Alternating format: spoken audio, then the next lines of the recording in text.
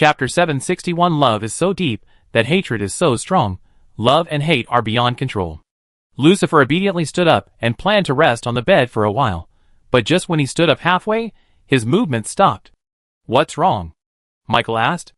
Lucifer turned his head and looked at him, feeling a little embarrassed, and Michael had feelings for him, but he really didn't want to sleep alone in this empty room now. He was afraid that when he woke up, there would be no sound at all, and he would not know the feeling of time. So, even though he knew that doing so might cause Michael to misunderstand. But at this moment, Lucifer could not care less and said, "Would you like to accompany me?" After he asked, he quickly avoided her eyes, and did not dare to look at Michael. Hanging his head, Michael's Adam's apple moved. For him, this was really a tempting invitation, although he knew that Lucifer did not mean that. For a moment, he could not help but fantasize about it. His eyes also scanned Lucifer's body, which was almost naked. It was this body, which was always swaying in front of him. He wanted to pounce on it more than once, to mess with it and take it. But Michael had endured it until now. No one could understand how he had endured it until now. Only he himself understood the various hardships. After waiting for Michael's answer for a long time, Lucifer could no longer lower his head in shyness. He mustered up the courage to look at Michael. Seeing that he was still looking at him, he said, "Say something." Michael knew that the most tormenting moment of his life was coming. After taking a deep breath, he stood up from the sofa. "Okay, I'll accompany you." Then he put his arm around Lucifer's shoulders and walked towards the big bed with him, half hugging him. Lucifer wanted to struggle. Why did he hug me? It was very strange. Okay. However, it seemed that the struggle was too obvious now. Besides, the two of them hugged each other often, so there was nothing to be pretentious about. After reaching the bed, Lucifer quickly fell on the bed, got into the quilt, and lay down. Michael was still struggling with his conscience, looking at a pink gauze dress, thrown out of the bed by Lucifer. Lucifer smiled and said, "I like to sleep naked." Michael had nothing to say, because he didn't understand. What was the difference between wearing the dress and not wearing it? Until he laid down next to Lucifer with fear in his heart and extreme nervousness. And then he realized how big the difference was with or without that dress. With that dress, Lucifer next to him was wearing clothes. Without that dress, Lucifer next to him was naked, which brought him a more serious test. Sleep. Michael lay on his back, both arms tightly pressed against his body, 5 fingers stretched out, pressed against his legs without any gaps. And after he finished speaking, he closed his eyes. Lucifer felt a sinking sensation, and then a somewhat cold hand reached out dishonestly, touched Michael's arm, and found Michael's hand. Then, he forcefully pried Michael's hand from his thigh and held it. "Let's sleep like this," Lucifer said, facing Michael, lying on his side, because he was afraid that Michael would run away after he fell asleep. While he was doing this series of actions, Michael, with his eyes tightly closed, was seen moving his eyeballs back and forth under his eyelids. The hand held by Lucifer was a little stiff and excited, and she gently held it back with some fear, and held Lucifer's hand as well. Lucifer had already closed his eyes and slept peacefully. After a while, he heard the sound of even breathing coming from him. He hadn't slept all night, and more importantly, he was particularly nervous that night, and his nerves were always tense. After hearing what Michael said to him, he was hit so hard again, and cried for so long, he was really tired. He fell asleep. And Michael, who had been keeping his eyes closed, opened his eyes, turned his head carefully, looked at Lucifer, and saw the face that was so close. This face, even if there was another person with the same face, he would never make a mistake. Even after coming to Earth, another one appeared, but they were not Lucifer. Michael's eyes swept across Lucifer's face inch by inch, full of affection. Finally, he smiled, a very gentle and happy smile, and used more strength to hold his hands together, and turned sideways, facing Lucifer, closed his eyes, and fell asleep with him. And Sari appeared on the star of gods and demons. At this critical moment, he still had to find the Dark Tribe King to explain some things. The Dark Tribe King, who was guarding Jiuyu, raised his eyes, looked outside, and sent a message to Sari, "Go to the side hall and wait." Then he lowered his eyes, and looked at the sleeping Jiuyu. She had become much more haggard these days. After waking up, she begged him to call Michael back, or let her go to Earth. The Dark Tribe King was a little confused, and didn't understand why Jiuyu suddenly cared so much about his son. From every word and expression of Jiuyu, the Dark Clan King could tell that she was really worried about Michael. That was why it was strange. Michael suddenly left after waking up. He must have met Jiuyu before leaving. What did the mother and son say to each other? The Dark Clan King didn't know. Every time he asked Jiuyu didn't say anything. She just broke down and kept saying, "She was wrong. She was wrong." Ah. The Dark Clan King shook his head and sighed, got up and left. He appeared in the side hall with a bad look on his face. "Why did you come back again?" the Dark Tribe King asked, sitting down on the dark chair, looking at Sari across from him. "Of course there is something." "Say it." The conversation between father and son can be said to be extremely concise. Humans have joined forces with the Light Tribe, and have caused the Dark Tribe to suffer a great loss. "What great loss?" The Dark Tribe King stared at Sari with a grim look. With such a look, most people would probably not dare to speak if they were stared at, let alone talking about such an infuriating matter. Their blood is poisonous. The Dark Clan that drinks blood will become addicted. The toxins in their bodies will lead to their death. Nearly 1/5 of the Dark Clan have died. Sari answered truthfully. He looked very calm. He was really not afraid that after he said this, his father opposite him would be so angry that he would slap him to death. Fortunately, although the Dark Clan King's expression suddenly became ugly, he was not so angry that he lost his mind. He said, "This is the result you handed over." The tone and expression were a little disappointed. He was still disappointed at this time. This was really his father, who had high hopes for Sari. "There is no result yet. Why don't you go to the Light Clan?" Sari didn't care whether the Dark Clan King was disappointed or praised him. He didn't need it. What he needed was how to make the Dark Clan King do things quickly. "You'd better take care of your subordinates. Don't let the Dark Tribe die under your hands. It will probably take 2 days. Do it as soon as possible." Sari stood up and walked towards the room he came from. He was not polite to his father at all, and acted bossy, as if he was already the boss of the Dark Tribe. The Dark Tribe King was so angry that he took several deep breaths, and then asked, "How is Michael?" Sari stopped walking. "He's alive. Don't touch him." "Uh-huh." Sari sneered, without saying anything back to the Dark Tribe King. He had already left here in big strides and quickly. "None of them give me peace of mind," the Dark Clan King said, shaking his head, picking up the wine on the table, and began to drink from the bottle. When Sari returned to the room he came from, he saw the person he didn't want to see again. But this time Jiuyu's change did surprise him. Of course, what was more surprising was that Jiuyu ran out.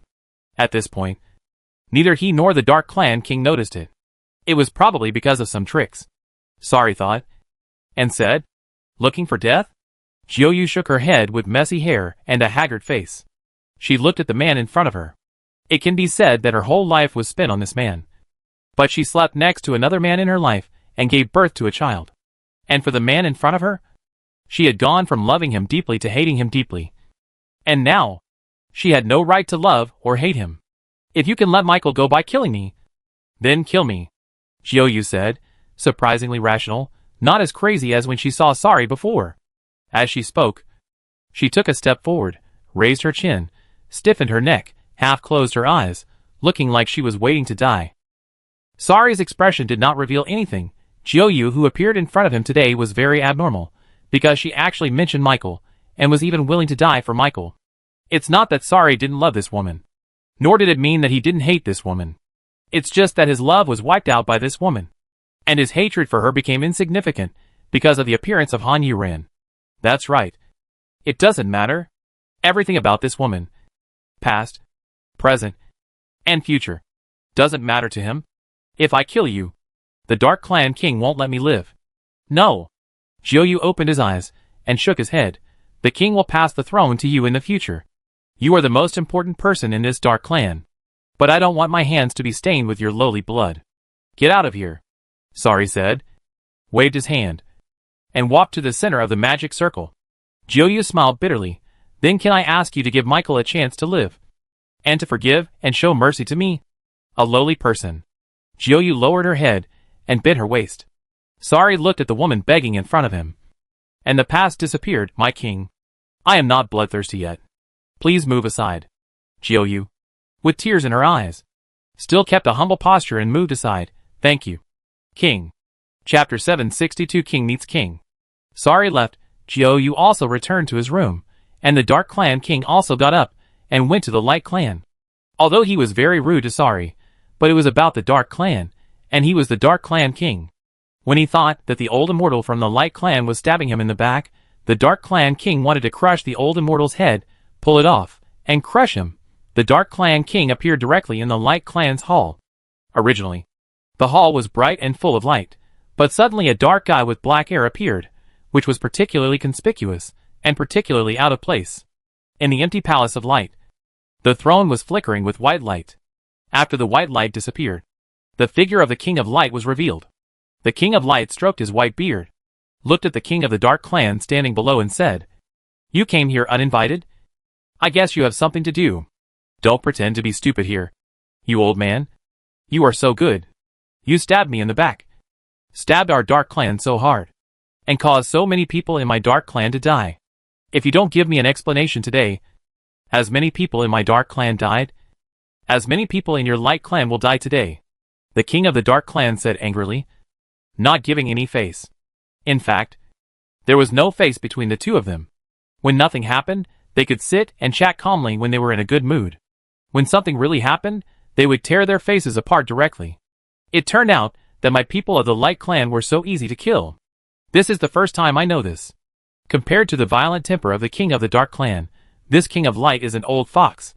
Then do you want to try it? The King of the Dark Clan said, as he stretched his hand in front of him. Black clouds were swallowing and spitting.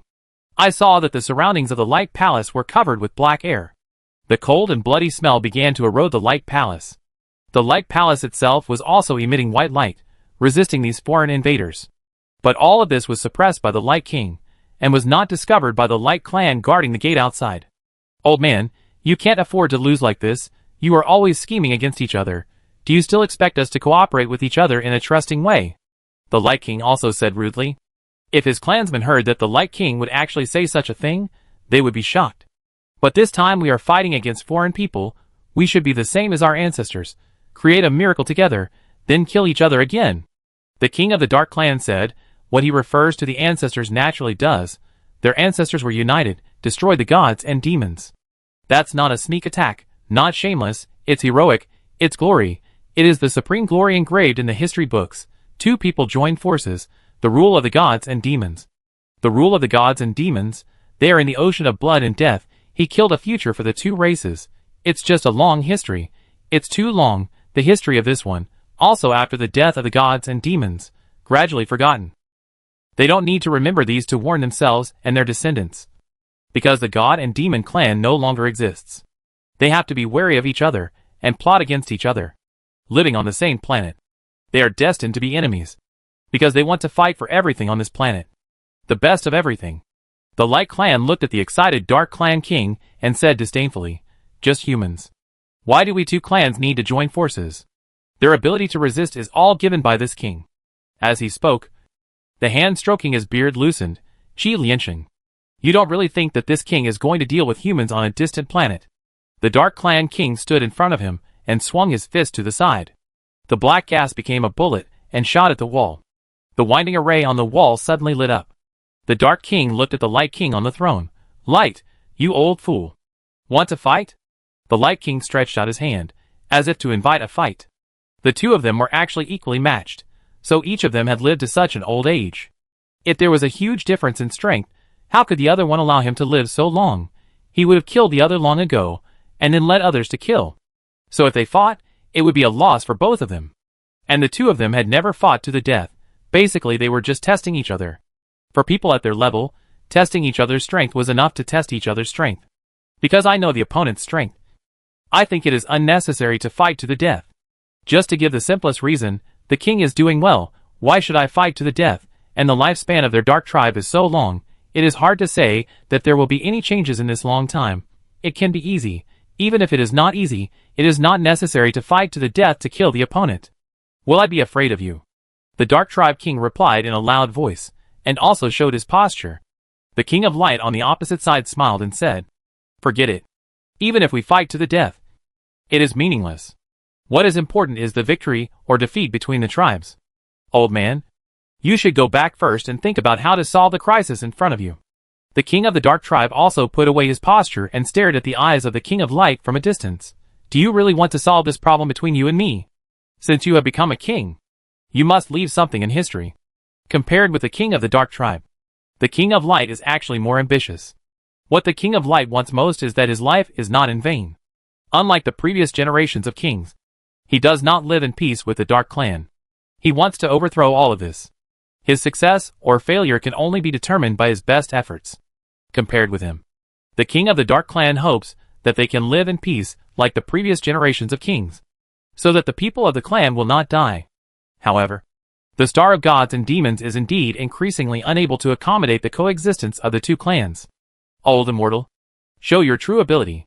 This time we will decide the winner, the dark clan said, holding his hands in front of him. And the black mist around him instantly spun. When it dissipated, the figure of the king of the dark clan was no longer in the hall. Only the king of light was left sitting on the throne. Alone. His eyes were fixed on the distance. It's time to decide the winner, he thought to himself. But he suddenly started coughing. And his cough became more and more violent, even bending his back. The whole hall was filled with his cough. And it sounded like even the cough was full of loneliness. Someone pushed the door open, and a woman with a seductive look and a sacred temperament that people couldn't look at walked in. Seeing the king of light, who stopped coughing on the throne, she asked worriedly, "Father, your health?" The woman hesitated. The king of light looked at his daughter. She was so perfect. When he had dealt with everything, he would hand over a perfect world that belonged only to the light clan to her. At that time, he, the father, could leave with peace of mind. Chapter 763 Sinjar. Father is fine. You have worked hard these days. Have you prepared everything? King Guangming asked, but did not continue the topic of whether he was fine. Because he knew his own body, there was no need to talk about it. And in this situation, it must not be exposed to others, to confuse people, and let that old man find out his true identity. Sun Jiar looked a little worried. Father coughed so hard, it didn't look like he was fine. But when father said he was fine, she couldn't say anything more. Don't worry, father. Everything is ready. We are just waiting for the right time. I will not let you down then, Sun Jiar said confidently. This time, she really tried her best to handle the matter about the bright clan that her father had asked her to do. Especially in the past few days. She could almost say that she had no rest. She did everything herself and kept an eye on everything, fearing that her subordinates would mess things up by mistake. Not paying attention. King Guangming looked at the dark circles under Sun Jiar's eyes, and felt distressed. She could have walked the carefree path, without worrying about anything, without having to worry about anything, and just happily being a delicate and well-protected princess of the Guangming clan. But she didn't want to be like this. She worked harder than anyone else, and King Guangming saw all this, felt pain in his heart, and was also relieved in his heart. So he let her go, and walked on this destined hard road.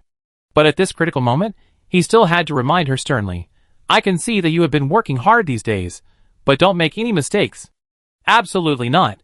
I will check it again, and strive for perfection. Sun Jiar was not angry because King Guangming repeatedly reminded her not to make mistakes, thinking that King Guangming did not trust her. On the contrary, she was willing to recheck, just to make King Guangming feel at ease, and also to make herself feel at ease. Seeing her so calm and sensible, not impetuous at all, King Guangming was really relieved. When he thought about handing over the Guangming clan to her in the future, King Guangming was not worried at all. Jiar has done very well in these years. Compared with the son of that old man, she has won more than a little. The sons of that old man only know how to calculate each other back and forth. Especially the big devil sorry. Ha! It is really outrageous. He actually killed his own sister. Of course, this is not important. The key is that he is too arrogant. He is so arrogant that sometimes he can't help but want to teach that old man a lesson himself. However, looking at his own Jiar, she is so worry-free. She is so outstanding and born to be a big shot. King Guangming even thought that if he didn't win this time, that arrogant boy would definitely be defeated by his daughter in the future. This is a destined victory. It's the old man's fault for stealing his son's woman. He deserved it. He forced his son into this state. It was all his fault. Okay, I'll have to trouble you. It's not hard. It will be fine in a few days. Sun Jiar smiled as she spoke. She is such a sensible and good girl. She doesn't make her father worry at all. After everything is done, you should also have a good rest. After all, there will be a hard time later. King Guangming was still reluctant to let him go. He reminded Sun Jiar that he still needed news, in order to make Sun Jiar listen to him and really rest. He also said that there would be more difficult days in the future. Don't worry, father. Jiar knows what is important. Jiar will leave now. Father, you should also have a good rest. Sun Jiar bowed to the King of Light. Yes. Chapter 764. Just like a teenager. Sun Jiar left the bright palace. And as soon as she walked out, the man standing at the door said hurriedly, Princess, I see that you don't look very well. This is for you. Drink it. It will be good for your health. Sun Jiar looked at the small porcelain bottle in front of her, and she reached out to take it, but instead raised her eyes to look at the man in front of her. The man looked a little embarrassed, looking expectant and nervous. But of course, he suppressed this feeling and pretended to be calm as usual. The man likes Sun Jiar. Anyone with a discerning eye can see it at a glance. Sun Jiar can see it too. The man is actually quite good. In terms of appearance, character, personal ability and fighting power, he can be said to be one of the best among the young generation and the Light clan. In particular, he likes Sun Jiar. He has liked her since childhood, and has been good to her since childhood. Sun Jiar sighed silently in her heart. Lei Rua, I don't want this thing anymore. You keep it. I'll be fine after 2 days of rest. Thank you. Sun Jiar really doesn't want to hurt Lei Rua, because Lei Rua is really good. However, she didn't like Lei Rua, so she could only hurt him. She didn't want to flirt with him, take advantage of him, or enjoy his kindness to her. After hearing Sun Jiar reject him, Lei Rua shook his hand holding the porcelain bottle. This was not the first time Sun Jiar rejected him. This should be the countless times Sun Jiar rejected him. She had been rejecting him all the time. He had gotten used to it. Princess, it's just a small thing. Please accept it. I brought it all to you. Lei Rua said without giving up, because he really liked Sun Jiar and really cared about her. Seeing Sun Jiar's bad face, he was really worried. Sun Jiar wanted to refuse again, but seeing Lei Rua's expression, she finally couldn't bear to refuse again. She reached out to take the small porcelain bottle and said, Thank you. I'll trouble you with this Guangming Palace. Seeing her accept the small porcelain bottle, Lei Rua was so happy that he almost went to heaven. He kept nodding his head. This is originally my accusation. Princess, don't worry. I will definitely do my best, and will not let this Guangming Palace have any problems. As he looked at the small porcelain bottle held in Sun Jiar's hand, he said, Princess, drink this first. It's good for your health. Since it was accepted, Sun Jiar didn't bother about it anymore. She really accepted a lot of these messy little things from Lei Rua. When the other party said it was just a small thing, she couldn't find a reason to refuse. So, they opened the small porcelain bottle, and saw the green liquid inside, which exuded a fresh fragrance, which was very pleasant and refreshing. After drinking it, Sun Jiar felt her mouth and tongue were full of essence, and she felt much more comfortable all of a sudden. Thank you, I have something else to do, so I'll leave first. Okay, please take a rest. Lei Rua reminded her like an old lady, and Sun Jiar nodded, and then walked away. Every time she was stopped by Lei Rua, she would come to see him after a few words, for fear of being misunderstood by others, and Lei Rua, but this time, by chance, she happened to meet Lei Rua on duty here, so she had to meet him. Sun Jiar was thinking as she walked, thinking about how good Lei Rua had been to her over the years, and all the other suitors who had appeared and left over the years. She rejected them all, because her heart had already been given to another person, a person who should not have been given to him. Thinking of that person, Sun Jiar's heart ached. For so many years, she had been madly in love with that person, and could only hide this love silently, except for her. No one knew, the person she liked didn't know either, and she couldn't tell anyone. Sometimes this love is so suppressed that she can't bear it, but she just can't let it go. The first time they met, she had to rely on him for her whole life, and ruin him alone. Sun Jiar couldn't help but think of the scene when they first met. This was the countless times she had thought of the scene when they first met. Every action, every expression, she was so familiar with it. It was like a movie she had watched countless times. Not only did she not get tired of it, but she had engraved this feeling into her bones and soul, and it would never end. At that time, she was still a little baby, full of curiosity about the world, curious about what the outside of the City of Light looked like. Every day. She leaned on the window, imagining more than once what the outside looked like. That day, she finally found an opportunity to sneak out. Children are very brave. So she sneaked out regardless of anything. The world outside was dark, smelled bad, and was completely different from what she imagined. However, she still found it interesting and exciting when she saw such a world for the first time. So she was wandering around in that world, having a lot of fun. As she walked, she got farther and farther away from the City of Light. And the Light Clan could not adapt to this dirty environment. And her body began to react. When she couldn't walk back to the City of Light, she fell on the dirty ground, crying and snotting, and suddenly saw a big black bird, which suddenly appeared. The big bird had black and extremely smooth feathers, eyes like black gemstones, very sharp, full of momentum, and a pointed beak. It looked very scary. But the big bird appeared so majestically. Of course, the big bird didn't attract Sun Jiar's attention for long, because it was snatched away by the boy on its back. The boy was also wearing black clothes, and his black cloak fluttered in the wind behind him, making a rustling sound. The boy's eyes were brighter and sharper than the big bird's, so dazzling that Sun Jiar didn't even dare to look at him twice. But the boy was so handsome, even though he looked about the same age as herself, but that aura, that look, that kind of superiority, that look, was something Sun Jiar had never seen in anyone else. So even though she was afraid of those eyes that looked too sharp, Sun Jiar couldn't help but look at the boy, even forgot that she couldn't go home, and forgot that she was crying. The big black bird landed above Sun Jiar, flapping its wings, and the wind it created made Sun Jiar's face hurt as if it had been hit. People of the Light Tribe. The boy on the big black bird spoke, and his voice was so nice, so powerful. Sun Jiar nodded subconsciously, and then rubbed her eyes with her dirty little hands, and she didn't know what blew into her eyes, making them hurt. The boy showed a look of disgust. How dare you be outside alone? How stupid! The boy snorted with disdain. Sun Jiar, who was already aggrieved, was even more aggrieved after being scolded by the boy, and burst into tears. She cried so miserably, it was like a landslide, and the boy on the back of the crying bird was stunned. He stared at Sun Jiar for a long time, and finally shouted helplessly, "Don't cry. I will take you back." The crying stopped abruptly. Sun Jiar looked at the boy with tears in her eyes, and asked with a sob, "Are you really taking me back?" The boy rolled his eyes in disgust. And the big black bird landed in front of Sun Jiar.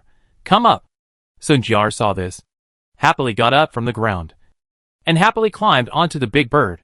But she felt uncomfortable. And just as she climbed onto the wings of the big bird, she fell down. At the critical moment, the boy reached out and grabbed her. She was so scared that she was stunned. The boy had to work hard, and his face turned red before he pulled her up. He also cursed, "Waste!" Sun Jiar didn't cry, but sat on the back of the big bird. Her hands were afraid to grab the feathers of the big bird. She looked at the boy secretly. Gradually, she mustered up the courage and asked, "Are you from the Dark Clan?" "The king of the Dark Clan," the boy said domineeringly. Sun Jiar nodded. "No wonder you are so powerful." The naive child really believed it. The boy turned his head and looked at her with a pair of sharp eyes, which made Sun Jiar blush. "Do you believe me?" the boy asked. Sun Jiar dodged his gaze and nodded vigorously. "Yeah." The boy smiled, turned his head, and said, "Although he is a little stupid, he still has good vision. It's a pity that he is from the Light Clan." Sun Jiar listened to her words and felt inexplicably sad. She knew that the relationship between the Light Clan and the Dark Clan was not good. So she was excited and reached out to grab the boy's arm. And the boy turned his head and looked at her. She said excitedly and ambitiously, "When you become the king of the Dark Clan, I will become the king of the Light Clan. And we will be good friends and never fight again. It won't be a pity." Sun Jiar was serious. But the boy laughed. "You? Why do you want to be the king of the Light Clan?" Sun Jiar was excited again. "I am the princess of the Light Clan." The boy's eyes lit up. Probably because he didn't expect that he actually picked up a princess of the Light Clan. But the boy reached out and pulled Sun Jiar's hand off his arm. "Even so, we in the Dark Clan disdain to be friends with the Light Clan." Sun Jiar was stunned for a moment, looking at the boy who turned around, tears falling, washing away the dirt on her face, pouting, hanging her head, looking very sad. "What's your name?" Just when Sun Jiar was crying more and more sadly, the boy in front of her suddenly asked. Sun Jiar. "I understand. If you really become the king of the Light Clan, when I conquer the Light Clan in the future, I won't kill them all. I can spare their lives and make them slaves. Now Sun Jiar thought of what the boy said, and then she realized that what he said was the greatest kindness he could show her, and how difficult it was. But I didn't know it at that time. I just heard that he wanted the Light Clan to become slaves. And I was very angry. I raised my head, wiped my tears, and asked, "What's your name?" "This king." "Sting." "Okay. I will remember you too. If you really become the king, when I conquer the Dark Clan in the future, I will not kill them all. I can spare their lives and make them slaves." She was not afraid at all at that time. And she didn't know where she got the courage in that situation. She stared at the boy's eyes fiercely, even though she was a little scared before, and didn't dare to look directly at him. Unexpectedly, the boy was not angry or furious, but nodded and said, "Okay." Then he laughed. Sun Jiar will never forget that laugh. The carefreeness in the laugh and the youthful vigor sounded full of hope. Since then, they have only met occasionally a few times. They have never said a word to each other again. Even Sting has never looked at her again. Sting did not become the king, and he was getting further and further away from the king. She has been paying attention to his situation. She doesn't understand why he gave up. At the beginning, the conviction and desire in his eyes would never lie. His behavior became more and more absurd. Even the people of the Dark Tribe were afraid of him. In their stories, there were only endless fighting and killing. However, another king of the Dark Tribe slowly rose up, and was admired and feared by the people of the Dark Tribe. The last time she met Sting was when she went to the Dark Tribe to discuss some things with the mission of the King of Light. On the way there, on the desolate and dark road, a bird suddenly cried in the sky. She stopped the unicorn she was sitting on and looked up. Sting was standing on the bird's back, his eyes downcast. After so many years, their eyes met for the first time. The boy had become a terrifying evil star, and the girl had become a graceful lady who would never cry again.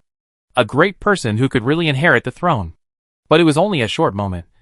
Sting looked away, and flew away with the bird. Sun Jiar looked at the flying bird, and the suppressed emotions and doubts, disappointment, and unwillingness to accept him finally burst out. Why give up? For so many years, I have followed the original agreement, and walked step by step to the position today with difficulty. I can do it. Why, that brave you can't do it. Sun Jiar thought about it, and the pure white wings of the unicorn she sat on began to wave, and chased after Sting. She thought it would be difficult to catch up with Sting, but unexpectedly, Sting stopped, and the big bird turned around and faced her. Sting looked at her and asked, "You are chasing me. Do you want to fight?" Sun Jiar looked at his weapon and wanted to say, "Fight, fight, let me wake you up," but in the end, she shook her head and asked, "Why?" Sting laughed. "Why? Why do you want to be like this?" "What should I be like?" Sting asked back and put away his weapon. Sun Jiar was speechless for a moment. How should he be? Just like what she imagined, that is what he should be like. "No more words, I will leave now." Do you still remember me?" Sun Jiar reached out her hand and took it back, asking, feeling uneasy, always thinking that this answer would determine whether she would be happy or sad in her life. "The princess of the Light Clan, Sun Jiar. Who doesn't know her?"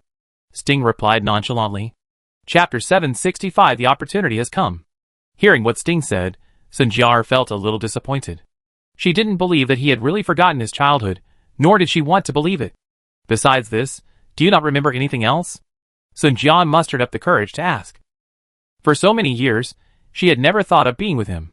After all, the Light Clan and the Dark Clan would never reconcile. She once fantasized that she became the King of Light and he became the King of the Dark Clan. The two of them got married. She thought about it, so she tried hard, but he was getting further and further away. "What else?" Sting asked. In an instant, Sun Jiar felt that all the strength in her body had disappeared. Her nerves were a little dazed. She wanted to escape from here. Escape from this person's eyes, so as not to be like a fool. "Nothing, sorry to bother you." Sun Jiar didn't know where she got the strength to say this. After saying this, she didn't want to stay for a moment, and controlled the unicorn under her, flew away in an instant, and he didn't chase her. Since then, the two have never met again. Sting should be on Earth, but they should meet soon. Sun Jiar clenched her fist thinking, this time, the two of them might not have a chance to say a word. "Will you hate me?" Sun Jiar asked in her heart, but got no answer. "And where is Sting at this time? He is with Sari, in Sari's room. The two of them are sitting face to face. What a rare scene. Sting was half lying on the sofa, his legs resting on the coffee table between them. This posture was really casual. Why did you call me back? Sting asked. After asking, he said excitedly with his eyes shining, could it be that you are going to fight me? He was rubbing his hands, and was ready to fight with Sari. The people of the Light Clan are coming, Sari said while sitting there motionless. Sting stopped his movement to get up and asked in confusion, why are they here? It seems that it is almost over. Are they here to rob people and grab territory? To destroy the Dark Clan? Sari answered directly without hiding anything. Heh! Sting sneered with amusement, dream on. Maybe it's a dream. Maybe it's a dream come true. It depends on how we deal with it. Sari stared at Sting and said. Sting squinted at him. This king is simple, kill. Maybe, you can do more. Sari said meaningfully. There was a lot of meaning in his words, and he sat there, looking like he knew everything. The boy has really become the king. That momentum and scheming, that calmness and confidence. What do you mean? Sting also turned serious in a second, and sat up straight. Compared to Sari, his momentum was too violent, too sharp. The Light Clan, if I'm not mistaken, it should be Sun Jiar who led the people. Hearing Sari mention Sun Jiar, Sting's eyelids drooped, the light in his eyes became deeper, but at the same time, his momentum became more fierce. He didn't say anything, Sari continued. Sun Jiar and you should be very familiar with each other. I'm not familiar with anyone. Sting denied Sari's words. Childhood sweethearts are not considered close. Nor is saving her life. Or sparing her life. Sari said leisurely. And Sting's expression changed again and again. He leaned against the cushions behind him, crossed his legs, and looked at Sari with deep eyes, which made him look more dangerous. You really know everything. Sari smiled, and was quite proud. It should be. After all, you are the big devil. But it was just a one-time encounter, and we will never meet again. Since Sari knew about this matter, Sting had nothing to hide. But even so, every time Sun Jiar looks at you, her thoughts are clear. I will not do such a dirty thing. Sting stood up and walked out. Why don't you stay and talk more? We don't get along well. Sting had already walked to the door. His long legs made him walk fast. But you like her too. This is not a dirty thing. Sari said another earth-shattering sentence. It dropped a heavy bomb, which made Sting stop in his tracks. Sari was still talking leisurely. This position did belong to you, but you were forced to give it up, so I owe you this. If you agree to spare Sun Jiar's life, you can be together forever. After Sari finished speaking, the room suddenly fell silent. After a long while Sting, who was standing motionless at the door, said, You think too much. Then he left Sari's room without stopping. Sari did not say anything else. Still sitting there like a motionless Buddha, the look in his eyes kept changing. It was obvious that he was calculating something in his mind. Han Yuran was squatting in the ruins in front of the East District, with a helpless look on her face. She was scratching her head anxiously. It's been so long. Why hasn't anything happened yet? No big thing. No small thing. She was almost buried by the wind and sand. When she blinked, 3 pounds of dust would fall from her eyelashes. You said it was easy for her to stay here. After scratching her head and waiting for a long time, she suddenly felt a huge tearing force on her body. Before she could react, her expression changed. The world was spinning, and she passed through the black light. After she came to a stop, Han Yuran was so dizzy that she took several steps back, and finally managed to stand steady by holding her head. She shook her head, and it was a headache because of the spinning. She looked up and saw that she was familiar with this place. It could be said that she was reborn here. Old monster. Why did you bring me here? Han Yuran felt that she was very familiar with the old monster. They had helped each other so many times, so there was no need to be too polite. Not to mention that she had never been polite to him before. Just like visiting a friend's house. She was as relaxed as if she was walking around. Hurry up. I have something else to do. The old monster suddenly appeared in front of her. Han Yuran took 2 steps back and kept a distance. What are you doing? Are you trying to take advantage of me? The opportunity has come. The old monster didn't care about Han Yuran's attitude and addressed to him. He was just excited about getting his revenge. And he was almost unable to control himself. He was so excited that he almost wanted to grab Han Yuran. But fortunately, he controlled himself in the end. Han Yuran looked at the old monster, who was obviously different from the previous 2 meetings, and asked curiously, "What opportunity?" "Of course, it's a chance to get revenge," the old monster said excitedly, and rolled his eyes. How could Han Yuran be so stupid? Chapter 766 Undercurrents. Han Yuran was stunned again. Only then did she remember the deep hatred that the old monster in front of her carried, but now it should be said that they all carried the deep hatred together, and his hatred was already her hatred. "Please be more specific," Han Yuran said, and she also straightened her face. This was a big deal. She had to make sure that the old monster's words were really feasible. After that, she had to think of a way, how to get sorry out of it. "The Light Clan and the Dark Clan are about to fight each other," the old monster said, and laughed twice, very eerie. If this laugh is put on TV, it is definitely a villain. "You mean we are waiting behind, and we are the ones who benefit?" Han Yuran said. "This is too unskilled, and it is not very realistic." "Of course not." The old monster immediately refuted Han Yuran's words. Han Yuran said, "Oh, it really is not the way to do it. But you have to be behind. When they play in the second half, you can come on the field." The old monster said this, and shouted at Han Yuran with a look that said, "It's all up to you." Han Yuran felt overwhelmed. No. It was the pressure that was too great. "Just me." Han Yuran pointed at himself, unwilling to believe it. "That's right.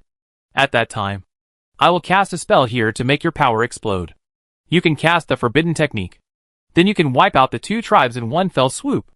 The old monster paused and said seriously, "Remember, you must wait until the King of Light and the King of Darkness are on the field and both are injured before you start casting the spell." Han Yuran listened carefully. Seeing that the old monster seemed to have finished speaking, he asked, "How powerful is the forbidden technique you mentioned?" "Very powerful. If the King of Light and the King of Darkness fight to the death without injury, the two of them may have a chance to suppress the forbidden technique. But we choose the time when the two are injured after the fight.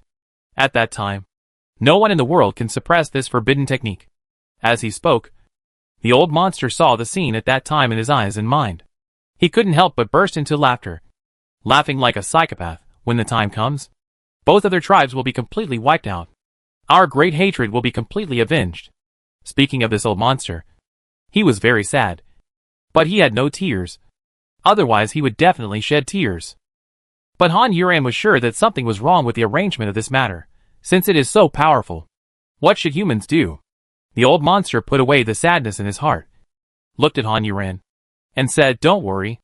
As long as humans are in the Kingdom of Wings, they will never be affected.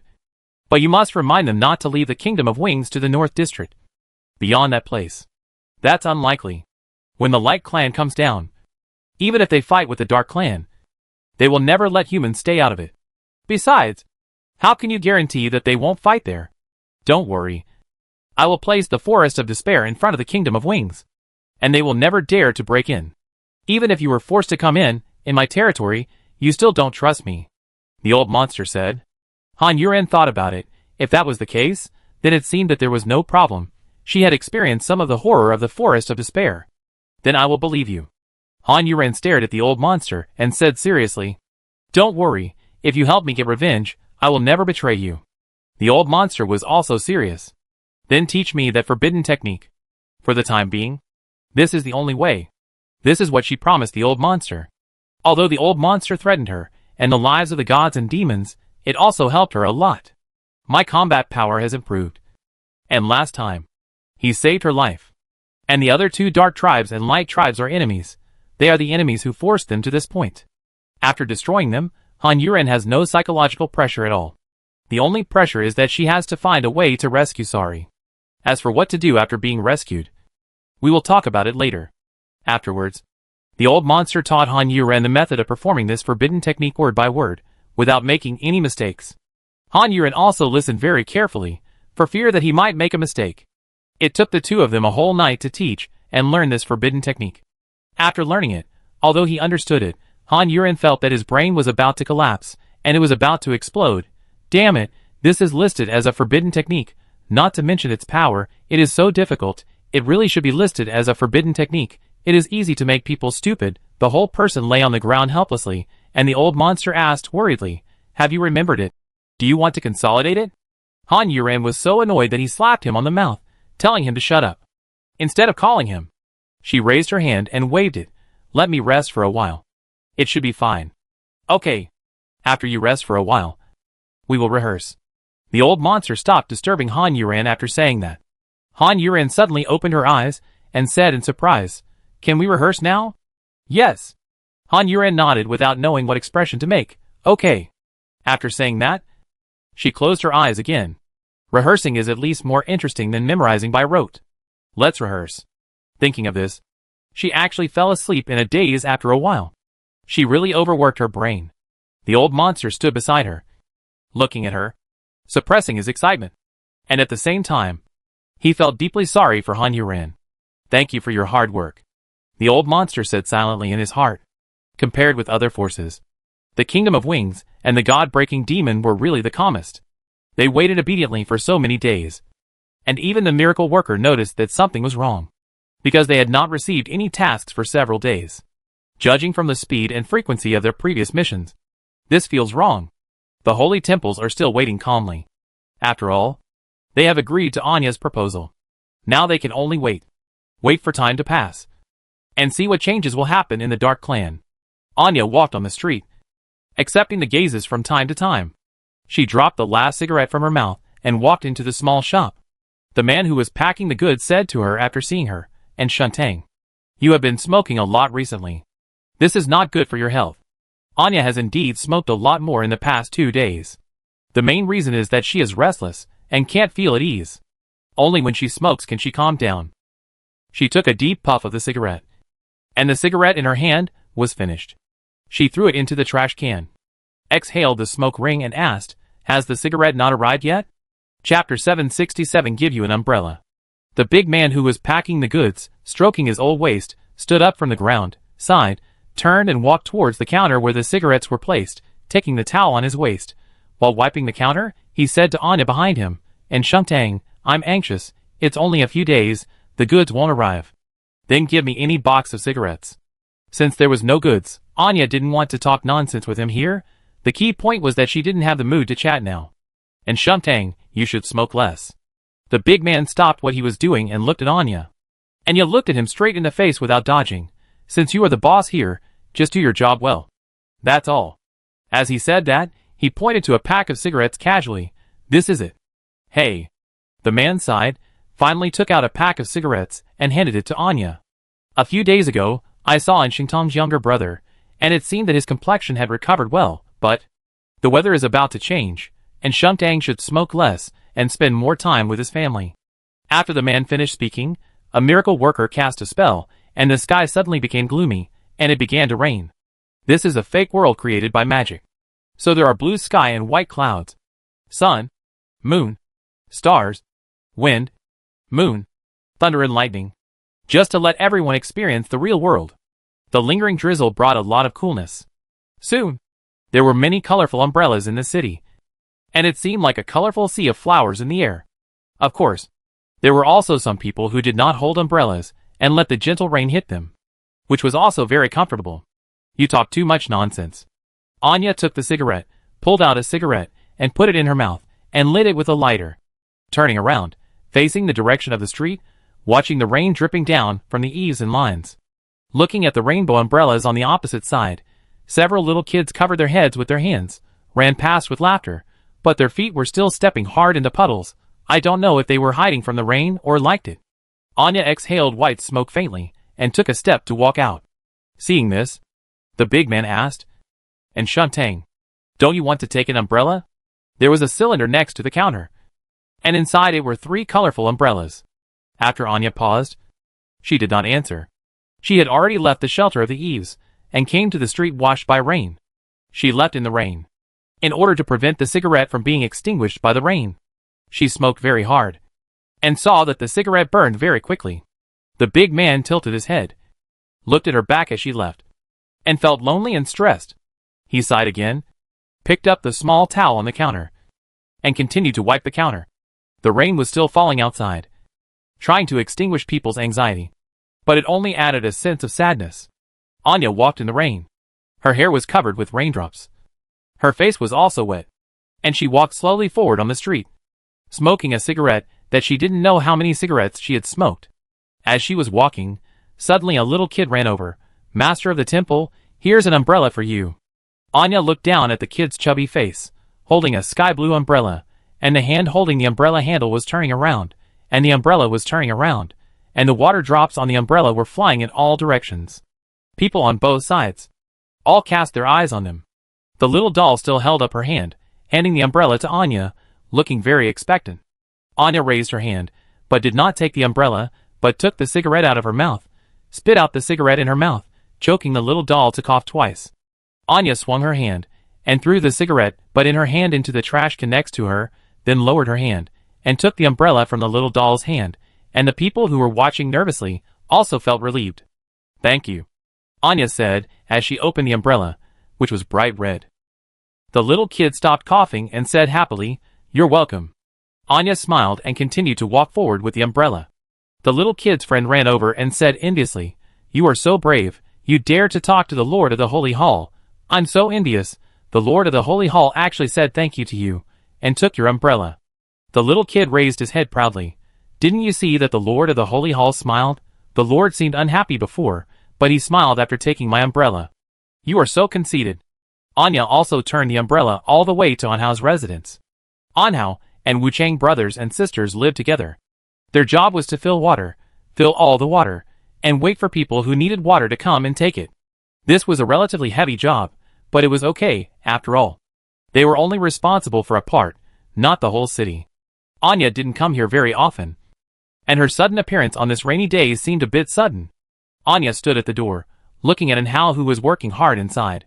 Compared to when he first arrived at the Kingdom of Wings, he was fatter, and whiter, and vaguely recovered some of his original appearance. It would probably be almost the same in a short time. Anya stood at the door, without saying a word, looking at Anhao who was repeating the actions in his hands. Anya still remembered Anhao's dream. He wanted to be a cartoonist. He wanted his cartoons to be made into movies, TV, anime, and games. He wanted to be a master. He had been working hard, he was good at drawing, and very talented. He had already started submitting his works, and had become a little famous. Anya watched Anhao's hands clicking back and forth on the keys of the machines. If this continued, these hands would become dull, would become stiff, and he would never be able to draw a good picture again. But it shouldn't have been like this. In this Kingdom of Wings, almost everyone has given up their dreams, and is working for a common dream, common interests, and a common life. Such a world can be said to be free of such great pressure, but, such a world, there is no miracle of creation. When humans don't need dreams, and just need to survive. What's the difference between them and other creatures? What's the point? And Sheng Tang. Wu Chongbai came out of another room and saw Anya holding an umbrella, standing in the heavy rain. He was surprised and shouted out. Anhao, who had been concentrating on his work and had not noticed, turned his head and looked outside in surprise. It turned out to be his sister. He happily put down his work and ran over. "Sister, what are you doing outside? Come in." Anya came in, and Anhao looked at her and muttered, "Why did you come in such a heavy rain?" "Sister, I see your clothes are all wet." As Anhao said this, Wu Chongbai had already brought a towel and handed it to Anya. Anya put down the umbrella, took the towel, wiped the rain off her face, and asked, "How are you doing recently? Have you adapted?" Chapter 768. We are all good, sister. You don't need to remember your brother. My ability to adapt is so strong you still know. Anhao said with a smile. Saying, "This is good, the essence of the whole person is fine," it returned to the appearance of the original latte. Some poor mouth. It's still true, stupid. Anya looked at him like this. I really don't know what to say what my brother is. It's too big, still forgetfulness. In the end, she didn't say anything to Anhao, but looked at Wu Chongbai. How are the two little ones? Her sudden concern surprised Wu Chongbai. Although Anya had arranged their lives in the Kingdom of Wings, she didn't show any concern for them. Of course, she didn't ask for concern, but because it hadn't happened for so long, it became very sudden. It's fine.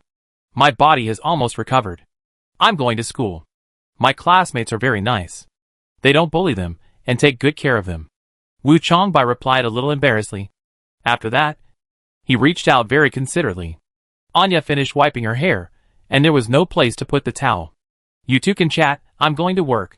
After saying that, Wu Chongbai took the towel and left, not to disturb the two siblings. Anya didn't want to chase them away. She and Anhao didn't have anything to say that they needed to be on guard against others. It was just that Wu Chongbai left too quickly, and didn't even give her a chance, but let him go. She felt embarrassed to see her stay here. It seems that when ordinary people are with her, they are nervous and awkward, not knowing where to put their hands and feet. It was like this in the past, even with people she met in daily life. At first, Anya thought there was something wrong with her, but later she found out that her problem was that she was really too beautiful and too perfect, so those people would feel ashamed and nervous when they were in front of her. Because of this problem, Anya was particularly curious and asked Han Yuran a question. She suddenly asked Han Yuran, "Aren't you nervous in front of me? I'm so good. Perfect. And you're so mediocre. A scumbag." She remembered that Han Yuran, who was drinking water at the time, spit out a mouthful of water, choked and turned to glare at her. "You are poisonous. Can you give me some face? Bitch." She was rude. And Han Yuran was even more rude. Anya nodded and continued to drink her afternoon tea hesitantly. "I understand. You are so thick-skinned that you can ignore the gap with others." Mud. The result of this incident was that the two of them had a fight. Thinking of the past, Anya couldn't help laughing. And Hao, who was accompanying her, saw Anya suddenly laugh for no reason, and couldn't help asking, "Sister, what are you laughing at?" "Nothing, I just remembered some things in the past." "You must be thinking of Sister Yuran. I don't know how Sister Yuran is doing." And Hao couldn't laugh when he thought of Han Yuran.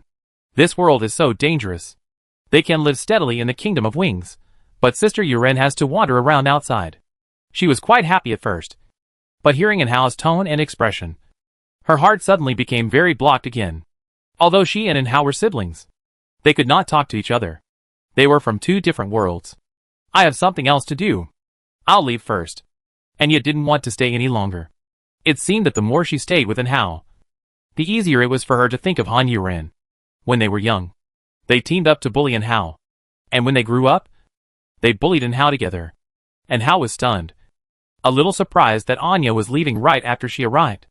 "Sister, wait a moment. The rain is getting heavier," Anya said as she looked outside. Suddenly, a white light dazzled her eyes, followed by a loud thunder. It looked like a storm was coming soon, and dark clouds covered the sky. Anya looked at the gloomy wind and rain outside, and didn't quite understand why it rained so heavily today. There were no pedestrians on the street, and the few who were there were also hurriedly running to their homes. The work outside had stopped. "It's okay. It's so close. Let's go," Anya said, got up, opened her umbrella and left. And Hao could only ask, "Then be careful." As she spoke, Anya had already walked away in the wind and rain, and her big red umbrella was shaking constantly, which could not block the rain. And Hao stood at the door, watching Anya leave. And for a moment, he felt very sad. Wu Changbai came out. "Isn't Shuntang gone?" "Yes." And Hao agreed, returned to the machine, and started working. Wu Changbai did not say anything more. She finished her work and sat on a chair at the door, looking at the heavy rain outside, thinking, "And Shuntang, something feels a little strange this time." And Anya, who was leaving, was blown by a gust of wind, and her umbrella flipped over.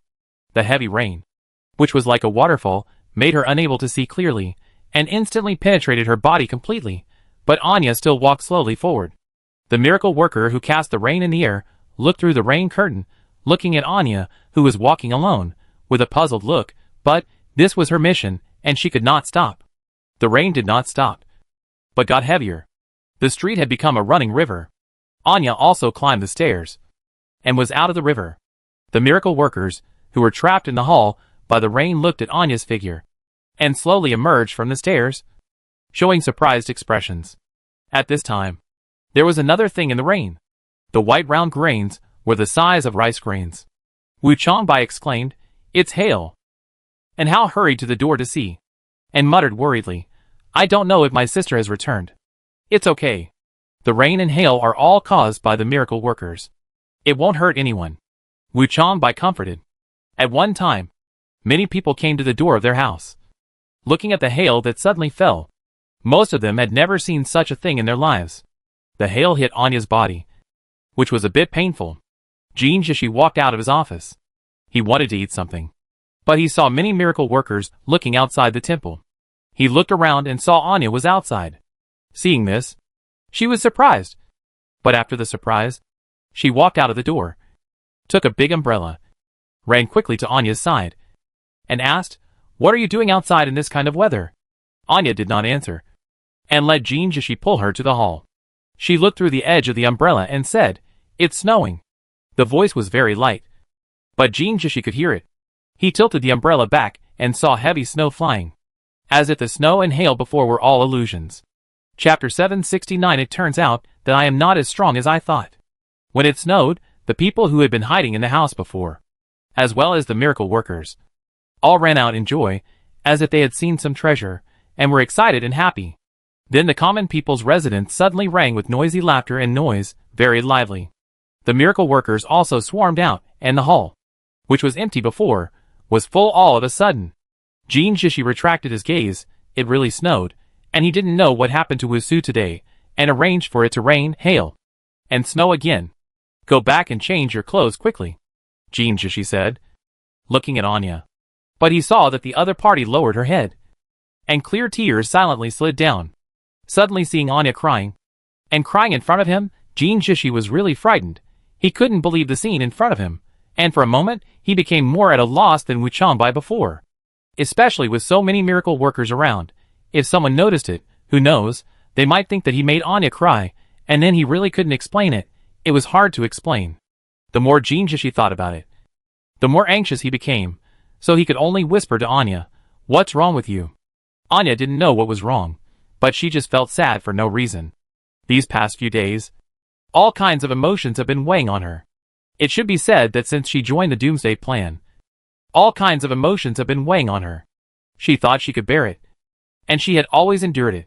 But now, since she went to buy cigarettes today, her emotions have become even heavier, because of the miserable rain, the fierce hail, and finally seeing the white, cold snowflakes. Her last shred of rationality was crushed by the snow. Tears began to rage, and she was not as strong as she thought. Anya blinked, trying to get her tears back, but it was in vain. She could only hear the sounds of people rejoicing because of the snow, which made her feel even more miserable. Her life was extremely miserable.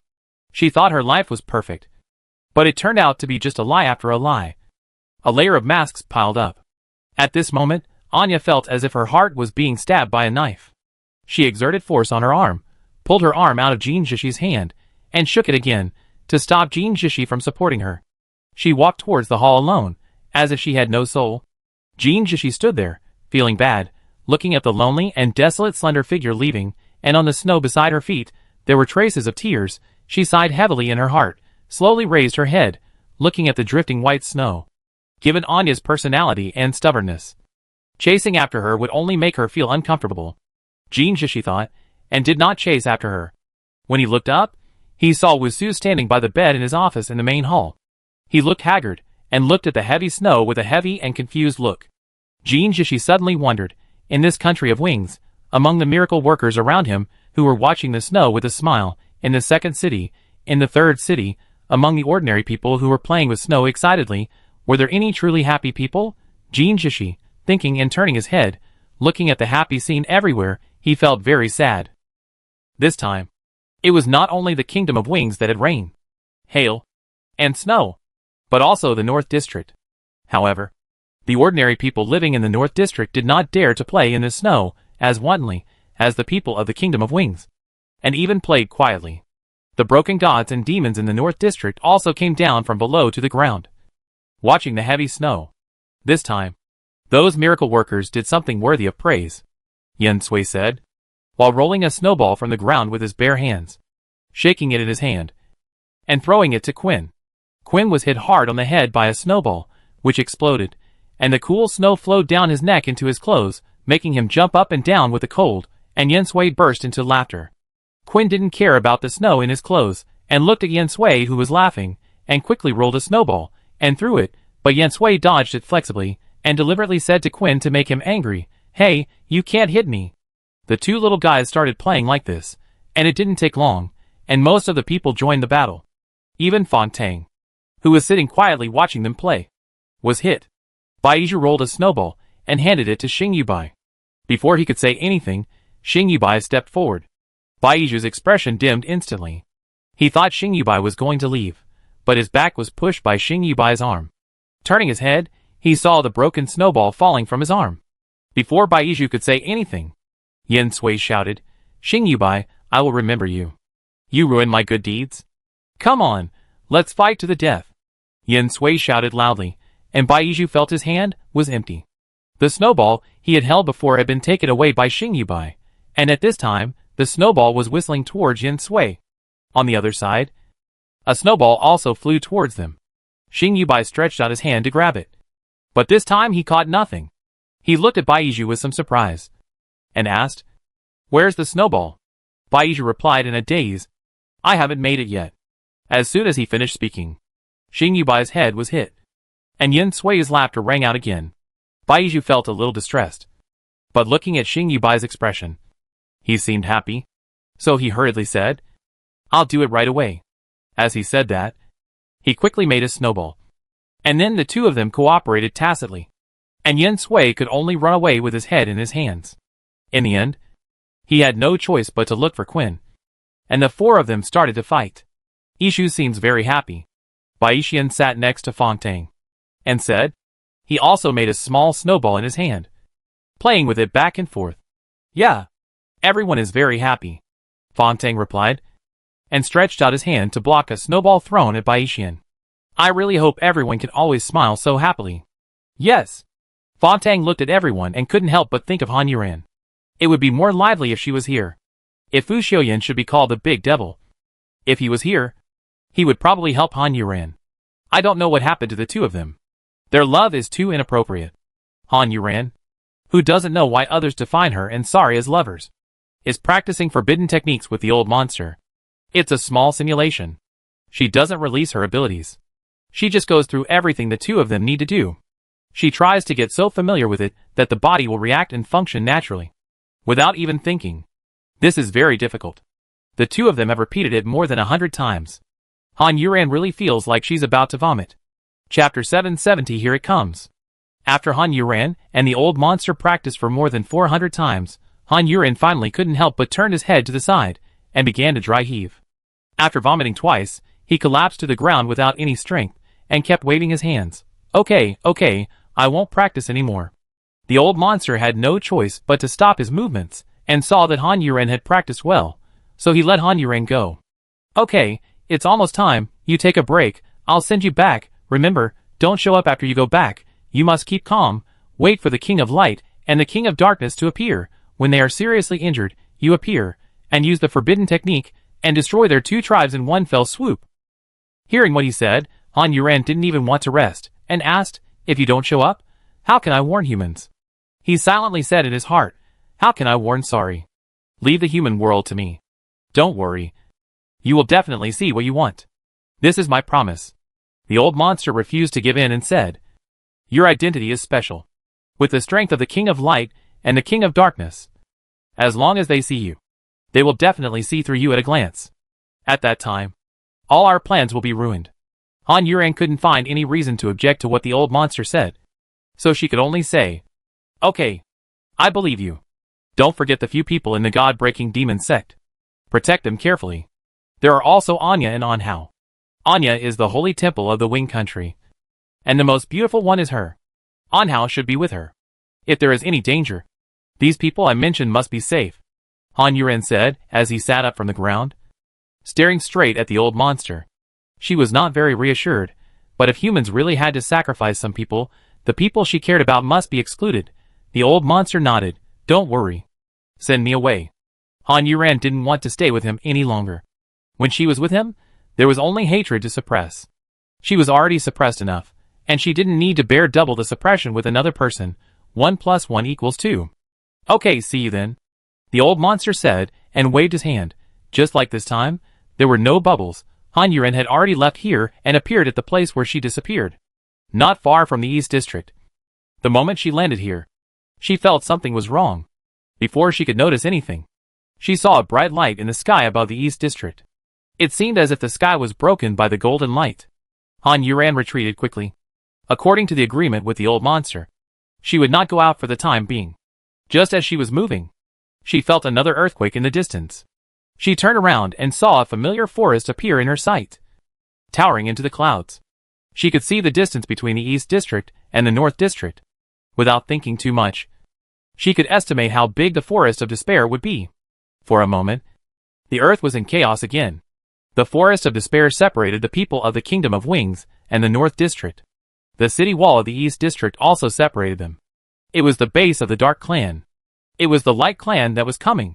Han Yuran was the only one caught in the gap. She had no place to stay. She could only hide behind the ruins and be on guard. The people of the Kingdom of Wings and the North District, and the people of the demon-breaking gods, were all panicked by the sudden appearance of the forest. The Destroyer God and Demon were the closest to the Forest of Despair, and they were also the most familiar with it. Looking at the Forest of Despair blocking their way, they did not understand what was going on. Countless long rainbows flew from the distant sky and landed beside them. Jin Shishi said in surprise, "This is the Forest of Despair." The miracle workers, who followed them, were also completely dumbfounded. They had heard about the mystery and horror of this forest a long time ago. But their eyes could not just stay on the Forest of Despair. Because if you look up into the sky, the changes in the sky above the East District can be seen clearly even from here. What is going on? Sophie stared at the sky above the East District and murmured, "Something has changed. I promised Han Yuren that I would protect you. So, you stay in the encirclement of the Forest of Despair and don't leave." The voice of the old monster came from the Forest of Despair in front of them. The content of his speech made everyone speechless, but the name he mentioned was known to everyone. "Han Yuran? What's the change? Why should we believe you?" Several people spoke at the same time. Anya and the people who broke the gods and demons asked about Han Yuran. The other temples were concerned about the change. Several nervous miracle workers forgot their identities and asked stupid questions. But before the old monster could answer this time, there was a loud rumbling sound in the sky in the distant East District. It kept rumbling, and it seemed that the world was going to be blown up. At this time, the Dark Clan in this world, looking at the magic circle hanging above them, which was almost invisible due to the white light, did not make any move, because their great demon king gave an order, not allowing any movement. The reason for giving such an order was that this magic circle could not be stopped. The magic circle sacrificed with the blood of nearly 1,000,000 people. The evil spirit, resentment, and energy were too heavy, so heavy that the Dark Clan could not bear it.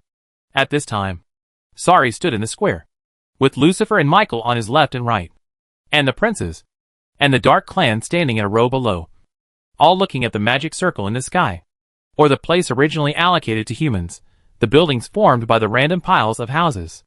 Now it has become a purgatory on earth. Blood even seeped out from the walls, and the originally colorful houses were all dyed red, deep red, light red. The blood on the ground flowed out of the wall, and flowed to the feet of the Dark Tribe in their square. Sari looked at the blood house, and sighed in his heart, "Han Yuran, this time, I really don't want to kill you and your kind." Almost in an instant, the place became like this. Sari estimated that the humans had already prepared silently. As long as the Light Tribe cast the magic circle, they would automatically suck away the blood of these humans. There was no chance to save them, and they could not be saved. Entering that range was like entering a magic circle, and their blood would be sucked away. Sari would naturally not send the Dark Clan to save them. At this time, in the high-level meeting room of the human beings, several high-level people were still sitting here. They were the only living people here. Below them were corpses and rivers of blood. Silence. A strong smell of blood spread in the room. Wandering like undead. The Light Clan. Finally here. The Prime Minister looked at the sky outside the window. His eyes were red and scary. It was not that they were afraid of death, but they could not completely trust the Light Clan. At least they had to stay and remind the Light Clan, even if they were cursed. Chapter 771, The Road to the King of Light. The sky above the East District became the focus of all attention. Lucifer couldn't help but ask Sari beside him, "Brother, should we really not get out of this place?" They were facing the direction where the Light Clan would descend. If the other party didn't choose to descend, or attack before descending, then the Dark Clan would definitely suffer heavy casualties. Seeing that Sari didn't speak, Lucifer said anxiously, "Perhaps we can strike first. Brother, why don't you stop it?" Lucifer couldn't understand why Sari didn't make any moves or orders, allowing the Light Clan to do whatever they wanted, allowing their Dark Clan members to die at any time. Sari turned to look at Lucifer, and his wide sleeves covered his clenched fists. He finally said, "Shut up." Lucifer's eyes showed disbelief and shock. He didn't expect to get this answer. He turned his head away angrily and depressed, shut his mouth, feeling unwilling. Michael's eyes swept back and forth between Lucifer and Sari. It seemed that things had changed. What group had stopped Sari's action? He thought more than Lucifer. It was not a question of whether he understood Sari or not. It was that unless he was blocked by something, Sari would never behave like he did when it came to the survival of the Dark Clan. All the members of the Dark Clan were here. There would be no one here who could be used by the Light Clan to control Sari. In this case, Michael's expression was instantly flustered. He came to Sari in one step, staring into Sari's eyes. At the last moment, with his only remaining rationality, Michael shouted out the guess that was about to come out of his mouth. But his sudden action still attracted the attention of most of the Dark Tribe. However, there were too many things between Michael and the Great Demon King, so it was not difficult to understand what he did. So for the two of them, all the Dark Tribes pretended not to see it. Sari looked at Michael's nervous gaze and trembling pupils. He couldn't help but smile bitterly in his heart. His brother had said a few words to him, but he didn't guess anything. He just picked it up, heard it, and guessed it. He has had ambitions for the throne for so many years. And he is indeed qualified. Calm down. Sari said 2 words. Michael wanted to say to him, my mother was controlled by the King of Light, and our father, the King of Darkness, was controlled by the King of Light. How can I be calm? However, after so many years of bearing humiliation and bearing heavy burdens, and so many years of hiding emotions, Michael really managed to stay calm and step back with heavy steps. Sari's expression and his answer both proved that his guess was correct, and indeed, there was a problem between his mother and the King of Darkness. No, it should be said that something went wrong with the Dark Clan King. As for the mother, she was an unimportant existence. Now, Michael lowered his head and could only hope that the Dark Clan King would really care about his mother, as he had shown for so many years. Only in this way, his mother might have a chance to survive. Lucifer felt that something was wrong with Michael and asked, "What's wrong with you?" "Nothing. I feel a little uncomfortable," Michael said calmly. When he raised his head, there was still a faint smile on his lips. Sari looked at him, watching how quickly he changed his expression. No, it should be said that he was so patient. For so many years, he had never taken this person seriously, and he was even too lazy to suppress him. At most, he had been severely punished by him for speaking without restraint in front of him a few times, of course. He was beaten directly, and this person never fought back. He knew it was not because he was weak, nor because he was cowardly, he was just enduring. But Sari didn't care. Even if he was not weak, he would definitely lose in his hands. The holy light suddenly shone again, pulling Sari's gaze and thoughts away from Michael. Looking up at the sky, he could vaguely see pairs of souls.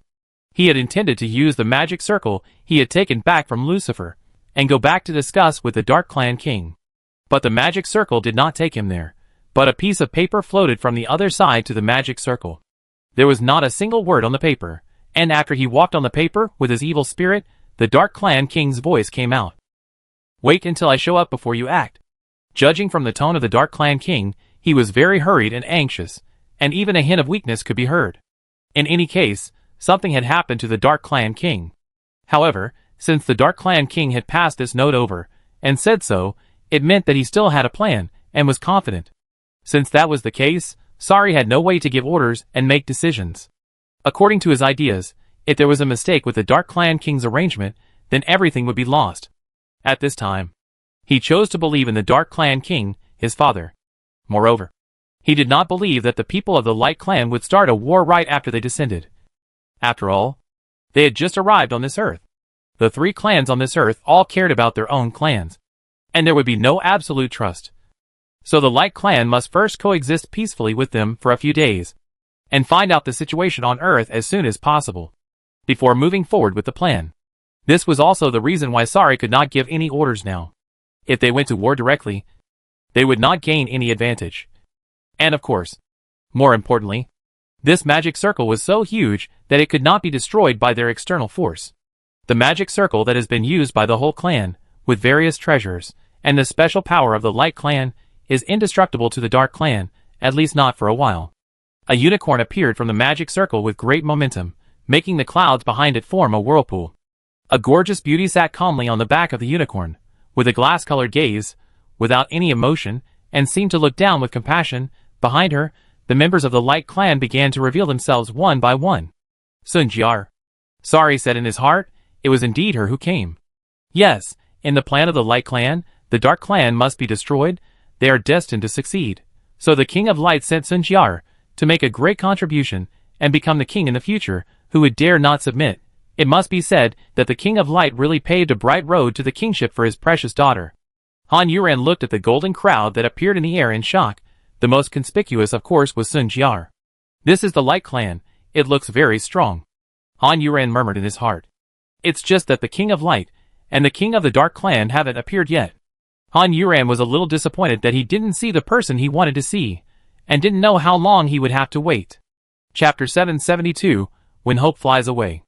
And in the opposite position to Han Yuran's hiding place, there was a ruin in the entire East District. Sting was standing there, looking at the Light Clan appearing in the sky. No, it should be said that he was looking at Sun Jiar, looking at that extremely beautiful face. It was really hard to match it with the dirty little face when they first met. People on Earth often say that girls change a lot when they grow up, and there is some truth to it. But on her way to becoming a girl, I was only lucky enough to see her grow up a few times. After several accidental meetings, the two of them stood in two different tribes. He could feel Sun Jiar's gaze looking at him. It was like this every time. After seeing the Dark Clan, her gaze kept searching, and finally stopped at him. But he couldn't do it. He couldn't fulfill the promise they made at the beginning. And this emotion should be buried. Let go instead of letting it get out of control. She really did as she said at the beginning. Working hard to grow up. Getting closer and closer to the throne of light. And her future was bright. She should be with someone who could assist her. With someone from the same Light Clan. Instead of getting entangled with him, and wasting his feelings and time. So in the few times they met, he could only try not to look at her. And could only look at her back every time she left. And watch her walk away and leave. Sting didn't know when this feeling arose in his heart. Maybe it was the first sight they met. Or maybe it was the little girl nodding her head vigorously. With a small face. But she said very seriously that she believed. Or maybe it was the simple beauty when she said she wanted to become the King of Light and get along well with the Dark Clan.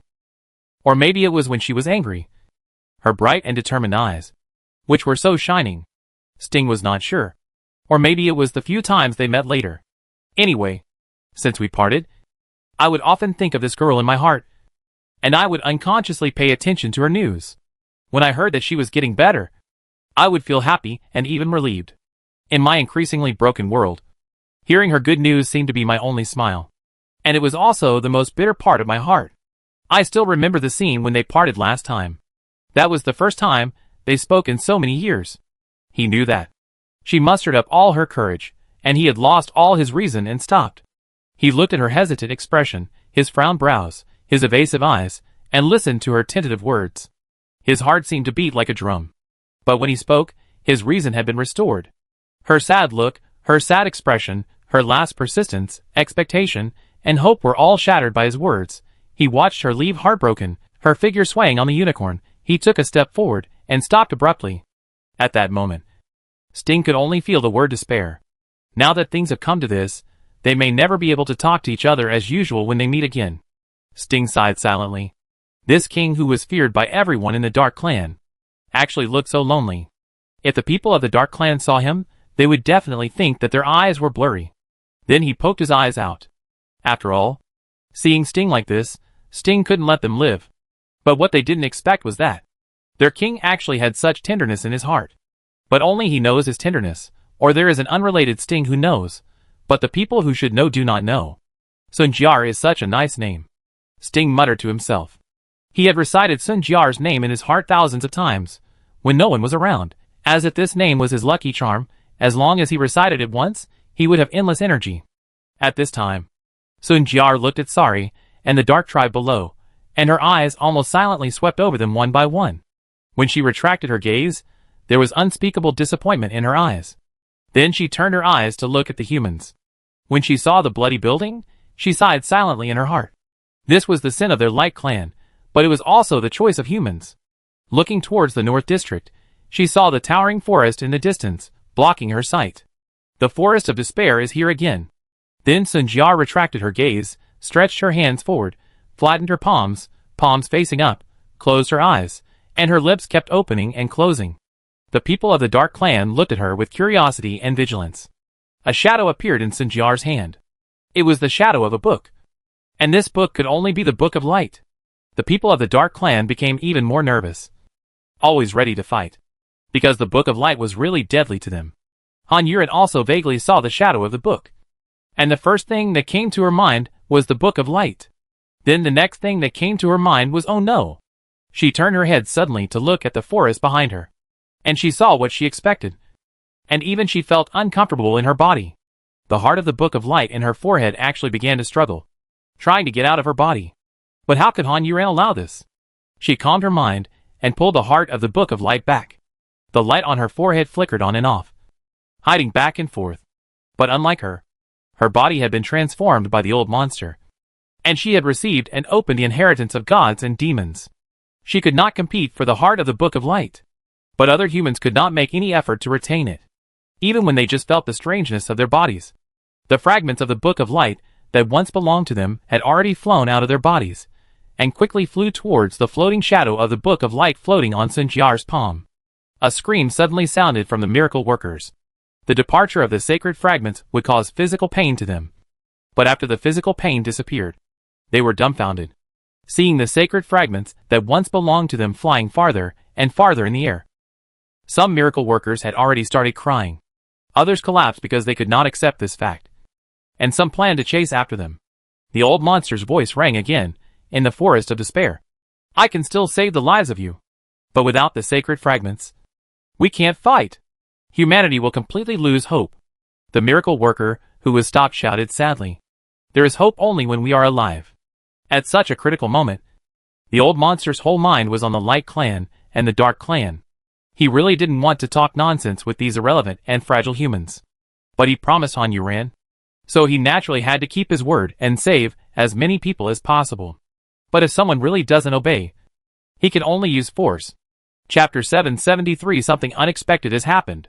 What's the point of living in fear when you are enslaved? A miracle worker said as he knelt on the ground, with his fists clenched in pain. Although hope was slim, because they had the strength to fight, no matter how hard it was, no matter how many injuries they suffered, no matter how painful it was, they could bear it and survive. But now, the moment when hope is gone, it is so painful, so desperate. She is still alive, which is hope. The old monster said one more sentence, just because he saw that the situation on the human side was not right. Some of these people could not bear the fact of despair. It was not that these people could not die, but not now, in front of him. Therefore, he could only reveal one more thing. She? Who is she? All of a sudden, the she mentioned by the old monster became the object of suspicion of the miracle workers. Of course, there were some who reacted quickly, such as the Holy Hall, such as the people of destroying gods and demons, and several miracle workers, Ruwachian Akashi and others guessed who she was at once. Han Yuren? Gao Dashang read out the name, still a little resentful, but things had come to this point. What right did he have to be resentful? After hearing him say this name, some miracle workers noticed that there was no sign of Han Yuren at destroying gods and demons. She's the only one left. Where is Han Yuren? All sorts of questions came up at once. Without the sacred fragment, the combat power she was used to, and the ability to fly, the pink rabbit also became an ordinary puppet.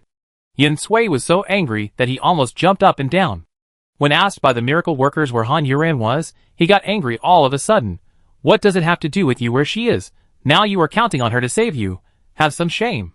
You little bastard. I'm going to teach you a lesson today. An old man with a violent look, skinny body, and pointed face shouted. He raised his dry palm. So many things happened today, and they suddenly lost their fighting power. Losing fighting power means losing the ability to protect themselves. Many miracle workers are on the verge of collapse or explosion at any time. The old man was stimulated by Yen Sui's words, and he suddenly exploded. I'm so scared of you.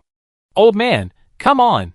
Even though she lost her fighting power, Yen Sui became an ordinary little girl again, but she was still fearless, and raised her fist, and was about to fight with the old man. The old man and the young man added to the already chaotic situation. The two miracle workers around the old man, who were still rational and calm, reached out and grabbed the old man. As for Yen Sui, Fong Tang only said, old too.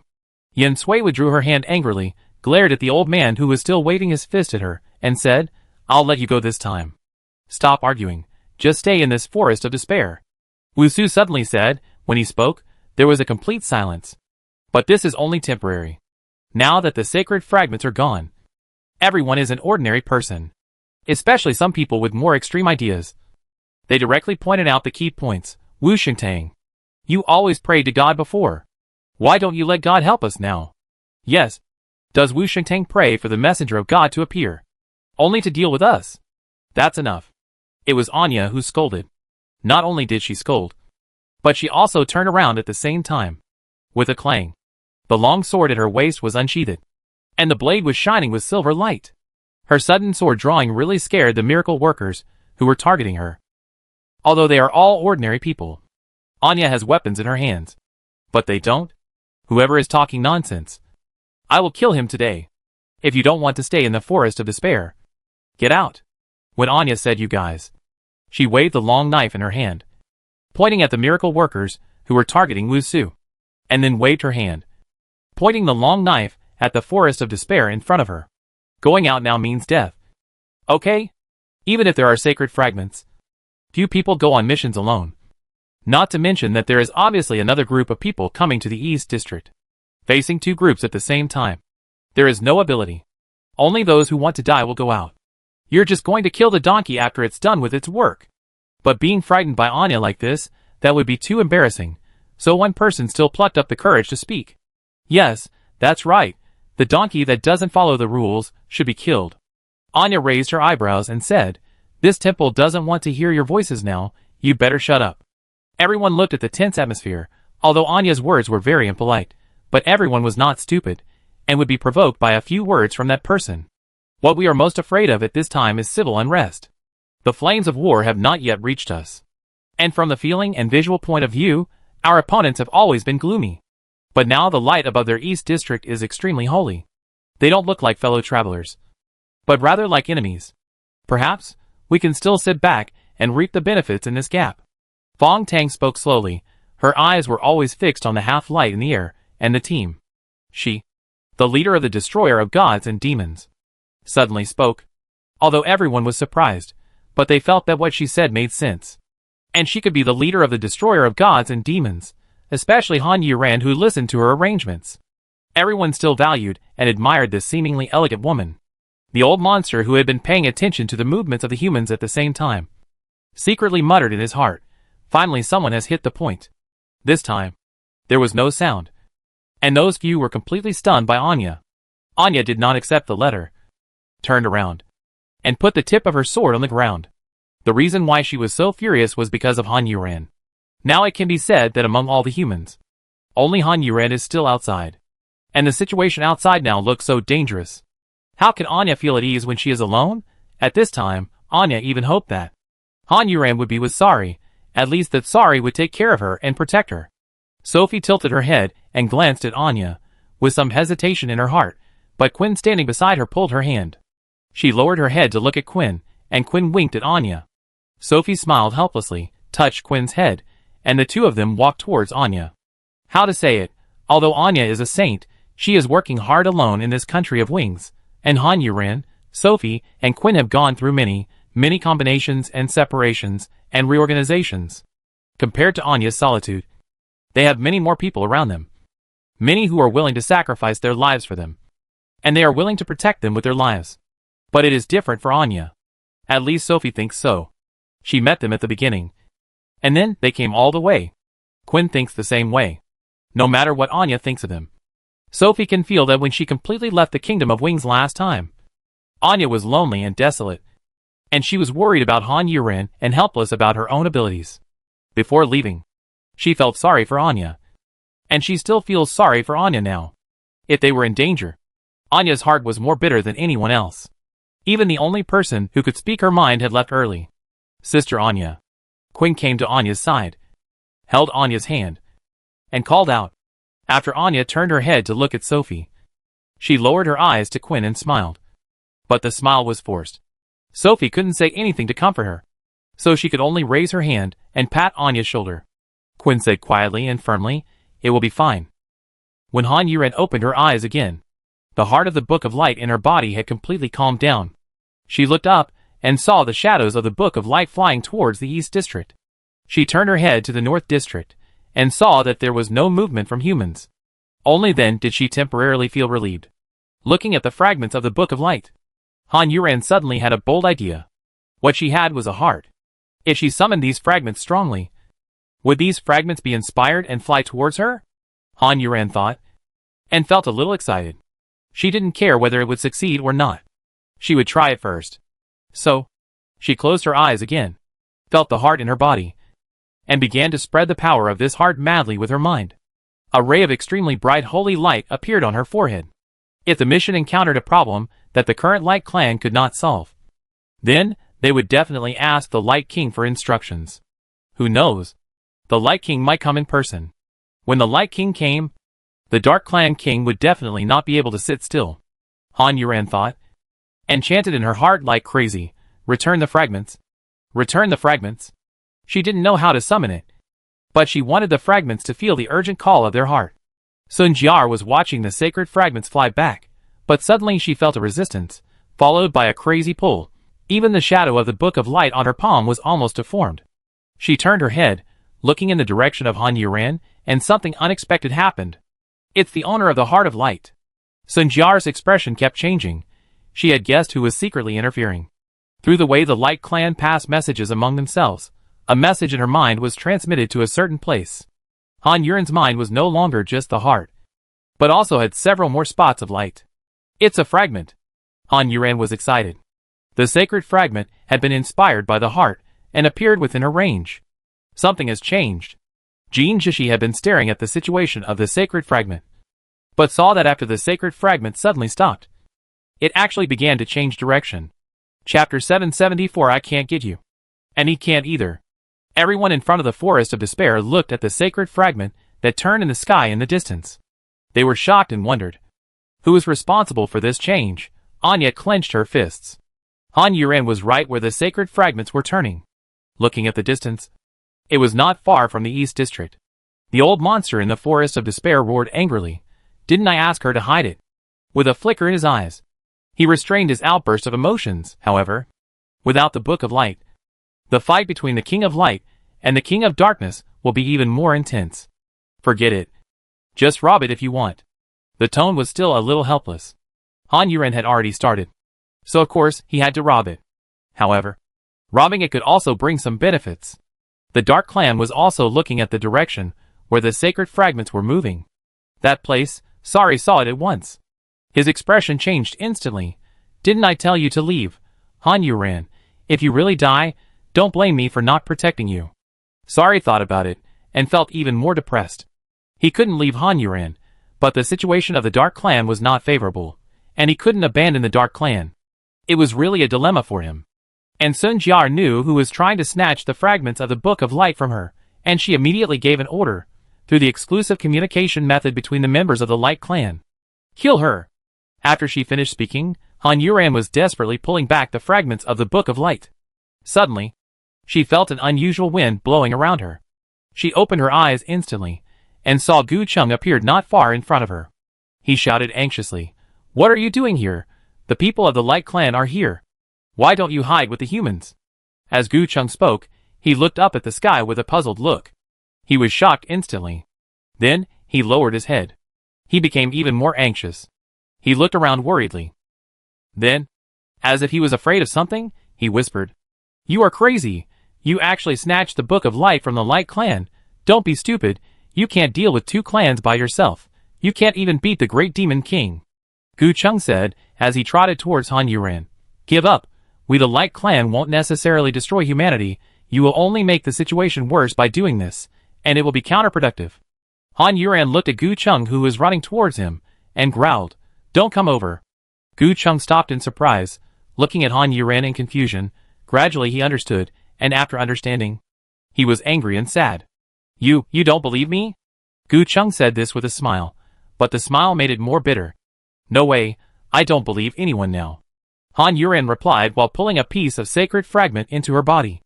After the sacred fragment entered her body, it went straight to the heart of the Book of Light in her mind. Han Yuran couldn't believe Gu Chung. After all, he was also a member of the Light Clan. "But I never hurt you." Gu Chung shouted angrily and agreed. "Sorry, at this time, there can't be any accidents. I like you, you know. Don't you even believe that I like you?" Gu Chung asked, his expression reluctantly returned to normal. Han Yuran looked at him. And still hardened her heart. Sorry. Even if I believe you like me, I can't believe you now. In front of the interests of the clan. The word like has no meaning. Gu Chung laughed. And his carefree smile was no longer carefree in Han Yuran's eyes. 2 more sacred fragments entered the body. Gu Chung on the other side stopped smiling. And said without any expression on his face, if it was the great demon king, would you believe him? The sentence should have ended with a question mark. But it was affirmative in Gu Cheng's mouth. Han Yuran's pupils trembled. This answer really made her hesitate. After a moment, she wanted to answer, no. But Gu Chung had already spoken. Your hesitation has given the answer. And the answer you are about to give me is just a lie. Han Yuran opened her mouth and closed it again. She actually felt that Gu Cheng's words really exposed her. In your heart, I am afraid there is no place for me at all. In fact, Han Yuran looked at him like this and really wanted to ask him, why should I have a place for you in my heart? Relatives. You are not. Lover. I don't like you. Friendship. You have never been with me through thick and thin. Struggling desperately. You don't have gratitude. And you don't have hatred. I can't find any reason to let you go. However, Han Yuran still didn't have the heart to say these words, and she didn't have the chance to say them. Then you go to hell. Gu Chung suddenly spoke, with a fierce look. Han Yuran was alert instantly. The black and white sword appeared in her hand, and 3 more fragments of the Book of Light rushed into her mind, but Gu Chung didn't attack. Han Yuran was a little puzzled. The next moment, her puzzlement was answered, and she saw that under her, a magic circle suddenly lit up. Han Yuran waved the sword in his hand and tried to chop at the magic circle. But he found that he could not move. His whole body was stiff, trapped by the magic circle under him. This is the secret technique of the Light Clan. Even the king of the Dark Clan can't get out. Let alone you. Gu Chung said. This is what you call love. Han Yuran sneered. Gu Cheng's eyes darkened instantly. You forced me to do this. As long as you believe in me, I won't hurt you. Everything before was just a test. Even if you believe in me a little, this wouldn't be the ending between you and me now. Gu Chung said in a deep voice. His voice was still sexy and hoarse. But the 2 of them were no longer quarreling with each other as they had when they first met. Later, he arrogantly announced that this was his woman, and shamelessly kissed her. Han Yuran's heart had really trembled for him. But in the long mission that followed, the ripple stopped. After all, this was the first man who had kissed her. If I didn't believe you, I would have ended up like this. If I believed you, what would my ending be? I don't even need to think about it. Han Yuran replied while trying to break through the magic circle. Don't waste your energy. If I can't get you, neither can he. As Gu Chung spoke, he had a short knife with a cold and eerie glow in his hand. He walked towards Han Yuran step by step. Han Yuran glanced at the sharp short knife, and Gu Chung who was walking towards her. Could it be that she would be defeated by someone she had never thought of? In the end, it was this man who once said he loved her who was going to kill her? Chapter 775. This is a success. But I can't die yet. I still have a promise with the old monster. For so many years, in such a long and endless time cursed by hatred, I am his only hope. Although he threatened me, but I can walk step by step to today. He has helped me so much. I can't die yet. I haven't seen the final outcome of mankind. I am worried. I am worried about my friends. I am worried about how they will survive in this world full of light and dark tribes. I can't die yet. I haven't found Uncle and Aunt Chang yet. I promised Anya. And how? I can't die yet. And sorry, I won't feel at ease unless I see him safely sitting on the throne. Han Yuran's pupil shrank. She almost used all her strength to break free, but the magic circle still didn't react at all. As more and more sacred fragments appeared in her body, the attraction to other sacred fragments became stronger and stronger. In such a short time, there were already more than 20 pieces. The Book of Light is almost 1/3 complete. Gu Chung has also stopped in front of her, looking at Han Yuran with tenderness and affection. I really love you, and in this life, I have only loved you.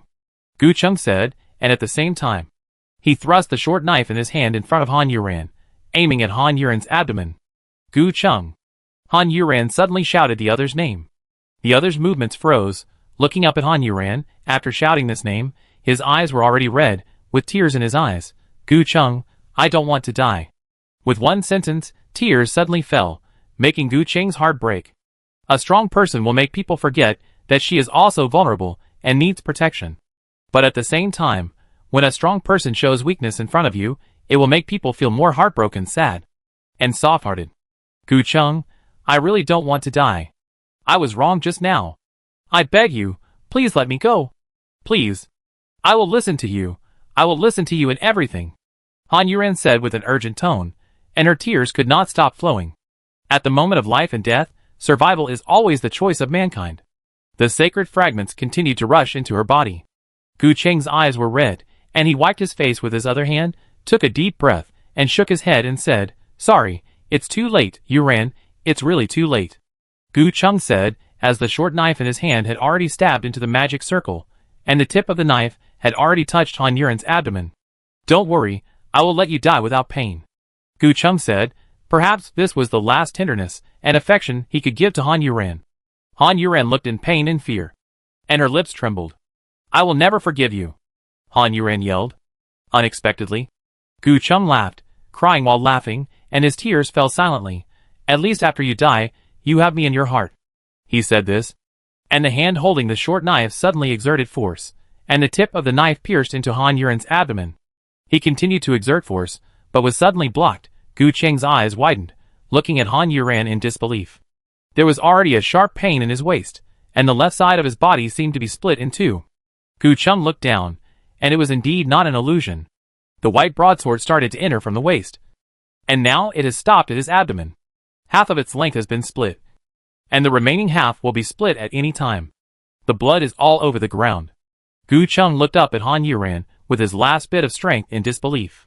Han Yuren had already pulled the tip of the dagger out of her abdomen, and then inserted it into Gu Cheng's body again.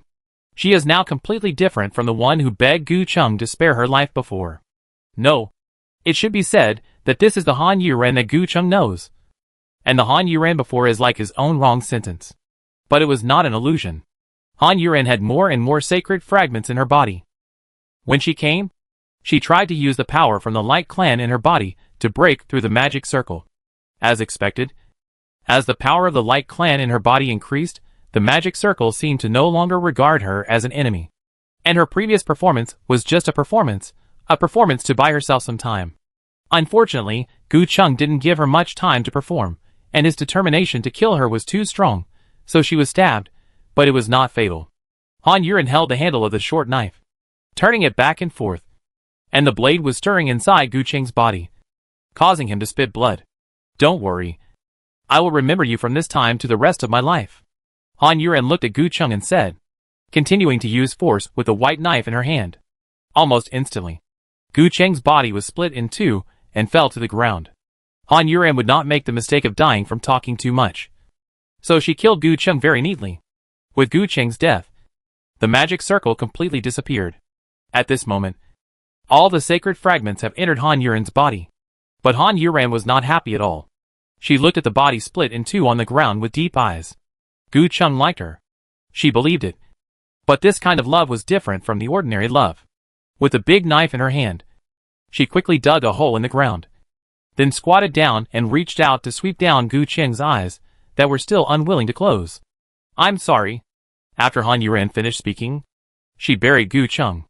After that, she quickly changed her location, guarding, looking at the sky in the East District.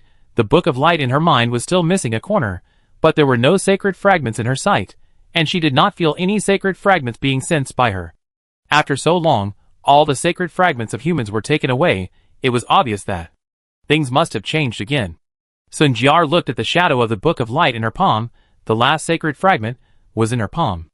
That was a piece left by the King of Light, just to prevent any accidents from happening, so that it could be reassembled into a complete Book of Light by other people. Sun Jiar looked towards the place where Han Yuren had been hiding before. She had lost contact with Gu Cheng, so there was only one ending. Gu Cheng was dead. Even with the secret magic circle of the Light Clan, Gu Cheng still lost. This Han Yuren was really extraordinary. It was a pity that the Light Clan's arrival this time would take some time, and she couldn't leave and destroy the magic circle. Otherwise, she would have done it herself a long time ago. For the Light Clan, a bad thing happened just after they arrived on Earth. But for humans and the Dark Clan, this is a good thing. Is this a success? Meng Mengda said in disbelief. Han Yuren, you are really making me look at you with new eyes. Maybe you don't need my protection at all. Sorry didn't know why he felt a little disappointed. As a man, he hoped to protect his woman, but the woman he liked was too strong. Chapter 776, Trick. Sun Jiar put away the floating image of the Book of Light in her hand. If she continued to hold on, she would probably lose her last sacred fragment. Using this method, she would not be able to snatch it away from the other party. Sun Jia immediately became very interested in Han Yuran. Of course, before coming here, she needed to have a comprehensive understanding of Han Yuran, but that was just out of necessity. Now she is really interested in Han Yuran. She is very curious about how she broke free from the magic circle and killed Gu Chung. And he was so bold as to compete with their Light clan for the Book of Light, which was really interesting. Thinking of this, her eyes fell on Sari. In the Dark Clan, she hated Sari the most. Although she had no grudges with Sari, nor had they ever been enemies, it could even be said that the two of them had almost no anxiety. But Sun Jiar hated Sari the most, because his appearance completely made Sting lose the hope of becoming king. Sun Jiar always believed that it was because of Sari that Sting had to give up his former ambitions, and had to take the current path, so it was Sari who robbed Sting of his dream. Feeling the hostility in Sun Jiar's eyes, Sari didn't take it seriously. Instead, he understood more clearly how important Sting was in Sun Jiar's heart. If Sting was really willing to do what he said, he would definitely succeed. It was just a pity he didn't expect Sting to be a man of loyalty and righteousness. At least to Sun Jiar. The members of the Light clan were still appearing one after another. Han Yuran had already run into the Forest of Despair, and was staring at the old monster. Didn't I tell you not to expose yourself? The old monster couldn't help but blame Han Yuran. It's fine, Han Yuran said indifferently. But there was a bloody cut on her abdomen, and she was receiving treatment from the old monster. It's fine, the old monster thought, and angrily increased his strength, causing Han Yuran's wound to hurt. But this pain was just like being bitten by a mosquito. Seeing that she had no reaction, the old monster continued to treat her. I only need 1/4 of the Book of Light now. Can you understand it? Han Yuran asked. The Book of Light is such a magical thing. If you can understand its meaning, it will definitely be a great reward and help. I can't see it again, the old monster said with disdain. He was very annoyed with Han Yuran. But he had no choice but to teach her a lesson for being so disobedient. Then I'll take it out for you to see, Han Yuran thought, and controlled the Book of Light in her mind to come out from her forehead. She just thought that she should be able to take the Book of Light out of her mind. But she didn't expect that she really did it. So when she saw the Book of Light coming out of her mind, she was still very excited. After all, this was her first time seeing the Book of Light, which could be said to have changed her life. In contrast, the old monster looked more disgusted. It was full of the aura of the Light clan, which made him feel disgusted, and he wanted to tear up the Book of Light at once. But he controlled himself, because he knew the importance of the Book of Light to the Light clan, and it could even be said to be a holy object. This time they foolishly divided the Book of Light into several pieces, and even threw the heart of the Book of Light onto the earth. This was destined to doom the Light clan, the old monster thought, and looked at the Book of Light. The book was not substantial, but was composed of white holy light. But it looked almost the same as the real thing. Even the ancient feeling can be clearly felt. There is a missing corner in the lower left corner of the book, which is probably a backup plan left by the Light clan. If Han Yuran can summon all these sacred fragments with the heart of the Book of Light, then the other party has the only remaining corner, and should be able to feel where the Book of Light is.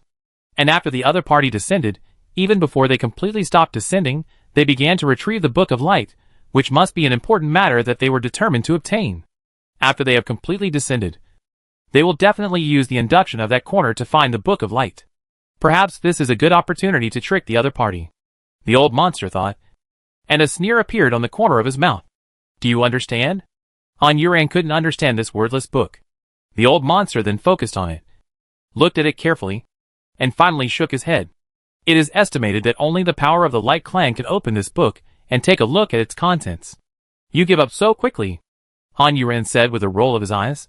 This is too irresistible. The old monster shook his head. As a matter of course, what else can we do if we don't give up? We can't understand it, and we are not even qualified to say that we can't understand it.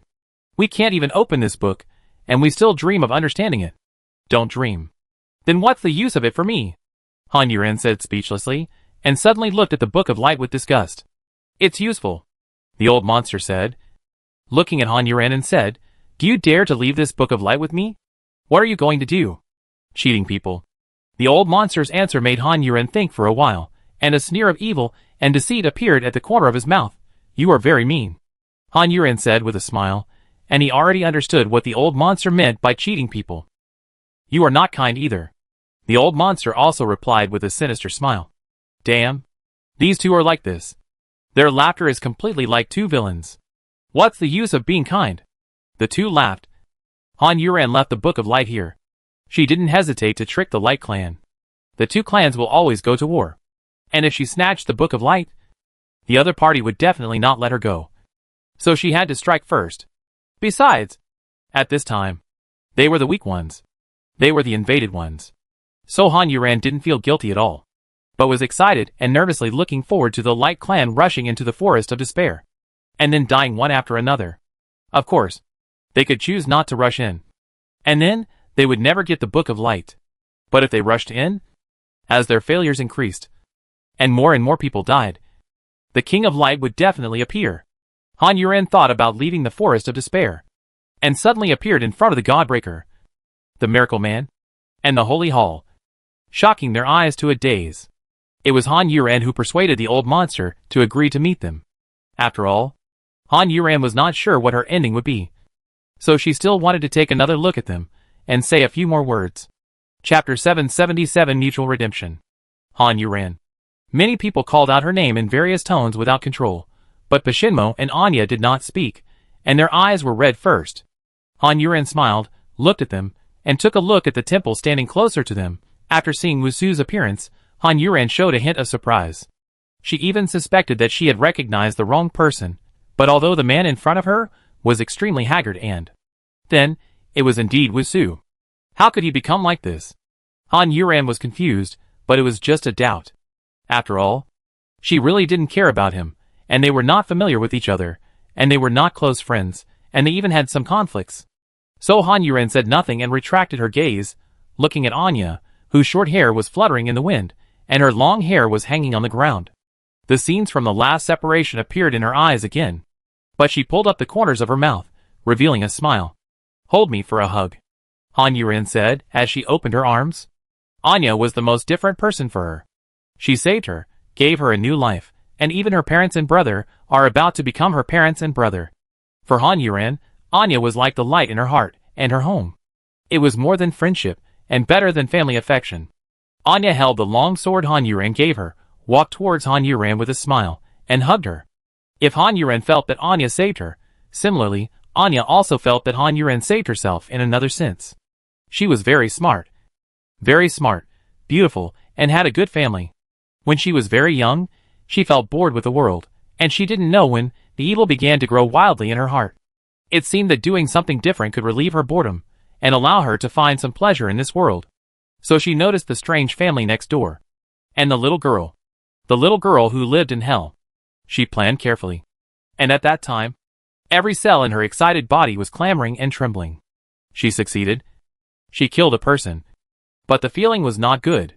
It was completely different from what she imagined. The sense of guilt grew wildly in her heart, and she began to be afraid. But the little girl's gratitude to her was the light in her endless darkness, which allowed her to survive that period little by little, and convinced herself that what she did was the right and just thing. After that, she never thought about killing people for no reason, killing people at random. So she joined the plan, changing the world they hated in a just way. But she never told anyone about the changes in her heart. The two people redeemed each other, at the cost of one person's death. You took hormones. Your hair grows so fast, Anya said while hugging Han Yuren. This hormone is not delicious. Han Yuren said with a smile. This was the result of such tormenting pain. Patting Anya's back, and the two of them loosened up. Han Yuren looked at the people who broke the gods and demons again. I still have something to deal with. I still can't take you with me this time. He scratched his head apologetically. We won't follow you this time. We don't have the ability, so we will listen to your arrangements, Fong Tang said. The others also nodded. Although we will listen to your arrangements, you have to listen to our arrangements too, Yin Sui said with a fierce look on his face, staring at her. What arrangements? Han Yuren was a little surprised. They all had no abilities, but there were still arrangements. Come back alive, Sophie said. Han Yuren's pupils flickered, and then blinked several times in a row. She held back her tears, licked her lips and smiled. Don't worry. Then she looked at Wusu, who made her feel strange. I hope you will stay here too. All humans. Yes. Wusu nodded in agreement. Han Yuran looked at the other miracle workers again. From their eyes, she could see that many people were not convinced by this decision and did not believe in herself. So Han Yuran said to them, I know you have other ideas. But I, Han Yuran, only have a few words to say to you. Han Yuran waved her hands, and the black and white sword appeared in her hands. She looked at the miracles proudly. The miracles looked grim, and understood what she meant. How can you say that? You up? No can no BB. Han Yuran said arrogantly, and then looked at Anya and the others and said, I'm leaving. Just as she was about to turn around, she heard a voice calling her. Wait a minute. Han Yuran turned around and looked. She still had some impression of this person. He was crazy and wanted to kill her before. It seemed that his name was Kong Jiamin. Staring at the other person with cold eyes, if the other person does anything weird again this time, Han Yuran will really kill her directly. The other person looked at her, with some hesitation, but finally said loudly and firmly, I'm sorry, I was wrong last time. I hope you take care of yourself and come back alive. Kong Jiamin lowered her head while speaking, and admitted her mistake to Han Yuran. It was beyond Han Yuran's expectation that the people who were beaten with Kong Jiamin last time, all stood up. They all bowed their heads to Han Yuran and admitted their mistakes. I'm sorry. You must come back alive. Everyone was stunned, but Han Yuran felt that the scene was a bit awkward, and waved her hand. You guys get up. It's like you're worshipping me. It's unlucky. She was still not suitable for such a serious and inexplicably touching situation. Anya shook her head helplessly. Kong Jiamin and the others also stood up obediently. Han Yuran looked at their expressions and smiled. I forgive you. After saying that, he turned around and entered the forest of despair without stopping, and left here. Her battle was not over yet. It should be said that her real battle had not yet begun. She still had to run around. In the East District, the light of the magic circle in the sky gradually dimmed. It seemed that it was coming to an end. The number of people who occupied almost half of the sky made all the creatures on the earth, humans and the dark tribe, nervous. Until the last rays of light were gathered into a ball, like a white sun hanging in the sky, Sun Jiar spoke to Sari for the first time. Thank you for the welcome from the dark tribe. It was actually a polite remark, which meant that there would be no direct war for the time being. Although the arrival of the light tribe was unexpected, we in the dark tribe seemed to know etiquette. Sari replied with a hint of sarcasm. Sun Jiar just smiled and didn't care. Chapter 778 The Demon King also flirts with girls. Since the Dark Clan is so hospitable and polite, they shouldn't mind. We, the Light Clan, are sorry for disturbing them this time. I wonder if you could trouble the Dark Clan to find a place for us to stay. After all, the Dark Clan has been on Earth for some time, and knows a lot more than we do. Sun Jiar was not polite at all. Sari's words before were clearly directed at the Light Clan. But she just climbed up along the pole as if she didn't understand, which was considered as not letting Sari's words go in vain. She was so shameless, which was somewhat unexpected by the Dark Clan, but Sari and Michael were not surprised at all. People who are qualified to be kings are usually not too thin-skinned, but rather immeasurably thick. Even a woman who is extremely beautiful is the same. Since Princess, you have asked for this, there is really no reason for this king not to help, Sari said, pretending to be thinking seriously, and then his eyes lit up, showing a hint of joy. This pretentious look is really too fake. He stretched out his hand towards the house that was originally inhabited by humans, and has now become a blood-red building, and said, there is a place where your good friends, the human beings, knew that you were coming, and they all died on purpose, and gave it to your tribe. With such friendship, it would be unacceptable if your tribe did not live there, Sari said seriously, and the Dark Tribe frowned and felt anxious. This is really a deadly attack on the Light Tribe, and it makes the other party unable to find a way to fight back. As long as the other party does not turn hostile now, they can only swallow this anger. Sun Jiar smiled, very gently. She looked at the bloody building and said, human friends do take good care of our tribe, but it can't compare to the friendship between you and me, which has existed on the same planet for so many years. She then looked at Sari. Sari also laughed. The princess is right. The two of them were talking and laughing here. The atmosphere was harmonious, and they talked about friendship and friendship all the time. If you don't know, you might think that the Light Tribe and the Dark Tribe are very close. The ordinary people who heard about the Dark Clan and the Light Clan felt embarrassed. Embarrassed for their king and princess. I really have to admire these people. If it were them, they would ask themselves if they could be so thick-skinned and do this. At this time, Han Yuran, who had walked out of the forest of despair again, looked at the dimming light in the sky of the East District. It seemed that the two clans did not fight directly, and they would probably have to play a drama for a while. What should be done to make the two clans tear each other apart as soon as possible, and thus involve the king of the Dark Clan and the king of Light? Han Yuran was thinking with a heavy heart, hiding behind a ruin, and suddenly thought, it seemed that in this world, he was the only one wandering outside. Thinking of this, Han Yuran smiled bitterly silently. She changed from sitting to lying down, using her arm as a pillow, looking at the dark night sky. And suddenly her eyes widened, and she was surprised to find that there were many more stars in the sky. There were almost 20 to 30 stars in her eyes, which was unimaginable before. She turned her eyes to the East District, and this glance was really kind. She had been thinking about it before, and had not noticed it. Now she saw that the stars in the sky above the East District were so numerous and dazzling. This was the real night sky, and it was really beautiful. Suddenly, Han Yuran felt that it was good for the Light Clan to appear. It was not impossible to wait for a while before fighting. When the night sky became full of stars, the Milky Way was brilliant, and the moon was hanging high. The Light Clan would die at that time. It can be said to be very perfect, with the starry sky to look at. A lonely night becomes a little more comfortable. Anyway, things have come to this point, and the rest can only be left to develop naturally. She can't control much. It should be said that she has always been able to control little. She has always been just a chess piece. It's just that she is a more important and special chess piece. So she seems to participate and knows a lot of important developments and changes. But in fact, she can't influence or change anything. Now, she is still a chess piece. The incursion from the Light Clan was finally over. Sun Jiar looked at the bloody building again. This place doesn't seem to be enough. With the ability of the Light Clan, it's no problem to open up many different spaces. Sorry, who had been leading the Dark Clan waiting, said. Sun Jiar shook her head and sighed. That's really a big expense. The Light Clan can definitely afford it. Sari said with an expression that your Light Clan is very awesome. This king believes you.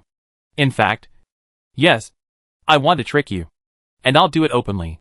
Since the great demon king trusts me so much, I can't lose face. She then spoke to a beautiful woman standing closest to her and said, Tamon, these things are left to you. This princess wants to thank the great demon king for waiting for us here without any effort. Yes, Tamon responded. And several people from the Light Clan used their abilities to clean up the blood-colored building. And Tamon had already fallen towards the clone of Sari. The only remaining human high-level person in the blood-colored building saw the sudden appearance of the Light of Light, and thought that it was the people from the Light Clan who came to see them, and looked towards the window with eager anticipation. The Light Clan is finally here. The Prime Minister almost burst into tears. The final partner they have been waiting for is finally going to appear. But the Light Clan has been here for a long time. Why is there no sound of fighting outside? Ji Li's position is closest to the window, and he is puzzled, but he can't rule out that the Light Clan has just arrived, and they haven't directly torn their faces with the Dark Clan. But no matter what, the Light Clan will definitely come to see them. Thinking about it, he asked Chong Yun again, Aunt Chong, we have communicated well, there is no change. Right? Chong Yun, who was suddenly asked, was already in a state of tension. After a moment of stunned, she nodded and said, yes, before the Light Clan came, we had the last communication, and there was no change. Ji Li nodded, but he felt a little uneasy. Then they knew that we would be here. Right? That's right. Chong Yun glanced at Ji Li, and the other party's two questions made her even more nervous. The holy white light was getting closer and closer, enveloping the entire blood-red building. Sun Jiar also landed in front of Sari. Great Demon King, it's been a long time since we last met. Now the real politeness and verbal battle of mutual rhetoric began. The princess is becoming more and more beautiful. Sari replied. The dark tribes were all confused. This was still their cool and awesome Great Demon King, and he was so sweet-mouthed. When he was flirting with girls, it really scared the dark tribes. Chapter 779. It's hard to understand. Sari's words made Sun Jiar laugh repeatedly, and she was even more beautiful and charming, making all the dark tribe members unable to control themselves and cautious, and they looked at her like thieves, and some of the unpromising ones had already begun to swallow their saliva. She was so beautiful that it seemed to poison the people who saw her. The big devil is really good at talking, Sun Jia replied. The two of them were pretending to have a good conversation, and the power used by the light tribe in the air also completely covered the blood-colored building. At the human high level, Ji Li, who was standing closest to the window, was the first to be hit by the white light. White smoke immediately came out of his body, and there was a twitching pain. Ah! Ji Li screamed in pain. The other people were shocked when they saw this.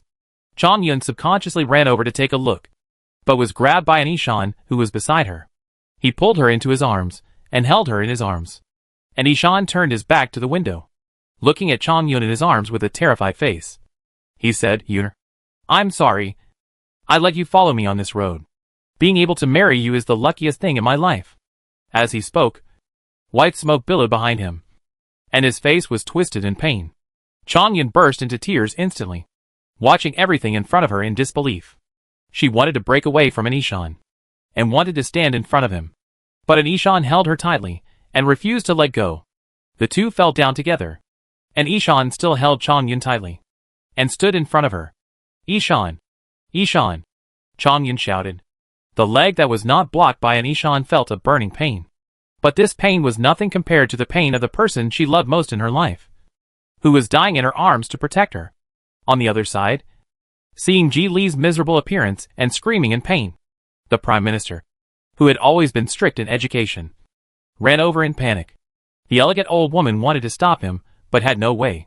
Before the Prime Minister could reach Ji Li, who was rolling on the ground, he was illuminated by the white light, and could not move forward. He fell to the ground. Lear! Lear! My grandson! My grandson! The heart-wrenching cry of pain could not bring back Ji Li's young life to death. The Prime Minister, who was struggling to death, had red eyes and shouted with hatred, like Clan. I curse you! I curse you! The shrill shout soon died down, and even the bodies that were lying in all directions disappeared bit by bit under the white light. Chang Yun's eyes were blank, and she felt her vitality disappearing bit by bit. Without any struggle, bloody tears flowed from the corners of her eyes. Anya! How? You ran? We are leaving. You must be well. The heavy eyelids slowly closed, and there was no sign of life anymore. In front of the forest of despair, Anya suddenly felt a sudden pain in her heart for no reason. She raised her hand and touched her chest helplessly. The feeling of suffocation at that moment seemed to remind her that something bad had happened. What's wrong with you? Sophie, who was beside her, saw that her expression was not right and asked. Anya slowly put down her hand that was covering her chest, looking at the starry sky in the East District with tears in her eyes, shaking her head. It's okay. Who is in trouble? Han Yuran or Dad, Mom? Originally, Han Yuran only rescued An Hao from the Dark Clan last time. Anya almost thought that her parents had met with misfortune, but now she felt that there might be another possibility. An Hao has nothing to do here, so only they can affect his guilty conscience. This feeling of blood is thicker than water, and friendship has turned into a feeling of family affection. But this time it is probably true. Thinking of this, Anya clenched her teeth, and her heart was still indescribably uncomfortable. Not only her, but An Hao also felt the same at this moment. The water bottle in his hand suddenly fell, splashing water all over the floor. But he looked at his hand in a daze, not knowing why he felt so flustered for no reason. He looked at the dark sky outside. All the miracle workers and even the holy temple had left the city, and they had not come back yet. Could it be his sister? But he was not allowed to go out after dark. And Hao could only suppress his anxiety, standing at the door, looking at the sky and earth, and silently praying for Anya in his heart. If he didn't go out, he was afraid that his sister would be fine, but he relied on his status as her sister's brother to break the rules and cause trouble for her. And Han Yuran, who had closed her eyes and dozed off, suddenly sat up. The fine cold sweat on her forehead was very conspicuous. As she moved, it flowed down her cheeks. Panting heavily, he whispered, "It was a nightmare." Is there any nightmare scarier than this reality? The sudden voice alerted Han Yuran instantly. She took out the two swords in her hands and looked at the person who spoke. At the same time, she blamed herself for being careless. She was deeply trapped in a nightmare before, and she was panicked after waking up. She didn't even notice that someone appeared around her. However, the other party did not attack her. when Han Yuran saw the person in front of her. She was also very surprised. It can be said that it was very unexpected. The black cloak revealed a pale face. Compared to the last time they met, the whole person gave people a much different feeling. Why did you come to me? Gu Xiaoran, Han Yuran said. She and Gu Xiaoran had never had any communication. Putting aside their positions, they had no grudges. Gu Xiaoran looked in the direction of the East District and said, I want to cooperate with you on something. You and me? Han Yuran didn't know what they could cooperate on. Gu Xiaoran was the witch's man. Sari killed the witch. And although she was not 100%, she was at least 50%. At least compared with the people on the other side. She was Sari's man. If analyzed in this way, it is reasonable for the two of them to fight. You want to save humanity. You need to destroy the Dark Clan and the Light Clan. And I want to destroy the Dark Clan. There is one thing that overlaps. As long as you are willing to help me, I am willing to sacrifice my life to help you humans take back everything that belongs to you. Gu Xiaoran said as she turned to Han Yuran. Her eyes were crazy, cold, and bloody. Her words shocked Han Yuran. She didn't expect that in order to avenge the witch, she actually planned to bury the entire Dark Clan with her. One clan and one person. Is it worth it for you to do this? Although the Dark Clan was Han Yuran's enemy, she still felt that Gu Xiaoran had done the math wrong. Gu Xiaoran snorted coldly. This problem cannot be solved by numbers. It is this heart that solves this problem. Gu Xiaoran raised his hand and pressed his chest. This heart, tell me, it is worth it, very worth it. Even if it costs your life? As the executioner who destroyed the race, I will naturally pay with my life. Gu Xiaoran replied and put down his hand. Your words are hard to understand. You don't need to understand, you just need to think about whether to cooperate with me. Gu Xiaoran replied, staring at Han Yuran, although there was no hostility. Chapter 780 Coincidence. Han Yuran had seen too many, all kinds of eyes, crazy, sinister, murderous. So facing Gu Xiaoran's eyes, Han Yuran's heart was not moved at all. She just didn't understand why the other party would come to her. Give me a reason you came to me. If Gu Xiaoran is really willing to sacrifice his life for mankind as she said, then it is not impossible to help her, to kill the tribe that is destined to be destroyed. There are no eternal enemies in this world, not to mention, they are enemies who have never had any grudges against each other. Because you are the most special existence on this earth, I believe that special existences always have reasons for their existence, and this reason must be crucial, so I am willing to believe that you will be the one who can change the current situation. Gu Xiaoran said her thoughts truthfully. She wanted to cooperate with Han Yuran, and the beginning of cooperation was to be honest. Do you think this situation can be controlled or reversed by one person? Han Yuran now knows what she holds, so she is still confident. However, Gu Xiaoran knows nothing, and is crazy enough to believe that one person can control the whole situation. If it were her, she would not be able to do it. It can only be said that Gu Xiaoran is really out of options. Han Yuran's eyes suddenly showed some sympathy. The former powerful Gu Xiaoran in front of her was still in her mind. But now he has been forced to this point. The world is really changing, which makes people unpredictable and unable to catch up. I am willing to believe that it is my business. Whether you can do it depends on your ability. Han Yuran couldn't help but laugh at this domineering answer. You should know the relationship between me and Sari. Hearing Han Yuran mention Sari, Gu Xiaoran's momentum suddenly became fierce, and his murderous aura was about to soar to the sky. However, he was afraid of exposing his identity, so he suppressed it a little bit, and his eyes were grim. The overwhelming hatred made Han Yuran's hair stand on end. It took Gu Xiaoran a long time to regain her composure. If the clan is exterminated, he will die. You don't need to do anything, of course, you won't do anything either. I know that. Humph. Gu Xiaoran said with a cold snort of disdain. If she didn't need Han Yuran's help, she would never come to her. If she did, she would definitely want to kill her, to avenge Sari, after all. Sari cared about her so much. But, it's no longer possible now. But even so, the two of them are ridiculous in her eyes. The Dark Tribe and humans, the Great Demon King and a special woman, their love regardless of race, is simply ridiculous. Sad and pitiful. Thinking of this, Gu Xiaoran actually felt that it was good for Han Yuran to live. She wanted to see what choice Sari would make, watch him struggle between the Dark Tribe and his beloved woman, and even let his beloved woman ruin everything. He will be sad, upset, and crazy. Sorry. You should bear this. Han Yuran didn't know what she was thinking, but asked curiously, why do you say I won't do anything to Sari? Don't pretend in front of me. I'm not a human. Nor do I represent the Dark Clan. No.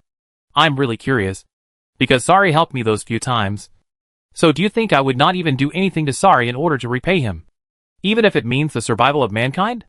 Not for repayment. Gu Xiaoran stared at Han Yuran and said word by word, because the love you had before shouldn't have existed. Han Yuran's pupils shook violently. And after her heart was in a panic for a moment, she suddenly felt suffocated and dull, as if 1,000-pound stone had pressed something back, leaving her with only a deep sense of powerlessness and confusion. Her face suddenly turned pale, and she raised her hand to press her chest. Something must have gone wrong here. Gu Xiaoran looked at her changing expression, and was a little confused. Could it be that Han Yuran didn't know that Sari loved her, and didn't know that she loved Sari? If that was the case, she really had to remind her. After all, she had to understand this feeling before she could torture them to the point of being exhausted and living a life worse than death. So, Gu Xiaoran asked, don't you know that Sari loves you? Han Yuran slowly put down her hand on her chest and looked at Gu Xiaoran. What do you want to know? Gu Xiaoran smiled. It doesn't matter whether I know or not. It's important whether you know or not. Don't talk nonsense. Tell me your plan. Han Yuran didn't want to continue this topic with her. With a person full of resentment. A person full of resentment towards Sari. What she said to herself must be a trap. It's a pit. I have a chess piece in the Light Clan, which can be used at any time. Once this chess piece is used, the Light Clan will suffer heavy losses. Afterwards, the Light Clan will suffer heavy losses, and the matter will be blamed on the Dark Clan. At that time, the two clans will definitely go to war. In this case, it seems that I am not needed. Han Yuran was a little excited when she spoke. If this was true, then as long as she quickly used this chess piece, the two kings should be here soon. No, you are needed. Gu Xiaoran said with certainty. I need you to stand on the side of the Light Clan. If the Light Clan moves, it will be the Dark Clan that will take action. You have to help the Light Clan hold out until the Light King comes. That means you have to be the enemy of the Dark Clan and the enemy of Sari. Han Yuran suddenly became interested in the chess piece that Gu Xiaoran had placed in the Light Clan. This person's status must be high, or rather, very high.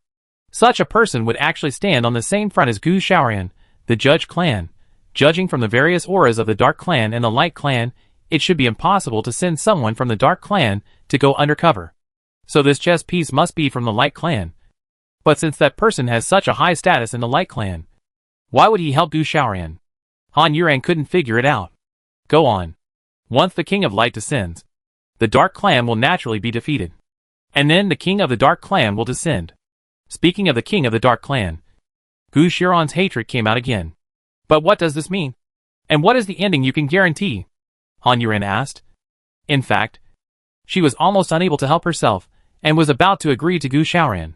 The scene she wanted was the scene that Gu Xiaoran could promote, which could be said to be a coincidence. But she calmed down. She wanted to know more about Gu Xiaoran's plans and cards. When two kings fight, the final outcome is that both will suffer. It's hard to say. Kings are always afraid of death. It's hard to see a tragic situation where both will suffer. Han Yuran didn't agree with Gu Xiaoran. Humans are needed at this time. Han Yuran's eyes suddenly turned cold and shot at Gu Xiaoran. You want to involve humans too? Chapter 781. I really can't fool you. I'm just standing in line for the sake of showing my respect. Gu Xiaoran's answer was met with a disdainful laugh from Han Yuran. Go on. Gu Xiaoran's face was made a little ugly by her smile, but he continued. With a fight between humans, the Dark Clan will definitely be in a panic, and they must fight. If the Dark Clan fights, the Light Clan must also fight, so the fight will not end until the other clans are destroyed. Han Yuran nodded as he listened to Gu Xiaoran's words, as if he thought what Gu Xiaoran said was very reasonable. Even if the Dark Clan is destroyed, humans are no match for the Light Clan. What should we do? Han Yuran asked. I am only responsible for dealing with the Dark Clan. Facing one clan is better than facing two clans for you humans. Gu Xiaoran's answer did not allow Han Yuran to expose her immediately, but continued to ask, so, what you want me to do is just to convince humans? That's right. Han Yuran looked at Gu Xiaoran with a smile, and said with a disappointed tone, I thought you would come up with a good plan. Gu Xiaoran's eyes flashed. I'm not a god. Han Yuran shook his head and smiled. You are indeed not a god. Your plan has basically ended since you led the two kings down. Everything you said later is just nonsense here. To be honest. Why did you come to me? Han Yuan looked up at Gu Xiaoran as he spoke. He was not angry, but his eyes were very calm. Gu Xiaoran, who was exposed, was also very calm. I can't fool you. I can survive. Not only relying on the help of others, luck, combat power, but also a little wisdom, although not much, but I can still see some things clearly. You want me to die, right? Even when asking such questions, Han Yuan's tone was flat. If you don't know, you might think that the two of them were talking about some casual topic. Not only do you want me to die, you also hope that I die before sorry, so you hope that after the two kings appear, I will appear, to attract attention. As you said, I am very special in this case. I think the two tribes should want to kill me. Han Yuan said what Gu Xiaoran thought, but it was her own destiny, and her tone was helpless. However, your subsequent logic is not careful, so all these things you came up with at the last minute, which means that you suddenly felt like wanting me dead. Where did it start? When you were talking to me about love or not? Han Yuan asked again. So why did you come to me in the first place? Your existing plan doesn't need me at all. You should have guessed it. Why bother asking me? Han Yuan nodded. You really came to kill me, but you didn't have the chance to do it. Even if I didn't notice your arrival before, you didn't find the chance to do it, so you changed your tactics. Why, are you going to do it? Gu Xiaoran said. Already ready to fight. Han Yuan looked at her, and did not speak or move for a while, but just stared at Gu Xiaoran. Although Gu Xiaoran was about to take action, he did not move, and let Han Yuan watch. Finally, Han Yuan said, Okay, I promise you. Her answer really shocked Gu Xiaoran, but Gu Xiaoran did not show it at all, and said, Okay. After saying that, he put away his posture, and the whole person disappeared in an instant. Han Yuan was still looking at the empty place, since all she wanted was the demise of the Dark Clan, since this was what she would definitely do, promised her, and let her act quickly, which would be beneficial to mankind. I am afraid something will happen later. Han Yuan thought, and looked towards the East District. Sorry, how can I see you, at this time? Sorry was still talking to Sun Jiar, but the two of them changed places, and sat down. Outside, the Light Clan had completely purified the blood-colored building and settled inside. And the people of the Dark Clan had also dispersed. In the entire East District, except for the people on duty of the two clans, no one was walking outside. Princess, what are your plans for this visit? Sari asked, getting straight to the point. I just want to see what the Earth looks like. And the conquest of mankind has almost come to an end. We are really embarrassed to trouble the Dark Clan to work hard here. So we just came here to see if there is anything we can help with. Sun Jiar answered without blushing or feeling guilty. Sari was too lazy to expose her lies, because there was no need to expose such lies. Since the princess said so, I have a difficult problem recently.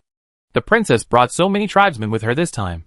It's not like my Dark Clan is too tired these days. I think we can get this done, Sari said with a smile. Sun Jiar knew without listening that this was a trap for herself. But I had said that before, so I had to continue. I pretended to be puzzled and asked, I don't know what the problem is. It can even stump you. The Great Devil.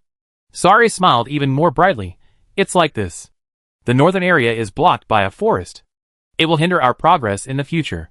Please ask the princess's people to eradicate the forest. Forest? Sun Jiar's intuition told her that this must not be an ordinary forest. Moreover, when she mentioned the forest, she thought of the Forest of Despair. However, when they left, the Forest of Despair was still on the Star of Gods and Demons. However, the Forest of Despair disappeared from the Star of Gods and Demons once before, and appeared on Earth. Now it is probably coming again. Is the Great Demon King talking about the Forest of Despair? Sun Jiar laughed as she spoke. The Great Demon King. Have you stayed on Earth for too long, and forgotten what the Forest of Despair is like? Sari shook his head. Hey, the Forest of Despair is far away on the Star of Gods and Demons. How can this forest be the Forest of Despair? It just looks a bit like it, princess. Don't think too much. Then I wonder, has the Great Demon King sent people to investigate? It suddenly appeared. I wanted to send people, but the Light Clan suddenly descended. How could we not welcome them? So I still have to trouble the princess's people for this matter. Sun Jiar nodded, with a smile on her lips. Okay, but my people have just experienced the Advent, and they need to take some time to recover. In that case, the princess should be tired, so I won't delay her rest. Michael, send the princess back. Sari said. Michael walked in from outside. Sunjiar's expression changed. She was puzzled. How could these two sworn enemies end up on the same front? But she could only pretend to be calm and stood up. Thank you for troubling the third prince. The great demon king. I will leave now. Thank you for your hospitality. You're welcome, princess. Chapter 782 Prayer. After Sunjiar left, Lucifer came in from outside. His whole face was dark, and he sat down in silence. Sari glanced at him and asked, "What's wrong? Brother, did something happen to father?" Lucifer said, looking at Sari with red eyes. He was very worried. Although he didn't notice any clues from Sari's words before, he could see the difference in Michael. Just now when they were outside, he asked a lot of questions. And finally Michael couldn't get away with it and told the truth. Something happened. I don't know what it was. But he is definitely alive. Not only alive, but he will also take some actions. So you don't have to worry so much. He is useless. Sari explained to Lucifer to reassure him. And then, he couldn't help but scold him. His brother. Why is he always like this? He cries and feels sad at every turn. He is really not a girl. Girls are not like him. Han Yuran. She has never cried like this. Comparing these two people, it is true that Han Yuran is not an ordinary woman. And Lucifer is a man who doesn't know how to hide his emotions. Especially in front of his eldest brother. He has no intention of hiding at all. That's why Sari often sees him like this. Compared to others. Even in front of Michael, Lucifer had to pretend a little. After all, he was a younger brother than him. It would be embarrassing to cry. So Sari was really the one who saw him cry the most. After hearing what Sari said, Lucifer's heart was relieved a little. What is father going to do? Wait, as for the details, I don't know. During this period, don't conflict with the Light Clan, but also stay vigilant at all times. Don't let the Light Clan take advantage of you. Yes. Lucifer nodded in agreement. The people of the Light Clan came with such a big fanfare this time. I guess they are well prepared. Lucifer said with some reluctance.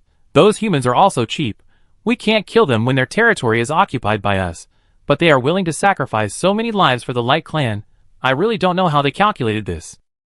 Everyone knows that, if it weren't for the blood sacrifice of humans there, the Light Clan wouldn't be able to open the formation so easily this time, and so many people would come to the earth. Of course, the Light Clan contacted humans through some method and reached an agreement. But all of them are dead. Do they still trust the Light Clan? Or, the manpower here is actually in the same group as the people of the Kingdom of Wings, and the previous separation was just for show. It doesn't matter. The humans here are dead, and the humans in the Kingdom of Wings are protected by the Forest of Despair. They are probably waiting for us and the Light Clan to fight each other until both sides are defeated, so that they can reap the benefits. But they have no power. Lucifer was a little excited. Even if both sides are defeated, it is still easy to kill them. Sari's mouth. He raised a faint smile. Have you forgotten? The Book of Light of the Light Clan was not taken back. It was kidnapped on the way. When Sari mentioned this, Lucifer laughed happily. The Light Clan is really to blame for this. That person, is it Han Yuran? Sari looked at him. Lucifer felt guilty when he saw this. Brother, why are you looking at me like that? I didn't say I would do anything to Han Yuran. Lucifer rubbed his hands, feeling a little uneasy, but then he thought, after all, he is his younger brother, and Han Yuran is still a human being. If his elder brother really wants to fight, he should stand on his side. So, I got the courage, brother. Do you really like Han Yuran that much? The sudden question surprised Sari. But his expression did not change at all. And he continued to stare at Lucifer. Lucifer felt even more guilty after asking this question. Brother. We are like this with humans now. And Han Yuran has been fighting for humans all the time. It is impossible for her to give up humans. I am not saying that you two will not have any good results. Lucifer did not finish his words. His mouth could no longer move. And he could only roll his eyes in panic, looking at Sari with a squint. Stop talking nonsense. Get out, Sari said in a bad tone. And with a wave of his hand, Lucifer was blown out with a chair. And the door closed with a clang. Lucifer stopped when he rolled to the bottom of the steps. And bumped into the legs of Michael, who was coming back. Looking up at Michael, who was looking down at him. He was furious at Michael. What are you looking at? Hurry up and pull me up. Michael was not angry. And smiled and pulled him up. What did you say again? Why did I say something nonsense? I said all. Shoo! Michael interrupted Lucifer's angry voice. And looked at the closed door with his eyes. Lucifer followed his gaze, and lowered his voice in frustration. What I said is the truth. I am considering him, and the Dark Clan. Humph! I am so angry. Okay. Let's go. Some things are not for others to interfere with, Michael said, and dragged Lucifer away. Sorry in the room heard the conversation between the two clearly. In fact, how could he not understand it? He just didn't want to think about this problem. He planned to take Han Yuren away by force when the time came. But with Han Yuren's personality, it would be meaningless for him to take her away. That's why he tried so hard to think of a way to save humans even if the Dark Clan and the Light Clan went to war. If humans were saved, Han Yuren would still have hope of being with him. But now some accidents have happened, and it's uncertain whether the Dark Clan can survive.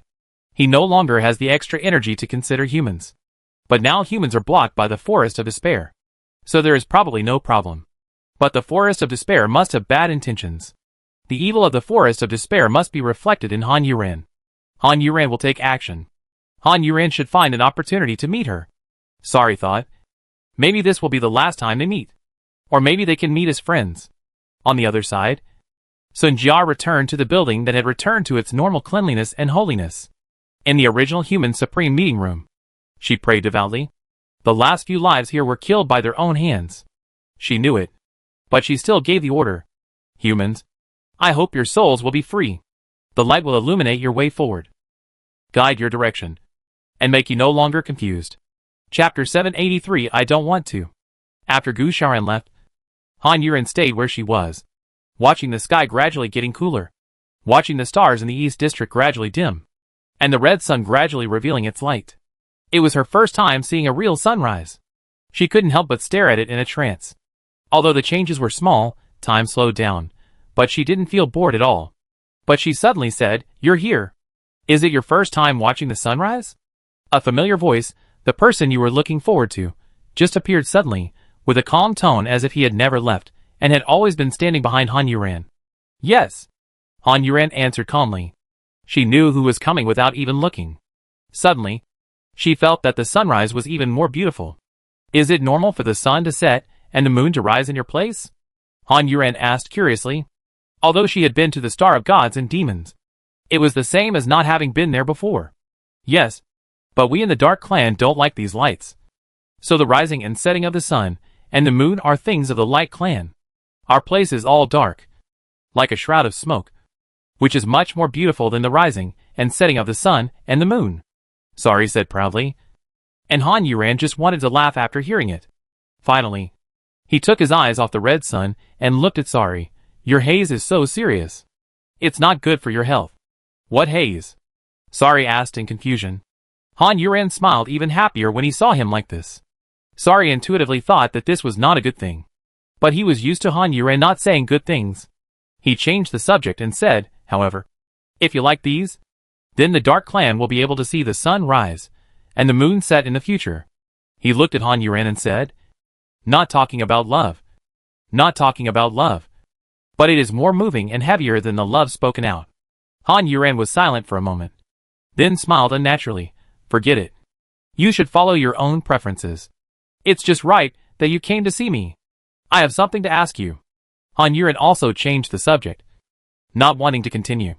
And there was no way to continue this question. Sari changed the subject with her, and at the same time felt a little bitter. Would he never get an answer from her? What kind of person is Han Yuren? What should he do to make your heart move for him? I really don't know what else to do. Why did you come to me? I hope you can survive. Han Yuren looked at Sari very seriously and said, "If possible, I hope you can give up the Dark Clan and leave here." Although the words came out, Han Yuren also knew that this was impossible, but she couldn't do anything about it. She couldn't tell Sari more about the plan, so that he would have time to prepare and deploy, but she wanted Sari to survive. Seeing that Sari didn't say anything, Han Yuren was a little excited. "I beg you, can you promise me?" It was the first time that his tone was so low. Although Sari was stunned for a while by Han Yuren's straightforward way of speaking, after seeing Han Yuren being so humble, he felt warm and bitter in his heart. He asked a question that was not very relevant. "Why do you care so much about my life and death? Give me an answer." Han Yuren was stunned for a moment, and then said, as a matter of course, it's because you saved me. You have helped me so many times. And you haven't killed many people. Even when you pretended to be Fu Xiuyan. You helped us. I think you survived. Isn't this the right thing to do? Just because of this. Are you sure? It's just such a simple reason. Sari asked, and took a step forward, and stood in front of Han Yuran, their bodies almost leaning against each other, staring at Han Yuran with burning eyes. Han Yuran could see clearly the emotions that could not be suppressed. At this moment, she really thought about what Sari said. But the uncomfortable feeling in her heart surged up again. It's really just like that. Han Yuran really didn't feel any other emotions. This was the reason and the cause. She watched the fire in Sari's eyes rise to a peak, and had to suppress it little by little. Finally, she gritted her teeth and made up her mind. Since she didn't have anyone she liked. Then if it was because of Sari, it was not impossible. So she said firmly, as long as you promise me, when things are over, I will be with you. Sari's pupils trembled like an earthquake, and at this moment, his mood was on the verge of collapse, but the trembling of his pupils soon eased. He smiled bitterly, and this smile made Han Yuran feel bitter. You don't want to. If you don't. Before Han Yuran could continue to speak, Sari interrupted her. Don't talk nonsense, I don't want to. Sari said firmly. Han Yuran inexplicably felt a little uncomfortable in her heart, and could only smile reluctantly, not knowing what to say. However, this should be the last time we meet so peacefully. Can I make a request? Sari asked. Go ahead. Han Yuran suppressed the discomfort in her heart and asked. Sari looked at her affectionately, and his voice was so low that it was almost inaudible. Can I kiss you? It was a bit unexpected, but it was not completely beyond imagination. Han Yuran was a little stunned, but she said, okay. As soon as the word came out, she felt a little surprised. Before she could think about it, Sari's lips had already kissed her, gently, deeply, gently. Han Yuran looked at Sari's eyes that were still looking at her affectionately, slowly closed her own eyes, opened her mouth, cooperated with him. Seeing Han Yuran close her eyes, Sari's pupils trembled again, and he reached out and hugged Han Yuran into his arms. Han Yuran let him hold her, from the initial awkwardness to cooperation, even actively, crazily. As the kiss became longer and longer, it was no longer gentle, but became passionate. The last madness that disregarded reason. There was no love, no affection in Han Yuran's kiss. There was only catharsis, and the uncomfortable feeling in her heart became stronger and stronger. And there was love, affection, and a little bit of bitterness in Sari's kiss. Looking at the person in front of him, her intoxicated and crazy expression, I was looking forward to this day, but now it was a different feeling. After a long time, the two of them stopped. During this period, Sari never closed his eyes, looking at Han Yuran with a look that was less and less. That look was too sad. Han Yuran also slowly opened her eyes, looking at the redness on Sari's lips. Her face was a little hot, raising her hand to wipe her mouth, and didn't know what to say for a while. Sari looked at her, raised his hand, and patted her head. His action was very doting. Chapter 784. Do you really want to do it? Han Yuran also ignored the unnatural feeling under Sari's doting action, and said, I'm sorry. After that, without waiting for Sari to speak, she said, thank you. Then, without waiting for Sari to speak, she seemed to feel that it was strange to be so serious all of a sudden. So she laughed, hee hee. Your kissing skills are great, and it relieves stress. Han Yuran laughed like a fool, looking at Sari and said. Sari rolled his eyes at her and said, there are ways to relieve stress. Do you want to try it? He put on an expression that said he was going to do something else. He looked nasty. Han Yuran was alert instantly and glared at him. Get out of here, you wish. You pervert. Sari didn't give up, and continued. You have to think so. You might die. Or you.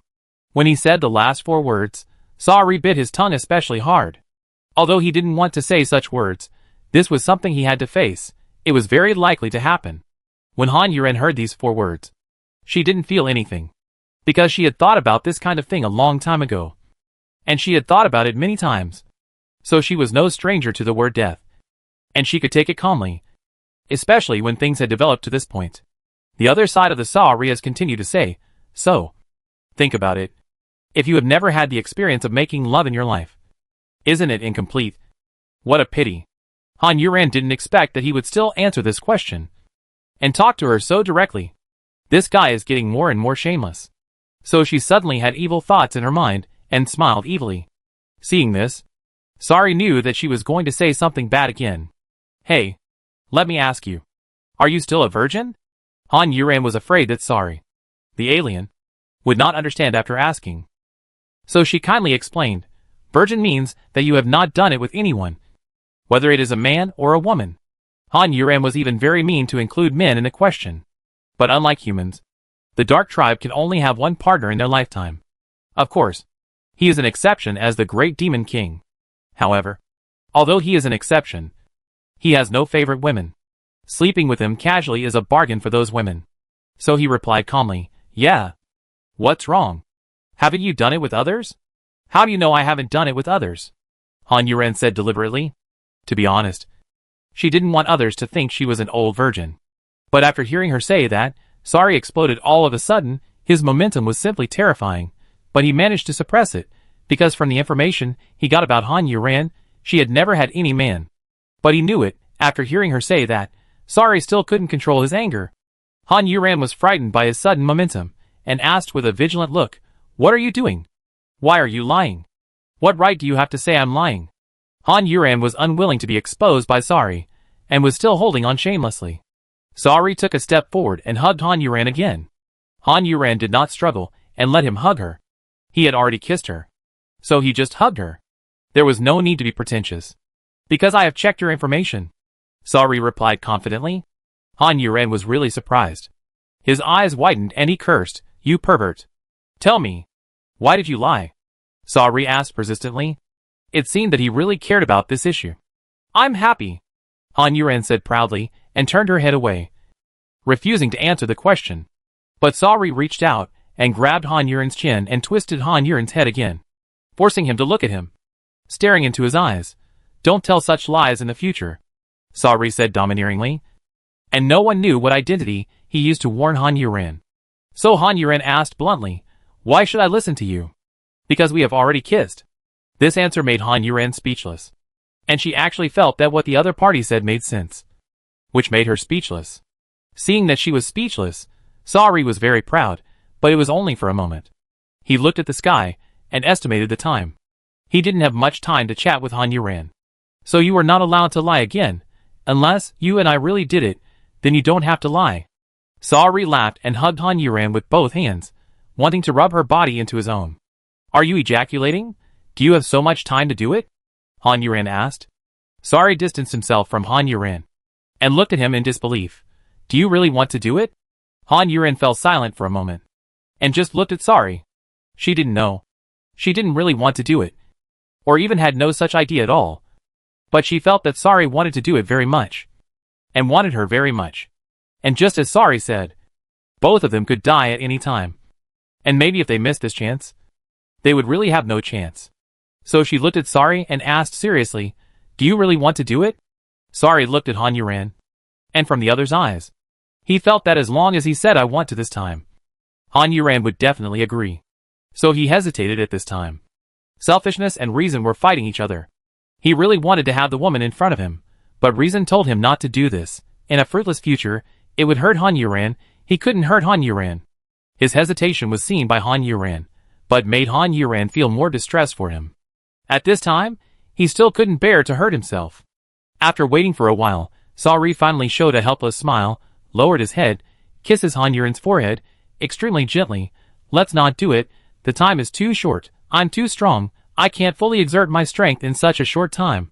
How about this, when things are over, if both of us are still alive, let's do it well. For his shameless praise of herself, Han Yuran still agreed. Okay. Well, I will keep doing it until you can't get out of bed, so that you can see how brave I am. Han Yuran sneered, and said bluntly, it's hard to say who can't get out of bed. I'll give you a good one. Sari said, as he raised his head, loosened his hand holding Han Yuran, patted Han Yuran's head. Okay, it's almost time, I should go. Han Yuran felt a little reluctant, also let go of Sari's hand, looked at him deeply, smiled gently. Okay, goodbye. Goodbye. After he finished speaking, Sari's figure disappeared, so fast, it seemed that everything that happened before was a dream of Han Yuran, just a dream of one person. Chapter 785. The pot comes from the sky. Han Yuran slowly opened her eyes. She felt someone was looking at her. After opening her eyes, she saw countless fireflies flying between the two of them. The man's eyes, which already looked extremely expressive, were now looking at her infatuatedly, and his affection became even more affectionate. Han Yuran showed a puzzled and inquiring expression. The man then realized his own gaffe, and lowered his head in embarrassment and guilt. Girl, let's go quickly. He turned around, as if he was about to run away, but once the branches in his hands were pulling him, how could he run away? What's your name? Han Yuran asked, but did not move. The man turned around and said, My name is Sorry. I wonder how I should address you. Young lady? Fireflies flew past him. But Han Yuran's face was stiff. The word sorry was like a curse, which blurred her consciousness. Han Yuran's brows furrowed again, and the expression in her eyes kept changing. She looked very painful, and even the fireflies around her flew away. Sorry walked along the tree branch in 2 steps, and came to Han Yuran worriedly. Girl, are you feeling uncomfortable again? As soon as he finished speaking, Han Yuran grabbed his clothes. Such a rough action did not allow Sorry to react in time. However, his face was so close to Han Yuran, and his breathing was audible. Sorry's ears and face turned red, and his eyes flickered. Girl, you are sorry. Really sorry. Han Yuran interrupted Sorry. Sorry nodded repeatedly. I am indeed sorry. Han Yuran shook her head. No, I mean you are that sorry, you are the same. Han Yuran said, as she loosened her hand that was holding his collar, staring at the man's confused face. She really never thought that the person she met would be another Sorry. Han Yuran remembered, because of the word sorry. But she didn't remember everything. She just remembered some things about Sorry, and some other things. She had never faced her inner heart, and didn't know why it was hidden. Sorry was stared at by her, and he really couldn't bear it. He thought that this girl was too bold to stare at the man like this. My name is Han Yuran. Han Yuran suddenly said. Sorry was stunned for a moment, and asked with some surprise, Girl, do you remember it? Han Yuran smiled and shook her head. No.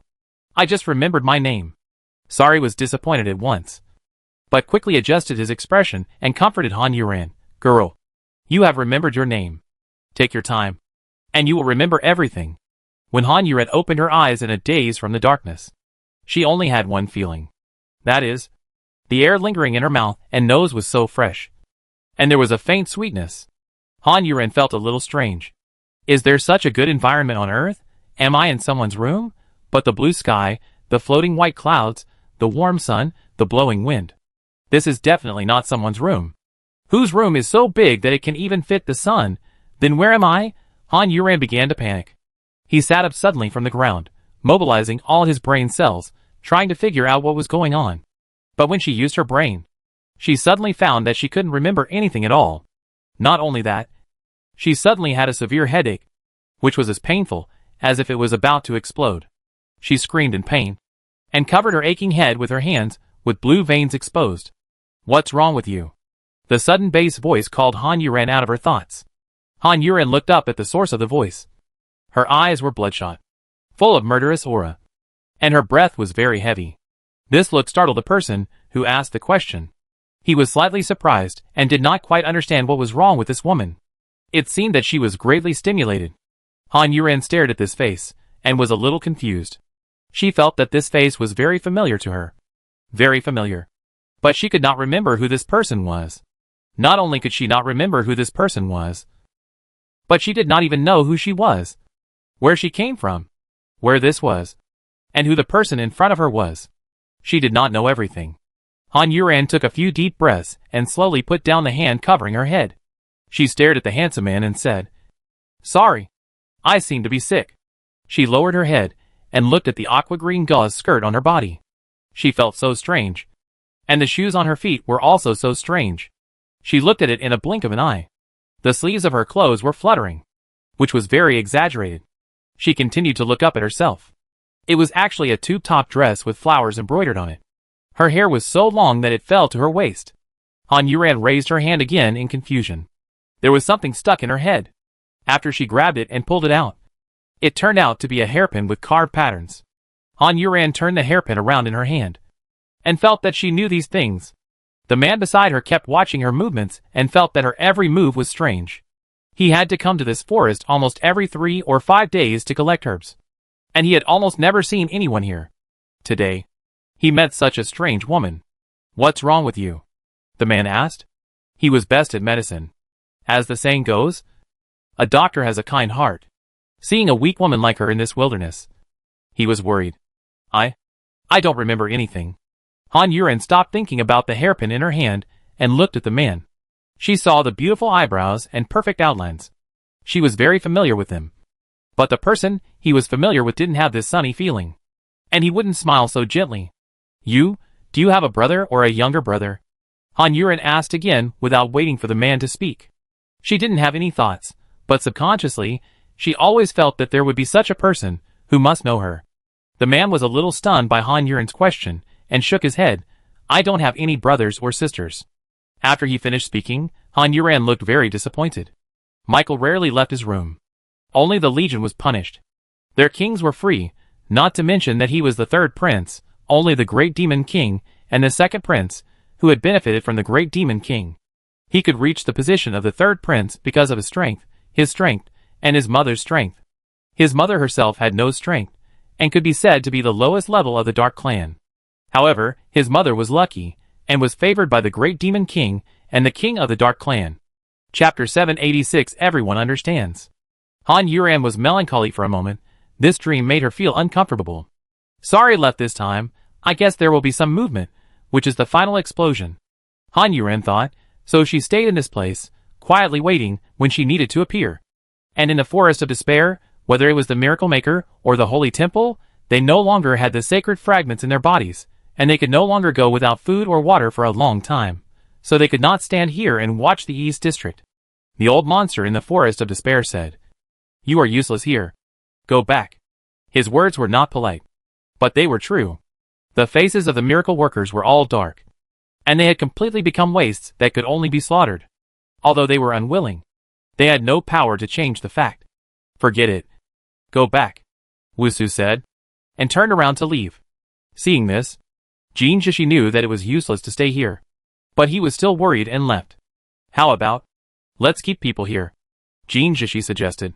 What's the point? After Wusu said that, he snorted and laughed again. Forget it. If you feel comfortable with this, just do what you want. Wusu did not stop them. Just like he said, there was no point in keeping people here. There was no point in him stopping them. Wusu left. The miracle workers looked at Jin Shishi again. Jin Shishi still insisted on looking at the miracle workers and asked, "Who of you wants to stay?" 2 people are enough. Change people every 8 hours. This time, he did not point to anyone directly, mainly because the miracle workers now have a lot of thoughts about their temple. At one time, dozens of miracle workers raised their hands, wanting to stay here. They immediately kept an eye on the situation in the East District. Jin Shishi looked at the dozens of miracle workers who raised their hands, and called 2 first, then 2 more, and then 2 of them lined up. After that, everyone left with no idea what kind of mood they were in. They themselves didn't know what kind of mood they were in. Anya looked at the few people who broke the gods and demons, and said, "Go back. Keep in shape, so that you will have the strength to escape." Her words made the gods and demons give up the idea of separating from them, and followed Anya to the Kingdom of Wings, which they had left for a long time. Seeing this, the other miracle workers did not speak to stop them, and everyone silently allowed their arrival.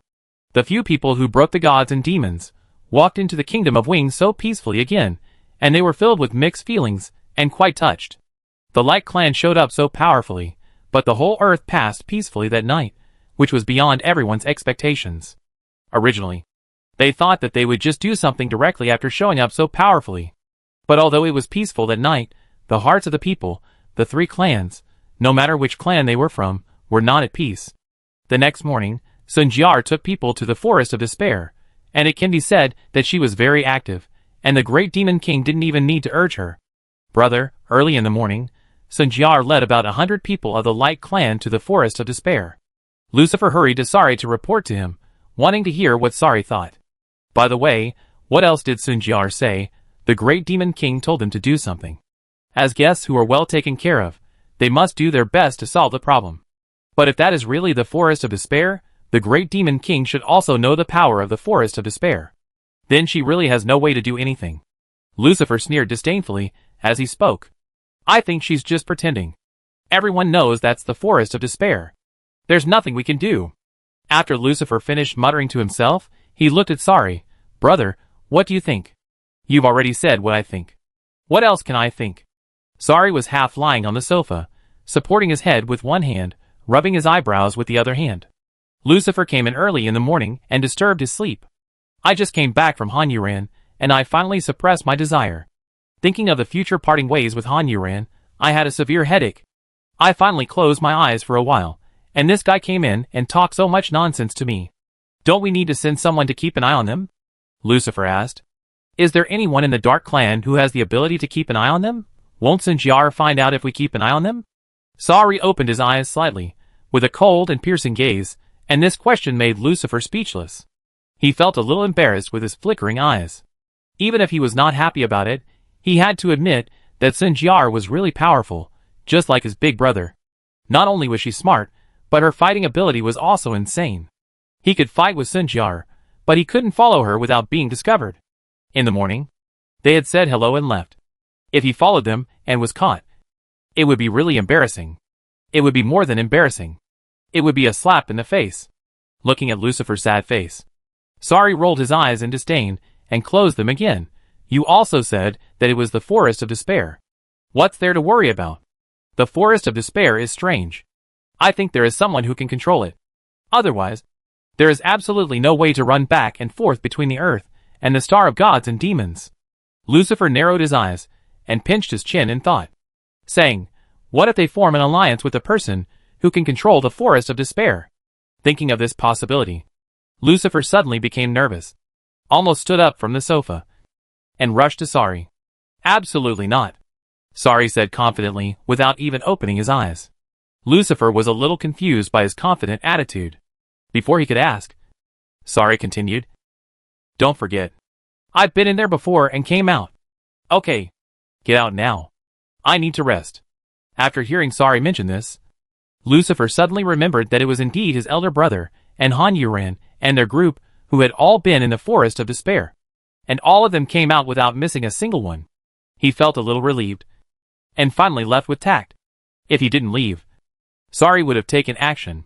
After Lucifer left, Sari rubbed his forehead hard again.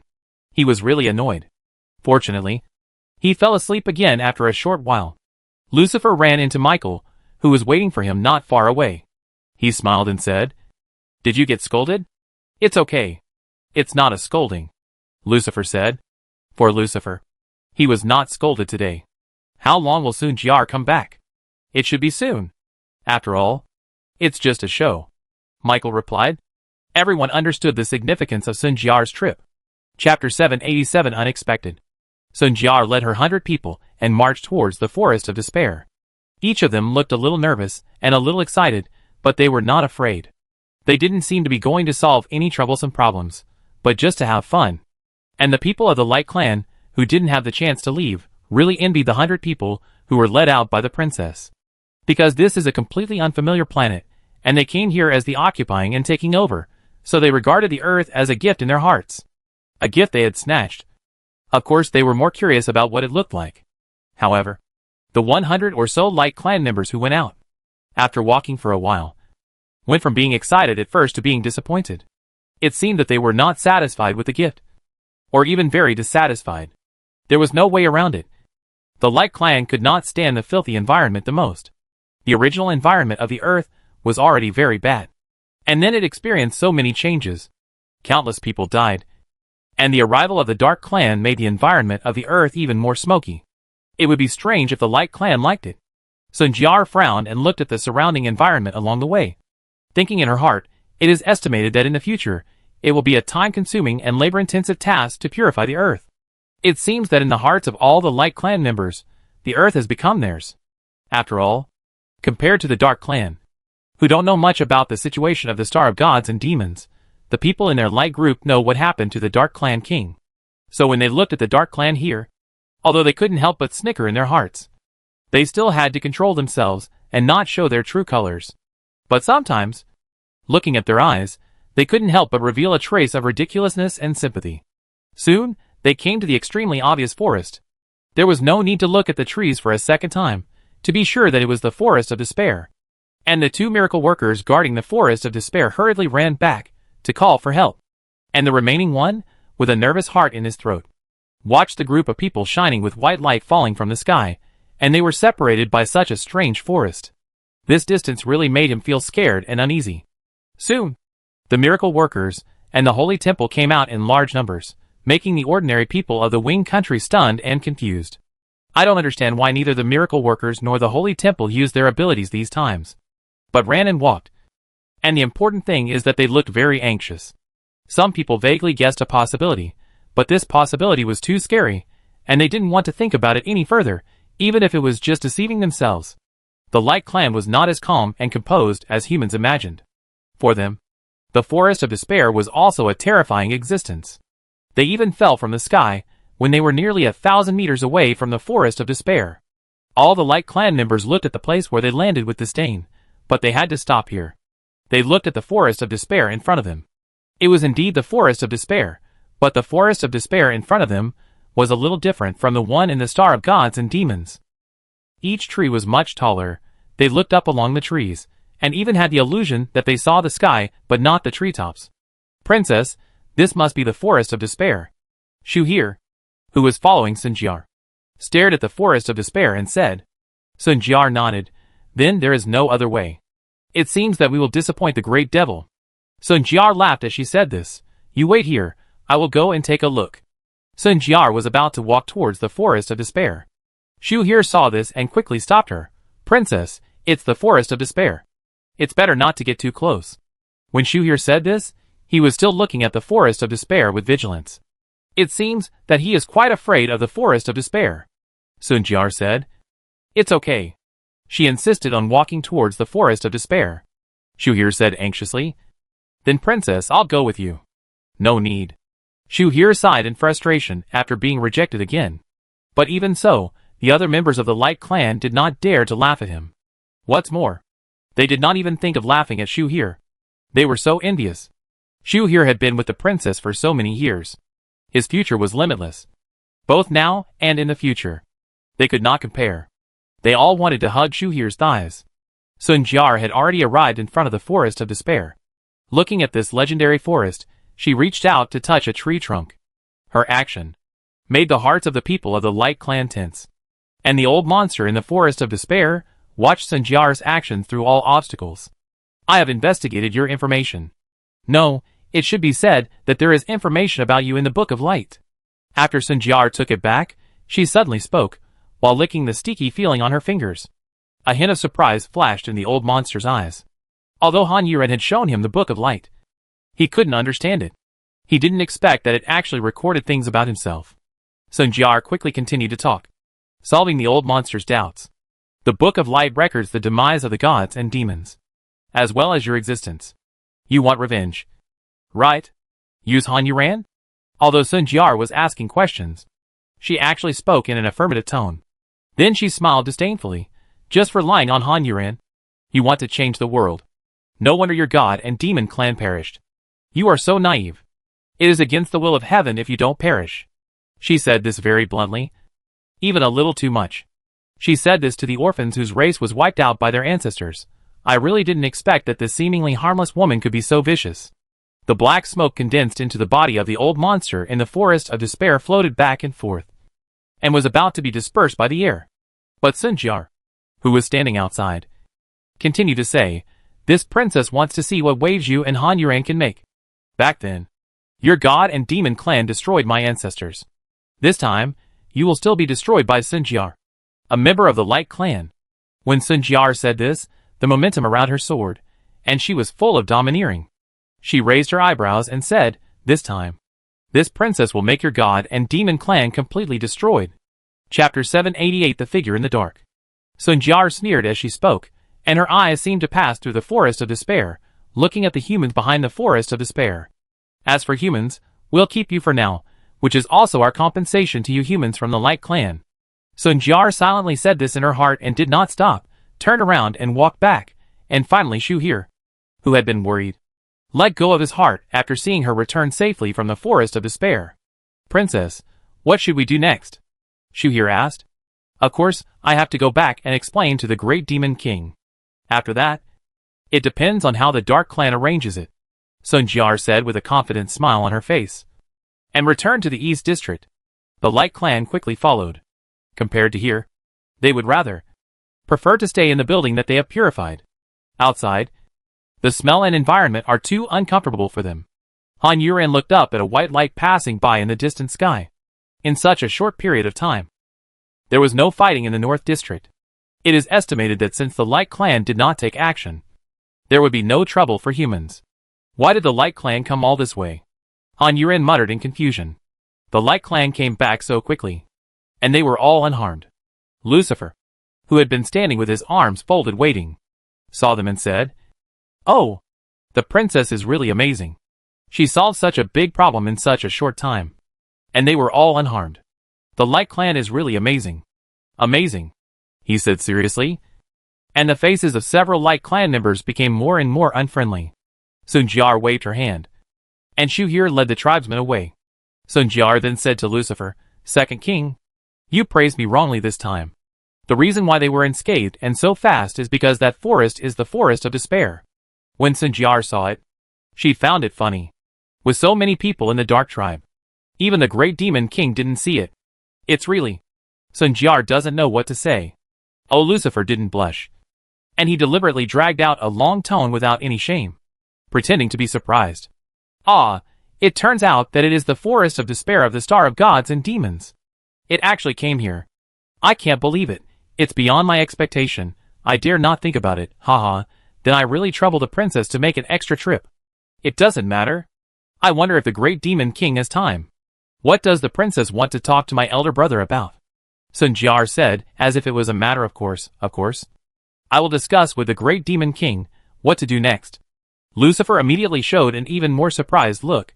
The princess is the princess of the Light Clan. This time, she has brought so many Light Clan members to come suddenly, with great momentum. Why do you still need to discuss with my elder brother? Sun Jiar's face suddenly became colder. "Second King, do you have any opinions on our Light Clan's actions this time?" "Yes," Lucifer replied without hesitation. The atmosphere around the two of them suddenly condensed, and instantly froze. Lucifer smiled like a gangster again. "But, it's not important, princess. You should wait a while before going to find the eldest brother.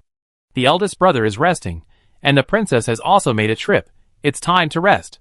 The cold atmosphere eased instantly. Lucifer also left. Sun Jiar had a sneer on her lips.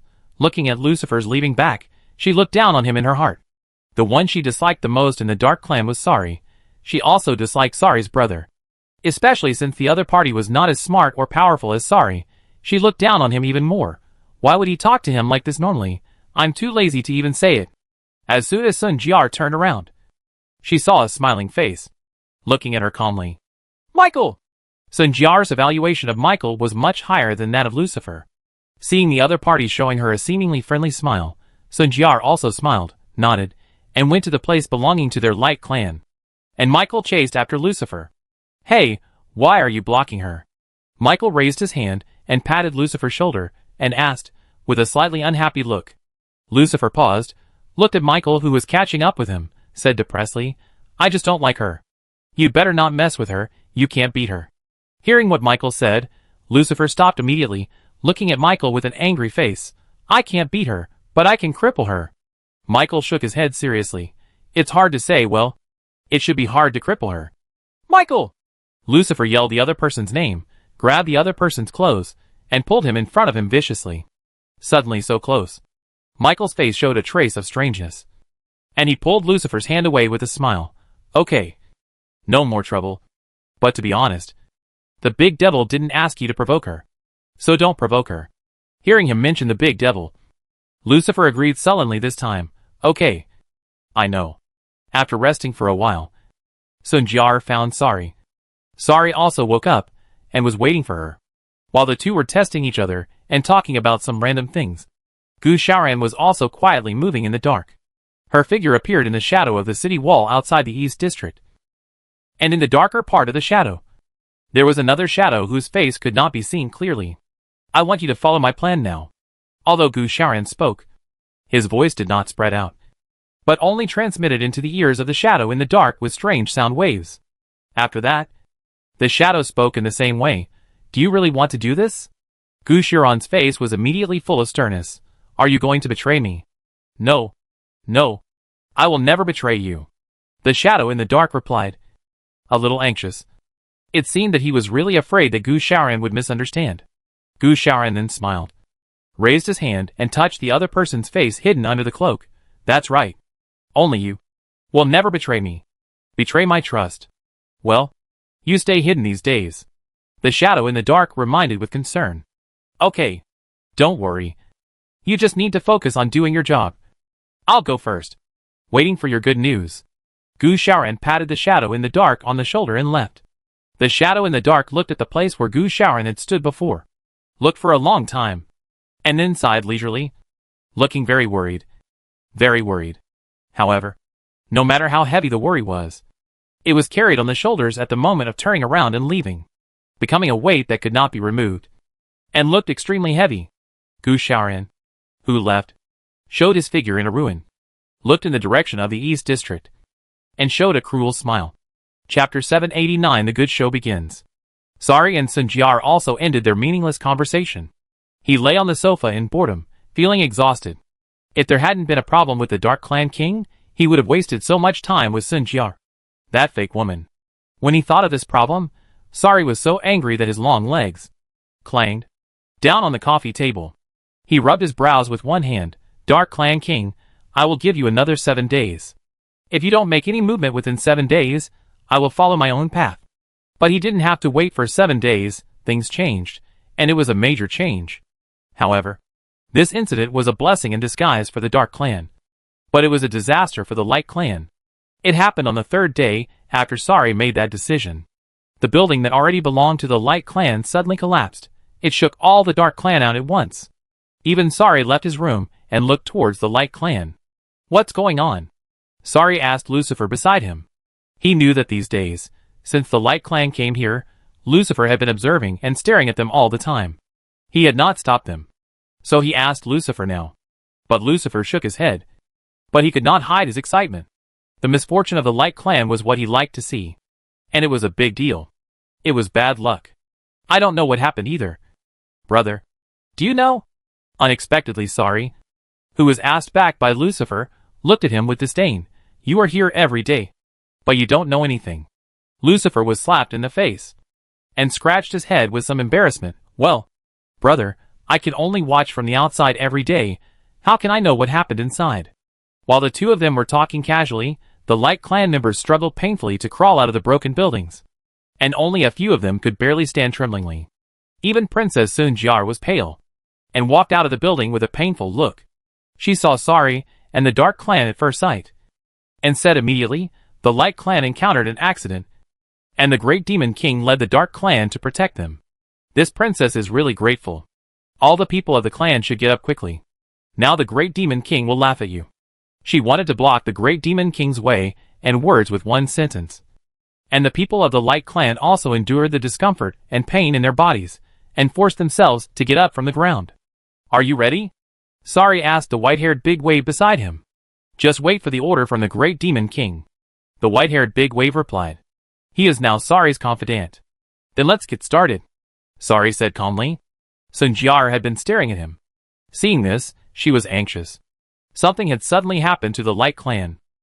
Even she could feel the continuous backlash of the light power in her body. Not to mention those ordinary Light Clan members.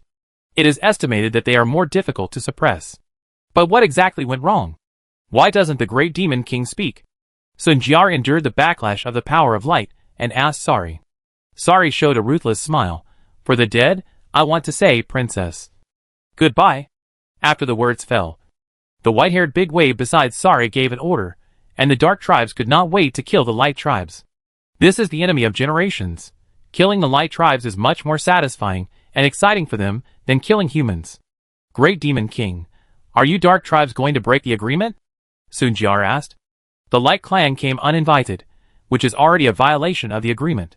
Sari listened to the wailing of the Light Clan members, watched the blood of the Light Clan surging in the air, and the Light Clan members turned into gradually cold corpses, and felt a rare joy in his heart.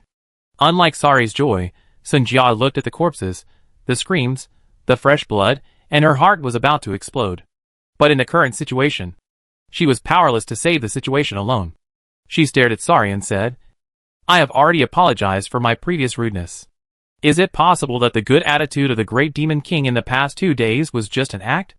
It seems that something has happened to our light clan. It may be caused by the great demon king, who has been so friendly to us in the past 2 days. Sari laughed contemptuously. At this time, you should study how to survive instead of talking nonsense here. This was equivalent to a one-sided massacre. The people of the Dark Clan were killed so happily. Shu here struggled out of the sea of corpses and blood and ran to the side of Sun Jiar, who was fighting hard. Princess, please leave here. Don't worry about us anymore. Sun Jiar quickly glanced at Shu here, and saw a broken body that was still holding on. This princess will never leave. As she spoke, Sun Jiar slapped another member of the Dark Clan to death. Brother, I'll go on stage and take care of her. Lucifer asked Sari for instructions. You'd better stay here and watch the show. The best part is yet to come. Sari said as he looked up into the sky. The King of Light could not have failed to sense the changes in the Light Clan. Since he sensed them, he would definitely not ignore these 2/3 of his clan members and his beloved daughter. When the King of Light appeared, the first person he wanted to save was Sun Jiar. If Lucifer fought with her, it would be a disaster. Lucifer, who was rejected by Sari, did not think of these things. He was a little depressed after being rejected. But he did not dare to disobey Sari. He could only stand here and watch the people of the Light Clan and Sun Jiar struggle. The screams of the people of the Light Clan were too loud, and the smell of blood gradually drifted out of the East District. Han Yuran and Gu Shaoran noticed the smell of blood and the screams one after another. Gu Shaoran had a crazy look on his face, and wanted to laugh out loud, but the situation at the moment did not allow it. So he could only endure this crazy joy. You really did not betray me. Dark Clan. Dark Clan. Ha ha. You are finished. Finished. Han Yuran looked nervously in the direction of the East District, not knowing what happened, but vaguely guessed a possibility. Could it be that Gu Shaoran has already started to act? Han Yuran muttered silently in his heart, and for a moment, he could not tell whether he was happy or not. But after thinking about it carefully, it should not be happy. But people who threaten humans are dying. Why should he not be happy? Sorry. How are you now? Although the love in his heart had been completely killed by the old monster, his heart still couldn't help but worry about Sari's safety. Chapter 790 Overbearing and Excessive. Han Yuran thought. The 2 swords in her hands kept appearing and disappearing, repeating like this. It can be seen how nervous and restless she was at the moment. And the Dark Clan in the East District was really making a lot of noise. Each Dark Clan member was trying their best to kill the most Light Clan members in the simplest and most brutal way. So even the humans saw the noise here, the constantly changing light, the thunder and lightning, the strange phenomena of heaven and earth, and the holy white light that was constantly being attacked. The temples and miracle workers were all standing in front of the hall with nervous expressions. Using the height of the hall, they stretched their necks to look at the situation in the East District. What happened? Someone couldn't help but mutter and asked, but no one was asked specifically. It seems that the Dark Clan and the Light Clan fought first. Someone had already seen what was going on in the East District. As soon as this sentence was spoken, there were voices of surprise and excitement. Ordinary humans, although still working, were already distracted, looking at the figures in the hall with curiosity and worry, wondering what had happened. The miracle workers and the temples have been so strange recently. Wu Changbai stood at the door, his eyes closed, his brows slightly frowned. Seeing this, and Hao asked, "What's wrong with you?" Wu Changbai did not open his eyes, but tilted his head and said, "Listen, there seems to be a scream." Hearing this, and Hao also imitated Wu Changbai, closed his eyes, and listened carefully. But after listening for a long time, he did not hear any screams. He could only open his eyes helplessly, and said in confusion, "There is no scream. Not only are there screams, but there is also a smell of blood." Wu Changhe, who appeared behind the 2, said with a heavy expression, and Hao's eyes widened. His expression became more and more depressed, and he took 2 deep breaths. "Where is the smell of blood? Are you 2 brothers and sisters playing tricks on me?" "Brother, I won't lie to you. Yes, my brother and sister are not that boring." The 2 little kids also ran back from outside, spoke for their brother and sister, and made a face at Hao. And Hao snorted, aggrievedly said, "You 4 people in your family bully me. Hey, I am so pitiful." Hearing him say this, the 2 little kids immediately rushed over, each holding an arm. "No, we are also a family with Brother Hao." "Yes, you are also our brother." Wu Chaobai smiled and opened his eyes. They were having a great time here. And the people in the hall were about to quarrel again. Some people advocated going over, and some opposed. When the quarrel was getting intense, Anya made a clang, and pulled out the long knife in her hand again. What are you quarreling about? You don't even know what the fight will be like. You useless people with no ability are rushing to die. You are brain dead. Shut up. You? The miracle worker who advocated going over, who was scolded, looked at Anya in disbelief, and gradually turned angry. Who do you think you are now? A miracle worker started to fight back. This was the first time that a miracle worker had confronted the holy temple so directly. Fighting back, it could be said that they had already torn their faces apart. All of a sudden, many miracle workers were dumbfounded, and that man was also dumbfounded after he finished yelling, losing confidence, turning his eyes to look at the miracle workers who had the same opinion as him before, and said, "Don't you all think so? Now everyone has no power. God and God's messenger are gone. Why should we listen to them? What they say, and what they decide must be correct." Just as he finished his words about trying to pull people to his side, Wusu spoke. "You don't have to obey us. The city gate is open. The road is open. And you can choose freely." Wusu's words shocked everyone again. Anya sneered and looked at the SB miracle worker, who was still trying to inspire people with disdain. With a wave of her arm, the long knife in her hand was across the neck of the miracle worker, which brought the man back to his senses from the shock of Wusu's words. He trembled all over and asked with fear in his eyes, What are you going to do?" Anya smiled even more brilliantly, not caring about the way everyone looked at her, and said, "They are free. And your freedom will be decided by me." And Shuntang, what are you going to do? A miracle worker stood up. And it was not to speak for the SB miracle worker. But Anya could not do whatever she wanted. "Are you still going to kill me?" The SB miracle man was still on the city wall at this time. And he shouted, "Kill you? My knife will be dirty." When Anya's answer made the SB feel relieved, he still didn't forget to pretend. He thought Anya said that because she didn't dare to kill him, she was just pretending, and she was trying to find a way out. But as soon as he sneered, he felt a pain in front of him, and bright red blood spurted out, splashing people's eyes, and falling all over the ground. For a while, only his screams echoed here, and everyone was completely dumbfounded. Unexpectedly, Anya would do it as soon as she said it. After Anya made her move, Sophie and Quinn immediately stood by Anya, and the other broken gods and demons were a little later. But they all stood on the same front.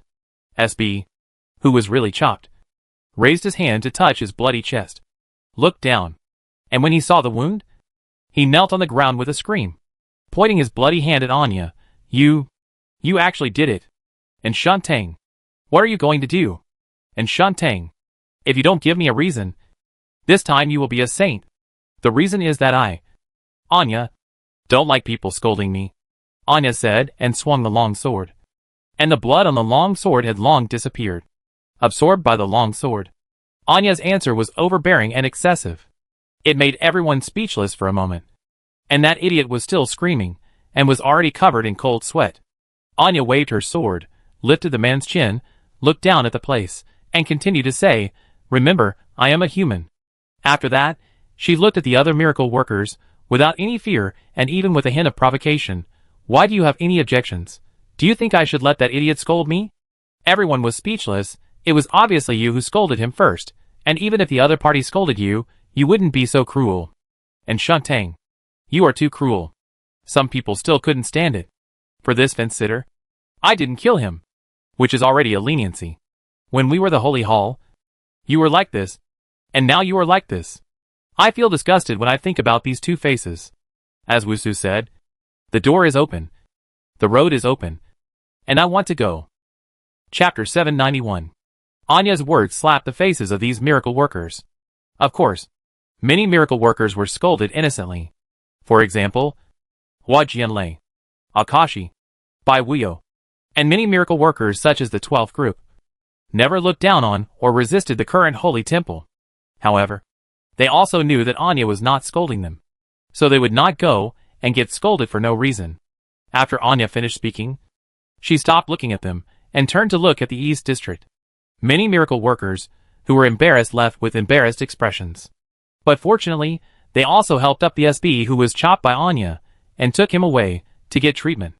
As for the SB, he had fainted from the pain, and finally only a pool of blood was left in the hall. Bushirsen said leisurely. Finally it's quiet. As soon as he finished speaking, the whole earth was no longer quiet, and almost everyone felt the shaking of the heaven and earth, and the source of the shaking, and all looked towards the East District. The two evil people holding the SB took a look and felt that there was more blood on their hands. They looked at the person in their hands and realized that if they delayed any longer, they would probably die. They could only reluctantly look away from the sky and take the person to the medical department. At this time, the East District was already a sea of blood and corpses. Of course, these corpses were mainly from the Light Clan. And this sea of blood was also mainly from the Light Clan. The Dark Clan was much less. But the Light Clan restrained the Dark Clan. So fighting in this sea of blood and corpses was also difficult for them. When the battle was in full swing, the heaven and earth suddenly trembled. Sorry, Lucifer. Michael and others looked up into the sky and saw another magic circle belonging to the Light Clan appearing. This powerful wave could only mean the coming of the King of Light. Retreat! The white-haired big wave gave the order immediately. The Dark Clan who were fighting obeyed the order. Except for a few Dark Clan members who had gone crazy. The rest of the Dark Clan members did not want to fight anymore and retreated in a hurry. Although they wanted to delay the Dark Clan members for a while longer, the Light Clan members really did not have the strength to continue fighting at this moment. The backlash from the light power in their bodies was already unbearable for them. It was already their limit to hold on until now. Fortunately, they finally saw the hope of survival. After Sun Jiar smashed a member of the Dark Tribe into pieces with one hand, she looked up at the magic circle in the air, and a trace of anger and unwillingness emerged in her heart. She had clearly guaranteed 100 times that there would be no mistakes before. But all her plans, before she could take any action, such a change happened. How could she face her father again? Looking at the sea of corpses and blood below, the tragic figures, the Light Tribe she brought with her were almost gone. This time they were really defeated. Completely defeated. Thinking of this, Sun Jiar could no longer hold back the blood in her heart and spurted out. Her body staggered backwards, looking very pitiful. Princess, princess, hold on. The king is here to save us. The king is here to save us. Shu here supported his broken body and hurriedly supported Sun Jiar with difficulty. Sun Jiar looked at him with grief and anger. Seeing his miserable state, she felt even more depressed. The Dark Clan retreated directly from the East District. Even Sari followed them. All retreated outside the East District and stopped when they were almost in the South District. Seeing this, Han Yuren hurriedly retreated again and again, avoiding the Dark Clan who suddenly retreated. His eyes caught Sari's figure, and his heart, which had been hanging in his heart, was relieved a little, and his eyes continued to look up into the sky. The King of Light is about to appear, and the King of Darkness will also appear soon. When that happens, it will be my turn. Just as I was thinking, the figure of the King of Light slowly appeared in the magic circle. Before all the people appeared, a roar was heard. Darkness. Seeking death? This roar not only made the earth tremble, but also made the ruins more desolate. Even the sky was broken into countless pieces, revealing cracks. An invisible light wave appeared in front of the Forest of Despair, protecting the settlements of the northern humans and the Kingdom of Wings behind. As for the Dark Clan, hundreds of them could not withstand the sound waves and pressure and exploded to death. Those who were not dead also had a headache, but fortunately they managed to bear it. Sorry! The last voice directly called out Sari. Sari seemed to be standing there motionless, but in fact, he had already used his evil spirit to silently resist the power of this voice. A trace of blood appeared at the corner of Sari's mouth, but that was all. Lucifer looked at Sari worriedly, and saw the blood on the corner of his mouth, which made him even more nervous, but fortunately, the other party did not have any other reaction afterwards. Lucifer was relieved. The figure of the King of Light also appeared completely on the earth, and he was about to bring endless blood and gore. Join the King of Light. Although he was injured, the people of the Light Clan still had to salute the King of Light very willingly. Sun Jiar also suppressed her shame and saluted the King of Light. The King of Light's eyes fell on her body, and then the holy light bathed the people of the Light Clan, allowing their injuries to heal quickly, while feeling the backlash of the power of light in the bodies of the people of the Light Clan. Sure enough, the people of the Light Clan here also had problems. But why did the problem happen? The King of Light was confused, and really couldn't figure it out. Looking at Sun Jiar who hadn't gotten up yet, as a father, he certainly knew what kind of mood his daughter was in now. Ah, Jiar is just too strong-willed. Thinking in his heart, he said, Jiar, get up. Thank you, father. After saying that, all the people of the Light Clan got up, Sun Jiar looked at the King of Light. Her eyes were ashamed, and her expression was hesitant to speak. I know, the King of Light said, to save Sun Jiar from embarrassment, and then looked at the Dark Clan, who had withdrawn from the East District. He looked at Sari from a distance, and attacked Sari again without any form of attack. Sari's expression was stern, and he met the King of Light's attack without flinching, and took a step back. The King of Light sneered disdainfully. Sari, you really dare to attack? Don't you care about your father's safety? Sentences dropped such a big bomb, which stunned everyone except the Light Clan, except Sari, Lucifer and Michael, etc. Something happened to the Dark Clan king. Although Han Yuran and Gu Xiaoran were in different places, they were equally shocked. After Gu Xiaoran was shocked, he laughed softly. Something happened to the Dark Clan king, that's great, then the Light King will slaughter the Dark Clan. But Han Yuran was worried, feeling that all the plans had failed. If the Dark Clan king didn't show up, then how could the Light King be injured? If the Dark Clan king couldn't play, then Sari would definitely replace the Dark Clan king. Would he have to? Chapter 792. You think too much. This should be the king of the Light Clan. Ming Mengdao looked at the majestic figure in the sky, shrouded in holy light. The trembling from the soul even made her body tremble constantly. Of course, it was not just her, but all humans, who were trembling uncontrollably under the pressure of the King of Light. They were not afraid, but their bodies and souls could not bear it. This feeling reached its peak when the King of Light looked at them casually. With a few bangs, many humans could not bear the pressure of the eye and knelt down. The rest who did not kneel down were just barely holding on. It can only be said that fortunately, the King of Light's current target is not the humans who are now like ants. What made him even more angry was the Dark Clan in front of him, who actually killed so many people of the Light Clan, which was simply damnable. However, there was a more important thing before that. Why hasn't the Book of Light been restored? The King of Light asked Sun Jiar. Sun Jiar's injuries had almost healed under the treatment of the King of Light, and the only thing left was to devour the power of light in her body. Now hearing the King of Light's question, Sun Jiar's face showed a look of shame again, and she lowered her head and blamed herself. I failed in my duty. I didn't do it well. I didn't recall the Book of Light, and it was snatched back by humans. Humans? The King of Light originally wanted to let humans go, but he didn't expect that there would be such a blind human. Not only blind but also capable, who could actually snatch the Book of Light away. Han Yuran. Sun Jiar called out Han Yuran's name.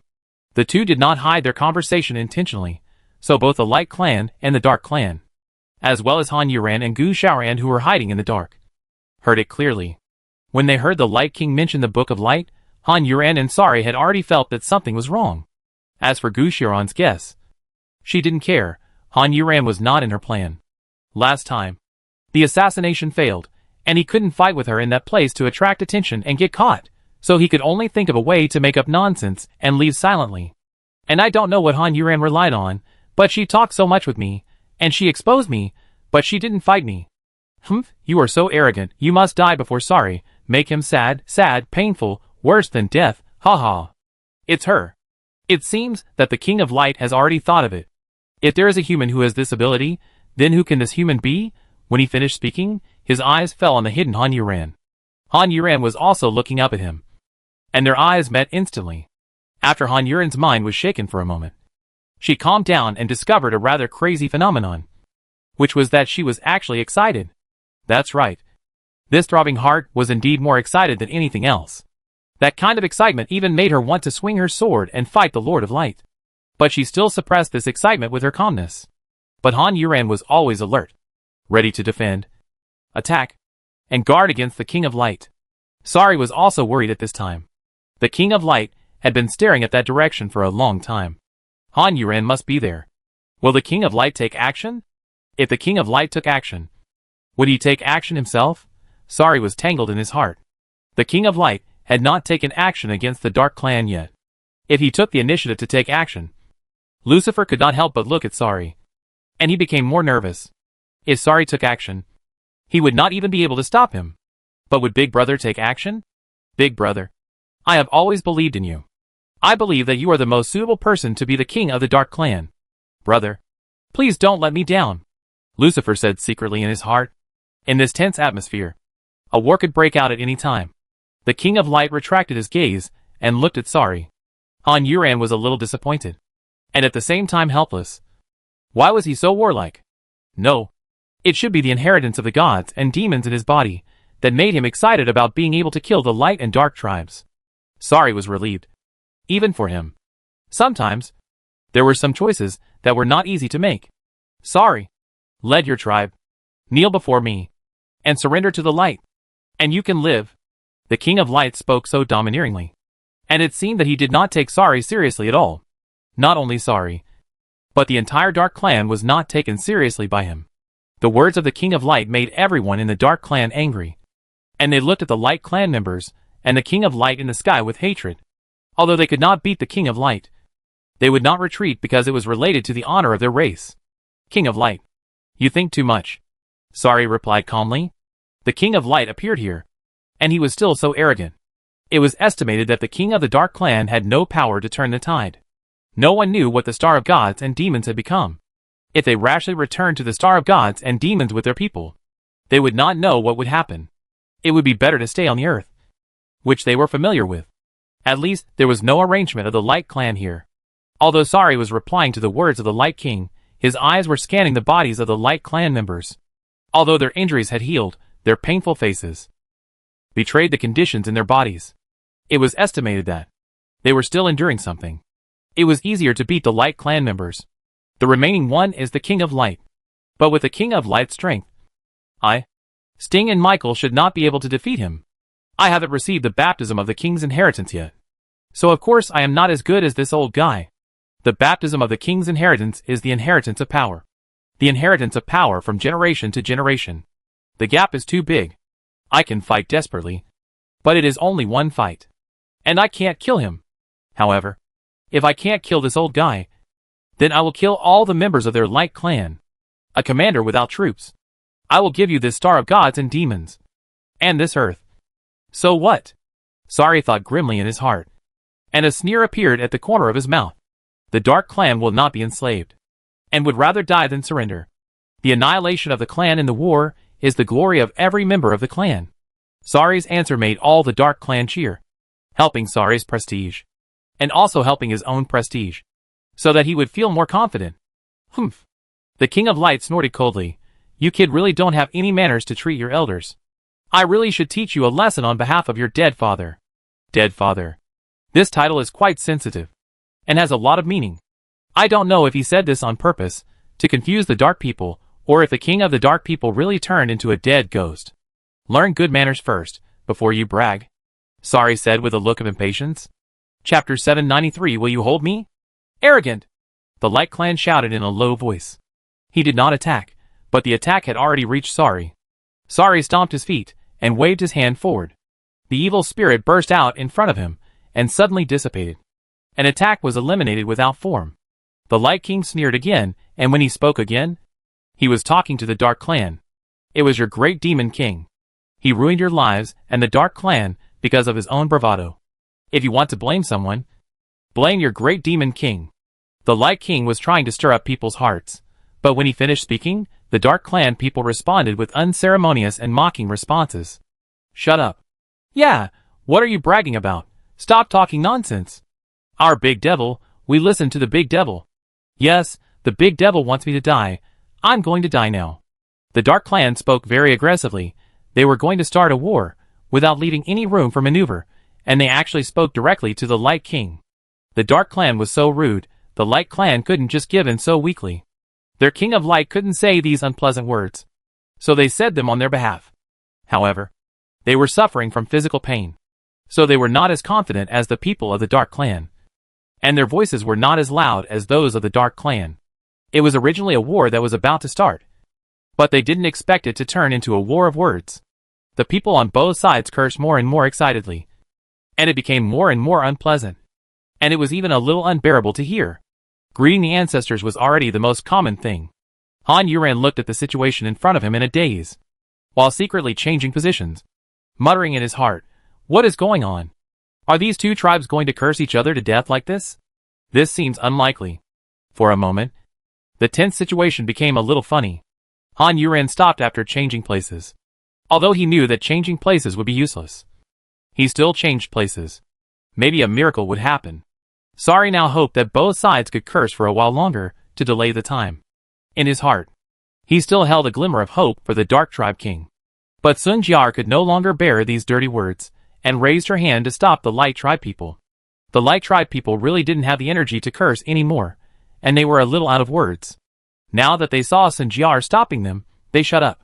Just resisting the backlash of the light power was already very nerve-wracking and physically demanding. But the Dark Clan was still cursing endlessly, until the King of Light spoke. I'll give you one last chance, surrender, or die. With these defeated soldiers of yours, King of Light. You are old, and you are also daydreaming. Sari replied without giving in. This is his character, and he can't lose anything. Then I'll let you see how old I am. No need to fight. People of the clan. King of Light waved his palm to attack Sari as he spoke. Looking at the posture, he was going to fight against the whole clan alone. It's really amazing. This bee is so cool. Sari fought back and said, since you are old, don't do this kind of sneak attack. But it doesn't matter. I allow you to take advantage of your age. At the distance between the two of them, a mushroom cloud exploded in the air. The world trembled again. Han Yuran couldn't help but clench her fists. As she thought, if the Dark King couldn't show up, it was Sari who came out on his behalf. No need to attack. People of the tribe. Sari also said this, with the same momentum. While he was talking, he had already fought with the Light King for nearly 10 moves, and also retreated 2 steps. This was because the Light King didn't use his full strength. But he only didn't use his full strength temporarily, because while the Light King was attacking continuously, his mouth was constantly opening and closing, and he was constantly chanting spells. In contrast, Sari had no time to release his ultimate move. But at this moment, Lucifer and Michael stood up together. Brothers fight. Fathers and sons fight. We are the eldest brothers' younger brothers. And we must fight this battle. Lucifer said, actually. He wanted to smooth things over for Sari's tribe members before he could do anything, so that the Dark Clan would not be too embarrassed. And Sari would not be too embarrassed, at least it would be justifiable. At the same time, Lucifer also felt a little resentful in his heart. At this time, what was the eldest brother still pretending? However, when Sari saw Lucifer appear, his expression changed slightly. He had not counted Lucifer in his combat power before, because he did not want Lucifer to be in danger. But in this situation, if he wanted to stop Lucifer, it would be an insult to Lucifer. Lucifer and Michael joined forces to continue the attack of the King of Light, and Sari began to accumulate strength to use his ultimate move. Sun Jiar saw this and said, then I, as a daughter, will naturally lend a helping hand to my father. The Dark Clan used this method, and even if Sun Jiar felt that her father would not be hurt, as a daughter, she was still worried. She could not just watch her father being surrounded and attacked by a group of people. As she stepped out, before she joined the battle, a figure suddenly appeared not far away. Sari, there is another brother of yours here. The figure that suddenly appeared blocked Sun Jiar's attack, and also stopped Sun Jiar's attack. For a moment, Sun Jiar couldn't even control her expression, looking at Sting who appeared in front of her, and seemed to want to fight with her. Her expression was shocked, incredible, and sad and angry.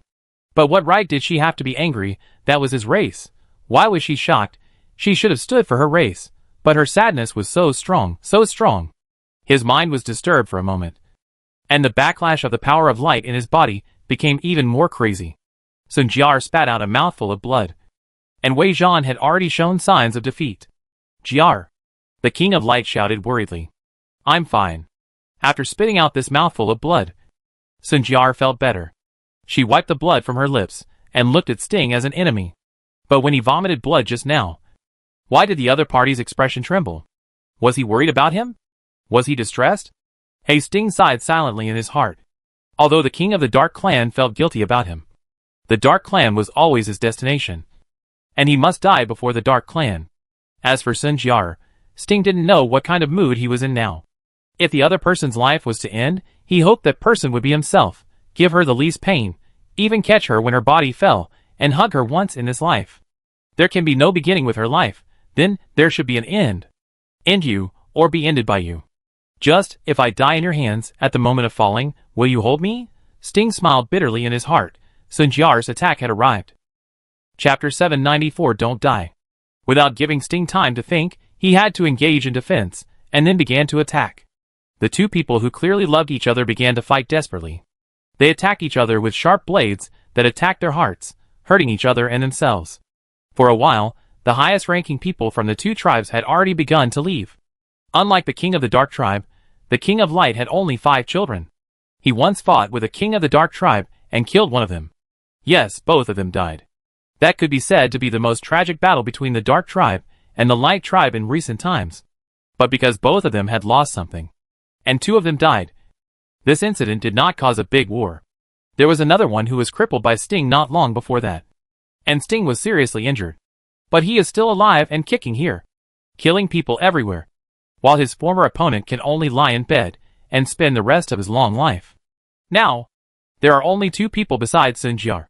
But one of them is still a little kid and did not come. The remaining one is also unable to fight again. He is a person with rubbish fighting power. It is not easy for him to suppress the discomfort of his body. Although the Light clan had fewer people, their quality was high. One Light king could defeat many people. Sari finally had a chance to use his ultimate move. Lucifer and Michael cooperated well, and quickly retreated to make way. But the Light King's fighting power was not exaggerated, even if he was temporarily attacked. After defeating Michael and Lucifer, Sari's attack was about to hit his face.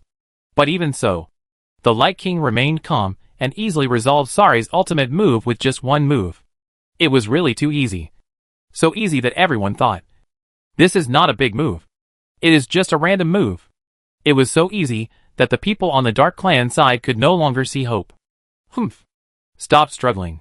It will only get uglier, the King of Light said with disdain. And an attack was launched while he was speaking. Suddenly, the sky and the earth were bright, and everyone felt that he was holding a dazzling sun in his hand, blinding the eyes of people all over the world. Then the sun flew out towards Sari, like shooting a bomb at Sari, and the momentum was so fierce. Sari was covered with black evil spirit, raised his hands, and 2 tornadoes were swept out from his palms. It would be more appropriate to describe it as hurricanes, and the sky was torn apart. The 2 hurricanes met the sun head-on, a devastating blow. The 2 hurricanes instantly shrank by half, but the sun was also stopped. And the light dimmed a lot, shrank by a quarter. The 2 hurricanes were like 2 iron chains half wrapped around the sun. Then the tug-of-war began, consuming each other. But it seemed that the chain could not withstand the sun, while the King of Light was being held back. Lucifer and Michael continued to attack him, but they still underestimated him. Although Sari was trapped and could only continue the attack, the King of Light still had one hand to continue the attack. Shields of light appeared around him, and arrows shot out from those shields, covering the sky and the sun, and shooting at Lucifer and Michael. There were more than just the 2 of them. Even all the Dark Clan members who were watching the battle from behind were included. The arrows that suddenly shot towards the Dark Clan members startled them. When they reacted and started to defend, they were already shot dead in a row in front of them. The expressions of Sari, Michael, Lucifer, Sting changed instantly. "Old man, you cheated?" Lucifer roared, while cutting off the arrows that shot towards him, while secretly accumulating strength to attack the Light Clan members. "If you have the ability, you can break through this wall of mine," the Light said disdainfully. "When 2 tribes are at war, it is childish and ridiculous to talk about cheating. Without that, old man, you Dark tribe will let me kill you. Then break this wall." Sting suddenly spoke. Sun Jiar fell down with the unicorn under her body, and the black air all over her body. Sting's attack knocked away a group of Light tribe members. Before he could make a move, Sun Jiar had already come back riding the unicorn. Although the black air on her body had dissipated, her face became even uglier. There was a streak of blood at the corner of his mouth, which was particularly eye-catching. His eyes were bloodshot, looking at Sting. Sting attacked again without hesitation. Sun Jiar was about to resist, but the backlash of the power of light in her body was even stronger. She paused, and had to face Sting's attack without any defense. Seeing this, Sting showed a trace of shock in his eyes. It was reasonable that this attack would definitely not hit Sun Jiar, but he did not expect that the other party would suddenly have such a situation. Seeing that his attack was about to hit Sun Jiar, if she didn't resist at all, then this attack would probably beat Sun Jiar half to death. And she could only survive by relying on the strong physique of the royal family of the Light Clan. At this moment, Sting's heart was really tangled and distressed, looking at Sun Jiar's painful expression, looking at his own eyes full of sadness, with pride, unyielding and anger, etc. It was too complicated, just like their relationship, which seemed to be the simplest, but it was full of tangled threads. However, Sting did not take action in the end, nor did he take the attack for Sun Jiar. He did not take action. And Sun Jiar was now unable to defend herself. What no one expected was that it was her unicorn that saved Sun Jiar in the end. The unicorn, which was originally under her, suddenly struggled to fly up, and its wings still protected the fallen Sun Jiar. The sacred white light protected her as she fell down. It collided with Sting's attack, and with a scream, the unicorn turned into a blood mist under Sting's attack, and it was deader than dead. No! Sun Jiar shouted at the top of her lungs, reaching out to grab the unicorn, but only got blood all over her body and face. Blood gradually appeared in her eyes. The whole world was red. The unicorn her mother gave her was dead. Tears mixed with blood fell from the corners of her eyes, and the past memories appeared one by one. Finally her mother held an egg and gave it to her. Later, her mother passed away, and the unicorn became a substitute in her heart. When she was with the unicorn, she could always think of her mother, and the warmth she gave her. Don't die. Sun Jiar's crying appearance fell into Sting's eyes, and Sting's eyes were red, but he could only harden his heart. But he still let Sun Jiar go once, because he did not choose to continue attacking Sun Jiar, but attacked the Light Clan. Chapter 795 Mutual Threats. But Sting did not attack Sun Jiar, but someone from the Dark Clan did, and it was Michael. As soon as he dodged the attack of the King of Light, he had already taken advantage of the situation to sink, and came to Sun Jiar's side, and caught Sun Jiar in one hand, and immediately blocked Sun Jiar's ability to move, and even made the other party unable to speak. The evil spirit directly broke into Sun Jiar's body, extremely domineering. Then he retreated quickly, so fast that even the attack of the King of Light could not catch up, and Michael escaped, looking for death. The King of Light roared. He really didn't expect it. He really thought Michael was just hiding. Sun Jiar had escaped, so he didn't worry. But he didn't expect Michael to be so cunning and treacherous. Avoiding his attack was just a cover. It seems that your daughter is going to die. Lucifer laughed mercilessly and continued to attack. Seeing this, Sting was in a panic. Sun Jiar was in their hands. It was estimated that there was no hope, but he had no way to stop it. People of the Dark Clan were constantly dying at the hands of the King of Light. People of the Light Clan were constantly dying at his hands. The King of the Dark Clan was missing now. It must be related to the Light Clan. At this time, it was impossible for him to plead for a princess of the Light Clan, or a princess who was about to take over as the King of Light. The King of Light also knew that things were not going well. Jiar would actually fall into the hands of the other party. He also had to quickly capture someone as a hostage. The King of Light thought about it, and cast his eyes on Lucifer, the weakest one. But the other party had retreated without anyone noticing, and was smiling at him smugly. The King of Light widened his eyes, and his eyeballs were about to burst. When he turned to look at Sting, the other party had actually retreated, and countless of his own Light Clan members had died. The rest were also struggling, and it seemed that even without the Dark Clan's help, they would not be able to survive for long. What is going on? The King of Light could also feel the backlash of the power of light in his body, but he was strong enough, so he could suppress it, but the people of their Light Clan could not. However, why did this happen? Even he could not find the root cause. Do you want to continue? Sari asked. They were already sure of victory, after all. Sun Jiar was in their hands, which could be said to be completely unexpected at the beginning. Now that Sun Jiar suddenly joined the battlefield, it actually helped them. If you continue, we will send your princess to hell, Michael said, holding Sun Jiar's neck with one hand, grasping it tightly, squeezing Sun Jiar's eyes a little popped out, blood-covered, and her face was red, and Michael's hands were blue with veins exposed. As long as he added a little more strength, Sun Jiar would say goodbye to this world and die in a foreign land. Sting stood on the other side, with a bleeding heart, not daring to look. He knew he deserved to die. He had no right to say he loved her. He was sorry for her. Sun Jiar's painful and forced breathing was so harsh. The people of the Dark Clan cheered. Things turned around. It seemed that the goddess of luck was on their side. Han Yuran was relieved. In this case, at least Sari was fine, but then, she became worried again in this case. Ah! Han Yuran sighed deeply in her heart. This was fine, anyway. As long as her ultimate move was used, if the old monster was right, then no matter who it was, it would be useless. But if she could choose, she didn't want to kill Sari herself. The King of Light had to stop the attack, and looked at the Sari people opposite with a gloomy look, and finally his eyes fell on Sun Jiar with heartache, looking at Sun Jiar's blood. Although he knew it was not Sun Jiar's, he still felt distressed. Especially the other party's painful and stubborn expression, the face that was almost twisted by being pinched. His Jiar, When had she ever suffered such pain, such torture? Looking at Michael, who was pinching Sun Jiar, his eyes were almost murderous, but he still endured it. Trying to be calm, he said, a temporary threat cannot change the overall situation. His words only earned him ridicule from the other person.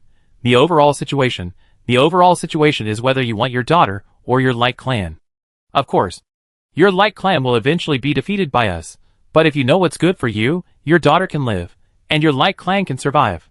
Lucifer said, in fact. They understood. It is indeed as the King of Light said, the life and death of one person cannot determine the overall situation, unless that person is the king of both clans, but now they only have a princess in their hands. But even so, they still took whatever benefits they could get, and delayed the situation as much as possible. No matter what, they didn't believe that the King of Light could kill the King of Darkness. Their king couldn't just lose like that. Their king couldn't be inferior to the King of Light, so they still held out hope, and always felt that as long as they could hold on, they would definitely see the moment when the King of Darkness appeared. It was simply a last-ditch struggle. Sun Jiar looked at the King of Light with a struggling and determined look. The meaning of her look was very clear, that is, don't worry about me, I can die, the Dark Clan must be destroyed, the Light Clan must win. But the more she said this, the more heartbroken the King of Light felt. He didn't care about the people in front of him. Even if they came together, he didn't care. But if the other party risked their lives, he was not sure that he could save Sun Jiar. If the other party risked his life, he would definitely have the strength to kill Sun Jiar. Do you really want to exterminate the clan? You are courting death now. The King of Light said, if Jiar gets hurt, none of you from the Dark Clan will survive. This is a mutual threat. It's okay to bury the princess with you. Lucifer said. Actually, he wanted to reach out and touch Sun Jiar's face to provoke the King of Light. But he glanced at Michael, and always felt that if he really did that, the other party would really strangle Sun Jiar to death in one go. So he held back. Tell me your conditions, the King of Light said in a deep voice. Sun Jiar was the most qualified to inherit the throne among his children. No matter in which aspect, it was not easy to cultivate her. Of course. More importantly, he loved Sun Jiar. Of all the children, Sun Jiar was the one he liked the most. Our conditions, Lucifer said and looked at Sari. Invite the King of the Dark Tribe. He was too lazy to move. You are old friends. You speak up, and the King of the Dark Tribe will definitely come. Sari said, and the King of the Dark Tribe, who was still unwilling to admit that he was tricked by the King of Light, could not come out. Chapter 796 Hostages. The King of Light sneered disdainfully, looking at Sari with mocking eyes. This brat was still stubborn, and still talking nonsense at this time, really shameless. Do you want that old man to come here too? The King of Light spoke up, with no fear in his heart. That's right. Sari tried to keep himself calm and replied. Although he also understood, if the King of the Dark Tribe really came here for the other party's reasons, then even if he was released by the other party this time, he would definitely be injured, and he should not be able to defeat the King of Light, but he would be dead if he was alive. And dead if he was dead. Trading a princess for the King of the Dark Tribe, it was worth it no matter how you looked at it. The King of Light was silent for a moment. Only his clear eyes looked at Sari. All the members of the Dark Clan became nervous. It was about the King of the Dark Clan. It was about the life and death of their Dark Clan. Only Sun Jiar was struggling. Her eyes were telling that she would rather die than surrender. She was indeed struggling, wanting to end her own life, and not wanting her father to release the King of the Dark Clan, but she could not move. At this time, in her heart, she hoped that the backlash of the power of light in her body would explode more powerfully, so that she could die, and not become a burden. But the strength of his body at this time became the biggest obstacle. Before he was killed by the backlash, he heard the King of Light saying, Okay. Sun Jiar was stimulated and finally broke through a little restraint, forcing a little dissatisfied sound. This sound hurt her throat, and a little blood spurted out. A trace of heartache flashed in the eyes of the King of Light. And he comforted Sun Jiar. Jiar, don't worry. It's just an old man who was released. It's a small matter. He said this to their king in front of all the Dark Tribes, which must have caused public outrage. But the two tribes had come to this point, and it didn't matter whether they were angry or not. But his confident look did make Sun Jiar feel relieved. Looking at her father, she believed in him deeply. He said that the King of the Dark Tribe was not reliable, so he trapped the King of the Dark Tribe. When her father said this again, Sun Jiar believed that he must have a way and his own calculations, because she believed that he was a man of deep knowledge. If the King of the Dark Tribe could not be released, then her father would definitely put the interests of the Light tribe first. Thinking of this, Sunjiar's entanglement and self-blame were reduced a lot, and she waited quietly for her father's next arrangement. She would cooperate with him when the opportunity arose. Stop talking nonsense, and get things done quickly. Sari didn't want to have some meaningless disputes with the King of Light. After all, everyone knew what the King of the Dark Clan was like, so it was useless to talk nonsense. It would be better to get the King of the Dark Clan out quickly. Once the King of the Dark Clan came out, everything would be easy to arrange, according to the situation of the King of the Dark Clan. How to play this game. The King of Light really stopped talking nonsense. He closed his eyes, and his lips kept opening and closing. At this time, the most excited people were not the people of the Dark Clan, but Han Yuran and Gu Xiaoran. Of course, there was someone who was even more excited than them, and that was the old monster in the Forest of Despair. He was so excited that he almost ran out of the Forest of Despair, but he still held back at the last critical moment. If he left the Forest of Despair, he would be dead. Standing at the edge of the Forest of Despair, one hand supported the tree trunk, the whole body was shaking constantly. He has waited for this day for too long, so long that he even forgot how long this period of time was, how long it was, how he survived. He forgot all these. Sometimes he even forgot who he was, what he was doing here, and why he was here, but he would remember it soon, and every time he remembered it, it was a painful torture. All these are the results caused by these two tribes. The old monster raised his hand and punched the tree trunk heavily, and couldn't stop laughing. The crazy laughter resounded throughout the Forest of Despair. Even the humans could hear it clearly. It immediately caused panic among the people. I don't know what stimulated the people in the Forest of Despair to laugh like this. This laughter is too crazy, not like a normal laughter, of course. There are many sensitive people. In this laughter, they not only hear madness, but also sadness and desolation. And the holy light shines all over the King of Light. Behind him is an umbrella-shaped magic circle, shining brightly. The magic circle casts a dark shadow on the ground, and black smoke rises from the shadow. The eyes of the two tribes are fixed on the black shadow magic circle. The smoke became thicker and thicker, and soon it was pulling against the light in the sky. Resist? Then the light around the King of Light gradually faded, and the black smoke rose up with even greater momentum. And with the black smoke came unparalleled power and pressure. When the black smoke became extremely thick, it slowly dissipated, and a tall and majestic figure gradually emerged from the black smoke. When the people of the Dark Clan saw the figure, they could no longer suppress their excitement and saluted and shouted, "Welcome the King! Welcome the King! Welcome the King!" The sincere and excited shouts from the heart. It seems that this king is really respected. The people of the Light Clan looked at him coldly, especially the Light King, whose gaze was extremely cold and sneered. When the black smoke dissipated, the Dark Clan King appeared on the earth. However, he was wrapped in a very thick iron chain, which stretched from his ankles to his neck. Seeing the Dark Clan King like this, the people of the Dark Clan were completely angry. "Light, old dog! I will destroy the light! Let you fall into the world of darkness forever!" Angry roars resounded throughout the world in an instant. "Quiet!" The deep voice, the domineering tone, is the Dark Clan King. The Dark Clan King spoke to stop him, and the Dark Clan people shut up one after another. They had no one to resist the Dark Clan King's words. At this time, Lucifer saw the Dark Clan King and almost cried. Lucifer is lucky that his father is fine. "Old man, you didn't expect that one day you would become a hostage to exchange for safety.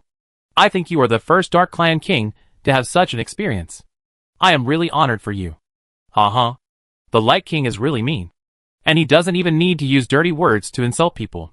You probably didn't expect that one day you would be threatened by some little guys. Right? King of Light. You are probably the first one." The King of Darkness also fought back, looking at the King of Light with murderous eyes. This old man actually dragged himself to such a state. "At least I didn't become a prisoner." The King of Light continued to refute. Chapter 797. Old man, you are looking for death. After the King of Light finished speaking, he turned to Sari without waiting for the King of Dark Clan to speak again.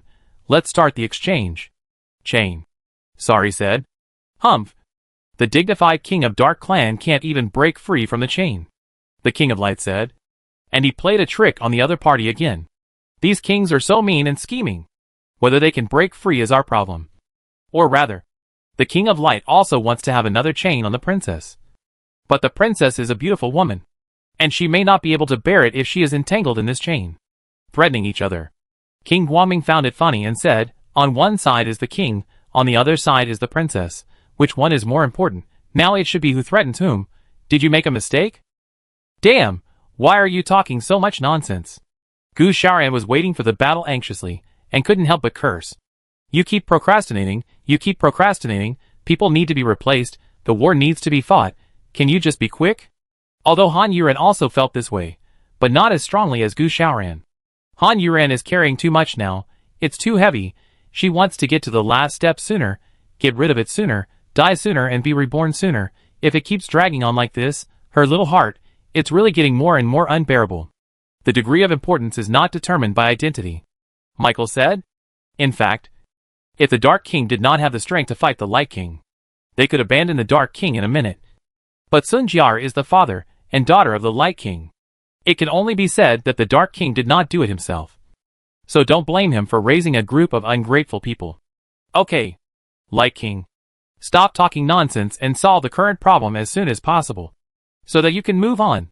Sari was impatient. To be honest, he didn't want to change now. Let these two die directly. And then, they would start fighting. This is faster. Isn't it? If he was 70% sure, he would do it. But he didn't. He didn't even have 40% sure. Are you so impatient about your father's life or death? The King of Light continued his verbal attack. Sari looked at him coldly, and then raised his hand. Michael understood what he meant. The hand holding Sun Jiar's neck suddenly emitted a murderous aura, which instantly entered Sun Jiar's body. You? The King of Light was shocked. He did not expect that they would actually start fighting as soon as they said they would. Without any hesitation, the King of the Dark Clan laughed loudly. Well done. The people of the Dark Clan are not normal in the eyes of the Light Clan. Even the King of the Dark Clan is so abnormal. Are you still talking nonsense? Sari asked. Sun Jiar had already started to twitch all over. Sting's hands were clenched into fists. His nails tore open the flesh. Before the blood flowed out, the flesh had healed. But before it healed, it was torn again. This repeated. King of Light stared at Sari. Today, he had completely remembered Sari. He had completely remembered him in his little notebook of revenge. He must punish this damn brat Sari. Let him live a life worse than death. He must die a death worse than death. The King of Light did not speak, but answered with actual actions. The chains on the King of Dark Clan instantly broke. The King of Dark Clan glanced at the chains on his body, smiled disdainfully, and turned to walk towards the location of the Dark Clan. Why don't you let him go? The King of Light shouted. He looked at Sari aggressively. Let him go, Sari said. And Michael let go of Sun Jiar's neck. Lucifer on the other side reminded him, you'd better be honest. Sun Jiar glared at him, dragged her uncomfortable body, and walked towards the direction of the Light Clan. Old man, you'd better not cheat. The King of Light reminded the King of Darkness with a worry. It would be too easy for the King of Darkness to hurt Sun Jiar. In a moment of brushing against each other, Sun Jiar would not be killed, but half crippled, as long as the King of Darkness used all his strength to deliver a fatal blow. This was definitely not a joke. Of course, his words were not only a reminder to the King of Darkness, but also a reminder to Sun Jiar that he knew his daughter well. At this time, she definitely had the courage to risk her life and cause a serious injury to the King of Darkness. So he still spoke up to remind them. The Dark Clan King laughed disdainfully, did not reply to the Light King's words, looked at Sun Jiar, who also looked at him coldly, without fear at all. This girl is really quite brave, the Dark Clan King thought, and saw that the two of them were really going to pass by each other peacefully. Han Yuran and Gu Xiaoran were greatly disappointed, however. They were so obedient, but Gu Xiaoran could not let them be so obedient from her distance. She could still attack Sun Jiar, but the important thing was how not to be discovered. Gu Xiaoran was anxious. If he missed this opportunity, who knows when the two kings would lead the two races to fight. Especially now that the Light race has the Dark race king back. They will definitely not fight if they can. Temporarily, the Dark race king will probably need to recover for a while. And the Dark race will also need it. Gu Xiaoran's hands were so anxious that they made a cracking sound. At this moment, suddenly an attack was launched at the Dark race king. The sudden attack made the whole situation tense all of a sudden. And of course, it also attracted the full attention of the two races at the first time. Because the attack was really too conspicuous. The Dark Clan King also turned around to defend against this attack. Sun Jiar looked at the Dark Clan King who ignored her, and the thought that she had suppressed in her heart came up again. This was simply a once-in-a-lifetime opportunity. Sneak attack. She must seize this momentary opportunity, without thinking any more, accumulating all her light power, and attack the Dark Clan King. The Dark Clan King sneered, not at all flustered. It seemed that he had expected it long ago. But the Light King saw this and shouted, Jiar. Sun Jiar ignored the Light King's obstruction, and at this time, Gu Shiran's fatal blow had appeared behind Sun Jiar under the cover of these layers of changes. At the same time, the Dark King dispersed the previous attack on him, turned around and slashed at Sun Jiar. Sun Jiar's full attack was only half as powerful as usual. For the Dark King, it was effortless to defend against this attack. So he easily resisted Sun Jiar's attack. Not only dispersed Sun Jiar's attack, but also attacked Sun Jiar with overwhelming force. And Sun Jiar had just exhausted all the light power in her body. Attacked from both sides, she had no power to fight back.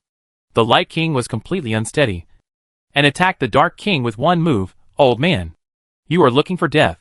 Chapter 798 Your youth. Old immortal, you must die. The Dark Clan King's majestic momentum burst out with this roar, and he had already waved his palm to meet the attack of the Light King. And Sun Jiar was attacked from both sides, and had no way to dodge.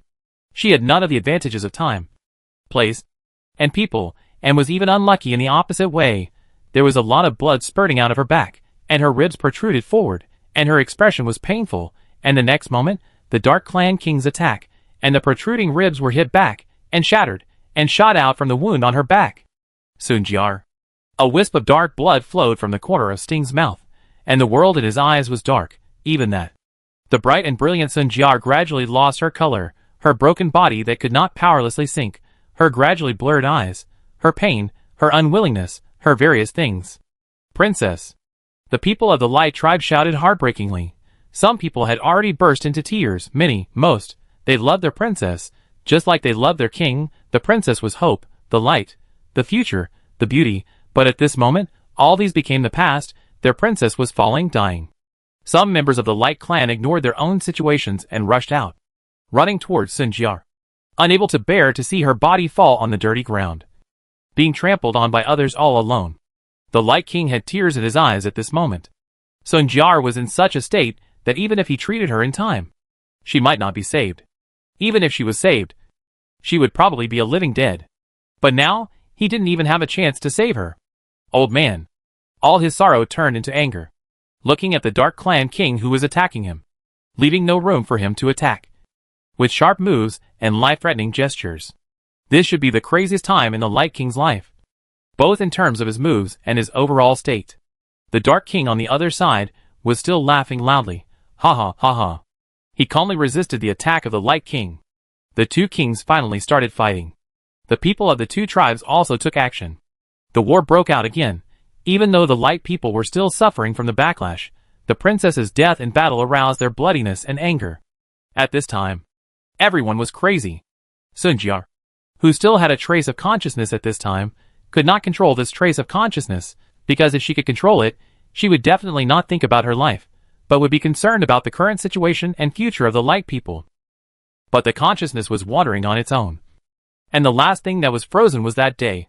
That time of running away from home. And that boy. The body fell uncontrollably. The light on the left and the darkness on the right, colliding with each other at a crazy speed. Someone rushed towards Sun Jiar. But Sun Jiar's eyes were full of the boy at that time. A pair of big hands hugged her. But the feeling of falling was even more profound. We all broke our promises, Sun Jiar said, looking at the boy in her eyes and heart. Her tone was so regretful and sad, and crystal tears dripped from the corners of her eyes. She was really disappointed. Disappointed? Regretful? Why couldn't she do the promise she made? Why couldn't he do it? Why did she insist on this step? But she couldn't do it? She cried sadly. But a hand gently wiped the tears from her face. You have done very well. But I didn't do it. You did it. You are the king in my heart. You? Who are you? Sun Jiar asked, and gradually regained some clarity. And the appearance of the boy in her eyes gradually faded. Then the person holding her said with a choked smile, I am Sting. Your boy? As the words fell, the boy in Sun Jiar's eyes disappeared completely. replaced by Sting's face. A face he had never seen so closely before. The flames of war in the sky became the most brilliant color. Beautiful and tragic. Screams, roars, and howls became the background sound. Sun Jiar and Sting looked at each other. Sting was always smiling, although the end of that smile was crying. Sun Jiar's tears could not stop flowing, and her tears reflected her smile. She didn't know where the strength came from, but she could still support her broken body, raised her arms, and gently placed her hands on Sting's face. You know, I like you very much. Sting nodded with tears in his eyes, allowing the hand to wander on his face infatuatedly. I know. Then why don't you ever look at me, and say a word to me? Because, I like you very much too. Sting said, as he grabbed the hand on his face, tilted his head, and put his cheek on Sun Jiar's palm. His words made Sun Jiar's lifeless eyes brighten up for a moment. At this moment, she even felt that her death was worth it. She closed her heavy eyelids, and her eyelashes were stained with tears. She murmured, "It's so hard." "It's okay, I'm here. Call my name. Please." The person in his arms was getting colder and colder, his hand was getting stiffer and stiffer, and his voice was so soft that it was almost inaudible. Sting burst into tears. "Sun Jiar, Jiar, Jiar. My name, you read it, is the best, listen." After he finished speaking, his hand had no strength left, and the head in his arms moved closer to his chest. Sting still held Sun Jiar's hand tightly, and held her, but he couldn't say anything, only tears were washing away mercilessly. He leaned his head on Sun Jiar's head, her hair, her everything. The blood in the heart of the King of Light stagnated, and he looked at Sun Jiar with a sense of something. When he saw Sting rushing over to catch Sun Jiar before, he was really surprised, and he didn't know why the other party did that, and he thought the other party wanted to use Sun Jiar to threaten him. But the other party didn't, he only defended and didn't attack, so he had some time to occasionally glance there. He saw Sting holding Sun Jiar, the interaction between the two, Sun Jiar's smile, Sting's tears, and he was shocked. He didn't know when his daughter had a relationship with this notorious person, and it looked like it was not an ordinary one. Looking over now, Sun Jiar had already closed her eyes, and Sting was crying hard. But there was no sound, which was definitely not fake. Jiar, the King of Light, burst into tears, and suddenly felt a pain in his chest, and was hit and flew far back. "Chu Di, you want to accompany your daughter? I will send you off." The King of the Dark Clan chased after him while talking, and attacked madly. The people of the two tribes were fighting madly, but no one came to Sting and Sun Jiar. The Dark Clan was here because Sting was here, and the people of the Light Clan probably guessed it, so no one disturbed them for the time being. Chapter 799. Why? The Dark Clan and the Light Clan fought to the point of mountains collapsing and the earth cracking. The humans watched the battle in amazement, with only one thought in their minds, that is, the more intense the fight, the more intense it is, the more of both your clans will die. The old monster in the forest of despair, on the contrary, did not want them to die so easily, so that he would not have the opportunity to appear, and he wanted to destroy both of their clans with his own hands. But he would not deliberately stop the two clans, and prevent them from fighting to extinction. Han Yuren and Gu Shaoran also hoped that they would all be killed directly, especially Han Yuren, so that she would not have to fight on her own, which means that she would not have to personally destroy the Dark Clan or even Sari. This way, she would feel better. "Sari, you should work hard." She prayed silently for Sari in her heart.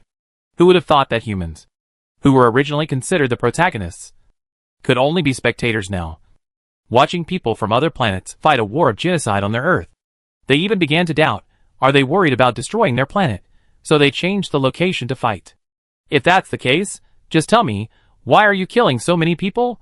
We'll make some space for you, so you can fight to your heart's content. Frenzy-like fighting, unstoppable fighting, people died one after another, falling. It's not an exaggeration to describe it as a mountain of corpses and a sea of blood. This number of deaths, Han Yuren saw that the corpses were almost piled up as high as the wall of the East District. This concept is simply unimaginable and indescribable. However, the Dark Clan has an absolute advantage. They have Lucifer, Michael, and Sari. As for the Light Clan, although there are a few people who are holding them back and barely fighting, they will be defeated sooner or later. What did Gu Shaoran do to the Light Clan? Han Yuren wondered in her heart. How could Gu Shaoran have such great ability to force the Light Clan to this point, and make them like this? While she was studying this problem, a figure appeared beside Gu Shaoran. "I have done everything you asked for. The man was covered in a cloak, and his appearance was still unclear. He spoke to Gu Xiaoran, without any intention of taking credit. Gu Xiaoran looked at the man who suddenly came, and his expression was full of excitement. The other party really did not betray him. He hugged the other party excitedly. I really did not trust you wrongly. She was really excited. Otherwise she would never hug anyone like this with her personality. But now, because of the person opposite her, she had done something that she could not do before. But the hatred that she could not let go would surely torture her to death. But fortunately, there was this person beside her, who helped her do what she could not do, and did it so perfectly. How could she not be excited? Not only did she hug him, she couldn't help shaking him. The white cloak was shaken down by her. But Gu Xiaoran's movements suddenly stopped. Her expression was full of disbelief, and a trace of pain spread. There was a questioning look in her eyes. Blood flowed from the corner of her mouth. She took a step back. The bloody fist moved away from her abdomen. Gu Xiaoran pressed the other's shoulder with one hand, and looked down at the other's hand that pierced her abdomen. The hand on her shoulder pushed hard, and she took 3 steps back. The hand that entered her abdomen, carrying the beating crystal core of the Dark Clan's evil spirit, took away her fighting power and her life. Suddenly, she couldn't even bear the weight of her body. She knelt down with a bang. She covered the gap in her abdomen with one hand, and raised her head with effort to look at the person opposite her, her eyes bursting. You? Why? The tearing sound was unwilling, angry, and a little disappointed and sad. Because I am not your man. The answer from the other party completely surprised Gu Xiaoran. He is not his man? How could it be? He clearly helped him. But? The other party continued. But I have done everything you asked me to do, so it is not considered as betrayal. You have seen everything you wanted to see, and death is also a relief.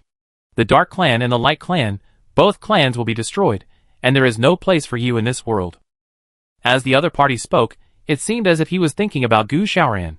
Gu Xiaoran laughed, but spat out a mouthful of blood. Her lips were already purple. Her face was ashen. And time was running out. Yes, I saw everything I wanted to see. As long as you promise that the Dark Clan will be destroyed. This time, I don't hate you. I don't blame you.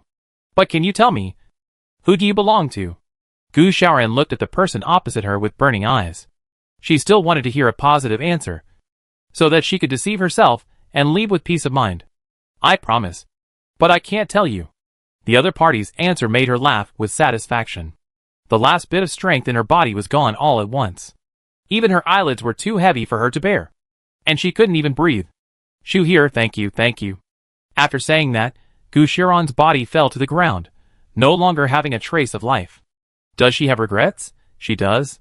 She hasn't seen the Dark Clan being annihilated with her own eyes. But she has no chance, nor does she have the ability. She can only believe Shu Here's words. Shu Here looked at Gu Xiaoran's body lying on the ground, sighed silently, and the things in her hand that belonged to Gu Xiaoran broke into pieces. She walked to Gu Xiaoran's side with heavy steps, and a ball of white fire suddenly appeared in the palm of her hand. The white fire fell on Gu Xiaoran's body, and soon refined Gu Xiaoran into ash. I'm sorry, Shu Here said apologetically, raised his hand, and put the hood of the cloak on his head again, and then strode towards the forest of despair. At this time, there was a roar in the air, and the King of Light, who had always combed his hair meticulously, became messy, and his clothes were stained with blood. Due to his injuries, it became more and more difficult to suppress the backlash of the power of light in his body. But the king of the Dark Clan on the opposite side was not in a good situation either. He was also seriously injured, and his clothes became tattered. The two people were fighting to the death. The result of their battle could determine which clan would be destroyed and which clan would survive. Looking at the situation of your clan, you will die if you survive. You might as well take them to die now, and I can still pay tribute to you. The king of the Dark Clan shouted, and while shouting, he continued to attack the King of Light. At this time, Sari dealt with the trembling Light Clan members on the opposite side, and was about to join the battle circle between the Dark Clan King and the Light King, but was stopped by many minions. This required people to block it.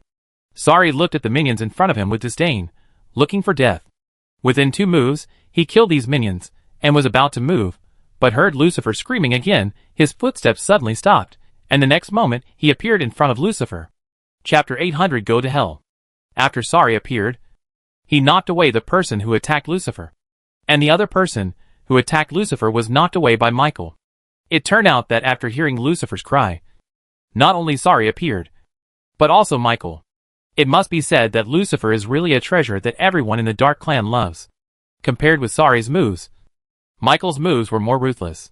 He directly split the person who attacked Lucifer in half, with a hateful look in his eyes, and then turned around and grabbed Lucifer with one hand, and asked worriedly, "Is the injury serious?" While speaking, his own evil spirit continued to pass from his hands to Lucifer's body, treating Lucifer's internal injuries. "I'm fine. Don't delay here. Join the battle quickly," Lucifer said as he was about to push Michael away, anxious about the battle on the field, and didn't dare to relax even a little. Just as he was about to leave, Michael grabbed him and said, "Go to the side and take it easy. Sorry, and the king are here to help."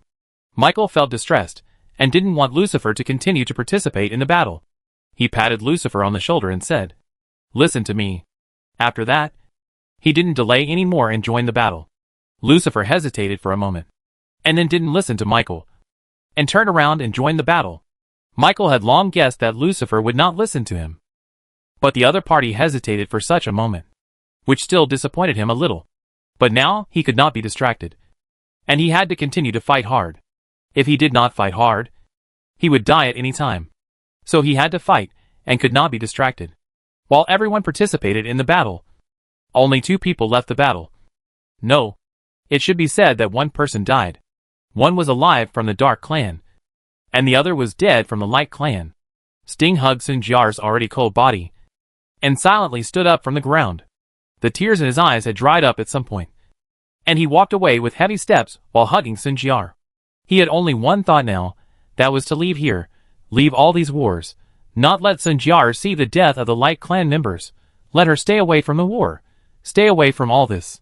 Just be with him, the 2 of them, quietly together forever. Although it was meaningless to do all this now, it was too late. He did not cherish her when she was alive. He watched her die. He felt sorry for him. He had no way to fight for the Dark Clan in the end. He owed everything to everyone. He felt sorry for everyone. Heh. A mocking bitter smile. He really failed miserably. The King of Light watched Sting holding his daughter, and walking further and further away, and shouted, "Where are you taking Jiar?" He couldn't save Jiar, and couldn't let her show up outside. She should be in the Light Clan, in the bath of holy light, respected, worshipped, and commemorated by the people of the Light Clan. Sting didn't answer. He couldn't hear any words, anyone's voice. The King of the Dark Clan was also unpredictable, not to mention what Sting was going to do. And why was he still having a love affair at this time? Not to mention that Sinjar was dead. It was even more unnecessary. It was simply redundant. Sting's fighting power was wasted. It was right not to let him inherit the throne at the beginning, although Sorry, this stinky boy, was disobedient. He was at least reliable. Sorry. This boy also liked the human, and he didn't know right from wrong like Sting. Give Jiar's body back. The King of Light roared, but he could not get rid of the attack of the King of Darkness for a while, and was seriously injured by the opponent while he was distracted. Just after he roared at Sting, he was hit on the chest, and a mouthful of blood spurted out, and his body retreated. Injured. Han Yuran shouted excitedly when she saw this. The King of Light was already injured, and his daughter's body was taken away by someone. He was definitely going to explode, and he absolutely couldn't bear it. He attacked like crazy, and it was only a matter of time before the King of Darkness was injured. After that, she would appear on the scene, and there was no more delay, and she would quickly solve all these problems. She was really tired. Now she even had a more discouraged idea, that is, no matter what the result was, she would do everything she wanted to do and everything she could do, and leave the rest to fate. Things turned out just as she thought. The King of Light saw Sinjar being carried away by Sting, and he was attacked by the old man, the King of the Dark Clan. He was furious. Ah! The King of Light roared to the sky, and the holy light on his body surged, this time. It was not only the sky of the East District, but the sky of the whole world. The King of the Dark Clan saw this, and knew that the King of Light was going to make a big move, so he reminded everyone retreat. Sorry and Michael's expressions changed, but they retreated at the first time. Sorry also reminded the people who were bloodthirsty again, everyone retreat. Seeing the people of the Dark Clan retreating, the people of the Light Clan were even more reluctant to fight, and they were almost crippled by the whole people. It looked like, if the kings of the 2 tribes couldn't decide the winner, their people would be killed first, and then there would be only 2 commanders left, and it would be meaningless to fight to the death. The 2 tribes separated temporarily, leaving only their kings, who were frantically preparing for their ultimate moves. Sting, holding Sun Jiar's body, gradually disappeared from everyone's sight. He didn't know that his actions had deeply stimulated the King of Light, making him worried, and was therefore injured by the King of Darkness. The sky, which was originally bright, was now half occupied by darkness. The power of darkness and light was sawing and tearing in the air. But for humans, the light at this time was not real light. It was no different from darkness. Die in battle. Humans kept saying it in their hearts, even unconsciously, as if it would be contagious. Almost everyone stared at the sky, muttering, "Go to hell. Go to hell. Go to hell." Everyone's eyes seemed crazy. At this time, Shu Here had already arrived in front of the Forest of Despair and walked in without stopping. And he took one step into the Forest of Despair. And in the next step, he appeared in front of the old monster. Shu Here stopped in front of the old monster, and then slowly bowed his head and saluted, "King, Shu Here's mission is completed." The old monster looked at Shu Here, stepped forward, and reached out to help Shu Here up. "You have worked hard for so many years. I am not tired. Wait here with me until things are over," the old monster said, and looked at the King of Light and the King of Darkness. Shu Here also looked in the direction of his gaze. It has been so many years. So many years. Shu Here can no longer remember. It was so long ago. So long ago that he almost thought he was really a member of the Light Clan. Chapter 801. Let's do it. Shu Here's body constitution was changed by the old monster, which was a life-threatening pain, but he endured it and completely possessed the constitution of a member of the Light Clan. Afterwards, he killed a member of the Light Clan and took his place. For so many years, he appeared in the Light Clan with different identities, died, continued to appear and died, and so on and so forth. His status level also became higher and higher, and finally he successfully appeared in front of Sun Jiar, and was chosen by Sun Jiar. After that, he has been living in the Light Clan under the name of Shu Here. He has continued to do this for so many years, poisoning the Light Clan, in secret. Following the old monster's instructions, he quietly changed the light power, which was then absorbed and cultivated by generations of Light Clan members, and now he has successfully caused the light power to bite back at them. This is the result of many years of hard work, many years of accumulation and carefulness. But if everything succeeds, it's all worth it. Now they are waiting for another plan of the old monster, which is also the most important plan. Their long-cherished wish for many years, the hatred of exterminating the clan, will all come to fruition. "What are you thinking about? I feel that you are uneasy," the old monster said. "Thinking about the past years, I feel a little sad," Shu Here replied with a lonely tone. Unexpectedly, he did not hide it. Yes, his mood has changed over the years. "Do you regret it?" "No regrets." "Do you feel guilty?" Silence. There was no answer for a while. What appeared in Shu Here's mind was Sun Jiar's body falling down. And Gu Shaoran said to him, when he vomited blood and looked at him, "I don't blame you. I owe you," he answered. Indeed, he felt indebted to these 2 people. Sun Jiar was really good to him. She never acted like a princess who was high and mighty. She was very respectful and caring to him. As for Gu Shaoran, she really had nowhere to go. I was her last straw. She had to believe in herself. But the other party did believe in him. The last sentence, "I don't blame you," really touched his heart. It hurt so much. Since you feel indebted, you must succeed. Otherwise their deaths will be in vain. The old monster did not get angry because of Shu Here's words, but instead persuaded him and enlightened him. Shu Here glanced at the old monster in front of him. He knew that the other party's words were just to make him persevere. But the other party was kind enough to comfort him instead of getting angry. It was not in vain for his efforts and emotional sacrifices over the years. The king is right. While he was speaking, there was a loud bang, and the sky collapsed and the earth split apart in an instant. The strong wind swept in from the cracked sky, and the world shook. Endless sea water gushed out from the cracked ground and submerged the earth. Humans were shaking unsteadily, and even fell to the ground. At this time, people could no longer see what the future would look like. There was only a feeling that it was over, and the earth was going to end. The 2 tribes could still return to their planet, but without the earth, where could they go? The houses in the Kingdom of Wings also collapsed. Some people were unfortunately smashed. Those who were still able to maintain some rationality and sobriety held back their tears and rushed to save people. Although this person was temporarily rescued, he might die in the next moment. But this person still needs to be saved. Whether he can survive is a matter for the future. Many people have completely collapsed. They can't see the light. Hope is too far away. They are so tired. The torture of death at any time makes them unable to hold on. The King of Light and the King of Darkness both retreated slowly. The King of Darkness had a bloody wound on his chest, which was so deep that it was exposed. The King of Light had a bloody wound on his head. There was a wound on his forehead from left to right, which was extremely terrifying. Both of them were seriously injured. For a moment, neither of them could attack again. They just stared at each other fiercely. Han Yuren wondered if this was the best time. Were the injuries of these two really as serious as they looked? "Old man, you will die," the King of Light said as he raised his hand to touch his forehead. White light flashed under his palm. But the healing effect on the forehead wound was very slow. Compared with the past, it was really not as good as before. The King of Darkness was also using evil spirit to heal the wound on his abdomen and chest. But like the King of Light, it was not very effective. Han Yuren carefully observed the two people's conditions. It seemed that the two people were really injured. They were not at the end of their lives, but they were injured, as the old monster said. He should be able to take action now. "Humph! You are the one who is going to the west. You old immortal." The Dark Clan King fought back without losing. While the two were talking, Han Yuren suddenly heard the old monster's voice in his heart. "Do it." The sudden voice frightened Han Yuren, who was nervous, and he turned his head left and right to look around. And then he confirmed that the old monster did not appear, but it was really just a voice. Since the old monster had said so, Han Yuren had nothing to hesitate about. So Han Yuren closed her eyes, took a deep breath, and then slowly exhaled, trying to calm herself down as much as possible. She was still nervous because she had to do the following things without making any mistakes.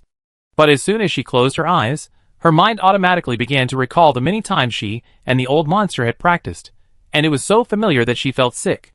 She didn't need to think too much about it, and her body automatically moved. Gradually, black smoke rose around her, which was different from the evil spirit of the Dark Clan, because there was a constant flash of light in her black smoke. The irresistible forbidden technique, under her movements, under her chanting, without anyone noticing, gradually took shape. The actual performance and the previous practice were two completely different feelings, mainly because the pressure was too heavy. Han Yuren's forehead was covered with fine sweat, and her whole body was trembling slightly. She felt that her body was about to collapse, and when she performed the forbidden technique, the King of Light and the King of Darkness stopped talking nonsense and stood together again, although the wounds on their bodies had not healed yet. The two fought more and more fiercely, crueler and crazier. The people of the Dark Clan and the Light Clan were panicked and frightened. This was really a fight to the death for the king. Two stupid clans. "Humph!" the old monster said excitedly. A circular magic circle suddenly appeared in the broken sky. The black and red magic circle was hidden behind the broken sky and was not discovered by anyone. At the same time, in the deeper core of the deep sea, a similar magic circle appeared, and no one noticed it. Chapter 802. When the ban is performed to 1/3. Han Yuren discovered a thing, that is, she can no longer stop this ban. It can be said at this time, the ban will be performed. It is the forgiveness to force her body, leading her body. This phenomenon was not the same as Han Yuren and the old monster experimented. Sure enough, the ban is still under pressure, although I can't stop, but Han Yuren didn't want to stop at all, so I didn't take this matter to my heart, a mental urging forbidden surgery. As for the life and death of Daily, I'm sorry, Saturday, if I am still alive in the future, I won't be with anyone. I will burn paper for you. I will always think of you. If you are lucky enough to survive, I'm with you. Han Yuren was thinking in his heart.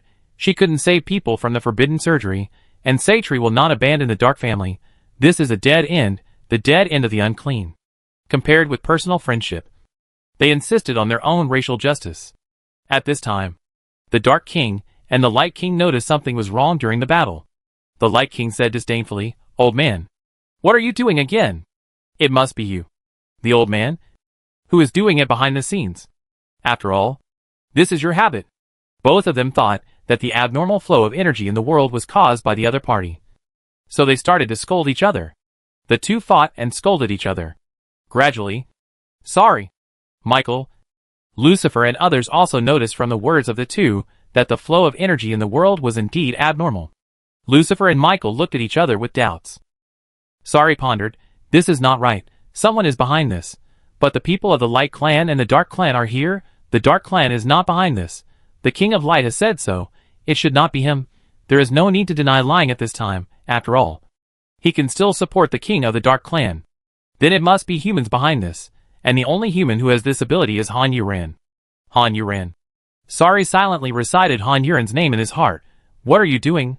The King of the Dark Clan and the King of Light quarreled with each other for several sentences. After having several more injuries on his body, the Light Clan was somewhat shaken. Some believed that it was really not the Dark Clan network that was behind this. Then things were not right. So he asked with a more serious expression, Old man, it's really not you who did it. After talking for so long, he was still suspected. The Dark King was very angry. But if the Light King kept asking, it meant that it was really not the Light King who did it, this time. He also looked serious. I told you it wasn't me. Are you deaf? Old man. Although they had confirmed that it was not the other party who did it, the two of them did not stop attacking each other for a while. That means there is a third party. This is not the time for us to fight to the death. Although the King of Light said this, his attack was very fierce. The King of Darkness barely dodged it, but his arm was still wounded. You old man, is this how you ask for peace? The King of Darkness attacked furiously. I am not asking for peace. Are you planning to let a third party reap the benefits? The King of Light said while dodging the attack of the King of Darkness. I don't care. Unless you put down your high attitude. Old man. The Dark King really did as he said. And continued to attack. As if he really didn't care about being taken advantage of by a third party. The Light King looked at him angrily. Dodging the attack. After the two of them were deadlocked for a long time. The Light King finally compromised and cursed. You are a lunatic. Ha ha. The Dark King just laughed. The Light King shook his head helplessly. Okay. Let's stop fighting for the time being. Okay? The Dark King stopped and looked at the Light King with satisfaction. Since you have asked me for help. It's okay. The Light King was too lazy to argue with him so childishly. And laughed disdainfully. The old monster in the forest of despair murmured. Too late. While he was speaking, the forbidden magic circle in the sky had already appeared in front of everyone, and it immediately caught everyone's attention. The Dark King and the Light King no longer had to argue. Looking up at the magic circle in the sky, someone asked. What is this? Sari stared at the magic circle. Is this what Han Yuran made? He didn't believe that Han Yuran made it herself. It must have been taught to her by the person in the forest of despair. And this must be aimed at their two tribes, revenge.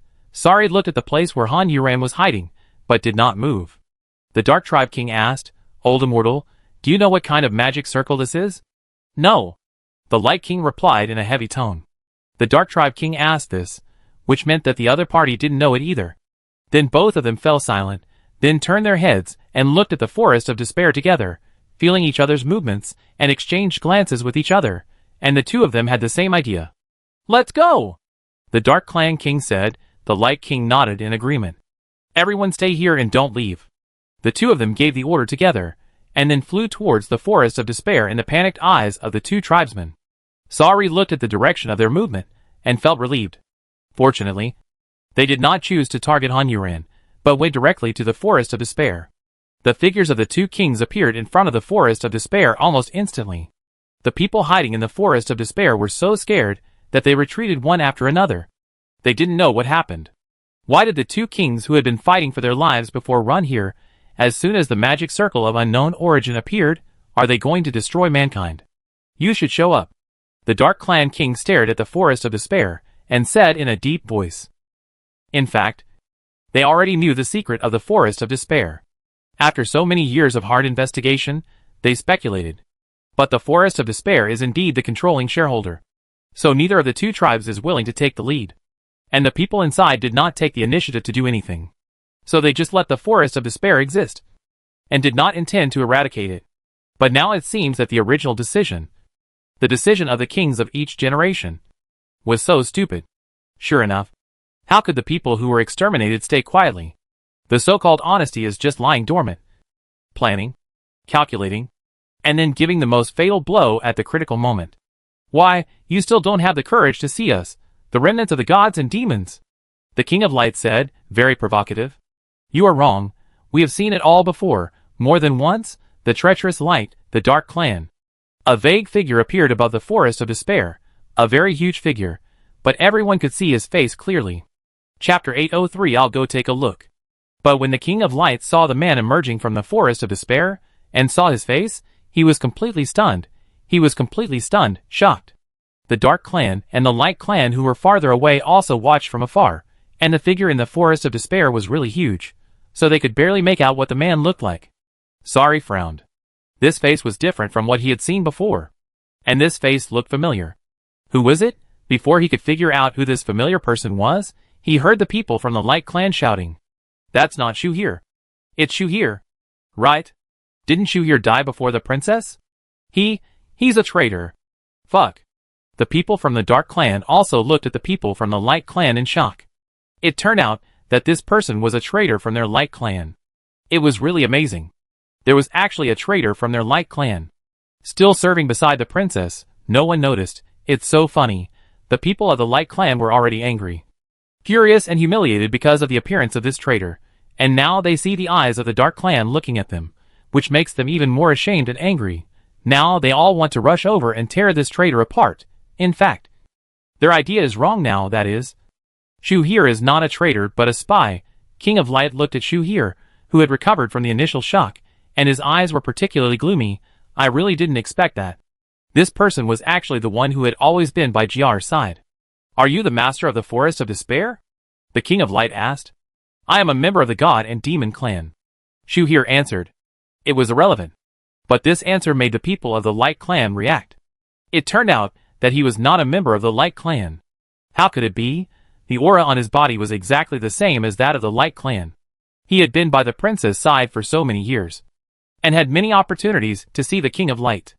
If he did not have the aura of the Light Clan, it would be impossible to hide it. I really didn't expect it. The Light King said this from the bottom of his heart. Stop talking nonsense. Old man. The Dark King interrupted the conversation impatiently, and said to Shuhir, Are you going to be hostile to us now? Shuhir smiled and shook his head. No. No. What's the matter with the magic circle in the air? The Dark King asked in disbelief. I'm not going to be an enemy of you. I want to destroy both of your tribes. This is the truth of the matter. Shuhir said in a loud voice, facing the Dark King and the Light King. He was so confident that even others felt a little shameless. In that case, old man, go ahead, the Dark King said, and took a posture to attack. The King of Light no longer hesitated. It is time to clean up some sinners. Although Shuhir is a member of the God and Demon Clan, he is still a sinner of the Light Clan. Come on if you can enter the Forest of Despair, Shuhir said, and his figure disappeared above the Forest of Despair. The King of the Dark Clan and the King of Light began to attack the Forest of Despair in tacit understanding. They did not break in, but attacked the Forest of Despair from the outside. If they entered the Forest of Despair, they would be under the control of the Forest of Despair, so they had no intention of going in. At least we need to make some gaps in the Forest of Despair, so that it will be safer to enter. The two of them were in perfect tacit understanding at this time, and they were very tacitly connected. They had already adopted the same tactics without saying anything. Shuhir reappeared behind the old monster, and there were flashes of light on the Forest of Despair. It can be seen that the attacks of the Dark King and the Light King were very violent. King, do you need Shuhir to do anything? Shuhir asked, with a worried tone. After all, this was a joint attack by the two kings, and it was still very terrifying. The old monster looked at the magic circle that had already appeared in the sky, and said, No. Just watch the show here. They don't have time. The old monster said it very confidently and leisurely. The situation was completely in his hands. These two idiots chose to attack here instead of attacking Han Yuran, which saved trouble. Otherwise, Shuhir would have to be sent out to attract attention. Shuhir was the only member of the God and Demon Clan besides him, and he didn't want him to be in any danger. As for Han Yuran, you did what you promised me, and I want to say sorry, the old monster said silently in his heart. His hands clenched into fists uncontrollably, out of guilt, self-blame, and a deep debt to Han Yuran. The Dark King and the Light King joined forces to attack frantically, and finally created a gap in the defense of the Forest of Despair, and knocked down a forest. The two people looked excited, and rushed into the Forest of Despair while attacking. At this time, Han Yuran's forbidden technique had been used to the last moment, and at this time, she only felt a sharp pain in her body, so painful that even she couldn't bear it, and shouted out. The painful roar, in this relatively quiet world, was particularly deafening, and it immediately attracted the attention of the two tribes who were looking at the Forest of Despair. Sari immediately recognized that it was Han Yuren's shout, but at this time, the king of the Dark Clan was fighting, and there were people from the Light Clan on the opposite side. He should be in charge here. There was no reason to leave, and he shouldn't leave. So even if the shouting sounded extremely shrill, everyone could feel the pain, and saw someone from the Light Clan running towards the direction of the shouting. Michael said, "I'll go and see." "No need for you." Sari spoke to stop him, although they fought side by side, but he didn't believe Michael, especially in Han Yuren's current situation. So he sent the big wave with white hair over. The big wave with white hair has good fighting ability, and he is his confidant, so he is assured. Michael, who was rejected, was used to not giving face to others, so he didn't feel anything. Lucifer also roughly guessed who the shouting came from, but at this juncture, what happened to her? Don't disturb the eldest brother's mood. Although the big wave with white hair came later, it arrived first. Seeing that it was Han Yuren, he was a little surprised. She still knew Han Yuren, the woman that the master liked. But seeing Han Yuren's painful expression, there was a magic circle on her body. Could it be that she released this magic circle? While he was still thinking, the person sent by the Light Clan had already attacked Han Yuren, and the action was very clean and neat. The man with big white hair rushed forward and blocked the attack of the Light Clan for Han Yuren. The master had told him when he came here that he must protect the people here. No matter what happened to this magic circle, the master's orders must not be disobeyed. Chapter 804 Blood Spurts. What are you doing? The people of the Light Clan recognized the white-haired big weighty man at a glance. After all, he was a small leader in the Dark Clan, and he was a person who stood on the stage. The white-haired big weighty man stood in front of Han Yuren. It was obvious that Han Yuren was making trouble. But who knows what the magic circle in the sky is for? Besides, Han Yuren has such a good relationship with the master, he should not hurt the master, or the master's race. What are you doing? The white-haired big weighty man asked back. The magic circle on her body is the same as the one in the sky. Even your Dark King and our Light King have temporarily stopped fighting because of this magic circle, and are going to attack the gods and demons in the Forest of Despair together. At this time, you are still doing this kind of trick. She can't stay. The Light Clan members' words were very logical and reasonable, which made the white-haired weighty man speechless for a while. After all, what he said was the truth. Even their kings were fighting together, but the master's orders were behind him, and he only listened to the master's orders. She is not from the God and Demon Clan. Don't talk nonsense. Even if she is not from the God and Demon Clan, she is also a human. What on earth are you Dark Clan going to do? The Light Clan members became excited and very angry. They did not understand why their Dark Clan would do such a thing at this time. She cannot die. The white-haired big wave did not argue with him. He was not right, and could not argue with the other party. There was no need to continue arguing. He just expressed his determination. The Light Clan member's face changed instantly. He looked at the white-haired big wave with a serious expression. He could not solve the opponent by himself. Then only. His eyes and expression were as if he was going to rush over to attack the white-haired big wave. And the white-haired big wave was indeed ready to continue fighting, but he did not expect the other party to turn around and run. The white-haired big wave was stunned for a moment. Then he realized that the other party must have reported to the Light Clan and asked someone to come. Then the master would have a hard time. White-haired big wave knew very well that his action, this time, was definitely for the selfishness of his master, and not for the righteousness of the Dark Clan. White-haired big wave thought about it, and no longer hesitated, and quickly chased after the Light Clan member. He must stop the Light Clan member. But the Light Clan member left before him and ran for his life. So he really couldn't catch up for a while. Han Yuren's shouting became smaller and smaller. Sari saw that white-haired big wave hadn't come back for so long, and knew that something had changed. The Light Clan member hadn't come back either, and it was estimated that they had fought. But he didn't know if Han Yuren would be hurt. Han Yuren's screams gradually became smaller. Was it because the pain in her body was gradually decreasing, or because she could no longer bear it? Sari was worried. But he couldn't show it too obviously. He couldn't leave yet. And the two kings were still fighting in the Forest of Despair. Should he take this opportunity to destroy the Light Clan? Sari sneered, and looked at the Light Clan opposite with a gloomy look, which made the Light Clan feel weak, and their hair stood on end. But Sari didn't give this stupid order. Since the God and Demon Clan had come out, the first thing to deal with was naturally the God and Demon Clan. There was no surprise. This was not the time for internal fighting. Ha ha ha. The crazy laughter that resounded through the heavens and the earth suddenly rang out, so arrogant. Happy and sad, the King of Light and the King of Darkness paused at the same time, looking at each other. This voice did not sound like Shu Here's, which meant that there were other members of the God and Demon clan in the Forest of Despair. How many members of the God and Demon clan do you have in this world? When they thought that there might be countless members of the God and Demon clan in this world, the two of them felt uneasy and worried in their hearts. The God and Demon clan must be eliminated. Only when the God and Demon clan died in the world, can they really live in peace in this world. King, is the time coming? Shu Here asked. Seeing the old monster's happy expression, it was probably that the plan had reached the final stage, and the two tribes would soon be destroyed. Even his heart, which had been washed away by the long time and no longer excited, was already a little excited. It was for this day in the beginning, but he didn't expect that he would have to wait so long for this day. From the time he was full of hatred to today he was covered in dust. It was really too long, and there should be a result. That's right.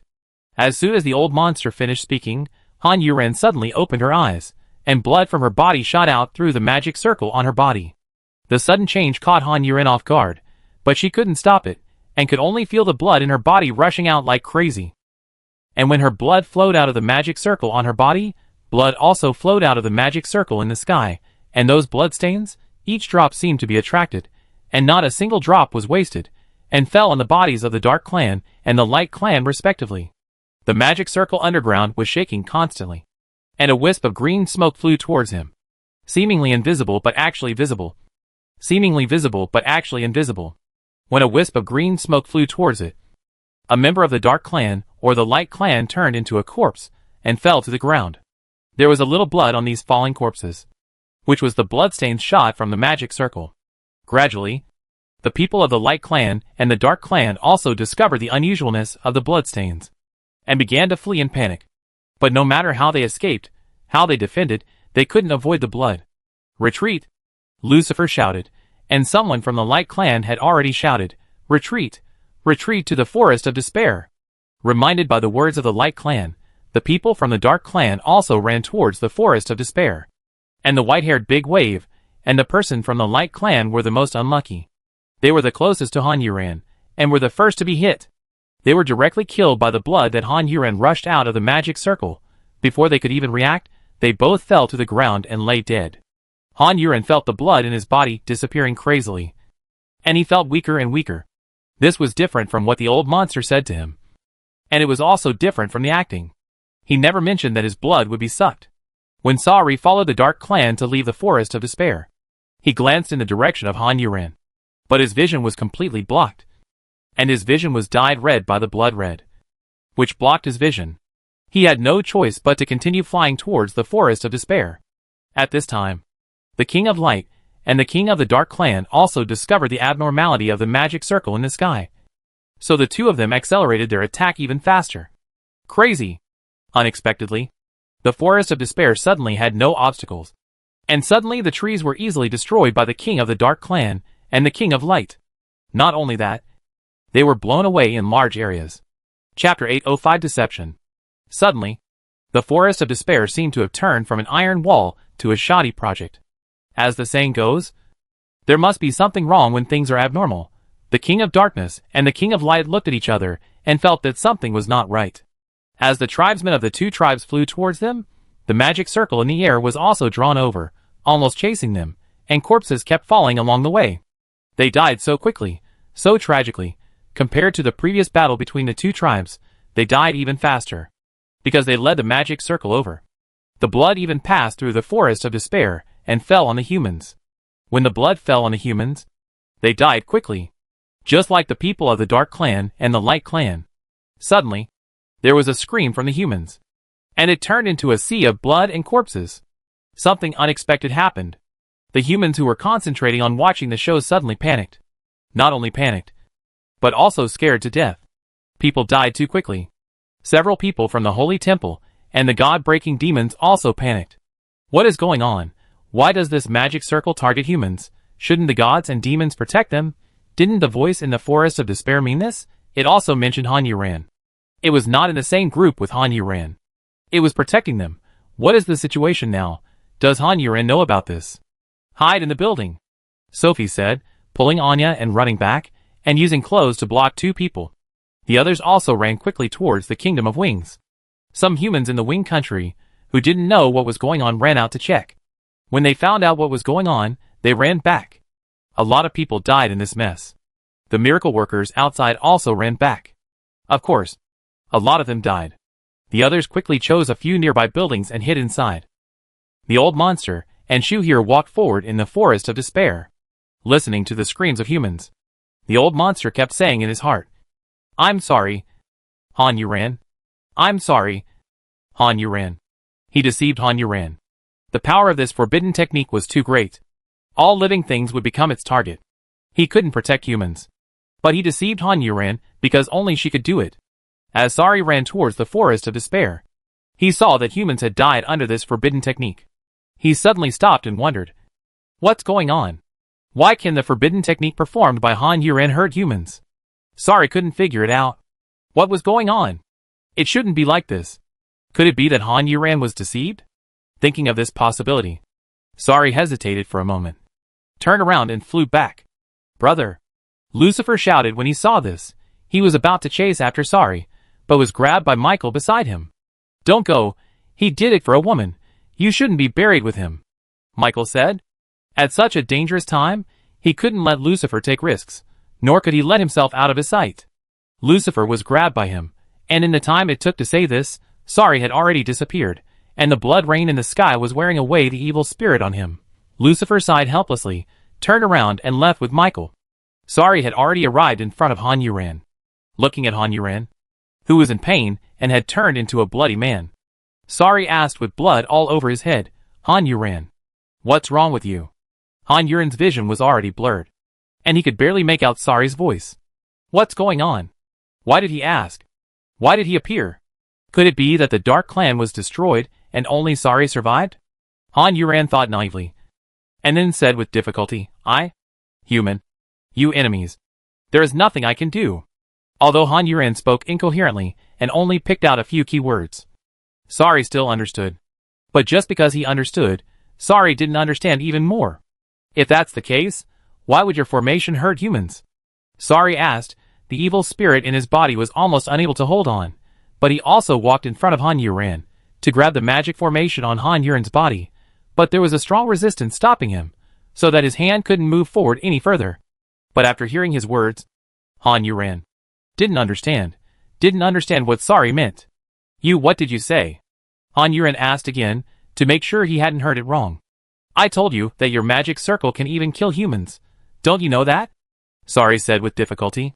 He felt that he could not hold on any longer, could not hold on to this bloody rain. The evil spirit on his body was almost completely dissipated. The same answer made Han Yuran realize that he had not heard wrong, and his expression became even more painful. No. No. It's true. Quickly take back this magic circle, or you will kill all humans." Sari reminded him he had no way to end this magic circle. It was probably up to Han Yuran himself. Han Yuran was confused. She was thinking about Sari's words. Her magic circle even killed humans. How could this happen? It's not like that. The old monster didn't say that. The old monster promised to protect humans. Old monster, you lied to me. Han Yuran spat out a mouthful of blood and became more vulnerable. Between the old monster and Sari, Han Yuran chose to believe Sari. Sari saw her spit out a mouthful of blood, and from her words, she was indeed deceived. And she was deceived so badly, so cruelly. At this moment, Sari's heart was full of heartache for Han Yuran. He did not resent Han Yuran, because so many of his clan members died under this magic circle. He really liked Han Yuran so much that he lost his principles. "What you need to do now is to stop the operation of this magic circle," Sari said. Han Yuran finally recovered some of her spirit from the anger of being deceived by the old monster, but she tried again and again, looking at Sari helplessly, desperately and guiltily. I can't do it." Sari was stunned. With Han Yuran's personality, if she said she couldn't do it, it must be because she had tried everything she could and still failed. That's why she spoke. "But if this is the case, then what should we do? Han Yuran can't do it, so he has no other way. He can't even get close now." Han Yuran now just feels that she is so stupid. The person in front of her has become her last hope. Save the human Please. Sari looked at her begging eyes, but he couldn't deceive her. I can't do it. Kill me! Han Yuren shouted hoarsely. Maybe if she dies, the magic circle will stop working. Although this is just a guess, he can't give up as long as there is a glimmer of hope. I can't do it. Sari was really embarrassed with the same answer. For the first time in his life, he felt desperate. Chapter 806, How could this happen? Sari's words made Han Yuren feel desperate. You can do it, Han Yuren said. Now she could only count on the man in front of her. Kill me, kill me. Her consciousness gradually blurred. She lost too much blood. Ordinarily, if she had lost so much blood, she would have died of excessive blood loss. But now she is still alive. It's not just that simple. This magic circle seems to drain all the blood in her body. Not even a drop is left for her. But when she finished shouting this, Sari in front of her flew out with blood spurting out, and fell heavily to the ground. The evil spirit clung to her body, becoming the last layer of protection, but it didn't seem to last long. He was closest to the blood. Every drop of blood that fell on him tortured his body and mind, making him feel miserable and ready to die at any time. Han Yuren looked at him, watching her own blood fall on him, becoming his pain, his death warrant, and felt extremely painful. It seemed that Sari really couldn't help her. Not only could he not help her, but if he stayed here, he would probably die here. Han Yuren couldn't bear it, and stopped forcing him. You go. Sari struggled to get up from the ground. I won't go. Go. You'll be a hindrance to me here. Han Yuren made up his mind and said something cruel. But as long as Sari could leave, there might be a way to survive. But if he stayed here, he would only have to watch him die. After hearing what she said, Sari knew that he was indeed useless here. But what can you do? I haven't figured it out yet. But don't do it in front of me, Han Yuren replied directly, without deceiving Sari. Her eyes were sometimes scattered and sometimes focused, looking at Sari with a bloody look. She hoped that the other party could understand her thoughts, and hoped that this time, the other party would still stand on her side. Sari was tangled and painful, but he had to say with pain, okay. I know. Take care of yourself. After Sari finished speaking, he took a deep look at Han Yuren, who looked like a bloody man. Although Han Yuren looked like this now, in his eyes, Han Yuren was still very beautiful, and the most beautiful woman in the world. Sari left, leaving here with reluctance, despair and hope. Han Yuren, who was left, no longer had the mind to think so much. She only had one thought in her mind. That is, humans also died in the magic circle she released. How could she allow this situation? Suicide. How could she commit suicide? When she couldn't even move a finger, this became a great difficulty, and it could even be said to be impossible. If she didn't commit suicide, how else could she destroy this magic circle? Now the operation of the magic circle didn't obey her mind at all. It was already a wild horse that had run away, and it became uncontrollable. Han Yuren became more and more anxious the more she thought about it, and the more she collapsed the more she thought about it. She felt that she was going crazy, but she had to force herself to calm down. Don't panic, think carefully. I can't control the magic circle, nor can I control the movements of my body. So what can I control? Control the flow of energy in my body? Han Yuren thought, and tried to control it, and concentrated. Fuck. She couldn't help but swear. There was no way, still no way, just when she felt that she had reached the end of the road, and she had become the sinner who destroyed humanity, the voice of the old monster suddenly rang in her mind. I'm sorry. These 3 words made Han Yuren stunned, and then she burst into anger. Ignoring that these were just words left in her mind, she couldn't help but curse. You deserve to die. You bitch, liar. Fuck. You gods and demons deserve to be exterminated. The curses were extremely unpleasant, even including the gods and demons. But this was not a conversation with the old monster. I'm sorry, I deceived you. But there is no way. This is the only chance and disappointment. If I tell the truth, you will definitely refuse. The voice of the old monster left in her mind still spoke on its own. But compared to humans, the magic circle will definitely attack the light group and the dark clan first. The magic circle is very powerful, and it will accidentally hurt many humans. But there should still be humans who survive, and it is estimated that they will not die. But this is only a high possibility. I can't guarantee it, so I can't tell you. You should not bet on this possibility. I'm sorry, but I promise, I will do my best to protect humans. I'm sorry. He repeated sorry one after another, and it can be heard that this old monster really feels sorry for Han Yuren. But this is about the hatred of genocide, the revival of the race. I'm sorry. It is understandable to attack an outsider. Han Yuan gradually calmed down and figured out what the old monster said. That is to say, compared with the other two tribes, humans are not the main target of attack, although they will be injured by mistake. Considering the number of humans, they should be able to hold on until the Light Tribe and the Dark Tribe are completely wiped out. As long as the two tribes are completely wiped out, the magic circle will stop, in this case. Is it hope? Han Yuan was a little confused. But if he really had the ability to stop the operation of the magic circle, all three tribes survived. And humans were still the weakest. And they still could not avoid the fate of being cannon fodder. Do I want to take this gamble? Han Yuan hesitated, but now she had no way to stop the magic circle from working. She could only say that the old monster's words made her feel more at ease. But who can guarantee that what the old monster said this time is true? Han Yuan smiled bitterly. After all, she was just a chess piece that could not control anything. The ability that was obtained for nothing only led her to the abyss step by step. Han Yuan suddenly had a cold light in her eyes when she thought about it. No, this can't be done. What if Anya and the others were injured by mistake? Wouldn't it be that I killed them? Han Yuan thought about this and went crazy again.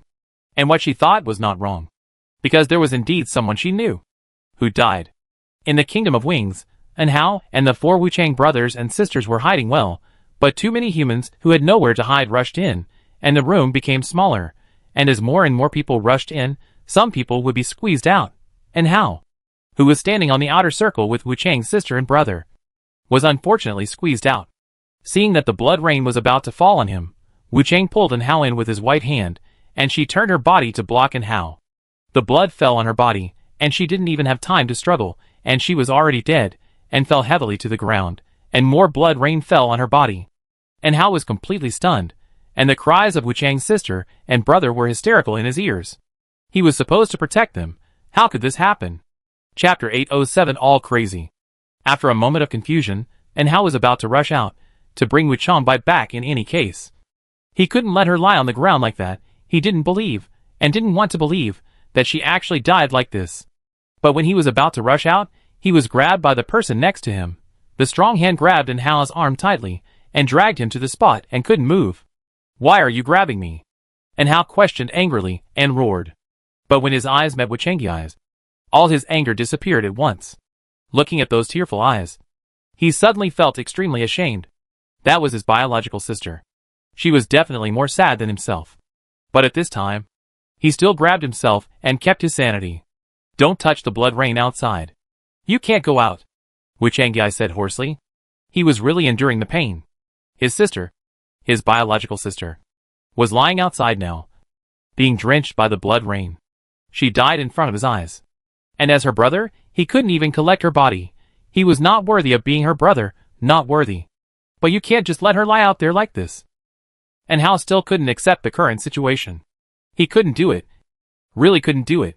He lowered his head heavily, and couldn't stop his tears from flowing. But everyone here was panicking, and couldn't care about others at all. Just hearing the crying, it still made him sad, and it broke his heart.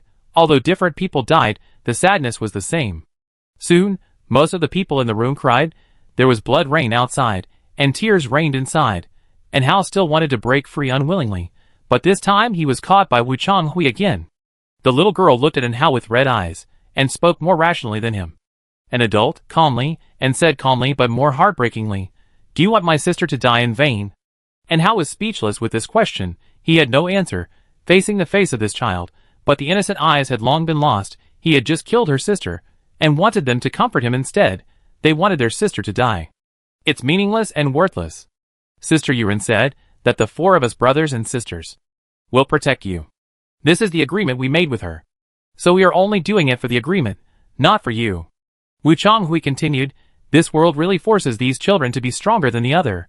But after the last sentence, Wuchang Hui couldn't help but shed tears, but her expression didn't show any tears, but the tears kept flowing, washing her eyes, which had seen the world too early, again with tears, but that clarity had a bit of emptiness and sadness. Under such tears, Hao surrendered completely. His persistence was meaningless, and it would only make the three siblings more burdened. And he no longer wanted to be a burden. He blinked his eyes, making his vision clearer, his head, and his thoughts clearer. He nodded heavily. Okay. I understand. Although he said so, His eyes refused to leave Wuchang by lying on the ground outside. He couldn't stop crying, and kept saying in his heart, "I'm sorry. I'm sorry. I'm sorry." There were more and more corpses outside. Anya and the people who broke the gods and demons hid in a building. But she was anxious inside.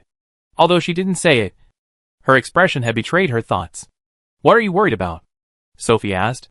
After a moment of silence, Anya said, "There is still my brother, Han Yuran. Yuran, I don't know how she is doing in this bloody rain." Sophie was also worried. This bloody rain was so strange and overbearing. If you get touched, you will die. Even the people of the Dark Clan and the Light Clan could not resist it. So, they really couldn't believe that Han Yuran had a way to avoid it. "Is this what you are worried about?" Anya looked at Sophie and asked. Sophie was stunned by the question. "Aren't you worried? Then what are you worried about?" "I'm worried about what Han Yuran is doing now." The people in the Forest of Despair clearly promised Han Yuran that they would protect them, but later the conversations between the people in the Forest of Despair and the King of Light and the King of Darkness seemed to be different. The identities of the people in the Forest of Despair are very sensitive, but they are extremely confident. But why don't they protect humans? They clearly promised Han Yuran. Would Han Yuran allow them to do this? Han Yuran won't allow it, which means Han Yuran has been betrayed. Anya's words at first. Sophie was confused, but later, she nodded in thought, and felt that Anya's words made sense. But in this situation, Han Yuran hasn't appeared yet. Given her personality, there is only one possibility. Fong Tang, who was listening to the conversation between the two of them, said.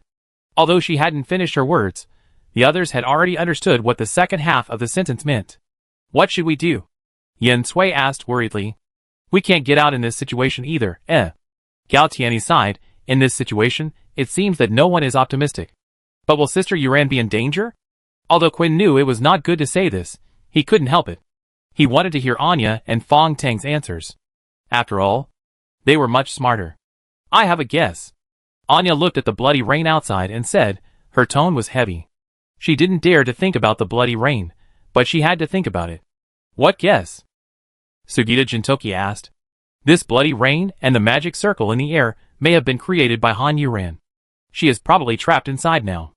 Although Anya's words were bold, this guess was indeed beyond everyone's expectations. But after thinking about it carefully, I felt that Anya's guess was actually very reliable. "How could this happen?" Mingmingda said, as if she had lost her soul. She couldn't believe it, and didn't want to believe it. The one who wanted to save people became the executioner. Think about it. They couldn't imagine how Han Yuran would feel now. It was so crowded. "No! This can't happen," Yen Sui said excitedly. As soon as she finished speaking, the noise outside became louder. Screams were overwhelming. And they saw people from the Dark Clan or the Light Clan falling from the sky with screams. And they died as soon as they touched the ground. Some people from the two tribes have already started to rob the buildings of the Kingdom of Wings. Humans have suddenly become prey, at the mercy of others. But now the fighting power of the two tribes has been greatly weakened. So humans have joined forces to fight against the people of the two tribes, and actually killed a few people from the two tribes. People who saw hope are getting braver and braver, crazy, completely crazy. All the people from the three tribes are crazy. Chapter 808 Coffin. All the people fell into madness. The dead bodies under the blood rain, regardless of the human race, the dark race and the light race, are all equal to the blood rain, and die equally. The King of Light and the King of the Dark race are still using the evil spirit and the light spirit to avoid the blood rain, while constantly attacking the Forest of Despair, looking for the footprints of the gods and demons, at this time. Shu Here and the old monster have left the Forest of Despair. The old monster is attached to Shu Here. With his beaten body, he cannot leave the Forest of Despair. The only way to get out is to weaken his own power of gods and demons, and attach himself to the body of his fellow tribesmen, so that he can leave. The reason why he was trying so hard to leave now, was because he had to leave now. The magic circle was about to collapse. And Han Yuran was not doing well. And Han Yuran's body, which had been transformed into that of a god and demon, was exactly what he needed. That's right. This was what he needed most. And it was also the thing that made him feel the most sorry for Han Yuran. This thing was to occupy Han Yuran's body. Although Han Yuran was a female, there was no other way. She was the chosen one. But it was not a problem. As long as his abilities were restored in the future, it would be easy to transform back into a man's body. That's right. He had been deceiving and plotting against Han Yuran since the first time he saw her. Step by step, leading her to a path of no return according to God's will. However, the only thing that was certain was that as long as humans held on, some people would definitely survive. And he would not deal with humans at that time. He would definitely treat humans as precious animals and protect them well. This is what I promised you. This is the point that you value most. The old monster thought to himself, and he was trying to convince himself, so that he would not look so mean and heartless. The blood rain was getting heavier and heavier, like the final madness. Han Yuren had no way to struggle anymore. Not only could she not find any way to break free, she could not find any way to stop the magic circle. Even her body was losing too much blood, and her consciousness became blurred. Her eyes closed helplessly. Her current state was equivalent to waiting for death. Where on earth is it? The Dark Clan King shouted anxiously. Drops of blood fell on his body. The evil spirit had become the thinnest in his life. And it was still getting thinner. At this rate, if the magic circle continued like this, even he, the Dark Clan King, would not be able to bear it, let alone his people. The Light King was even worse than him. He was beaten several times by the Dark Clan King because he was concerned about Sun Jiar. His injuries were much more serious than the Dark Clan King. His holy light was about to collapse. At this time, a person and a corpse who had already left the battlefield were now in a ruin. Sting was still holding Sun Jiar, looking at the blood rain outside. His heart was dead.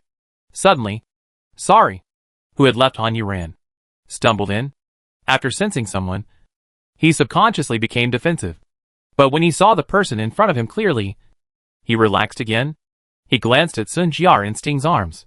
Although the situation on the battlefield before was chaotic, everyone knew it. Later, Sting left the battlefield. For this, he had nothing to say. He understood. It was hard to say whether it was right or wrong. When Sting saw that it was him, he looked outside again. But after a while, he suddenly looked at Sari again. His eyes were so bright.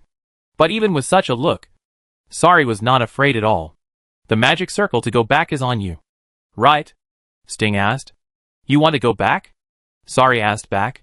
Sting nodded. Well, she shouldn't stay on this land. Then, Sting lowered his eyes and looked at Sun Jiar in his arms. His eyes were gentle, affectionate and sad. Everything was too late. Okay. Sari agreed without saying anything, and directly summoned the magic circle. Sting looked at the magic circle that appeared between the two of them, and stood up holding Sun Jiar, hesitating again and again, but still asked, with the magic circle in this case, why don't you take the people of the Dark Clan back? Faced with his question, Sari did not answer, but smiled. At this moment, he finally understood why the king of the Dark Clan did not choose him. No, it should be said that from the moment he left with Sun Jiar, he should have understood. The magic circle can send 5 people at a time. In this situation, do you think they will line up obediently? This is not about saving people, but killing people. Sari looked at the magic circle and continued. Besides, the Dark Clan does not need to exist if I am not the king, he said with a cruel smile. And Sting understood everything at once. Thank you. No matter what. Sting helped me this time. And it was a big help. The biggest help for me in my life. So I must thank him. Sari did not speak. There was no point or need to reply. Sting had already entered the magic circle with Sun Jiar in his arms. The two figures quickly disappeared from Sari's eyes. Sari looked at the empty magic circle. In this way, Sting survived, but his future life, I guess living is no different from being dead. Sting appeared in the deserted Star of Gods and Demons with Sun Jiar in his arms. Looking at this long-lost land, he did not expect that this time he came back, it would be in this situation, this scene, holding Sun Jiar's body. He did not return to the Dark Clan, but flew directly to the Light Clan with Sun Jiar in his arms. This was his first time to the Light Clan. No one stopped him. This time, the Light Clan was really cruel. They took all the Light Clan away. He thought as he entered the Light Clan city. He felt so uncomfortable. We are races that are born to conflict with each other, but we actually fell in love. God is really cruel. While Sting was thinking, he smelled the bloody smell. He flew over, and saw the corpses of the Light Clan all over the ground. The miserable situation could even be compared with that on Earth. What happened here? No matter which planet, which race is crazy, resisting the discomfort of the body, he took Sun Jiar to the brightest place in the Light City. He wanted to place Sun Jiar here. She must like it here. And this place is most suitable for her. She is so bright. Soon he flew to the palace of the King of Light. It was the brightest place. Entering this place regarded as a holy place by the Light clan, looking at the throne in front of him, but there was no coffin at hand. Sting thought about it, and took Sunjiar out again. He started looking in the Light clan city. There should be ready-made ones. He could use them as samples. Sure enough, he soon found the gold and white ones. He liked them at first sight. They really suited Sunjiar. Chapter 809 Send You Away. The white-haired man was breathing rapidly. He really watched so many Dark Clan members die in front of his eyes. It was like they died in his hands. This feeling was strangely refreshing.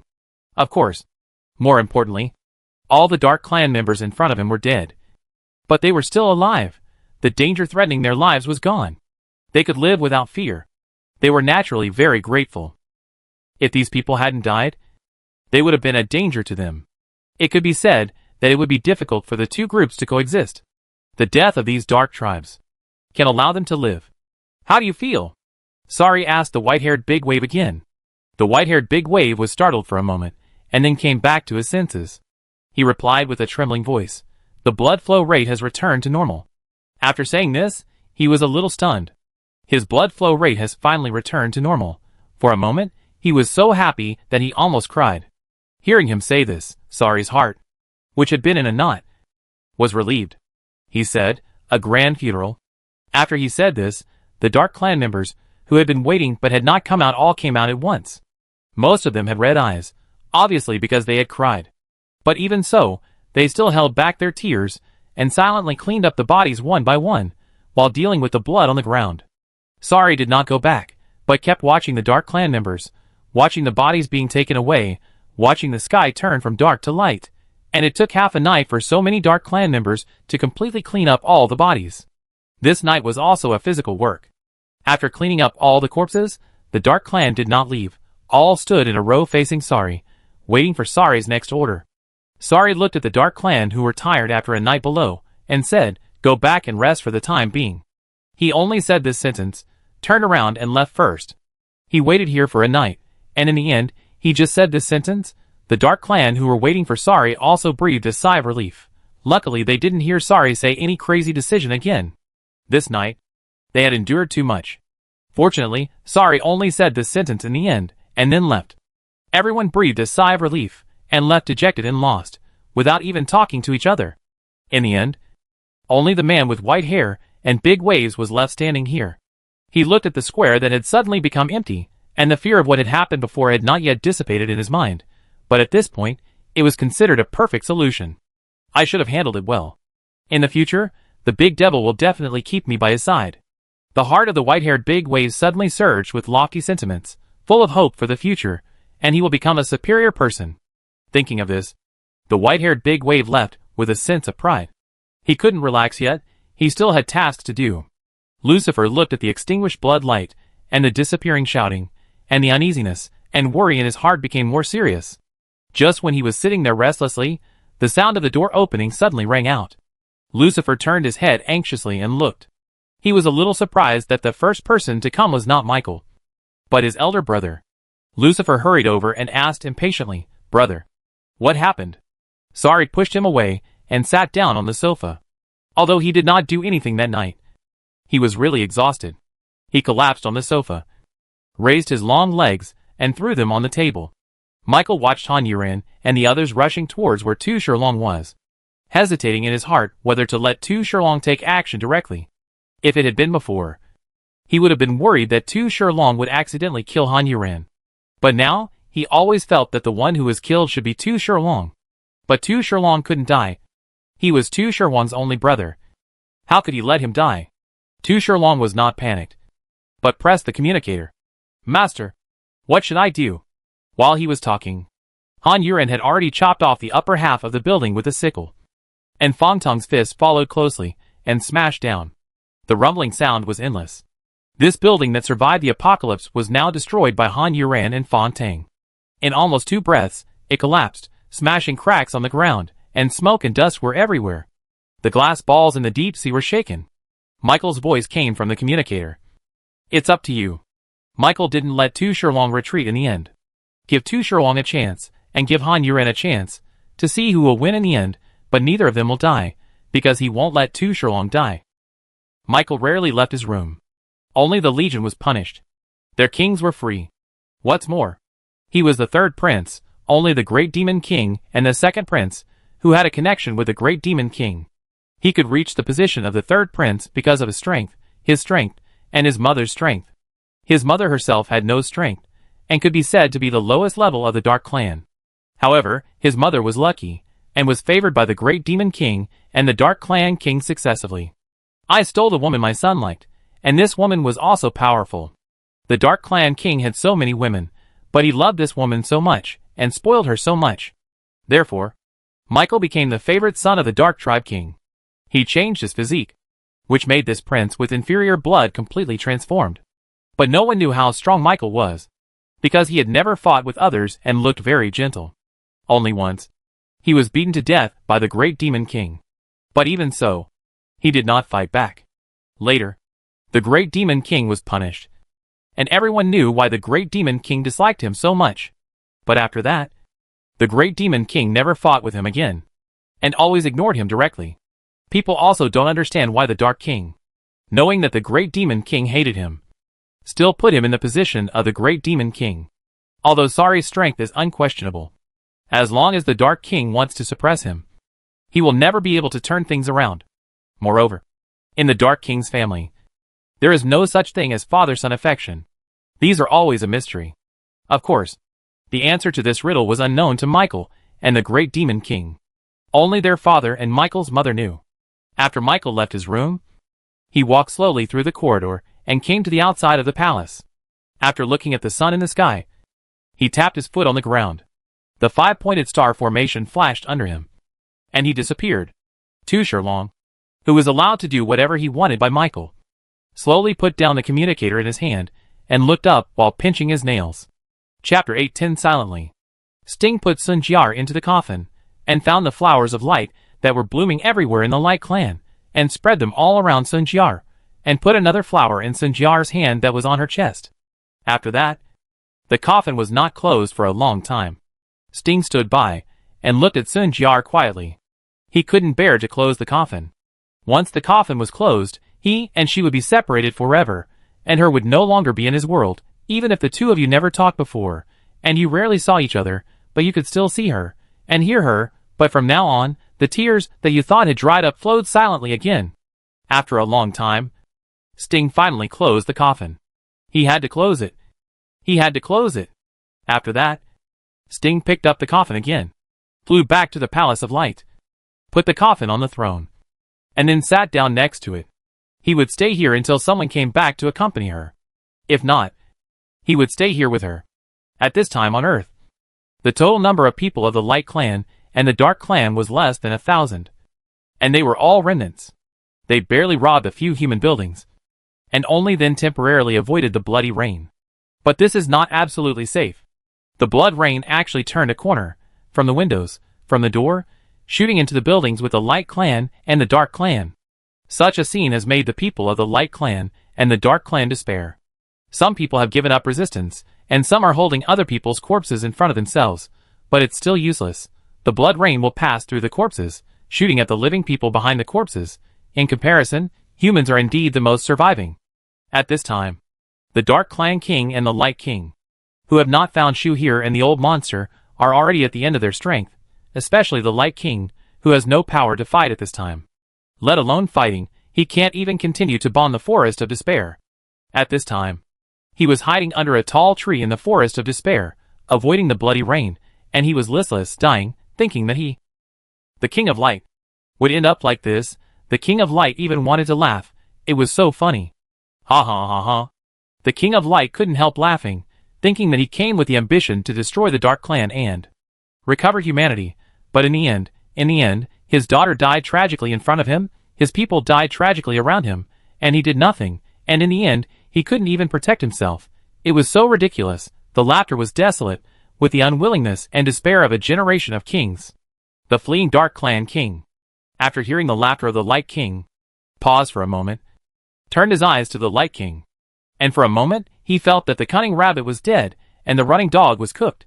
He had fought with this old immortal for his whole life, but he didn't expect that in the end. It was not him who killed him.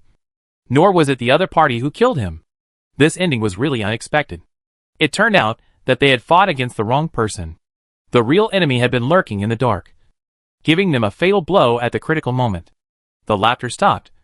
But he should not be dead, because the laughter did not stop suddenly. The Dark King also breathed a sigh of relief. But now, he had no way to cast the magic circle to return to the Star of Gods and Demons. He was trapped by the King of Light, and finally killed so many people of the Light clan and escaped. He just happened to catch up, and the King of Light let him go. But even so, hey, I missed it.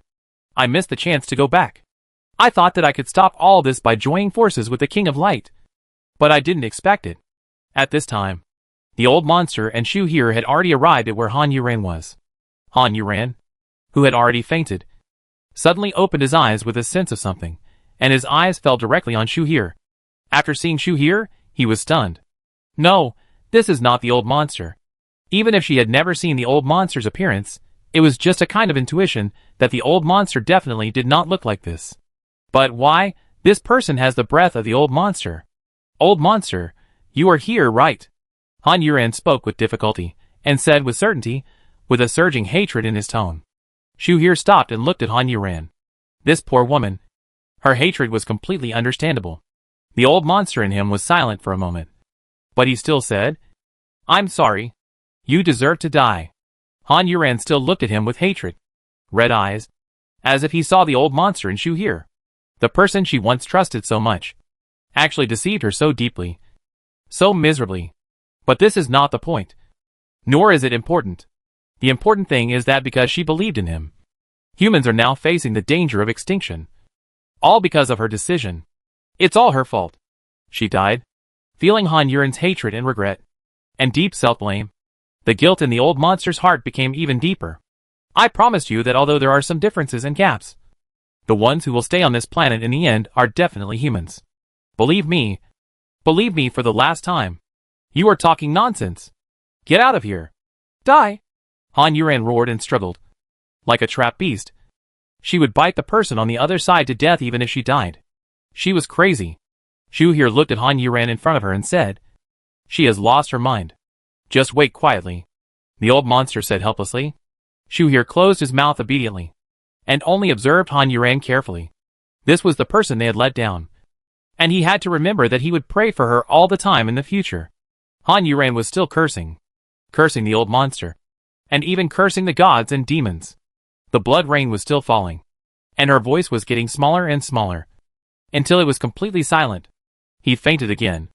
And Shu Here was still silent. He had nothing to say or do. One would see the right time.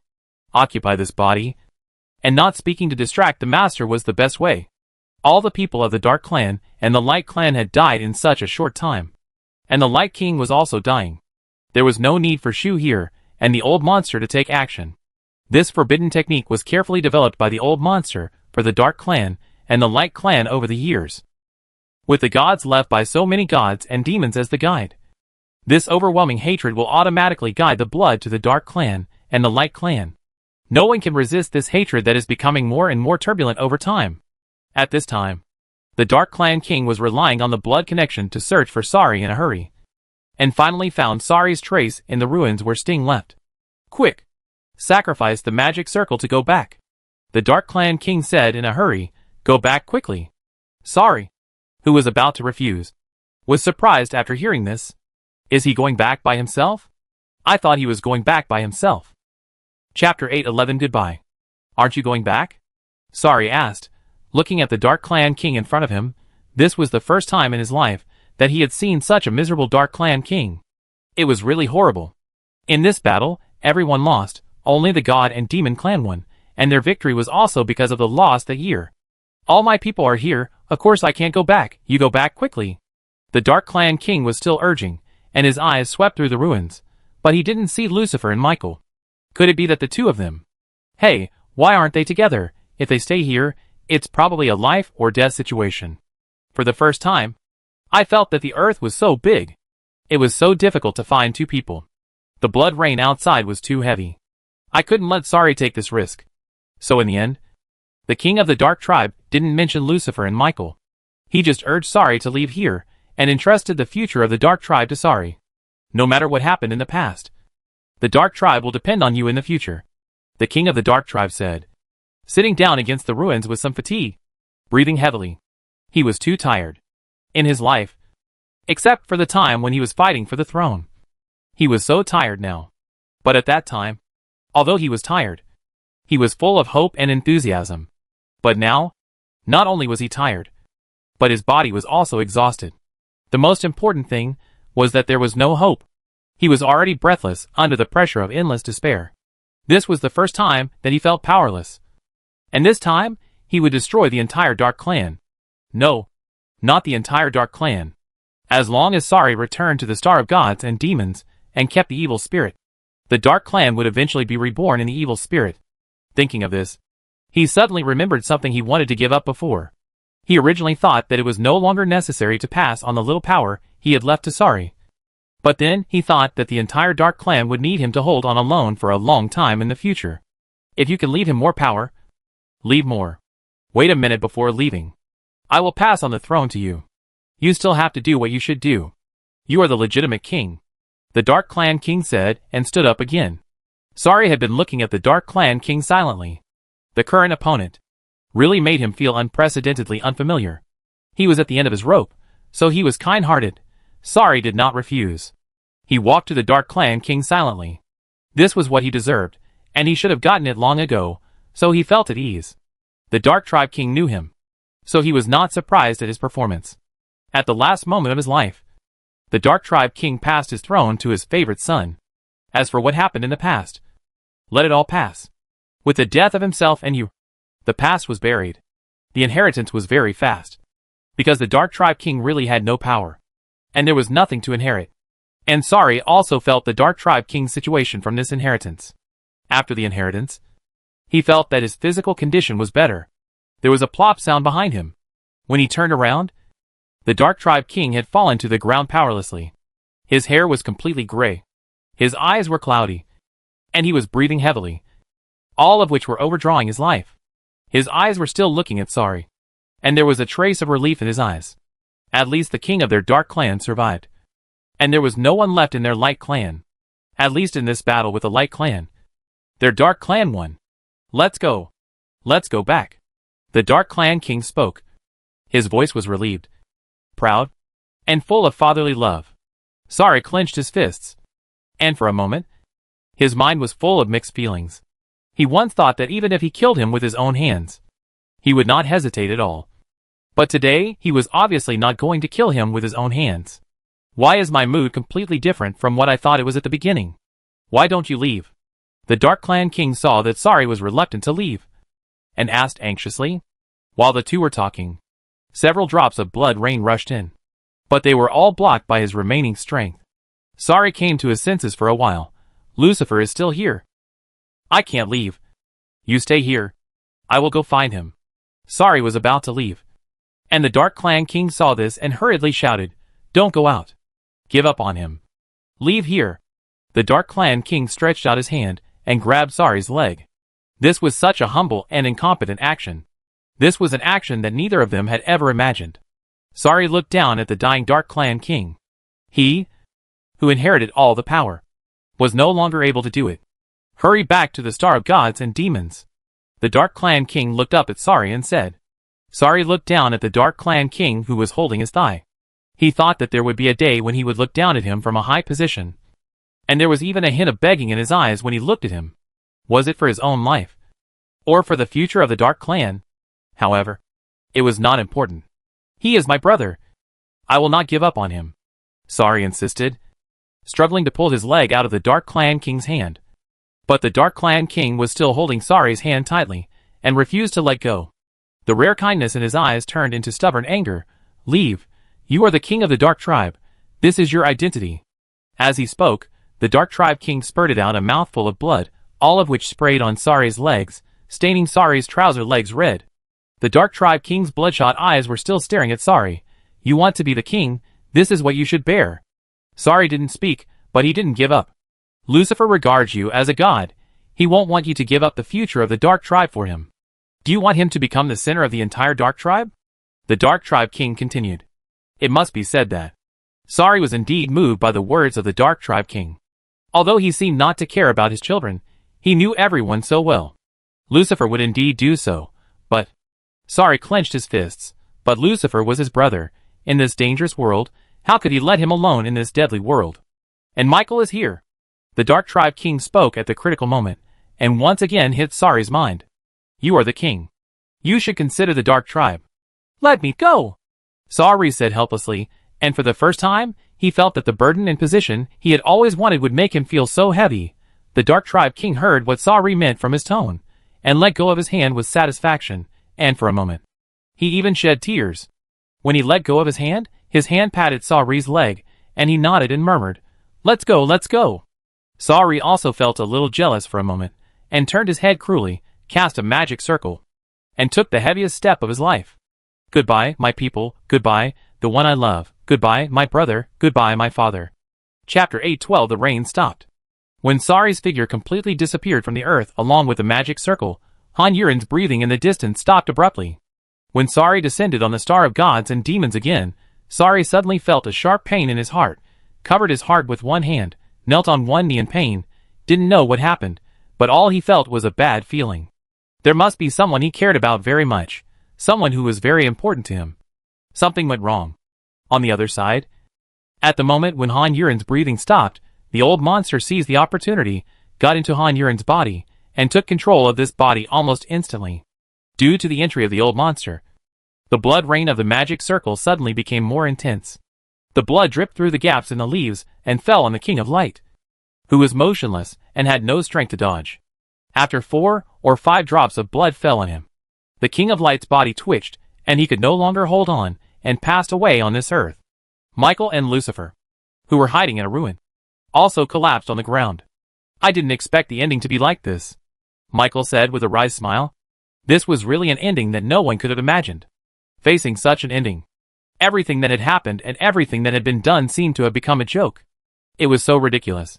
But fortunately, at the last moment of his life, the person who was with him was Lucifer, the person he loved most in the world. Yes, the Dark Clan is finished. Lucifer's tone was sad. His people were dying one after another somewhere in the world. Are you scared? Michael asked, turning his head to look at Lucifer. The other shook his head. Not scared, just worried. I don't know how my brother and father are doing. The great demon has the magic circle of the star of gods and demons. There will be no problem, Michael said. He couldn't be sure whether the great demon would use that magic circle, but he still said so. This would comfort Lucifer. In this way, when he leaves home, his mood will not be so heavy. When Michael mentioned the magic circle, Lucifer's mood really improved a lot, and he kept nodding his head. Yes, yes, you are right. Brother has the magic circle to go back. It must be fine. Brother is fine. The Dark Tribe will not be finished.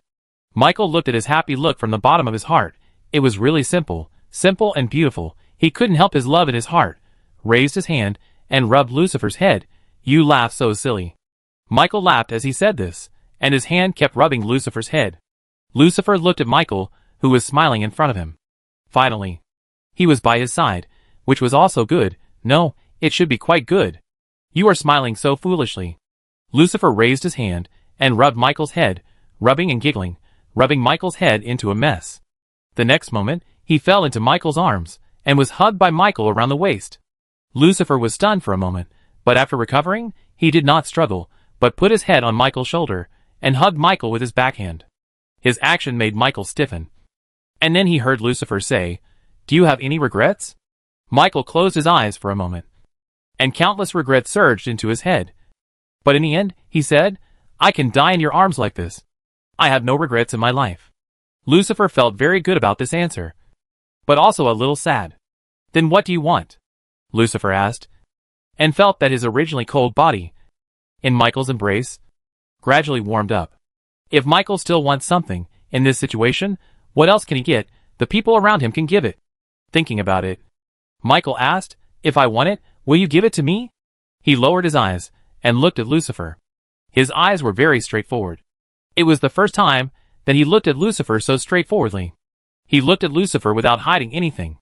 The meaning couldn't be more obvious. It was the first time that Lucifer was looked at like this, with such a passionate gaze. The hand holding Michael couldn't help but clench, and his face turned red. He didn't know what he was doing now. I don't know if it's right or wrong. No, it should be said that it's absolutely wrong. But he still nodded, yes. Then, kiss me, Michael said, with an imperative tone.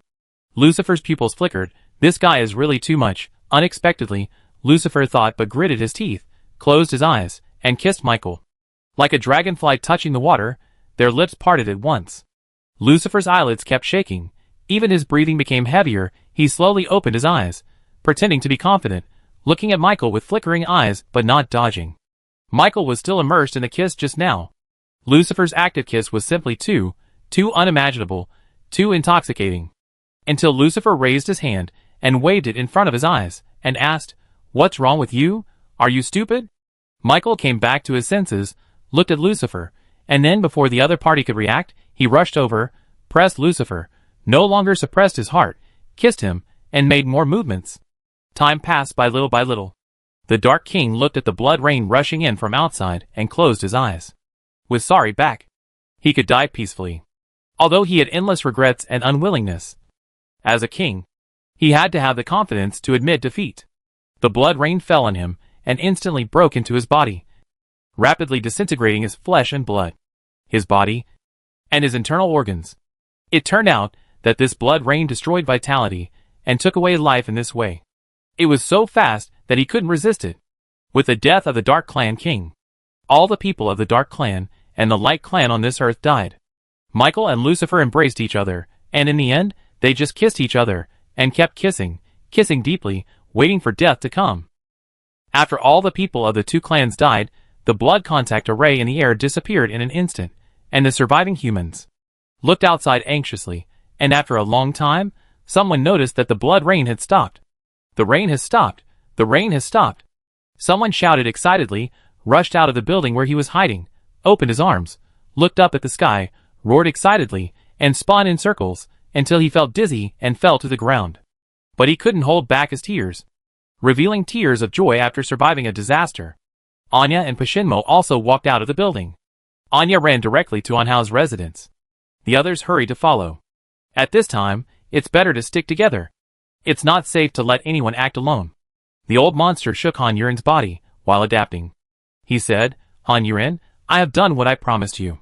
From now on, this earth will still belong to you humans." Chapter 813 Very miserable.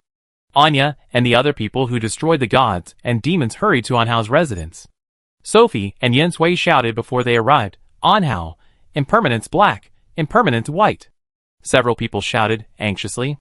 After that, Anya, who was running in front, suddenly stopped, looking at the person lying on the ground in front with shocked eyes. As she stopped, Sophie and Yen Sui shouting gradually subsided, looking with Anya's eyes. When they saw who was lying on the ground, there was a moment of silence, and then shouting broke out. "Wu Qingbai! Sister!" Sophie and Yen Sui ran towards Wu Qingbai. Anhao heard the shouting outside in the room, and ran out. After seeing Anya, when the stone in his heart fell, the hidden sadness and grievances all burst out. While calling Anya, he squatted down beside Wu Qingbai and watched Anya crying sadly.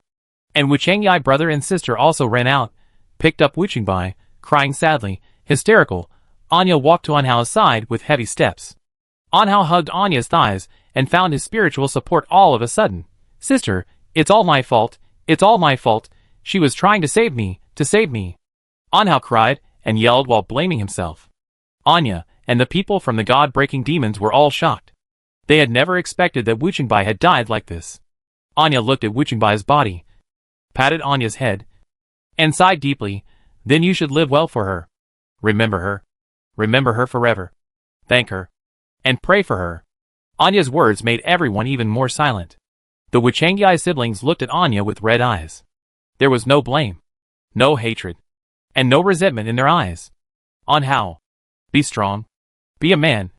You have a heavier responsibility now." Anya's voice was hoarse. Anhao suddenly stopped crying, but he was still sobbing uncontrollably.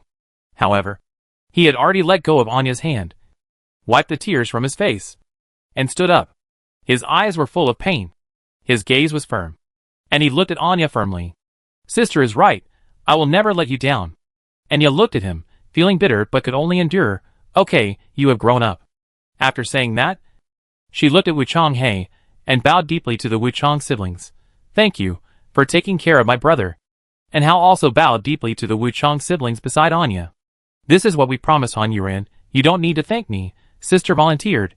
She died without regrets? Wuchang He said with tears. So cute. Ruishi, Quinn, Yen Sui, and the others were all crying. Han Yuran's situation is unknown now. I'm sorry I can't help here. I hope you can understand that I'm worried about her safety. Anya said, and raised her head. And Hao didn't show any pretentiousness. He stood up straight. He was also worried about Han Yuran. But after weighing the pros and cons, he chose to stay here. After hearing what Anya said, Wu Changhe and his sister also became worried.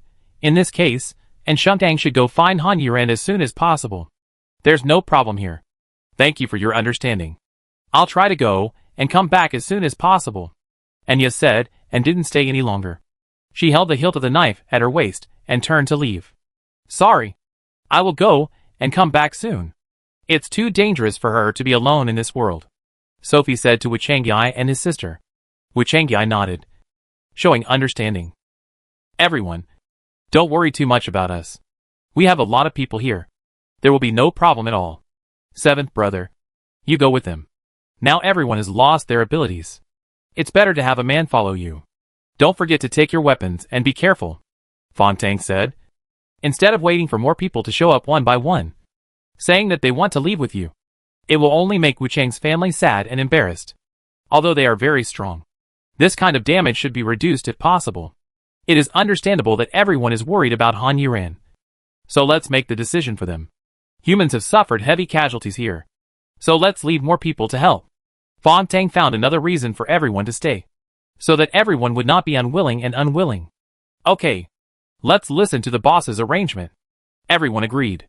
Although Yen Sui also wanted to go. Considering his current situation, Yen Sui still stayed obediently. She is just an ordinary little girl now, and will only be a burden.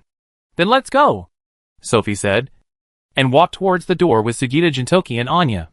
Sophie and Sugita Jintoki picked up some iron rods as weapons on the way. Wusu and several other saints, looking at this devastated world, and the sad people, didn't do anything for a while, nor did they speak. Saint, there was an accident, Jean Jishi said in a heavy tone. Let's clean up the bodies, Wusu said, and several people started to work silently, carrying the bodies that had no relatives crying for them to the city gate one by one. After seeing their actions, many people followed them, and started to act without saying anything. As for those who had families, they were still crying while holding the bodies. There was no other sound in this world except crying. Wang, what are your plans next? Shuhir asked. Leave here, and return this place to humans. The old monster's voice came out of Han Yuran's body, which was particularly strange. Return to the Star of Gods and Demons? Shuhir asked. The Star of Gods and Demons has become polluted. Let's go to a new planet, and revive a new race of gods and demons. The old monster stretched out her hand, and 8 shadows emerged from her palm. Go find your master. After she finished speaking, 6 shadows flew out. But 2 of them did not move in the same place, and they looked confused. One of the shadows wanted to get closer to Han Yuran's body, but that shadow was a little hesitant and confused. Your master is no longer here. Go find a dead body and occupy it. Your master's soul may still be able to wake up, the old monster said, and stretched out his hand to flick the shadow belonging to Han Yuran. Han Yuran's shadow was flicked to the North Wing country. The remaining shadow belongs to Sari. As for you, you should be killed. The old monster stretched out his hand to grab the shadow belonging to Sari, and then squeezed it hard. And the shadow belonging to Sari was crushed without any surprise. At this time, on the Star of Gods and Demons, Sari, who was sitting on the throne, suddenly felt a sharp pain all over his body. Blood spurted out. His body could not bear it anymore, and he rolled off the throne, rolling in pain, crying miserably. After Han Yuran's shadow appeared in the North District, looking for a familiar smell, finally found Pishinma and her group, and immediately noticed Wu Changbai, who had lost his breath of life. Chapter 814. The Shadow is Back. Han Yuran's shadow suddenly ran into Wu Changbai's body, and then ran out from behind, overlapping on Wu Changbai's original shadow. This subtle change was not noticed by the crowd of people gathered here. The dead are gone. Let Wu Changbai rest in peace. Fontang said, if this goes on, it will only make everyone immersed in sadness, and there will be no end. Sometimes you need to let go of people, and keep the feelings in your heart. For those who are alive, life must go on. Wu Changyi nodded vigorously, holding back tears, said with pain, okay. He was about to stand up with Wu Qingbai in his arms, but just as he was about to move, he heard Wu Qingbai, who had been dead for a long time, cough. Wu Changyi stopped moving, and the crying of the people around him also stopped strangely. Everyone stared at Wu Qingbai and Wu Changyi's arms in amazement, and then everyone looked at each other with eyes wide open. There was disbelief in their eyes. There was disbelief. There was confusion. There was confusion. There was also a glimmer of hope. Sister, did sister cough just now? Wu Changyi stuttered, although he hoped madly in his heart that he had not heard it wrong just now. How could such a thing be possible? Their sister died before their eyes. And it had been so long. It seemed so, Quinn said stupidly. And his tone was not sure. Just after he finished speaking, Wu Changbai started coughing again, not just once this time, but several times in a row. Everyone heard it clearly, and with the cough, Wu Changbai's body also moved obviously, the open mouth, the breath, all proved that she was still alive. Wu Changyi couldn't contain his excitement. He held Wu Changbai's hands tightly, and couldn't help shouting, Sister! Sister! She's not dead! She's not dead! Sister! Sister! Wu Qingbai! Everyone shouted Wu Qingbai excitedly. This was really something that was beyond everyone's expectations. It was a good thing. A great thing. However, among the excited people, and Hao was still standing there in a daze, with tears in his eyes, looking at Wu Qingbai. He was happy for Wu Qingbai, but at the same time, he felt a little relieved for himself. Otherwise, I would be carrying a life on my shoulders. To be honest, the rest of my life would be long, and I would feel guilty and heavy at the same time. Tears of relief could not stop flowing out, and Hao wiped his tears, and Wu Changbai stopped coughing and became silent. Her silence startled Wu Changhe and the others again, and they kept calling Wu Changbai's name. Fong Tang was still calmer, and hurried forward, and reached out to feel Wu Changbai's breath. Seeing her move, Wu Changhe stopped shaking Wu Changbai and looked at Fong Tang nervously. It's okay. It's okay. She's still breathing. Hurry up. Carry her to the infirmary, and find a doctor to check her out, Fong Tang said excitedly. As soon as she finished speaking, Wu Changhe quickly picked up Wu Changbai and ran to the infirmary. Everyone followed him. At this time, the old monster who was about to leave shook his hands, looked at the world, and said, Since I occupy your body, I will do you a favor. As the old monster said, he used his supreme power of gods and demons, and saw that this world was changing rapidly. The sky gradually became clear and bright, and the polluted water on the earth became clear again, and all the withered things sprouted again. Green leaves are everywhere, trees are sprouting, wildflowers are in bud. Even the kingdom of wings, which is immersed in the grief of losing its loved ones, is surrounded by this force. When people look at the blue sky, the first thought is not to be thankful, but to be afraid. Although this strange phenomenon does not look like a bad one, people are already scared. As soon as they discover this strange phenomenon, people have already screamed and hid in the building. But some people are desperate, tired of hiding, fearful enough, don't want to continue, still stay outside, stay by the side of the people they care about, no matter what the world will become, no matter whether they live or die. Or maybe many people were already expecting death at this time. After discovering this strange phenomenon, Fong Tang and her group also hid in the building and waited. The same thing happened to Anya, and the other two who left the Kingdom of Wings to look for Han Yuran. Except that they were outside, and saw more strange phenomena with their own eyes. Sugita Jintoki turned his head and looked around, but suddenly felt his body lighten, and his body shook twice. He looked down. Sophie and Anya also looked at him, and the eyes of the three of them widened at the same time. The bones are gone, Sugita Jintoki shouted excitedly, and at the same time reached out and touched his body.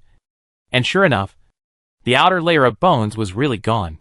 Sugita Jintoki was so excited that he didn't know how to express himself. He looked a little manic. Sophie and Anya looked at each other, wondering what was going on. Was it because the Forest of Despair was destroyed? Sugita Jintoki, who was jumping around excitedly, suddenly stopped, staring at the shadow in front of him, and moved his body, and the shadow also moved. Seeing this, he didn't feel relieved, but a little panicked. My shadow is back. Anya and Sophie looked puzzled. What do you mean? What do you mean your shadow is back? Sophie asked anxiously. Jintoki Sugita turned to look at her, excitedly and nervously said, "It's like this. We left the Kingdom of Wings, and then broke into the Forest of Despair, but were trapped inside, and then Han Yuren made an agreement with the owner of the Forest of Despair, and the owner of the Forest of Despair let us out, but the Forest of Despair took away our shadows at the same time. If Han Renren did not fulfill the agreement, the Forest of Despair would destroy our shadows, and we would die as a result." Although excited and nervous, but Jintoki Sugita's explanation was still simple and clear, without words. Anya and Sophie understood it immediately. "But your shadow just came back," Anya said. Sugita Jintoki nodded vigorously, and then looked at his shadow. "Yes. That means Han Yuren has fulfilled the agreement with the owner of the Forest of Despair. That should be the case." Sugita Jintoki was not sure. But this news could not confirm whether Han Yuren was alive or dead. Anya felt heavy in her heart, and turned to look at the beautiful world outside. "Han Yuren. Where are you? Han Yuren's body has left the earth with the old monster. But Han Yuren got a soul, but stayed on the earth with her shadow, surviving in Wu Changbai's body. But this matter, only when she wakes up can everyone know." Chapter 8:15. The catastrophe is over. At this time, Sari was still rolling on the floor of the Dark Tribe Hall, in agony. But despite the pain, he was not worried at all, because he already knew why the pain came. However, as early as in the Forest of Despair, after his shadow was taken away, he had already used his Dark Tribe bloodline to solve this problem. So despite the pain, he could still survive if he endured it. But he didn't know whether the owner of the Forest of Despair only killed his shadow, or killed all the shadows. But he couldn't set foot on the earth again in a short time. No, it should be said that for his own safety, for the Dark Clan, he should never set foot on the earth again in his life. So be it. Can't see, can't hear, can't understand. Han Yuren is still alive in his heart, and he couldn't help but smile bitterly in his heart. This bitterness even overwhelmed the pain in his body. One day, he would actually deceive himself to this extent. Sorry, you have been conceited all your life, but in the end, the people around you, the people you care about, you can't protect them all. It's ridiculous. Is it a punishment to let yourself live? It's a punishment from God. Although he was in great pain, Sari laughed out loud, and that laughter drifted sadly in this empty palace. In the distant palace of the Light Clan, Sting, who had been guarding Sun Jiar's coffin, moved his ears, looked in the direction of the Dark Clan with a thoughtful look, hesitated for a moment, and stood up from the ground. "Wait for me. I'll go take a look and come back," Sting said to Sun Jiar in the coffin, knowing that he would not get any answer. But he still said something to her before leaving. When he appeared in the empty palace of the Dark Clan, Sari's screams and laughter became clearer, just like a devil sound filling his ears. So crazy. Sting ran quickly towards the source of the sound. When he saw Sari rolling on the ground, he ran to him anxiously, and picked up Sari from the ground. "What's wrong with you?" When Sari saw someone coming, he suppressed his madness and sadness, and even the pain did not need to be endured. "It's okay." The voice that answered with gritted teeth did not sound like it was okay. Sting did not ask any more questions, and carried Sari back to the throne, and stood aside silently, guarding Sari. Sari saw what he meant, and did not act pretentiously. He endured the pain without saying a word, and held the throne tightly with his hands to prevent himself from falling. "It seems that there are only two of us left on this god and demon star." After a while, Sting spoke, but there was nothing to be heard in his tone, and he was calm as if he was talking about something extremely ordinary. "It's really unexpected," Sari said with a wry smile. "You have become the throne, and the Dark Clan will rely on you in the future." Looking at the Light Clan, "This battle can be considered a victory for our Dark Clan." "This battle? Did someone win?" Sari murmured, and the loss in his tone could not be hidden. This battle was indeed won by someone, and it was also won by the God and Demon Clan, and their victory was based on the loss of the extermination of the clan that year, and was based on the loss of this long time. No one wins this battle. Even if there is no winner, it's finally over. Sting said, "This is the truth, it's finally over. Will you go to Earth again? The people you care about are still on that planet." Sting was referring to Han Yuren. Sari felt a pang of pain in his heart. "I suddenly envy you a little bit, although she is lying in the coffin, cannot speak, cannot move, cannot express anything, but she is by your side, you two are together." Sting looked at Sari in surprise, heard that, he didn't expect that Sari would say such a thing, It seems that this time he really loves, and is really heartbroken. Feeling that Sari's breath had returned to normal, Sting did not stay any longer. If you have anything, you can find me. After leaving this sentence, Sting left without stopping. Sari did not keep him. They were not suitable, and were not used to getting along. It was more comfortable to be apart, and not see each other. Sting walked from the darkness to the light that did not belong to him, and was always by Sun Jiar's side. And Sari sat on the throne, looking at the direction of the door. His figure was hidden in the darkness. On Earth, humans who had been hiding in buildings for a long time found that no accidents had occurred. With a panicked and uncertain mentality, they cautiously stretched out their hands and feet to test. Although this was unnecessary, because the humans who had been outside had not encountered any problems. After confirming that nothing would happen, people left the building inexplicably, looking blankly at the sky and the vibrant earth, smelling the sweet and fragrant air. After a while, Wusu stood up and called on everyone to start cleaning up the battlefields on the entire earth. Although the temples had lost their abilities, everyone was used to listening to Wusu's words and arrangements. And he had always been thinking about humanity, which everyone saw, and he was not asking them to die. This world should be cleaned up. However, Wusu still reminded, although the aliens are our enemies, in order to accumulate blessings for future generations, death is like the extinguishing of a lamp. I hope everyone will not trample on the corpses and cremate them. His reminder still caused dissatisfaction among many people. But no matter how dissatisfied they were, no one argued, and just silently trampled on some corpses to vent their anger when they took action. Of course, most humans remembered Wusu's words about praying for future generations.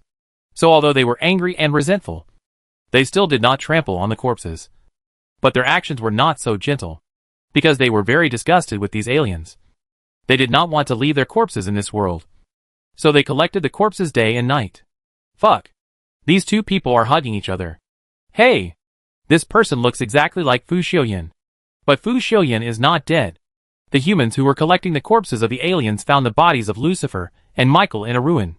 Hey, seems like they are lovers who died in a foreign land. Let's bury them together here.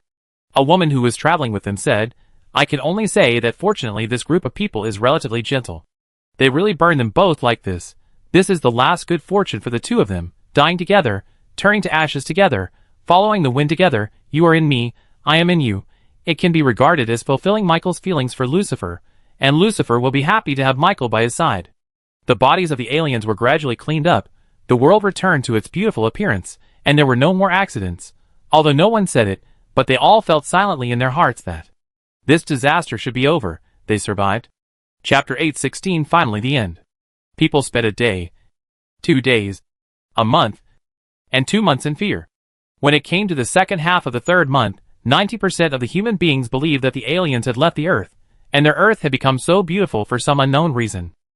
It was just that the aliens appeared without reason at the beginning, and now the Earth is also where the aliens can come whenever they want. It is because of this idea that human beings still have 10% of worries, making it difficult for them to show a genuine and carefree smile on their faces, and making them wake up at night and rush out of the door, or calling out the names of people around them, to make sure that important people are still around. The number of humans has suddenly dropped too much, and now the places humans can go are too vast, so the world suddenly seems too empty, so empty that it makes people feel empty in the heart. Empty and lonely, empty and lonely. The temple is still issuing orders, so that humans can rebuild the human world in an orderly manner. After experiencing so many things, the hearts of the survivors are tired, so almost no one resists. Everyone honestly obeys the arrangements, building a new world like robots. Only when they see this new world picking up again will they occasionally show a smile on their faces. Wusu sat on his desk, constantly looking at the documents on the desk, making decisions. He has been in this office for 2 months, eating here, sleeping here when tired, and thinner than before, thin like a hole, a ghost. He signed his name on the document, and when he was about to sign his next name, his hand shook, the pen in his hand slipped, his hand fell on the table. Wusu's eyes lost their brilliance.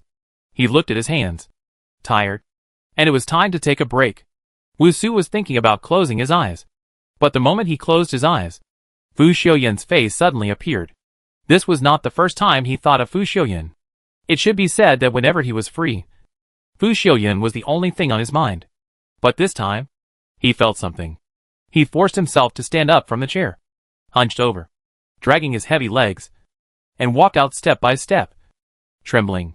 Tony, who was guarding the door, looked over quickly after hearing the door open. When he saw Wusu again, his expression showed a trace of shock and heartache. Wu Xingtang, whatever you want to do, I'll do it. He had always been by Wusu's side. Wusu had done so many things for mankind, and he had seen them all. But the more he saw him running around for mankind, and then looked at his own situation, the more he felt distressed. He really wanted to persuade him to go and rest, for his own sake. But the other party obviously wouldn't listen. Nothing to do, I want to go back and rest, Wusu said as he walked towards his residence. His answer was beyond Tony's expectation. He looked at Wusu as he left in a daze. Xingtang. He actually took the initiative to go back and rest, looking at Wusu's back in disbelief. But it was a good thing for Wu Xingtang to go back and rest. It was a good thing. Wusu walked all the way to his residence. Everyone who saw him would greet him with respect. Wusu was unable to respond one by one, so he ignored them all and did not respond. He did so, and did not cause dissatisfaction among those who came to greet him, because everyone could see his physical condition clearly, and felt heartbroken at the same time. Xingtang, I'll help you go back. A girl stepped forward with a distressed look, looking at Wusu worriedly, and said. Wusu stopped, looking at the girl in front of him. It took a long time for the double image to merge into one, but he refused. No, we'll be there soon. Lanzi, come back, don't disturb Xingtang. While speaking, Wusu had already walked past the girl. This last section of the road, either I have to walk alone, or only Fu Xiuyan can accompany me. Now that he can't walk with me, I will walk over by myself, and accompany him to finish my last journey. At this moment, everyone looked at the thin figure walking alone, and their eyes were filled with tears. It seemed that at this moment, everyone felt something in their hearts, and felt the approach of death on this person.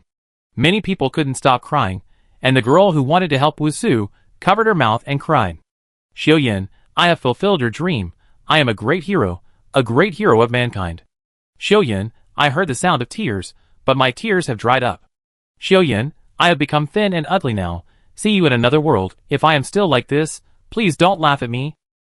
Xiuyan, I am sorry, I did not live well. Xiuyan, without your world, I have no motivation to live. Wusu kept reciting in his heart. He and Fu Xiuyan had endless words to say. His body shook, and he almost fell down, causing those who were watching him to tremble with their hearts, and they could not help but take 2 steps forward, but had to stop. Wusu supported his legs to steady himself again, stood up, and continued to walk forward. Xiuyan, wait for me. I'll be back soon. Xiuyan, I'm so tired. Xiuyan, let's meet in another world. I want to lie on your legs, in your arms, and have a good sleep. Xiuyan, I'm sorry. I made you wait for so long. Finally, he arrived at his residence. Even the weight of the door became so unbearable. After pushing it open with all his strength, his body could no longer hold on and fell to the ground, with one hand still holding the door handle. But he couldn't stand up even after holding the door handle. Sometimes it's time to let go, so he let go, crawled towards the person he would never let go, and used his hands and feet to crawl towards the glass bottle on the coffee table in front. Humans have lost their abilities, and he has no way to keep Fu Xiuyan's body with the ice that won't melt, so he could only cremate it. He put Fu Xiuyan's ashes in the glass bottle, and used up the last bit of his strength, and came to the coffee table, panting weakly, and held the glass bottle in his arms. Then he leaned against the sofa behind him. He had no strength to move his hands. All his strength was just to move his fingers. His fingers gently and affectionately stroked the glass bottle. Xiuyan, I'm back, Wusu said with relief, with a satisfied look. His life ended here. He was very satisfied. He really didn't want to go on. But Xiuyan said that people who commit suicide can't go to heaven. And if Xiuyan is in heaven, I can't go to hell. So I can't commit suicide. I can only miss you and live like this. Now this long torment is finally coming to an end. I don't have to endure it anymore. Chapter 817 Thick Smoke. That night, Dong and I did not see Wusu come back, and he was worried. With Wusu's character, he would not ignore all these things here. As long as he could hold on, he would definitely come. If he did not come, it must be that his body could not hold on. So, Dong and I came to Wusu's residence worriedly. When he saw that the door of the room was open, he was shocked, and while calling Wu Xingtang, he pushed the door into the room worriedly. The bright moonlight shone through the French windows, making the dark room as bright as day. Wu Su, who was sitting on the sofa, had his eyes closed, his hands hanging down, and his chest not rising or falling. Wu Shitang. Dong and I shouted and ran to Wu Su's side, but no matter how he shouted, no matter how loud he shouted, he could not get a response from Wu Su. His eyes fell on the glass bottle in Wu Su's arms, and he knew what it was. Because Wu Su ordered Fu Xiuyan's funeral, he arranged it for him. Wu Xingtang. Dongyi couldn't stop his tears from flowing. He was a tall man, but he cried so helplessly. His shouting also attracted the attention of others. All those who heard the sound came running over. Afterwards, more and more people came, but they stood at the door and stopped. This step too heavy. Get out of the way, get out of the way, Jin Xingtang is coming. Someone shouted anxiously, and everyone cried and made way for a way. Jin Shishi ran over in a hurry, with a panicked look on his face, running with big strides. Not long after Jin Shishi arrived, someone shouted again, "Get out of the way, Bu Shentang and Ai Shengtang are coming." After receiving the news, all the Shengtangs came to Wu Su's residence as fast as possible. Behind Tony again, listening to the strong man's cry, looking at Wu Su who had lost his breath and temperature while holding Fu Xiuyan's ashes. Everyone was in tears at this moment. Even Jin Shishi, the old fox. Even Bu Shisan who wanted to compete with Wu Su at the beginning. Even Emma Bull who was always tough. Were in tears. But their tears were much more restrained and tolerant than everyone else's. It was because of their personality. And because they were in their position. They could only choose to be strong. Wu Su, my friend. I'm here to see you off, Jin Shishi said. Although he didn't get Wu Su's consent. Although he never called his name in front of him. He showed his willingness to become friends with him. But I really want to make friends with him. Wu Shentang, I see you are smiling. You must have passed away peacefully. Bu Shisan wishes you the best. Bu Shisan tried to hold back the sobs in his words, and said as softly as possible, the crying outside the door was too miserable. Wu Su must be tired of hearing it, and he probably doesn't want to hear it again on this road of leaving. Wu Shentang, we will accomplish what you expect for you. Emma Bull said. She had something else to say, but she couldn't say it in thousands of words. Thank him for what he did for mankind, his responsibility, his hard work. But her mouth was too dumb. And she couldn't say anything. The news of Wu Su's death spread quickly. And all humans fell into grief again. Hey! It is said that Wu Su died. Yen Sui, who had just received the news, hurried to where Fong Tang and the others were working, and said. Her expression and tone were all shocked. But she had heard more than one person say it. And no one argued. Wu Su really died. After Yen Sui told the news, she couldn't help feeling sad for Wu Su. Although they had not been friendly before, and even had a tense confrontation. But Wu Su also died for humanity. Now the world is safe. But he died. What? Quinn said in surprise. He couldn't believe it. He dropped his work and ran to Yen Sui. He asked again, are you telling the truth? Yen Sui nodded vigorously. How can I say that? This is true. Hey Fong Tang sighed and looked towards the main hall. From the few times she saw Wu Su, she felt that he didn't have much time left and had reached the end of his life. She didn't expect it to be so soon. It's such a pity for him. How could it be so sudden? Mingmenda couldn't stop crying while wiping her tears.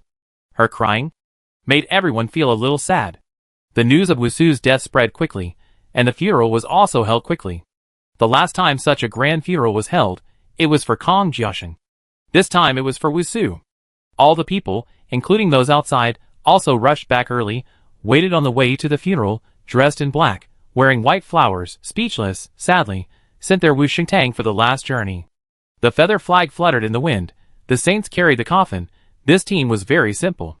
Fong Tang and the others stood in the crowd, watching the funeral procession leave with respect, singing elegy.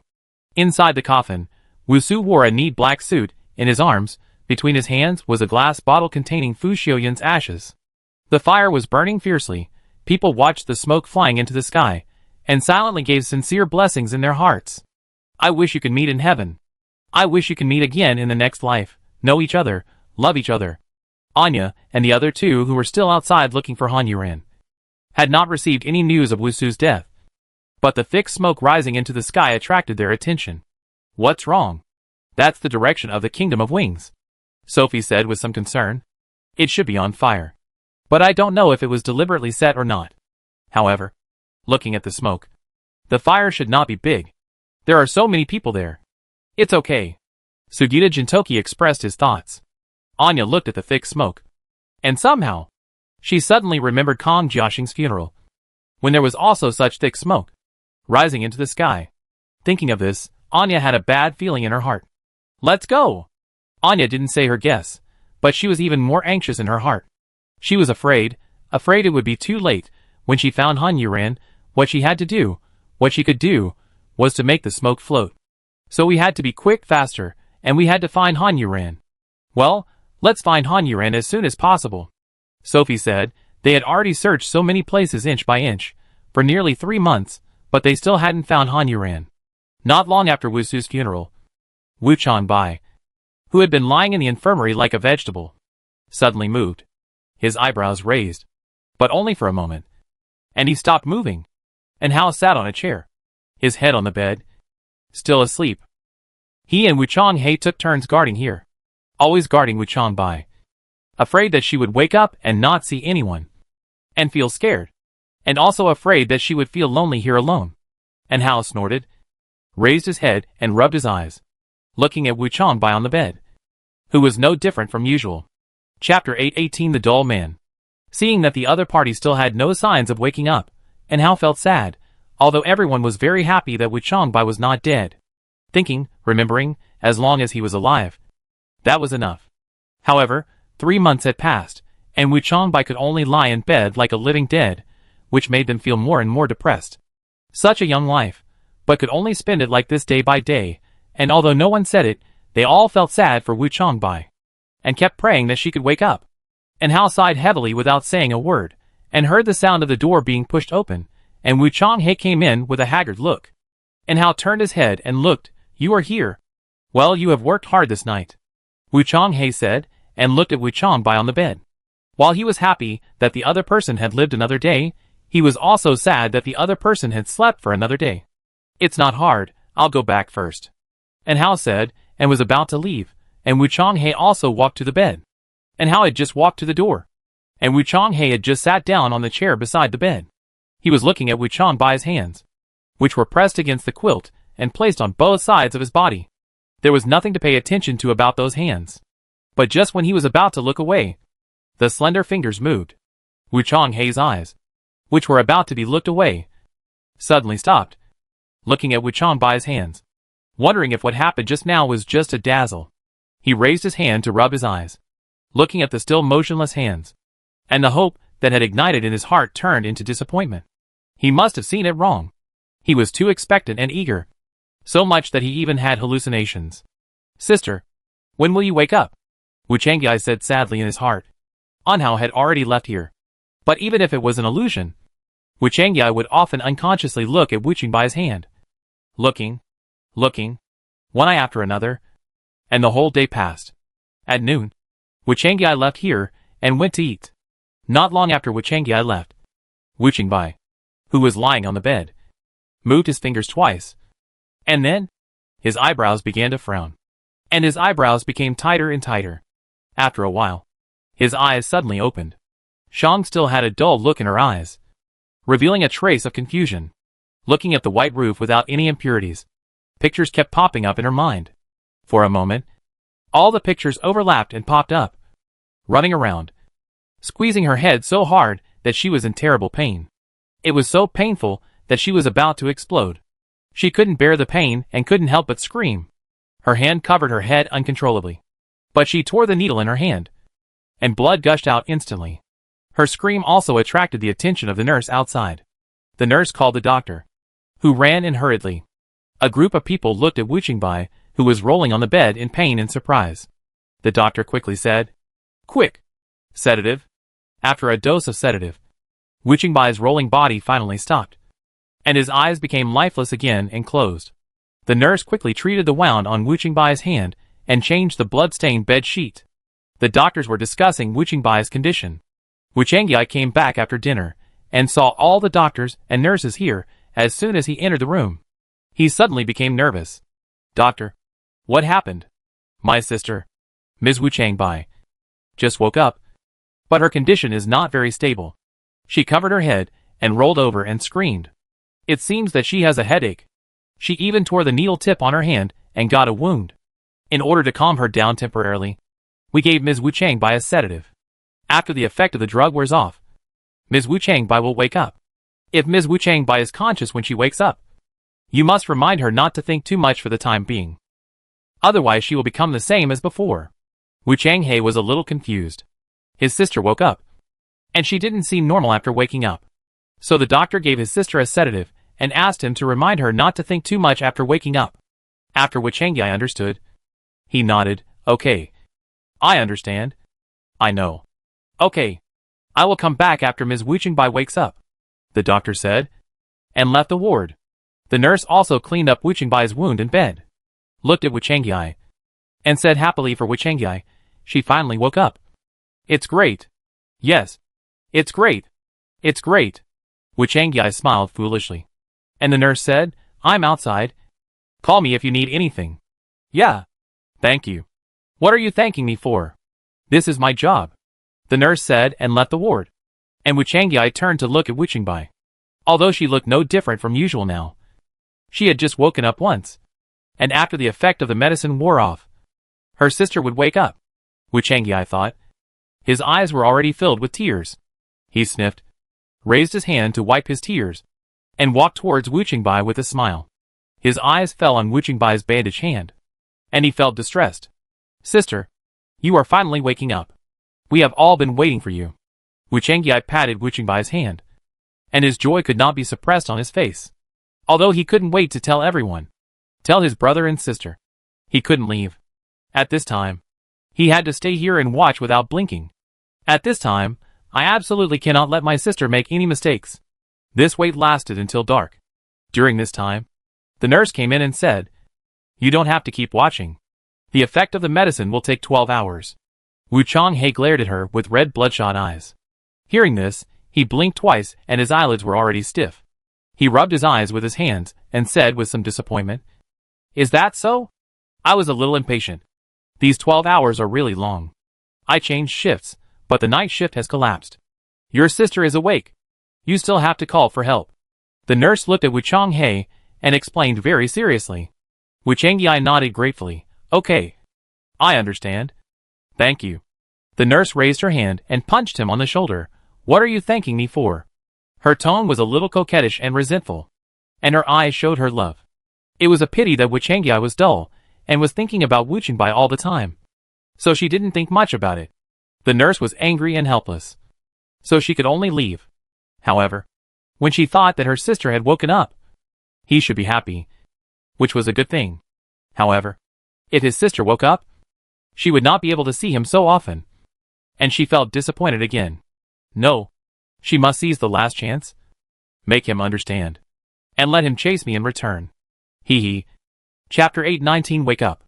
When En Hao came to take over the shift at night, Wu Changhe's excitement and joy finally found someone to share it with. You're here. As soon as En Hao came in, Wu Changhe excitedly greeted him, making En Hao stunned. Standing at the door, he looked at Wu Changhe in a daze and nodded in confusion. Yes, I'm here. Wu Changhe couldn't help laughing, making En Hao stunned, raising his hand and rubbing his head and walking towards the bed. What's the matter? So happy. En Hao asked curiously. Wu Changhe looked a little scary. Wu Changhe looked at him helplessly and patted his shoulder, making En Hao's body sway. Fortunately, he grabbed the edge of the bed, otherwise he would have fallen directly on Wu Changbai on the bed. Frightened, Wu Changhe quickly supported En Hao, grabbed En Hao's collar, and pulled him back. Be careful. What's wrong with you? En Hao was really helpless. Was Wu Changhe crazy? You are stupid. Tell me what I can be so happy about. Wu Changhe said. Suddenly he felt that this guy was so stupid. After En Hao was stunned for a moment, he suddenly figured out what was going on, turned his head in disbelief, and looked at Wu Changbai on the bed. Looking at Wu Changbai, who was no different from usual, his eyes noticed the back of his bandaged hand. Surprised and happy, he said, She woke up. Wu Changhe laughed wildly. Yes. Yes. My sister woke up today. But she was given a sedative. And she won't wake up again until tomorrow. En Hao opened his mouth wide, and didn't know how to express the joy in his heart. He looked at Wu Changbai and then at Wu Chang-hei, and finally couldn't help jumping twice on the spot. Happy like a child weighing more than 200 pounds. She finally woke up. Finally woke up. The last guilt in his heart will also be put down. This heavy burden finally no longer have to be carried. Otherwise this burden will really crush him. Wu Changyi was also excited and giggling with An Hao, knowing that there was a knock on the door. The night shift nurse gently reminded, "Please keep your voice down. It will disturb others." An Hao and Wu Changyi quickly nodded and apologized. "I'm sorry. I'm sorry. I'm sorry. It's okay. It's okay."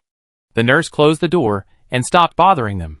An Hao and Wu Changyi looked at each other, lowered their voices, and laughed quietly. "Then you go back and rest first. I'll stay here." An Hao said. Wu Chang-hei hesitated for a moment, looking at Wu Chang-bai. He didn't want to leave. Even if he left, he would definitely not be able to sleep that night. He would definitely tell his brother and sister. They would definitely clamor to come, and he would have to coax them. By then, all three of them would be unable to sleep, staring at each other. "Forget it. I'll wait here until my sister wakes up, and then go back," Wu Chang-hei said, and Hao could understand his thoughts. So he didn't persuade him anymore. It was just one night. He could get through it. "Okay. You go back and rest. I'll be here tonight," Wu Chang-hei said to An Hao. And Hao shook his head and sat down on the sofa. "I'll be here too. It won't be so boring for two people." Wu Chang-hei didn't say anything more. The two of them occasionally said a few words, and the night was easy. And Hao fell asleep in the second half of the night. Wu Chang-hei glanced at the sleeping An Hao, and then looked at his sister. Suddenly, he felt that the two of them were quite a match. Moreover, he was familiar with this kid.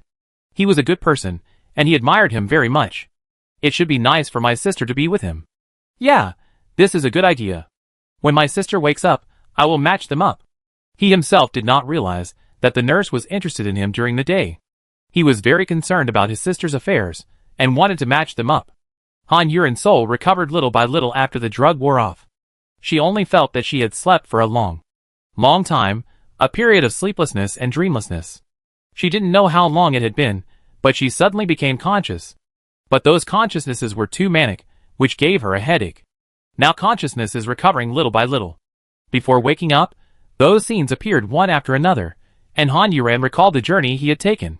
But where was he now? His body had clearly been taken away by the old monster, whose body was he in now. The past scenes came to his mind, and he couldn't tell what he felt. The old monster had indeed deceived him, but humans had indeed survived, as he said at the end. Although the other party had taken his body away, but without him, humanity would be finished. If that's the case, Han Yuren forgave the old monster in his heart. As long as humans can survive, it doesn't matter if he was deceived or his body was occupied. I just don't know if Anya and the others are okay. And I don't know if Sari is alive or dead. I'm sorry, I don't have the ability to save you. Han Yuren thought silently in his heart. Feeling that his body was gradually able to move, Han Yuren opened his eyes, still seeing the pale roof. This time, he had already sorted it out in his mind, so he didn't feel a headache. Suddenly, a joyful voice exploded in my ears. "Sister, you woke up. You finally woke up. That's right, that's right. Don't think too much. Don't think about anything first." Han Yuren turned to look at the person beside him, who was shouting in surprise. When he saw the person in front of him, his eyes froze instantly, and he felt a buzz in his head. He said in disbelief, "Wu Changyi?" I seemed to hear Wu Changyi calling his sister in my ears. Wu Changyi's sister is Wu Changbai. Wu Changyi looked a little confused, and Hao also woke up and ran to him. Wu Changyi looked at Wu Changbai. Why would his sister call his name? "Sister, how do you feel? By the way, and Hao?" "Go get the doctor," Wu Changyi said hurriedly. Before Hao could say a word to Wu Changbai, he nodded and ran out to get the doctor. "Sister, you finally woke up." Wu Changyi shed several more tears while speaking, and wiped his tears, looking so excited that he couldn't control himself. Wu Changbai, no, it should be Han Yuren, looking at Wu Changyi who was wiping his tears in front of him, opened his mouth to explain his identity, but before he could open his mouth, and Hao had already brought the doctor and the nurse in. Han Yuren could only shut up again. The doctor who came and looked at Wu Changbai who was awake. Seeing that there was nothing wrong with his expression, he asked, "How do you feel?" "Very good." This simple answer surprised Wu Changbai a little, because his sister had always been very gentle, and it was rare for her to speak like that. The doctor nodded. Okay. We'll do some tests next to see if there's anything wrong with your body. And then go see a psychologist. This is the psychological counseling that everyone who has experienced the end of the world has to go through. Don't take it too seriously, the doctor said very gently. And Han Yuran just nodded. Chapter 820 Awkward Acting. Han Yuran accepted all the examinations honestly. During the period, she answered whatever the other party asked her. She didn't say a word more. She seemed a little cold, but her expression was normal. Everyone thought she had just woken up from a deep sleep, so they were a little uncomfortable. At this time, Han Yuran was sitting on a soft sofa. Opposite her was a woman who looked very gentle, a psychological counselor. Her voice was as gentle as her appearance. Han Yuran soon fell into a daze as she was talking to him. But she could hear the woman's voice clearly. This feeling was like a dream, like reality or fantasy. As the woman deliberately guided her, Han Yuran's consciousness returned to the time when she was releasing the magic circle. A pain came over her heart, and she suddenly opened her eyes and sat up straight. She suddenly woke up and scared the woman opposite, especially when the other party opened her eyes. The cold light was really too scary, just like a devil. At that moment, she even felt that the other party was going to kill her. Goosebumps all over my body appeared in an instant, and I shivered. Fortunately, the other person's gaze was only so cold at the moment when he opened his eyes, and then the cold light gradually subsided. Han Yuran looked at the frightened woman in front of him and apologized. Sorry, I scared you. The woman smiled, and her professional ethics were still there. I am sorry for making you think of bad things. Han Yuran's smile was a little bitter. Sorry. I am a little tired. Okay. You can go back and rest. Han Yuran nodded to the woman and left, and then returned to the ward for observation. He had to stay here for a few more days. When she came back, the ward was full of people, including the 3 siblings of the Wuchang family, and the people who broke the gods and demons. But there was no Anya and Sophie, and Sugita Jintoki was not there either. Han Yuran suddenly became excited, grabbed Fangtang, and asked, Where's Anya? Where's Sophie? Where's Sugita Jintoki? Her excitement scared everyone, especially Fangtang, who was caught by her, because the strength from Han Yuran's hand made her feel pain in her arm. She could feel that the other party was really worried about the 3 of them. But when did Wu Qingbai get so close to the 3 of them? If she saw that her brothers and sisters were all fine, the one she should be most worried about was Han Yuran, who had helped them. Why was she suddenly so worried about the 3 of them? They went to find Han Yuran. Fangtang suppressed her doubts and said, When did they go? Did they leave after it was safe, or before? Han Yuran continued to ask. They went after it was safe. Fangtang was even more confused. Wu Qingbai fainted in the dangerous period before the world became safe, but how did she know it was safe now? Did she hear it from the hospital staff during the examination? After hearing what Fangtang said, Han Yuran finally felt relieved. That's good, a safe world, where they are alive. That's good, that's good. Han Yuran muttered as she let go of Fangtang's hand. Only then did she notice that everyone was looking at her in a strange way. Wu Changhui and Wu Changkai stepped forward, held her hands, and looked up at her and asked her, Sister Yu, why don't you look at us? The aggrieved voice and tone made Han Yuran startled and felt pain in her heart. She looked at the 2 little kids, and then at the people in front of her that she was familiar with, whom she trusted. I should tell the truth. But if I tell it, the 3 Wuchang siblings will be sad. But if I let them think Han Yuran is dead, Anya and Sophie will also be sad for me. And can I really survive as Wu Changbai? Han Yuran was speechless for a moment. Her eyes flickered, and she was in a dilemma at this moment. My sister is a little tired now. I want to take a rest. Han Yuran, who couldn't find the answer, chose to avoid the question temporarily. Hearing her say this, Wu Changyi hurried forward, pulled Wu Changhui and Wu Changkai to his side, looked at Wu Qingbai and said, Sister, you take a rest. The others also said quickly, Okay, then you take a rest first. We will come to see you tomorrow. Han Yuran nodded, and went to bed, looking at Qin and Yan Sui for a few more times. Fangtang, who was walking at the end, saw all the looks she gave him, and left here with doubts in her heart. Han Yuran looked at Wu Changhui, who was closing the door. Looking at her happy expression, she smiled at Wu Changhui, and then he happily closed the door and left. But Han Yuran felt even more depressed. Perhaps she could just say that she had lost her memory, and live on as Wu Changbai, so that the 3 Wuchang siblings would be happy, and she could still be friends with them. If they couldn't find her body, she could just pretend that she was not dead, and she could tell Anya secretly, and just tell Anya. In this world, if Anya didn't have me, she would be heartbroken. After Han Yuran made the decision, she felt much more relaxed. Although she could no longer live as Han Yuran, it didn't matter. Besides, Wu Qingbai died under the Bloody Rain formation. Even if he died in her own hands, doing this, it would be a little compensation for Wu Qingbai. I'm sorry, Wu Qingbai, but don't worry, I will treat your brothers and sisters as my own brothers and sisters, and treat them sincerely. Thank you for protecting On Hao. Han Yuran thought and closed his eyes, and soon fell into a deep sleep. When she was sleeping, Fong Tang came quietly again, stood by the bed, and looked at the sleeping Han Yuran. Waiting quietly, Han Yuran woke up after sleeping for a while, because she gradually felt uneasy, and always felt that something was watching her. When she opened her eyes, she saw a pair of eyes watching her. Han Yuran was surprised for a moment, and blurted out, "Boss, what are you doing here?" After asking, Fong Tang's eyes flickered, and Han Yuran realized that she seemed to have said something wrong. Although the Wuchang brothers and sisters had stayed at Pashinmo for a period of time, they should not call Fong Tang the boss. Immediately pretending to be confused, rubbed her and said, "I am confused." Old 4. Tang Fong suddenly spoke. Han Yuran's awkward acting froze for a moment, pretending to be a little confused, and asked, What? You are old 4. Right? Tang Fong looked at Han Yuran and said seriously, "It is certain." Not a question. Han Yuran looked at Tang Fong's expression, and knew that she could not hide it from her, but since she woke up, she had basically not had any contact with her, and just because she grabbed her arm that time before, she guessed it. Chapter 821 Meeting. Han Yuran suddenly felt that Fong Tang was really smart. She smiled helplessly, looking at Fong Tang, and asked, "Boss, how did you figure that out?" Her question was equivalent to admitting that she was Han Yuran. Even though Fong Tang had guessed it, when she heard Han Yuran admit it in person, Fong Tang couldn't suppress her excitement. Everyone has selfishness.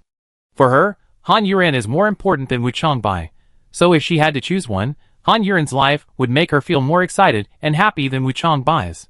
Even she couldn't help it at this moment. She reached out and hugged Han Yuran, and said emotionally, "You are alive. It's great. It's great." Han Yuran felt Fong Tang's joy, felt that the other party cared about her, and was happy in her heart. Fong Tang took a long time to calm herself down, let go of Han Yuran, and looked at Han Yuran with red eyes. She was very excited and happy. But when she saw the face in front of her, that was clearly Wu Qingbai, she felt a pity in her heart. "How did you become like this?" Fong Tang asked, feeling very distressed. Han Yuran, who was asked this question, also felt very bitter. She did not expect that she would survive like this. "My body was taken away, but the other party was kind enough to release my shadow. He said that he found a dead body and possessed it.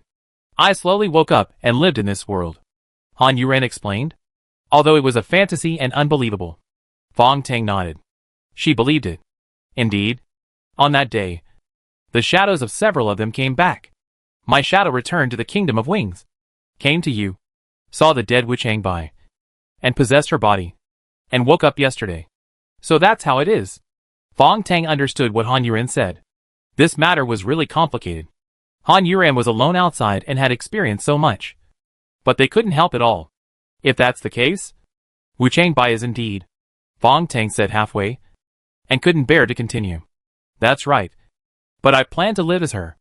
Fong Tang suddenly widened his eyes, and looked at Han Yuran.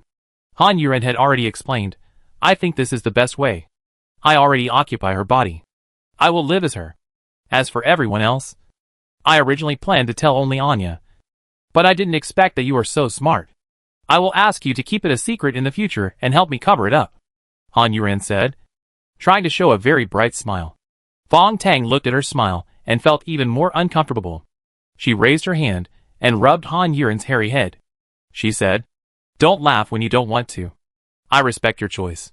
If you ever regret it and want to live in this world as Han Yuran, I will continue to support you." Fong Tang cheered up Han Yuran like an older sister, encouraging and comforting her. Han Yuran was suddenly treated like this and felt a little uncomfortable. But she was touched. The boss was indeed the most reliable, no matter when or under what circumstances. "Let's get someone to call Anya and the others back," Han Yuran said, and Fong Tang nodded in agreement. Okay. You take a rest first. I'll be back soon. Well, goodbye. I'll see you next time. Fong Tang smiled. But this kind of Han Yuan was the Han Yuan she was familiar with. Since she liked it this way, there was no need for her to change. After Fong Tang left, Han Yuan felt inexplicably relieved. Finally, there was someone who could share these heavy things with her. Compared to her relief, Fong Tang's heart became heavy, because Han Yuan's heart was originally heavy.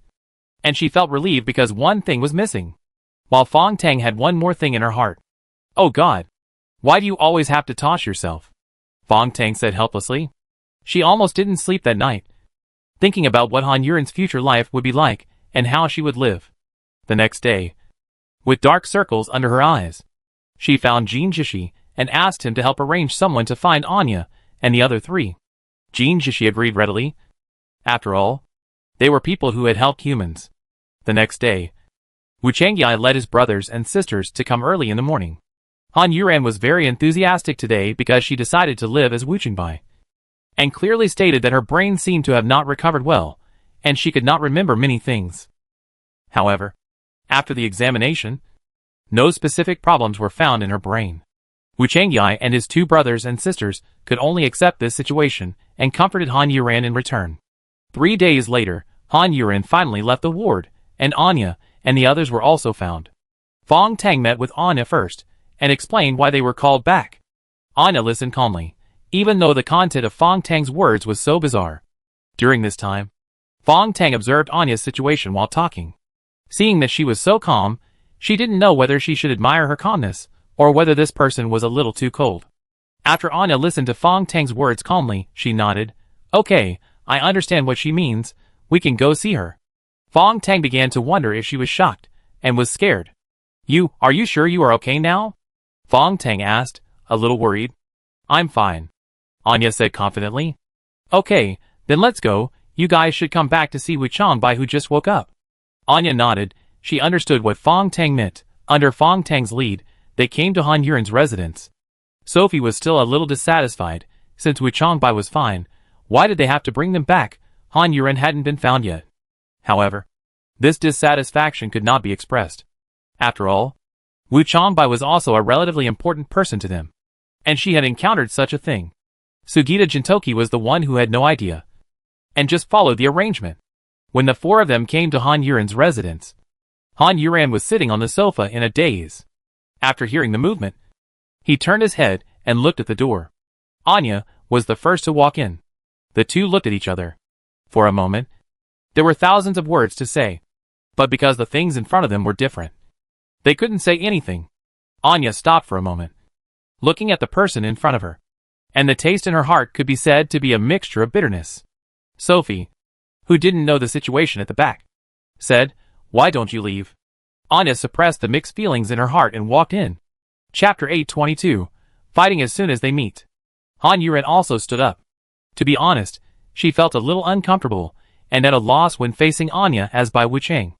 It was rare that she didn't know what expression to make in front of Anya, and she didn't know where to put her hands and feet. "How do you feel?" Fong Tang asked, breaking the awkward silence. Han Yuan smiled.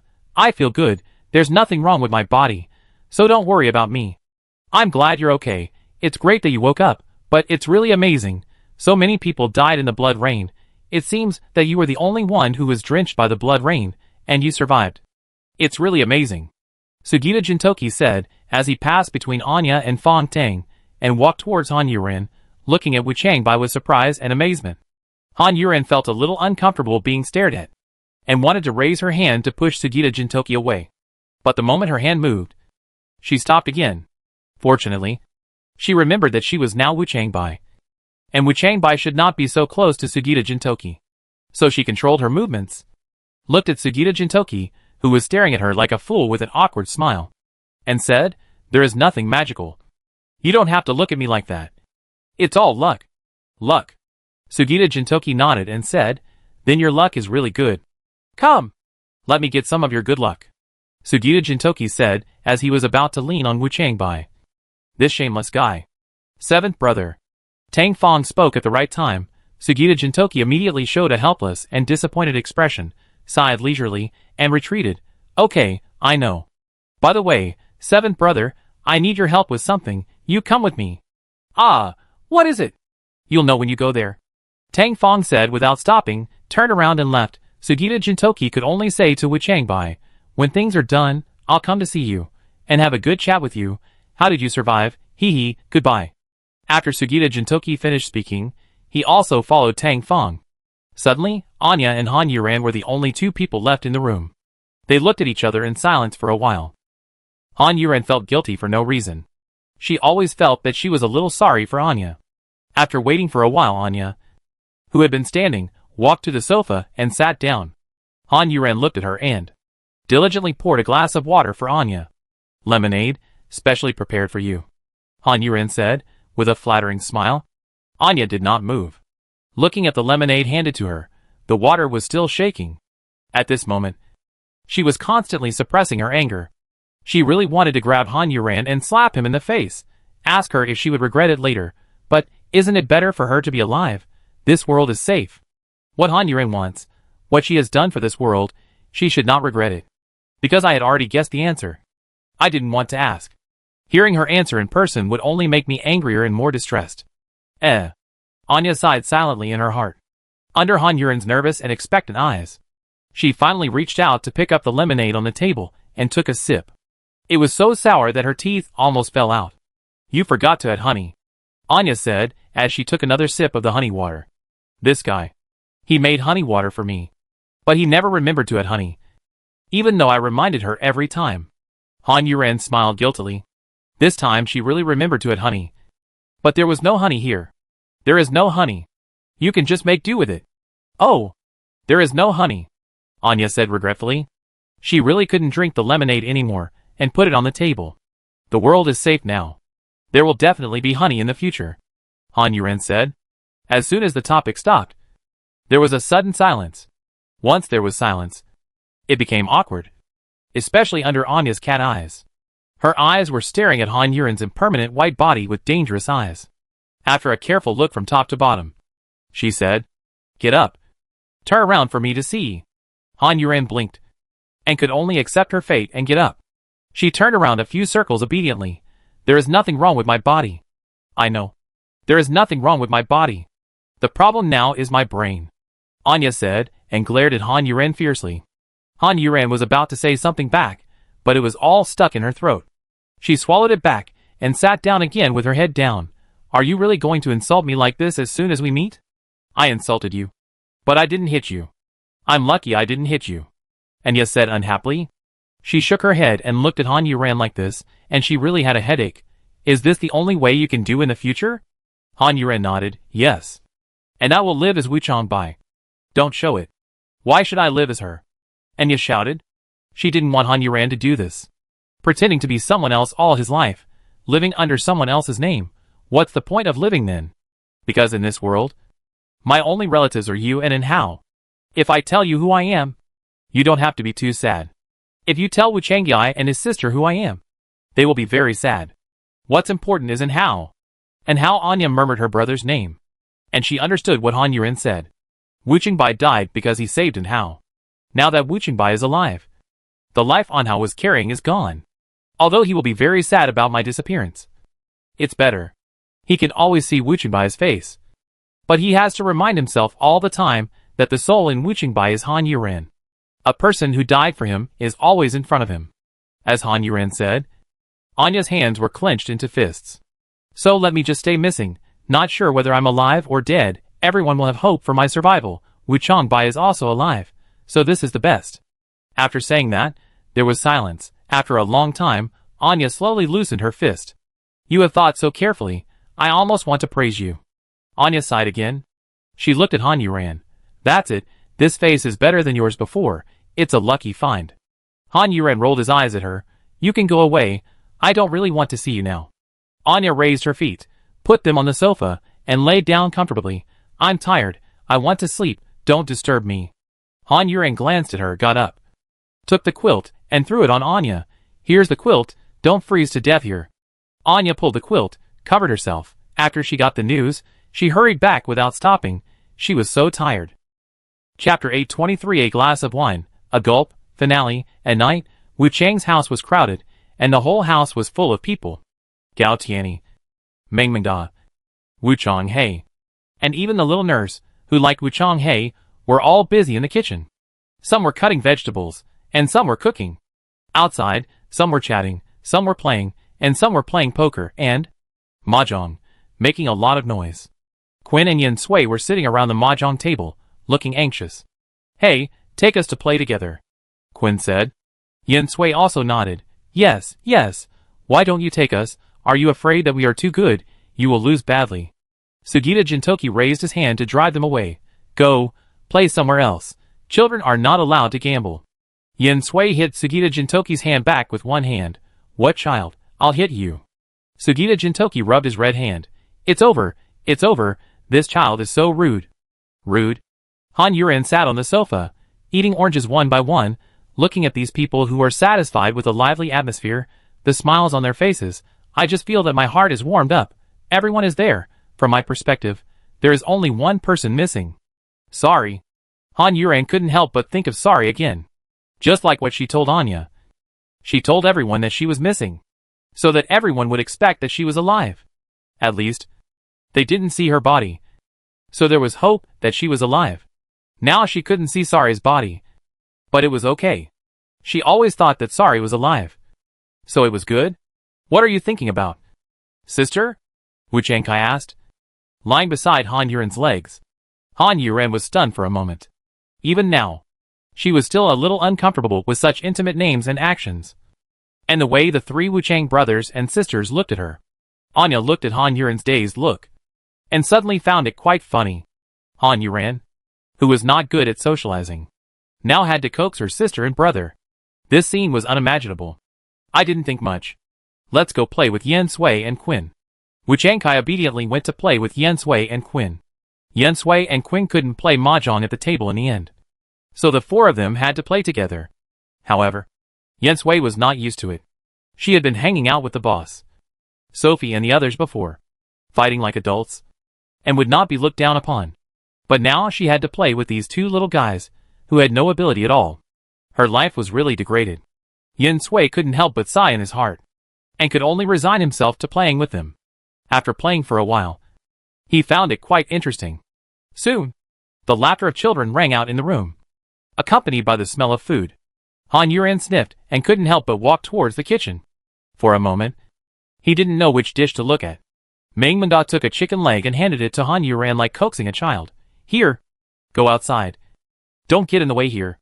Han Yuren took the chicken leg, and was pushed out of the kitchen by Meng Mengda. Han Yuren felt a little funny, looked at the chicken leg in his hand, and forget it. Just eat the chicken leg honestly. Outside, every house had lights on, making the world not too dim even at night.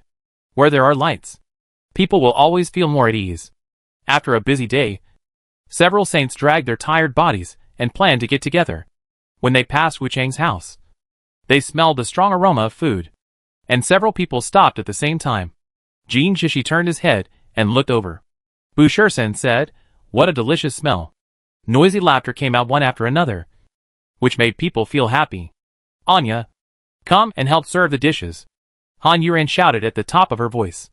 Then the several saints outside were stunned for a moment, with some surprise on their faces. They looked at each other, and didn't expect it to be Anya and the others. I'll serve. Then I'll wait to eat, hee. Come on, try my chef Gao's cooking." It sounded like a mess, but it revealed a warm and heartwarming warmth. Even Jin Shishi and the others outside, and even Emma Bull smiled. "Let's go. It's time for us to eat," Jin Shishi said. And several people went to eat with this warm feeling. At this time, Han Yuren and the others squeezed and finally sat down at a table. Everyone looked at the food on the table eagerly. Gao Tianyi's cooking skills were amazing. The food was delicious and tasty. Several children couldn't help smacking their lips and swallowing their saliva. "Come on, fill up the wine, and the children will fill up the juice," Fontaine said. And everyone moved instantly, as if they were waiting for orders. Everyone's eyes were sparkling, and they looked very excited. They stood up together, raised their glasses, exchanged glances, and raised their glasses together. No more words. Cheers! Fontaine was rarely so high-spirited, and everyone responded, "Cheers!" A glass of wine. A gulp. Everyone ate, drank, chatted and laughed. This tormenting period, in these glasses of wine, all passed. The banquet lasted until the second half of the night. The children fell asleep, and Ruishi and the others were also drunk. Han Yuran was still holding the bottle, no longer using a cup, drinking from this person, drinking from that person, and finally, he was staggering and fell off the chair with a bang, still holding the bottle, laughing. The others were also drunk and laughed too. Anya supported her head with one hand and reached out to pull Han Yuran up in a daze. She grabbed Han Yuran's shoulders and lifted him up, but when Han Yuran climbed onto the table, Anya vaguely seemed to see tears on Han Yuran's face. But before she could see clearly, she couldn't hold on any longer and fell. Han Yuran took the bottle, raised her head and drank it without stopping. Most of the wine flowed out from the corner of her mouth, and her tears could not stop flowing. But Han Yuran didn't know why she was crying. She didn't even seem to know that she was crying. It was just that when she fell off the chair again, the bottle in her hand broke, cut her palm, and bright red blood flowed out. But Han Yuran was already drunk to death, and didn't feel anything at all. Only the tears were still lingering in the corners of her eyes, slowly sliding down, leaving streaks of tears on her face. At the same time, on the Star of Gods and Demons, Sari fell asleep after a long time. This time he had a dream. In the dream, he returned to Earth again, and came to a strange room, but he recognized all the people in the room. He couldn't help but look for Han Yuran anxiously, but he didn't see her. Finally, his eyes fell in disappointment, and fell on Wu Chongbai's body and his face. Sari was shocked, and squatted down beside Wu Chongbai, looking at the tears and blood. "It's you. Although you look different, but it's good that you're alive. Don't worry, I'm alive too," Sari said, as he reached out, and wiped away the tears on Han Yuran's face, and healed the wound on her hand. After the wound healed, Sari's figure disappeared here. On the Star of Gods and Demons, Sari suddenly woke up. After a moment of daze, he looked at the empty palace, and then looked at his hands. There seemed to be the temperature of tears and blood on them, which belonged to Han Yuran. At dawn, the drunk people woke up, and Han Yuran opened his eyes. Before he could move, he heard Anya say, "Be careful, there are glass shards under your hands." Hearing this, Han Yuran raised his hand. There was no wound, but why did he feel pain? He looked at the glass shards under his hand again. There was blood on them, but he had no wounds. Was the dream she had last night real? She dreamed of Sari. He wiped her tears, healed her wounds, and he said he was alive. She got up, and cleaned up the room with everyone, reciting silently, "It's good to be alive." Chapter 824 Extra. You buy. Why do you like someone? Because she is pretty, because she has substance, because she is gentle, because she is domineering. Anything can be a reason. Then why do you like Xing Yubai? Baiju supported his head with one hand, looking at Xing Yubai, who was sleeping drunk in the corner. With a puzzled look, he looked a little aggrieved. Baiju couldn't help but laugh. This was his first impression of Xing Yubai. At that time, he was a capable person, but he gave people a pitiful, aggrieved, and wanted people to protect him. Now the world has returned to peace, he is still habitually huddled in the corner. Should I say he is stupid, or should I say he is cute? Looking at that face that was a little red because of being drunk, Baiju felt sorry for it. He slept on the ground, blinked his eyes hard, to make himself more awake, then he stood up with the help of the table, and walked toward Xing Yubai, who was huddled in the corner. His body was still shaking uncontrollably. He came to Xing Yubai's side, stretched out his hand and pushed Xing Yubai. "Don't sleep here. Wake up." But even after he pushed twice and called twice, Xing Yubai didn't respond at all. Baiju had no choice but to move closer and muttered, "I'm not taking advantage of you. I'm just afraid that you will catch a cold sleeping on the floor."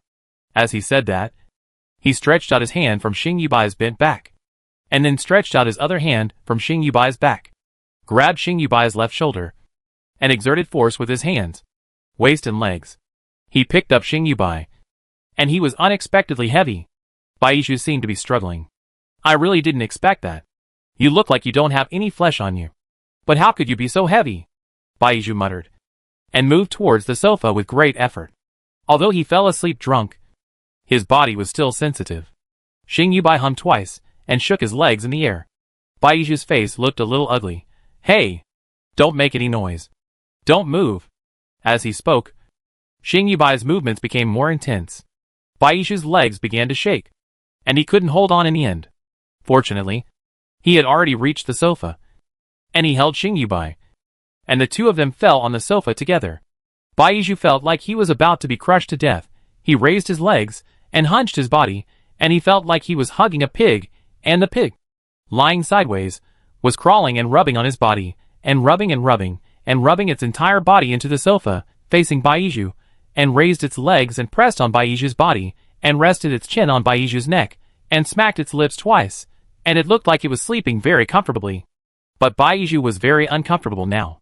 No, he was also comfortable, but he could not enjoy this comfort at ease.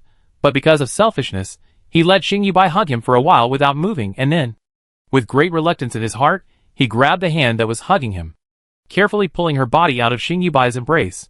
Turning around and about to get off the sofa, Xing Yubai's hand reached out from behind again, and his legs, and hugged Baizhu tightly again.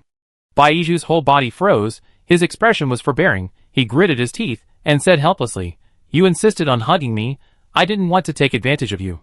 Thinking about it, she no longer wanted to leave, so she simply closed her eyes, and enjoyed it, an enjoyment with fear. After closing his eyes, it wasn't long before the drunkenness came back, and Baizhu fell asleep soon. He slept until dawn, and when Baizhu woke up, he only felt a little sore, but it was very light. After a moment of confusion, Baizhu remembered what happened last night.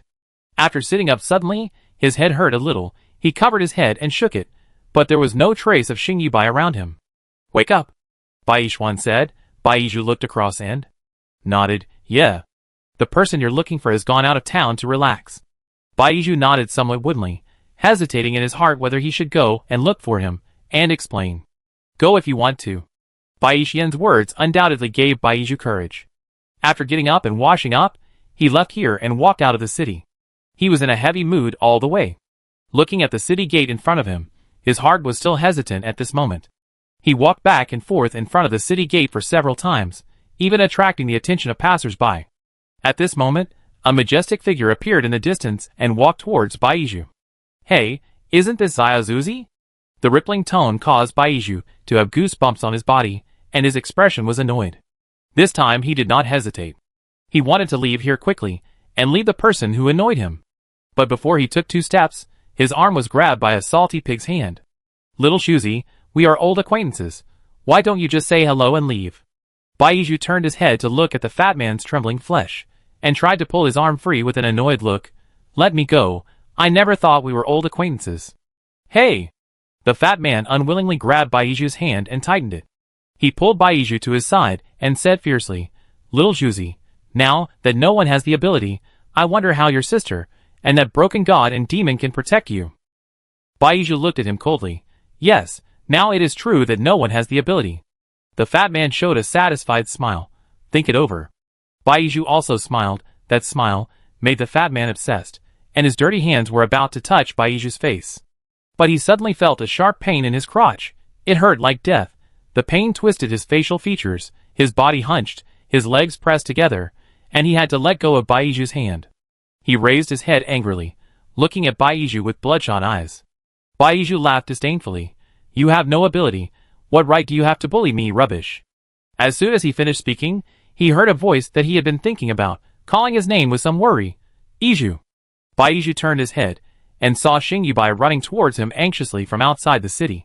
His worried eyes, his hair that rose and fell as he ran, and the same disgusted expression he had when he looked at the fat man. Baizhu sighed silently in his heart. Xing Yubai had already run to his side, and grabbed Baizhu's hand. "Let's go." He pulled Baizhu back, not wanting to look at the fat man again. The fat man still had his legs together, unable to move, and could only look at the two people, who left with resentment in his heart. Baizhu looked at Xing Yubai beside him, feeling the warmth in his hands. "How can I give up on you if you are like this? Are you okay?" Xing Yubai asked worriedly. "No, it's okay. Now that fat man has no power, he can't beat me." Chapter 825 Extra. You by Chapter 2, then try to avoid Geo as much as possible. You know, if people are pushed to the limit, they can do anything, Xing Yubai said, releasing the hand that was holding Bai Yizhu. Bai Yizhu felt a little empty in an instant. "Okay, I understand. I'll listen to you." Bai Yizhu agreed, so that Xing Yubai wouldn't worry about him. Xing Yubai was a little surprised that he agreed so straightforwardly, and couldn't help looking at him, and immediately met the pair of eyes that were staring at him. Then when those eyes looked at him, they froze for a moment, then quickly dodged away, like a frightened little animal, which made people feel distressed. Baizhu felt that the atmosphere suddenly became awkward. After thinking for a while, he remembered what he wanted to say when he came out to find Xing Yubai. But what he wanted to say seemed even more awkward. Hey. Well, last night, I saw that you were drunk. So I wanted to put you on the sofa. But you were too heavy. After saying that, Baizhu felt that what he said was not very good. But he thought that Xing Yubai was a man, so he should not care too much about weight. Nor would he care about him saying that he was heavy. Oh sorry, I'm too heavy. Baizhu was stunned.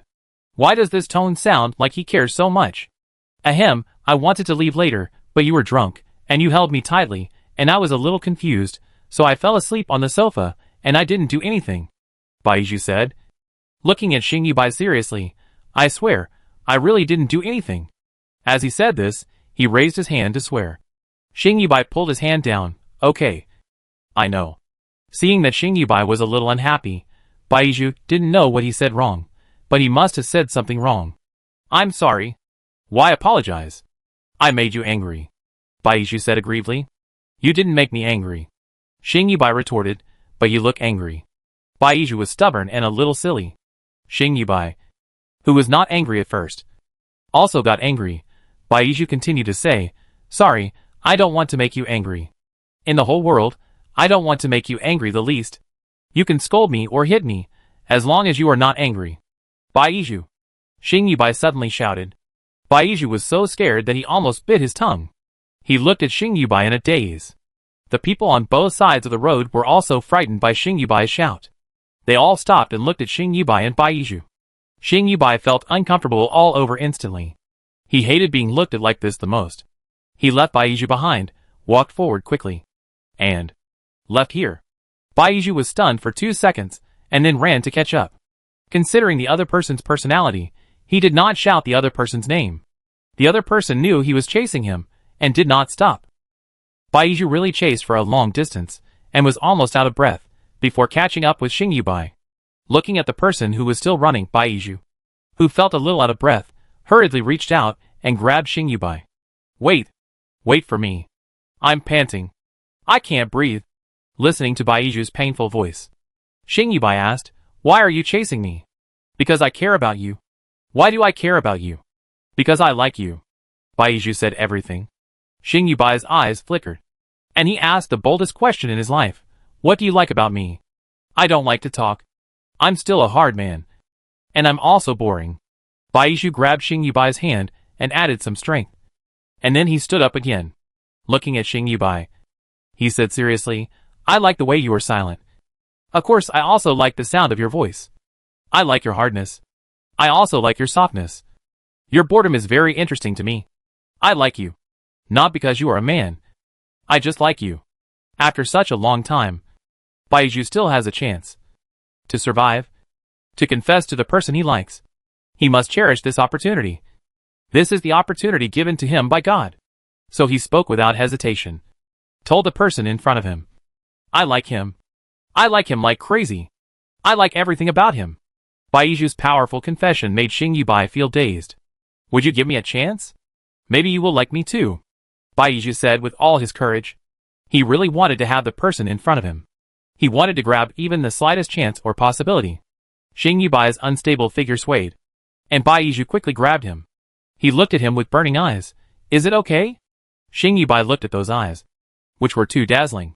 And he was in those dazzling eyes. You can pursue me. I'll give you a chance, Xing Yubai said. The words came out of his mouth, and he was surprised. Happiness came too suddenly, and he even doubted his ears. He couldn't help asking again, what did you say? Say it again. Xing Yubai thought he looked a little funny, but he said it again with a very doting look. I said, I'll give you a chance. I don't care if you are a man. If you perform well, we will be together. Yubai, you are so good. Baizhu hugged Xing Yubai excitedly, jumping for joy. Great, he finally got what he wanted. Xing Yubai was strangled by him, and was a little breathless.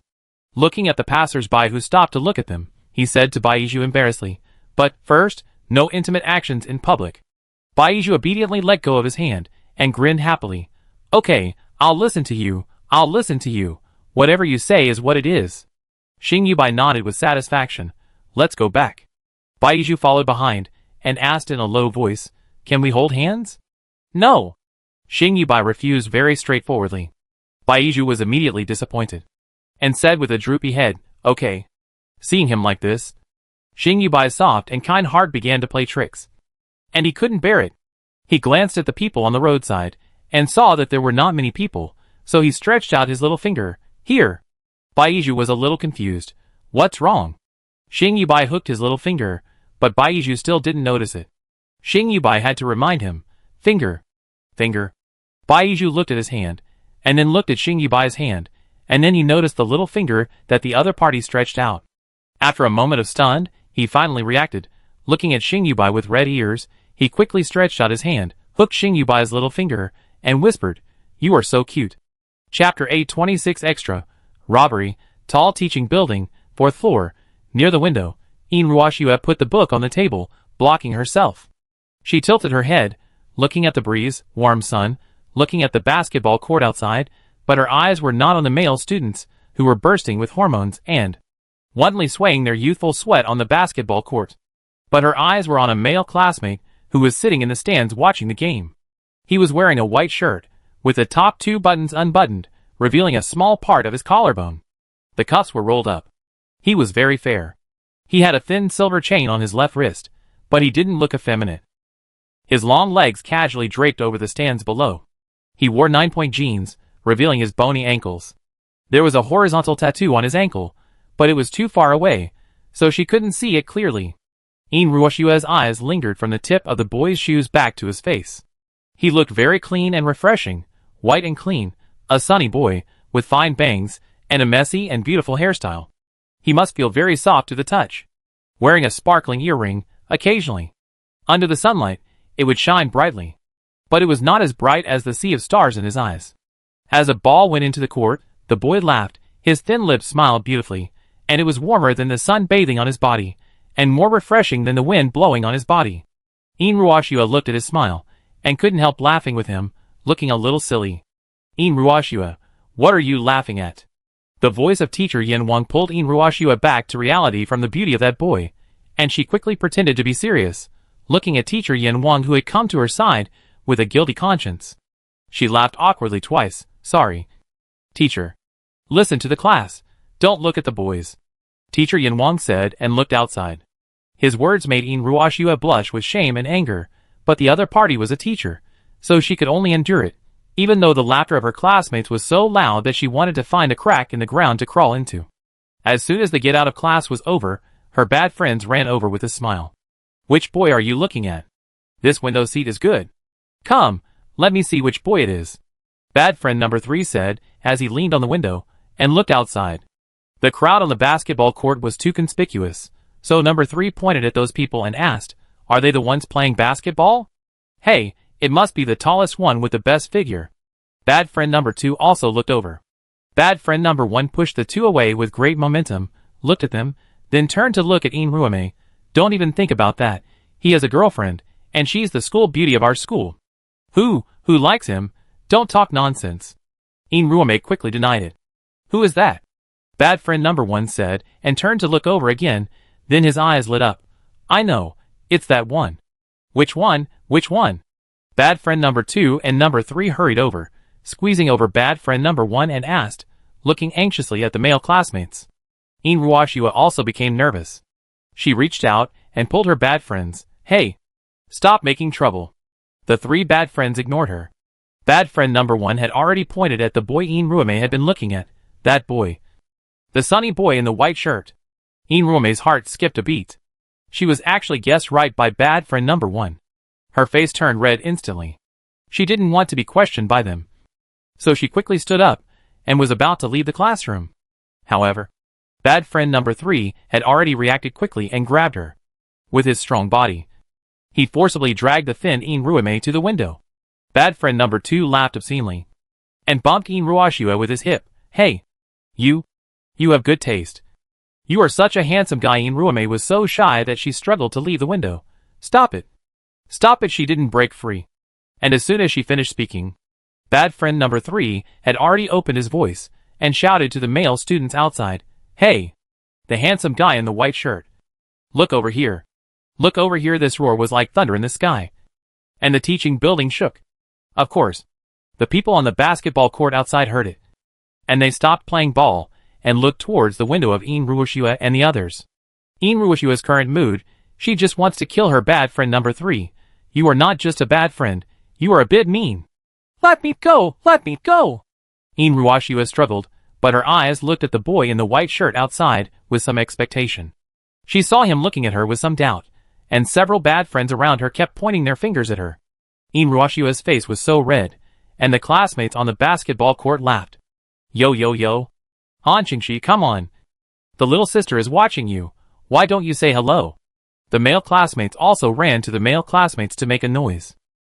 Ruoshua's thoughts were that his name was Han Qingxi. The peaches and plums do not speak, but the people under them grow up. What a good name, a name that suits him very well. Han Qingxi was not annoyed by the noise. Looking at the embarrassed and helpless Ruoshua, he raised his hand and waved to Ruoshua, showing a bright and warm smile. Ruoshua stopped struggling under Han Qingxi's greeting and smile. Pursing her lips, she shyly smiled at Han Qingxi, nodded, and took advantage of the fact that her bad friend number 3 was no longer holding her. And she no longer had the courage to stand here. So she turned around and ran away. The male classmates outside all laughed. Ah! She ran away shyly. Han Qingxi, why don't you chase her? Everything started from then on. When school was over that day, Ruoshua was at the door of the classroom and saw Han Qingxi. He was standing by the bed in the corridor. And every move he made was so handsome. Somewhat stunned, not knowing why he was here, 3 bad friends appeared again, as if they were very familiar with Han Qingxi. Oh, handsome brother. You are here to see our Ruoshua. Right? Bad friend number 1 said, as he pushed Ruome out. Bad friend number 2 waved to Han Qingxi. You guys chat, we'll leave first. Bad friend number 3 added, usually, we and Ruoshua go home. You took our place today, you have to send Ruoshua home safely. Bad, but it was really a good assist. After saying that, the 3 friends left at a very fast speed. Laughing. Ruoshua stood there. She was too nervous to move. She felt her heartbeat was about to burst out of her throat. Han Qingxi walked towards her very comfortably. As Han Qingxi approached, Ruoshua felt her heartbeat was about to make her ears ring. Let's go! Han Qingxi said, reaching out to take Ruoshua's school bag, slinging it over his shoulder, and walked forward. Chapter 827 Extra, Robbery Chapter 2. After Ruoshua followed Han Qingxi out of school, she hesitated whether to tell him which way to her home. But Han Qingxi had already said, there is a store nearby, I like it very much, would you like to go with me? I do. Ruoshua said very straightforwardly and loudly, if you don't know. You might think that her I do means something. Han Qingxi also looked at Ruoshua in surprise. Ruoshua also knew that she had embarrassed herself again, and her face turned red. But Han Qingxi smiled and said, let's go then. They went out to eat together, and it was delicious. After that, Han Qingxi took Ruoshua for a walk, and it was already very late. So he sent Ruoshua home. Along the way, Ruoshua blushed again and again, and Han Qingxi always smiled very gently. When he smiled, Ruoshua would blush. And when Ruoshua blushed and felt uncomfortable, Han Qingxi would smile to ease the embarrassment. Along the way, he kept finding topics to talk to Ruoshua. Until Ruoshua arrived at the door of her house, the two of them became more familiar with each other. I'm here. Thank you for today. I had a lot of fun, Ruoshua said, looking a little embarrassed. Then, are you willing to be my girlfriend? Han Qingxi looked at Ruoshua tenderly and asked. Ruoshua was stunned. This question was asked too suddenly, so suddenly that it was unexpected.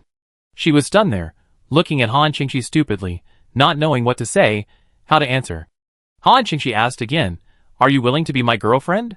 As he said this, he seemed to feel that just saying this was not enough, so he continued, although, the words love at first sight are exaggerated, but today your friends called me.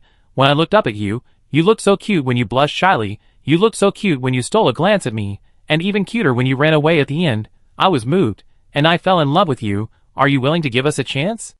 Han Qingxi's straightforward confession made Inruashiwa's heart beat faster, and her breathing was painful. Did happiness come too suddenly? I do. Inruashiwa replied anxiously. She was afraid that if she answered slowly, Han Qingxi would regret it, and she would miss the opportunity to be with Han Qingxi. I am willing again, same firmness.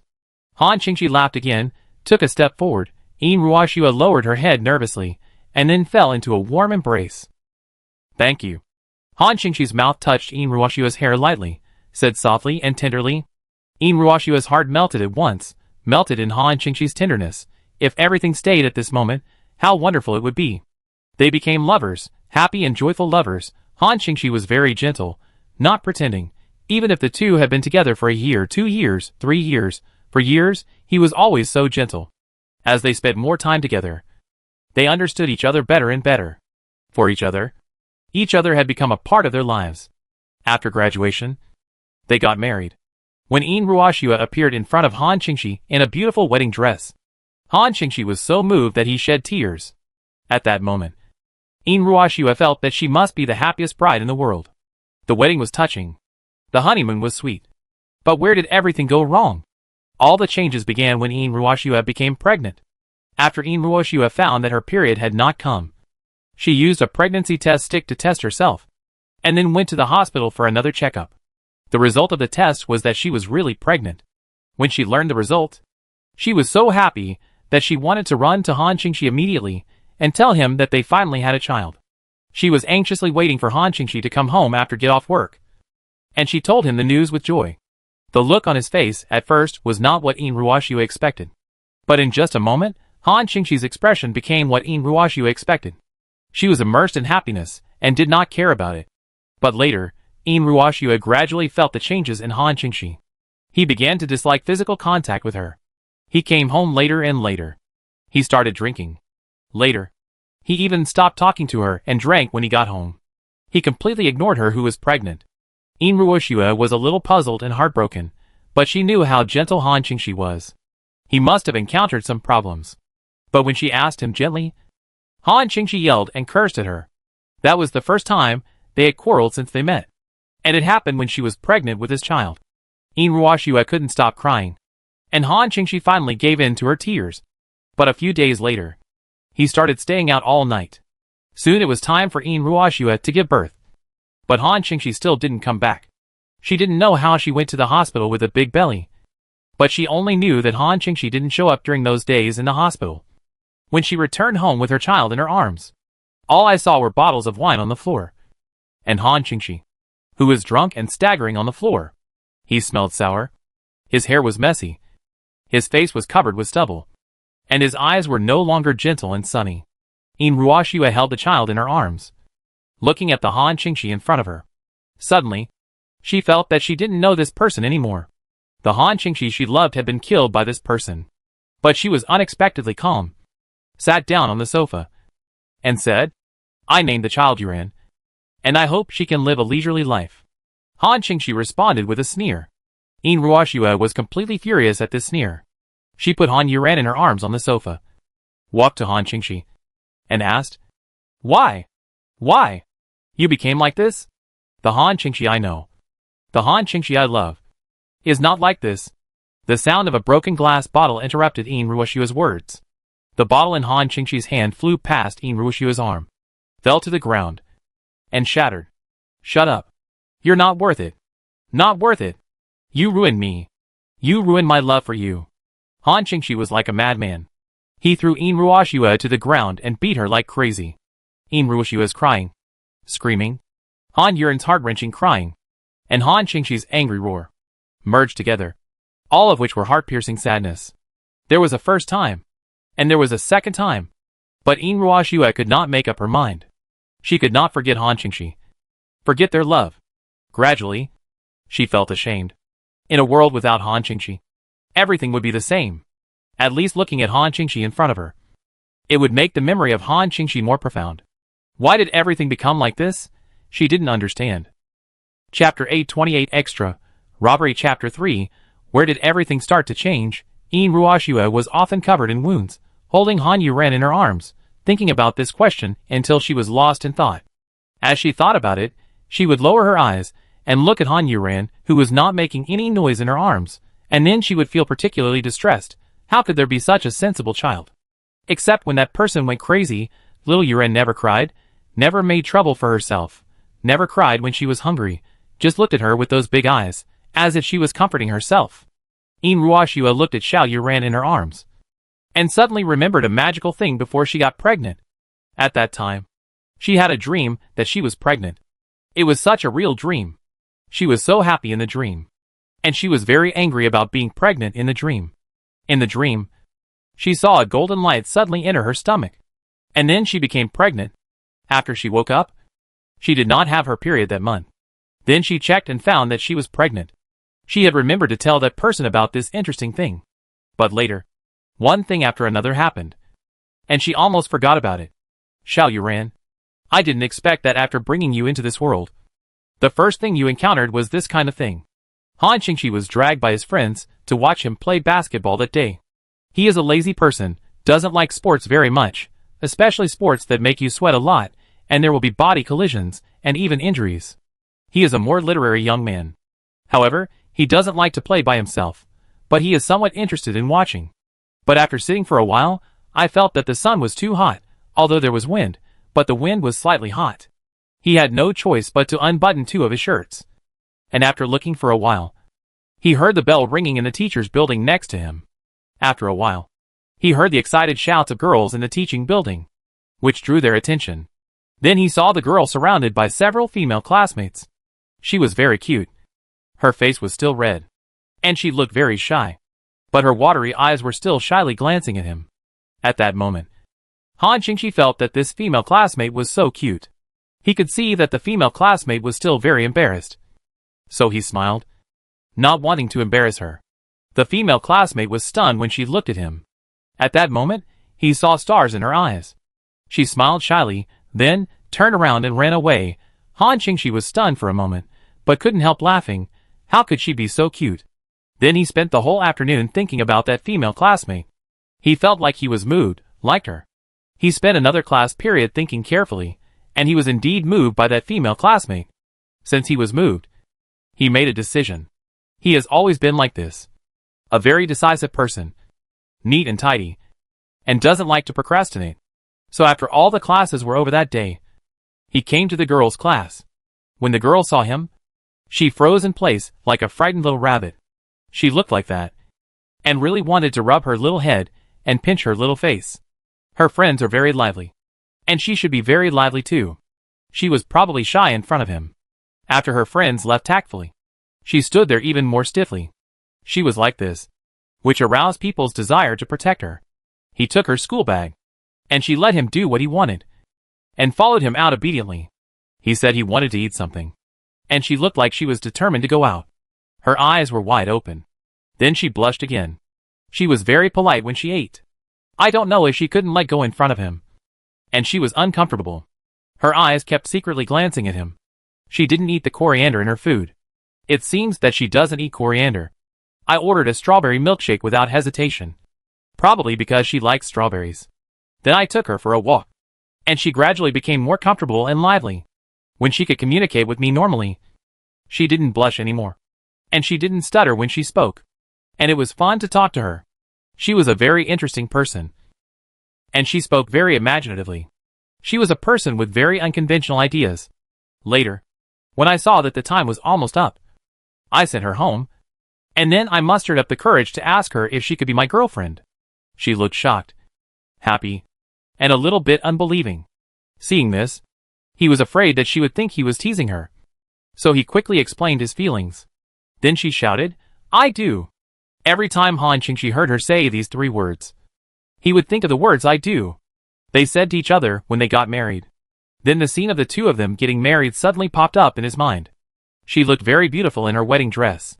He gently hugged Ruoxua, who was so nervous that she was shaking, hoping to ease her nervousness and make her feel his sincerity.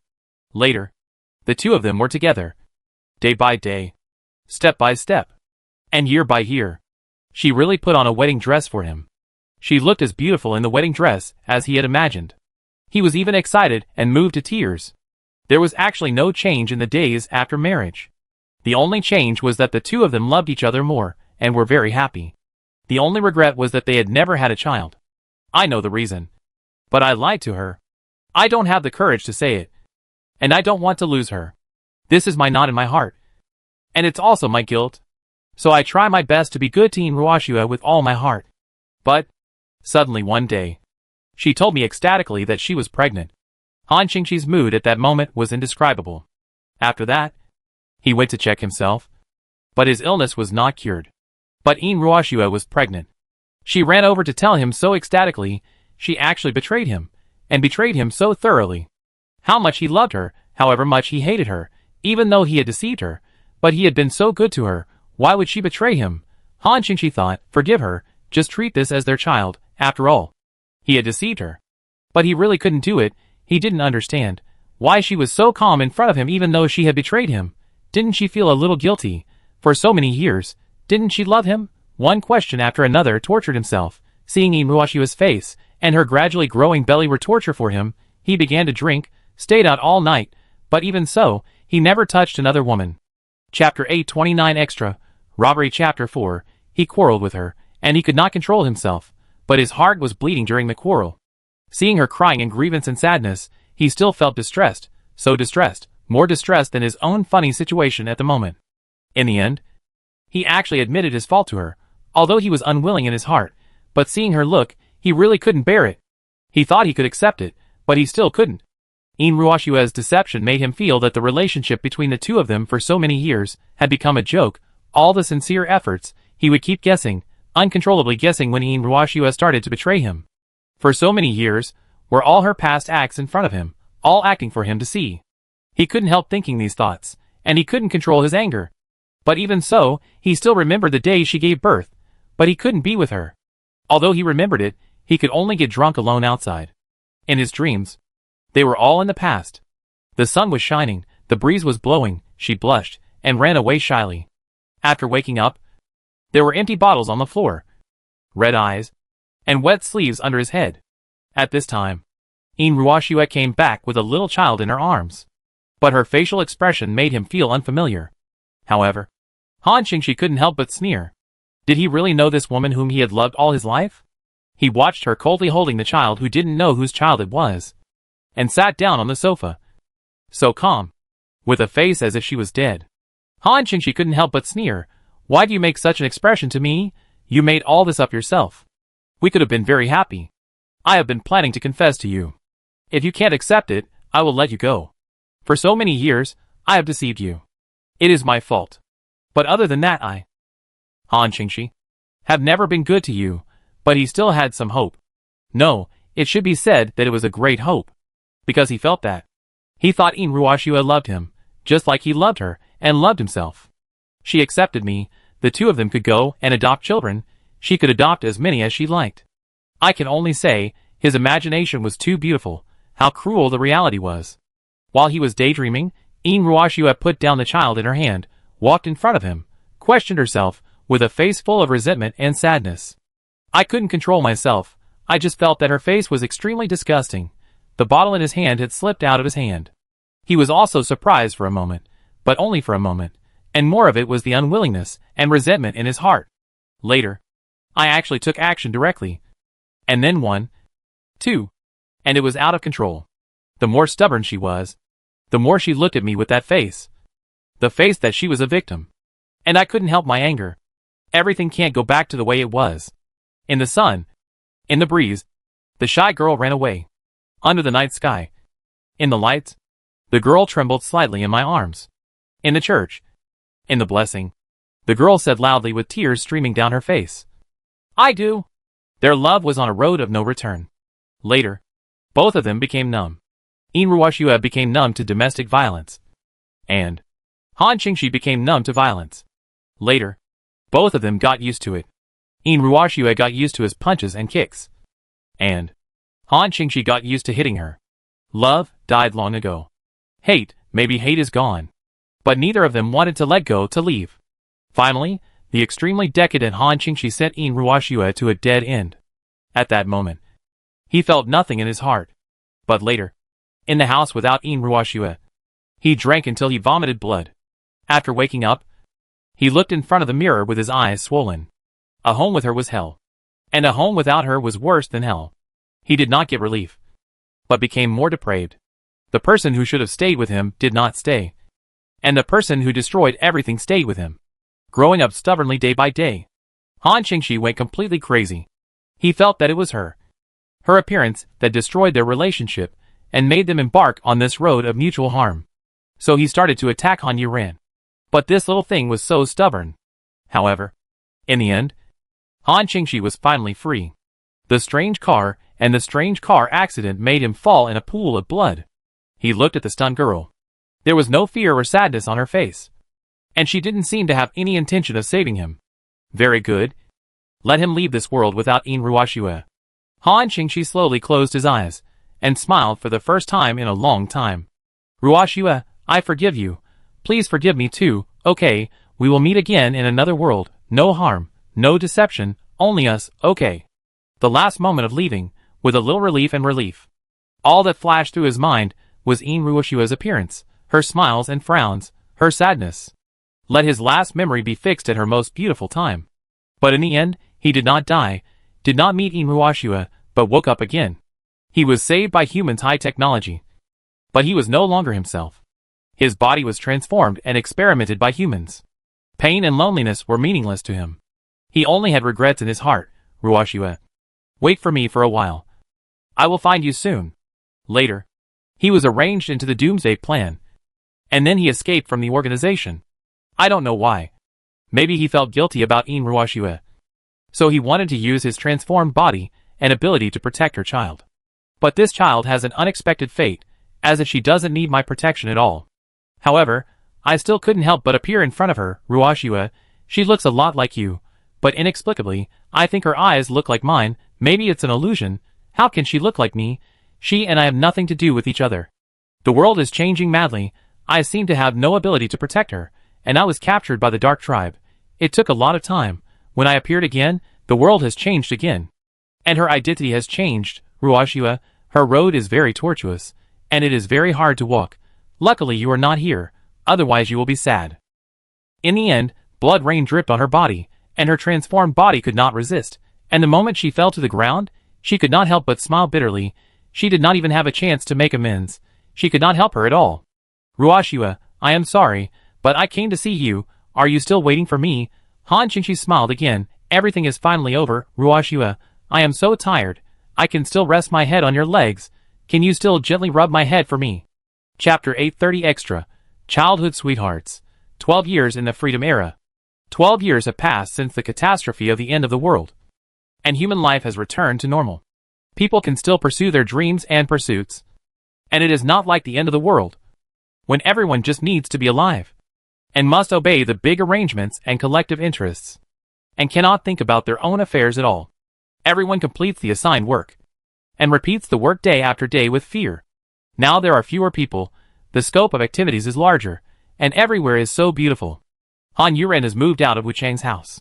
Although she really wants to live in Wuchang Bai's place, but it is really too stressful to stay with them all the time. So she moved out on the pretext of Wuchang Hei's marriage. But she still goes back often. Now she is like a salted fish with nothing to do, lying on her sofa, until the host on TV enthusiastically said, "Let's welcome the most popular actor Quinn." The salted fish on the sofa opened his eyes, and sat up straight, looking at the handsome young man on TV, feeling relieved. Seeing her child grow up so well. She really feels proud of being a parent. Quinn on TV, wearing a high-end suit, with a straight posture and a bright smile, makes people feel very good at first sight. And full of youthfulness makes people feel full of strength. It seems that he has the energy to do anything and work hard. Hello everyone. I am Quinn. It's an honor to be able to participate in this program. With a click sound, someone opened the door outside and walked in. We bought hot pot ingredients, and we'll have hot pot at your place tonight, Anya said as she took everything to the kitchen. Yen Sui, who was following behind, was holding a box of wine, and his back was unable to straighten. He gritted his teeth and said, "You are too much. You actually let a child like me carry the heaviest things." "Oh, it's because you are young. We are too old. You should be considerate of the elderly," Sophie said as she was the last one to come in with a lot of bags. It seemed that the bags were not lighter than the wine in Yin Sui's hand. Han Yuren had no intention of getting up to help. Looking at the closed door, she asked, "Why are there only 3 of you? Where are they? They will come after get off work. They are not like you, who have so much free time every day." Sophie sat down on the sofa and looked at the people on TV. She said happily, "Hey, isn't this our Quinn? He is getting more and more handsome." Yin Sui also put all the wine in the refrigerator, then pouted, sat over, looked at Quinn and said, "Humph, pretending to be a gentleman on the show again, a warm-hearted man, you are indeed an actor. Yo yo yo, our little Sui Sui is jealous." Sophie pushed Yin Sui beside her and joked. Yin Sui immediately pushed her aside. "Who is jealous? Besides, I've told you 100 times, don't call me little Sui Sui. Hey, why are you all sitting there pretending to be dead? Come and wash the vegetables." Anya stood at the door of the kitchen with her hands on her waist, looking at the 3 people sitting in a row on the sofa, as if nothing had happened, and said. Sophie hooked her finger at her. "Wait. Don't rush.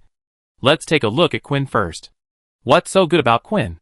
Come on," Han Yuren said.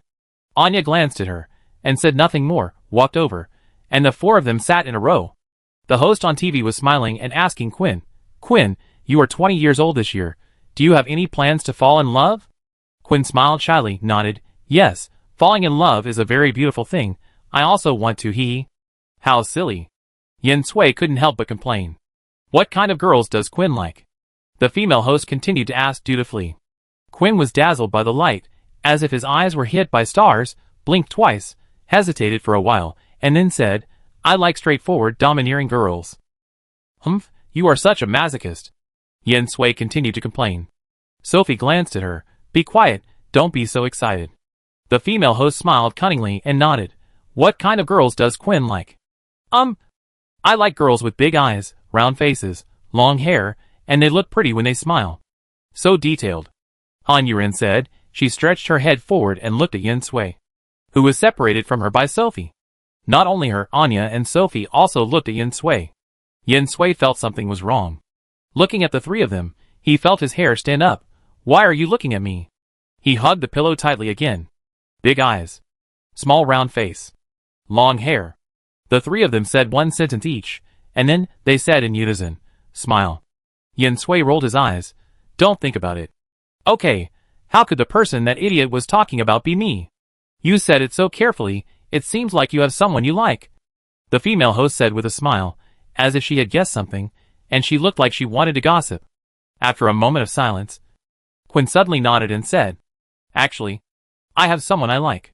When he said this, the female host's mouth opened so wide that her stomach could be seen. Yin Sui also became nervous all of a sudden. Pointing at the TV, "A fool has someone he likes. Don't let your imagination run wild. It's so embarrassing." Han Yuren and the other 2 shook their heads together, waiting for Quinn to continue. Quinn lowered his head, licked his lips, and seemed to be in a dilemma, thinking about something. However, he didn't think for long before he raised his head again.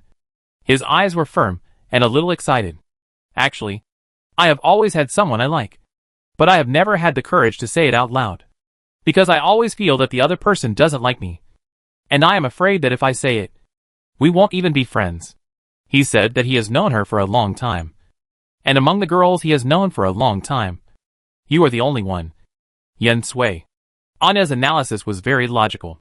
Yin Sui was speechless for a moment, mainly because his mind was not here, but on the TV. He was inexplicably nervous.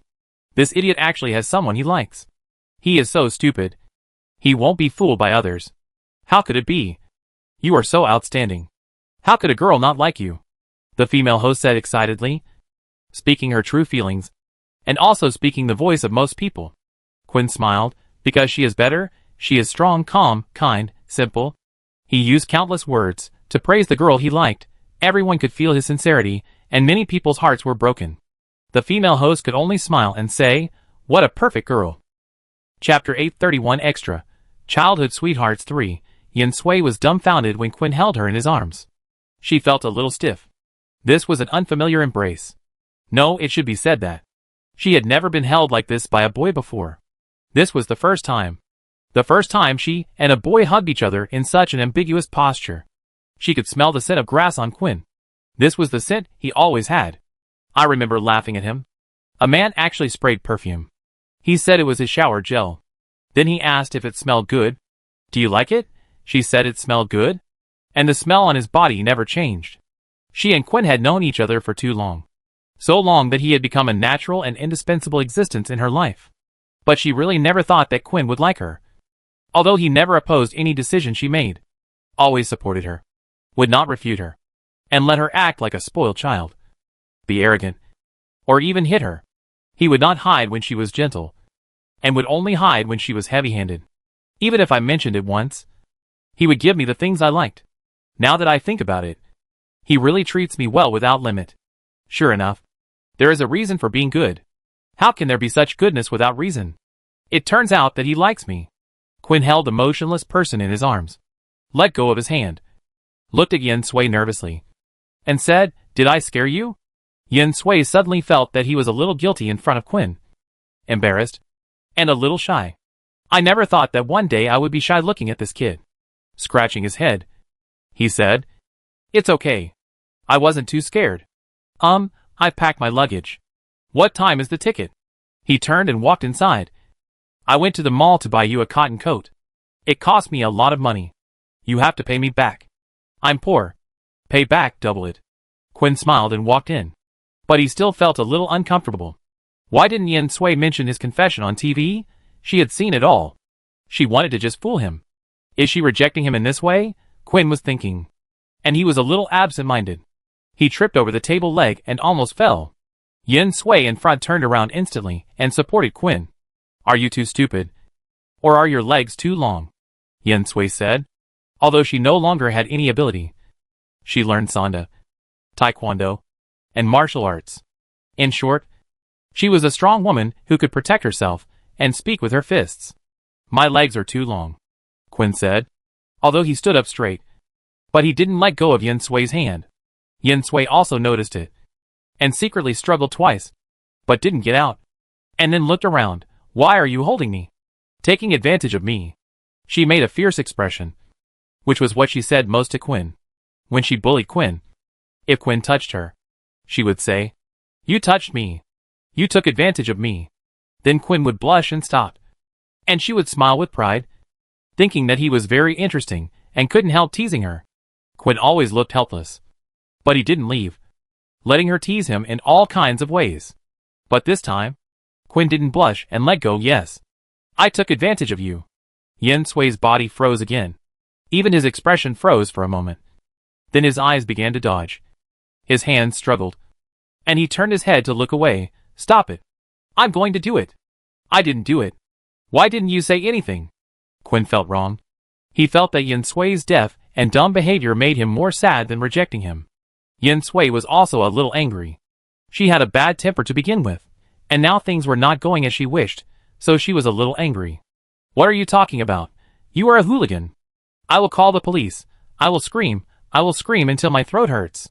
Quinn's hand put more strength, and his voice became heavier. "Please stop making trouble. Please be serious this time." His tone was a little excited. Yen Sui was shocked by him for the first time, mainly because it was the first time she saw Quinn like this. "How can I be indecent?" The momentum weakened a lot, and he was quite unconfident. "Why don't you answer me?" Quinn asked, and his heart ached. "You didn't ask me anything. What should I answer?" Yen Sui continued to play dumb. She hadn't figured out how to answer Quinn yet, and what surprised her the most was that she couldn't simply reject Quinn. This was the most amazing part. Shouldn't a normal person think it was funny, and then reject Quinn, tell him to stop teasing, and give up on this idea? But she didn't think so. Yen Sui felt that this situation was very serious. She needed to sort out her thoughts. Hearing her say this, Quinn's hand quickly moved from holding her hand to holding her face, staring at Yen Sui's eyes with deep affection and burning eyes, and forcing Yen Sui's panicked eyes to stare at him. "Then I'll ask you now, are you willing to be my girlfriend? Are you willing to bully me by my side for the rest of your life? Are you willing to have me by your side to take care of you for the rest of your life? Making money for you, cooking for you, accompanying you to do everything you want to do. Are you willing?" His questions made it difficult for Yen Sui to answer, because she was very willing to do some of them. For example, bullying him for a lifetime. For example, he earns money for her, cooks for her, and accompanies her to do everything she wants. But there is still a question that makes her a little entangled. Can you let me think about it? Yin Sui said with her eyes downcast, looking a little pitiful. She really couldn't bear to hurt Quinn, and didn't quite understand her feelings, so she needed some time. But her answer not only didn't disappoint Quinn, but made Quinn excited, because Yin Sui didn't reject him. Although she didn't agree, but the important thing is that she didn't reject him. He was so excited that his hands trembled, making Yin Sui's head shake. Okay. I'll give you some time. You must think about it carefully. Seriously? Quinn's voice was full of excitement. Yin Sui was about to be dizzy and said, "Let me go first." Quinn smiled and let go of his hand. And then excitedly hugged Yin Sui into his arms. "You didn't reject me directly. That's great." Yin Sui could feel his excitement and joy from the bottom of his heart. And he also felt happy. Okay. If we don't leave now, we'll be late. There's still time.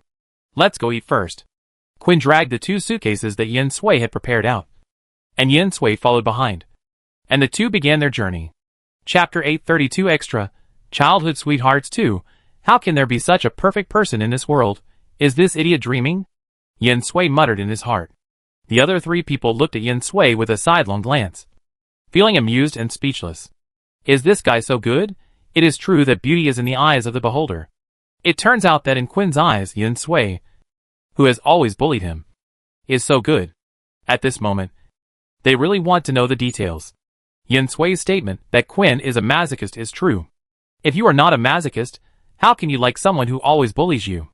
Actually, maybe this is not the best way to confess, but facing the host's question, I don't want to lie. Quinn said, with a sincere look. We went through those cruel days together, and experienced joys and sorrows. Your strength has always inspired me during that time. Whenever I want to retreat, I see the determined light in your eyes, and I will regain my courage and persevere. So, I am still alive, and standing here now. As Quinn mentioned the painful past, the female host who had experienced all that, the excitement on her face finally subsided a little. No. We were together all the time during that time. He wasn't talking about you. It couldn't be me. It was Anya. Or Ruishi. So cute. Sugar cube. Sophie found it funny when she said that. Quinn was really more than just a masochist. Although there were people who liked older people. They were too old. Yin Sui was also nervous. He didn't refute this time, because what they said made sense. And Quinn's words were also ambiguous, as if he was really referring to himself. I couldn't help but wonder, this idiot likes me? How come I don't know? When did it happen? Then I felt a little annoyed, a little shy, and a little happy. Then I heard Quinn continue, you said you wanted to go to the northernmost part, to see if it's really pure white there. I booked the plane ticket. It's your birthday present. Today is your birthday. This time we won't celebrate it with everyone. It's just you and me. It's cold there. Please prepare some thick clothes. Thank you. Quinn laughed as he spoke. The warmth melted my heart. Yin Sui was dumbfounded. What was going on? Did he ask for her opinion? He even asked her to pack her things. Besides, this was a confession. And he didn't even ask her if she agreed or not. The Northwest Han Yuan said. Sophie looked at the confused Yin Sui. Finally. I don't have to listen to you talking about the Northwest anymore. Hurry up and pack your things. The host on TV was also a little confused. Quinn, what if she refuses you? Or if she doesn't watch TV? No. Quinn said confidently. But didn't you say before that you were worried that she would reject you? The female host asked curiously. Quinn smiled again, and his smile was a little exaggerated. It doesn't matter. Even if she rejects, we will still go to the northernmost place. Then I can confess my love to her, and keep confessing my love to her. She will agree to me even if she is annoyed. Hee. His words also made the female host laugh.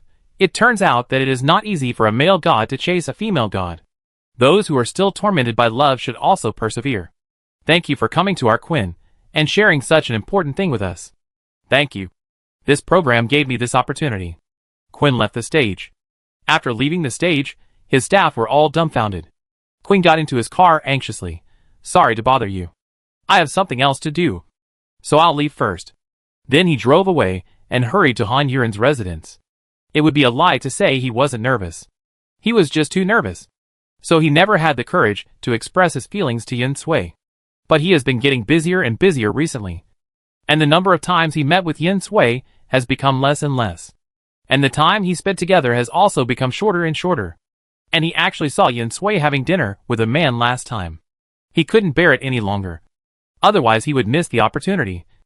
And someone would speak before him. What should he do? So he couldn't delay any longer. And that's why he was so anxious to express his feelings. When he hurriedly came to Han Yuren's residence, he stood outside the door and became nervous again. So nervous that he didn't have the courage to push the door open.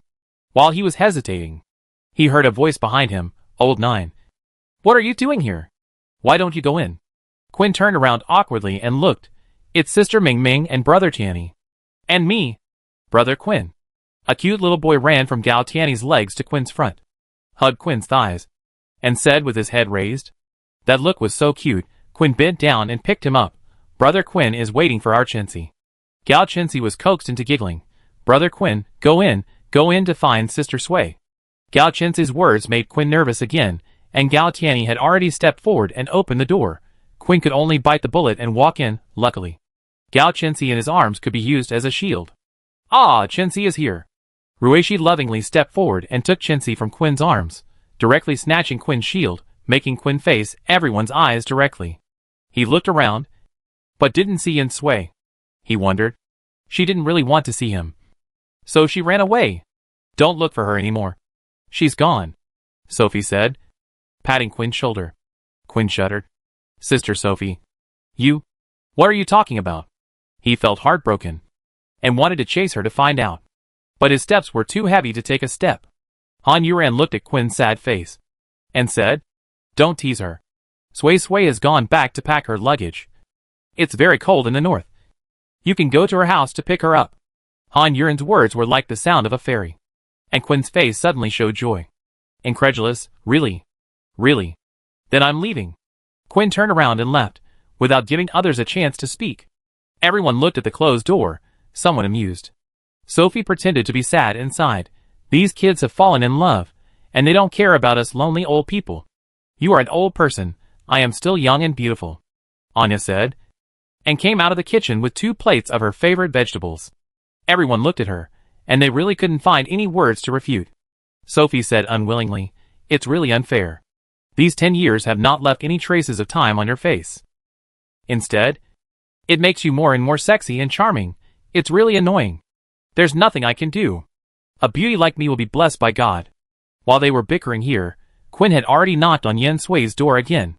Yen Sui looked at Quinn, who was anxious at the door. Before he could say anything, he was already hugged by Quinn. I thought you didn't want to see me. I was scared to death. Chapter 833 Extra, Meeting Fate. Wusu sat in the car, watching the scenery flashing by outside the car window. Mom said that because Dad changed his job, we had to move, but to a bigger, better place. Mom said that she would definitely like it. Mom also said that there was a cute boy in the neighbor's house, and they could play together, but he was not happy at all.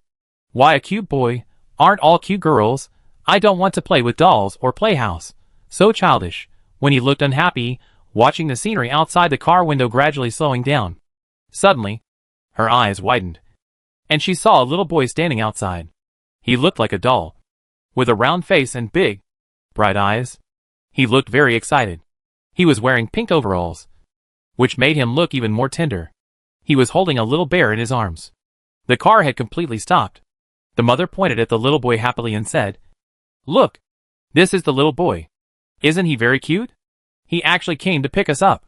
You have to behave well later. Wusu pouted. A boy like this? Could he play ball with him? Would he play cars with him? He didn't want to play with a little bear doll. He got off the car unwillingly. The little boy's eyes fell on him. And then his eyes became brighter. He suddenly laughed. His smile was very bright. Before Wusu could react, he could not react. The little boy, holding a teddy bear, ran over happily. You are Wusu, right? My name is Fu Xiuyan. We are good friends from today, Fu Xiuyan said as he stretched out his hand to Wusu. Wusu looked at the hand in confusion. Was he going to shake hands with him? And they just met. How could they become friends? Fu Xiuyan shook his hand again. Shake hands. Wusu subconsciously raised his hand and shook hands with Fu Xiuyan. Fu Xiuyan smiled like a flower in an instant, and threw himself on Wusu and hugged him, jumping with joy. Great. We are friends now. Wusu stood stiffly in place, looking dumbfounded at Fu Xiuyan. who was jumping around in his arms, not knowing what to do. His mother, however, looked at the two little ones, laughing happily. Okay, you two can play later. Wusu is going to move things. I'll help you move. Fu Xiuyan let go of Wusu, patting his chest and saying generously. Then he looked at their car and asked, What are you moving? No, I don't need you. I can do it myself. Wusu said as he got into the car and took down his school bag. But Fu Xiuyan snatched it away. I'll carry it. Without waiting for Wusu to reply, he turned around and followed Wusu's mother into their house. Auntie, wait for me. Wusu looked at his empty hands, and then stretched his head to look at Fu Xiuyan, who was happily chasing after his mother. This guy is too enthusiastic. He took out his little box, and could only follow him. After that, Fu Xiuyan became Wusu's follower, even worse than a follower, just like a shadow, because of moving, and after transferring to another school, the two were in the same school again. Before, Wusu was obviously one grade higher than Fu Xiuyan. But Fu Xiuyan was very unhappy that he could not be in the same class with Wusu. Then this guy, with a little effort, skipped a grade and caught up with him. He also used his connections to get into Wusu's class. Since then, the two of them were together all day in school and after school. Fu Xiuyan seemed to have grown up in their home and did not even go home at night. He stayed at Wusu's house and slept in the same bed with Wusu. As for Wusu, although he didn't like this boy who was like a little girl, he endured it all. He endured the little bear doll he always held, endured his chattering in his ear, and his silly behavior. He endured him squeezing into his bed and hugging him to sleep. Because of him, he endured the ridicule of his classmates. Before he knew it, the two of them went to middle school together, and then to high school. Fu Xiuyan always followed Wusu and studied hard. Auntie, I'll sleep here tonight. Fu Xiuyan, who followed Wusu to Wusu's house after school, said with a smile after dinner. Both the Wu and Fu families have gotten used to this matter. For the Wu family, it's like they have another son. However, it doesn't matter. They like Fu Xiuyan very much. So they are also happy that he can stay in their home. Wusu, who was drinking juice, looked at Fu Xiuyan, and went directly to the second floor and entered his room. I felt helpless and funny in my heart. I'm making progress in my own home. Okay, there's no one upstairs, and you just walked in directly, as if you were really at home. But this was just a momentary thought. I was still very happy in my heart. Fu Xiuyan was so open-minded, and really treated this place as his other home, and this kind of heart-to-heart feeling was also very good. Wusu poured 2 glasses of juice, and went upstairs, and when he opened the door, he saw Fu Xiuyan lying on his bed, holding a comic book, reading intently. Wusu put the juice on the table, raised his foot, and kicked Fu Xiuyan. You are not allowed to go to bed without changing clothes. How many times do you want me to tell you? Fu Xiuyan rolled into the bed. Oh, I want to wait until I finish watching this part before taking a shower and changing clothes directly. Then come down and watch. It's not comfortable down there, but it's more comfortable on the bed. And there's your smell. Fu Xiuyan sniffed his nose while saying this. Wusu glanced at him, and his hands froze while taking off his clothes. Don't be like a pervert. Pervert? Fu Xiuyan sat up with a somersault, looking excited, looking at Wusu, who had taken off his shirt and revealed his solid figure. He smiled and pounced on Wusu with a lustful look, and suddenly hung on Wusu. Wusu was knocked so hard that he staggered twice. He barely stood up by holding on to the table. Fu Xiuyan, who was hanging on his body, touched his hands randomly. This is called being a hooligan. Wow, you have a great body. So strong. So tempting. Wusu's hands on the table became more and more powerful. Fu Xiuyan saw that he did not struggle, and did not push him away like usual. He tilted his head and looked at Wusu from the side. Why are you so honest today? Don't struggle anymore. The breath of his words blew on Wusu's face. Wusu took a breath, pulled his wrist and waist with one hand, and then exerted force, throwing Fu Xiuyan onto the bed, and he pressed on top. Fu Xiuyan screamed and then laughed. Didn't you say that you can't get on the bed without changing clothes? You can take off all your clothes. Wusu said. Fu Xiuyan was stunned, and then his clothes were taken off, but Wusu's hand went to his pants again. Fu Xiuyan began to struggle. Hey, stop it, you're going too far. You're the one who's going too far. Chapter 834 Extra, Meeting Fate 2, while Wusu was talking, his hands were also moving. He was much stronger than Fu Xiuyan. After all, One was a homebody who never liked to exercise, while the other was a serious trainer every day. So there was a clear difference in their physiques. Wusu was full of muscles, not the kind that were exaggerated, but they were all very solid and well-proportioned. Look at Fu Xiuyan, who had neither excess fat nor muscles. Wusu, you're crazy! As Fu Xiuyan was talking, his shorts had been taken off, although he usually wore only underwear and hugged Wusu when he went to bed at night. But now he felt that the situation was very wrong, awkward, and a little uncomfortable. I'm not crazy. You've been challenging my endurance. Wusu finally stopped his movements, pressing Wusu's arms, and his legs pressing Fu Xiuyan's legs, making Fu Xiuyan unable to move. Fu Xiuyan was a little confused, unable to break free, so he was too lazy to struggle, looking at Wusu pressing on him. It was the first time he saw Fu Xiuyan like this, domineering, very domineering. Although Wusu is usually domineering, he is also gentle. But now he has lost his gentleness, leaving only a strong domineering. His eyes are bright. And he is so bright that he is flustered. I just didn't change my clothes before going to bed. I promise that there won't be a next time. Fu Xiuyan still thinks that Wusu is crazy because of this matter. Wusu looked at him in a daze. And he really is. You are really stupid. Wusu's tone was very helpless. And there was also some anger. For so many years, since you appeared when I was a child, you have been teasing me. You have been teasing me for so many years. And you didn't even notice it yourself. It's really a scam. But why? He was the one who flirted with me, but in the end, I was the one who was in trouble. Wusu was unwilling to give up, and he put more force on his hands. Fu Xiuyan's arm was a little painful from being pressed, and he couldn't help but frown, and snorted, "Let me go, you hurt me." It was originally a plea for mercy, but Wusu heard it, and his heart was on fire. You really are. Wusu said helplessly, "You really don't know." "Know what?" Fu Xiuyan asked back. "Know me." Wusu raised his eyebrows impatiently. "Or use actions, you can understand better." After saying that, Wusu had already kissed her. Fu Xiuyan's eyes widened instantly, looking at the face that was right in front of him, which was already close to his face. In disbelief, he simply couldn't believe what Wusu was doing to him. The softness and temperature on his lips was so strange. The first contact, in addition to being strange, there was actually some joy, expectation for more. When he realized that he had this idea, Fu Xiuyan's face suddenly turned red, blinked his watery eyes twice. How could he have such an idea? Why wasn't he disgusted? Not disgusted. He didn't even want to push Wusu away. His expression, look in Wusu's eyes, made Wusu's heart warm, and he swallowed his saliva uncontrollably.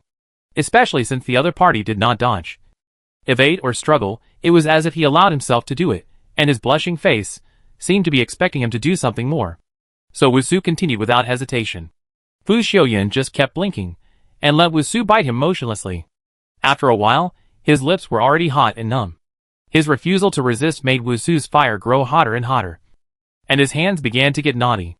Fu Xiuyan's pupils shook violently, and he realized what they were doing now. No. It should be said that he realized what Wusu was doing to him. As his mouth regained its freedom, Fu Xiuyan hurriedly said, "Wusu! Wusu! What are you doing?" He struggled again, but Wusu was unmoved. His fire had been completely ignited in the previous period of time, and his mind was now in chaos.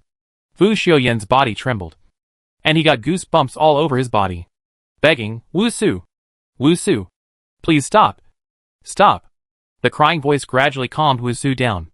He raised his head again, and rested it on Fu Xiuyan's head, looking at the man with tears in his eyes, and looking aggrieved. He felt pity for him, and an urge to bully him. It was very contradictory, but pity prevailed in the end. He stopped and looked at Fu Xiuyan and asked, "What do you feel?" Fu Xiuyan was dumbfounded, looking at Wusu, unable to speak, and didn't know what it meant. Wusu had to ask again, "Let me ask you, how do you feel about my actions just now?" Fu Xiuyan's face turned redder, his eyes dodged. I don't know." "How can you not know?" Wusu didn't believe that he didn't know, but Fu Xiuyan insisted, "I just don't know." "Then let me ask you, is it annoying?" Wusu stared at Fu Xiuyan with burning eyes and asked. Fu Xiuyan's lips moved. Wusu said seriously, "Tell me honestly. Don't lie. Otherwise I will ignore you in this life." Fu Xiuyan's expression suddenly became nervous, and after a while, he said unconfidently. No. I don't hate it. Wusu showed a hint of joy when he heard it. Then, do you feel it? Ah? Fu Xiuyan was shocked. What kind of question is this? Will you be excited? Do you like it? Do you want me to continue? Wusu asked a series of questions. And Fu Xiuyan's face was red as if blood was about to drip. You. What are you talking about? So shy. What's there to be shy about? In those comics you read, there are many more shy scenes than this. That's different. Wusu acted quickly, hugged Fu Xiuyan's head, so that he could not shake around, and could only look at himself. Don't change the subject. Answer me. I feel goosebumps all over my body. I don't know if I like it or not. It seems awkward to continue. Fu Xiuyan answered each question honestly. Since you don't know, I will do it until you know it.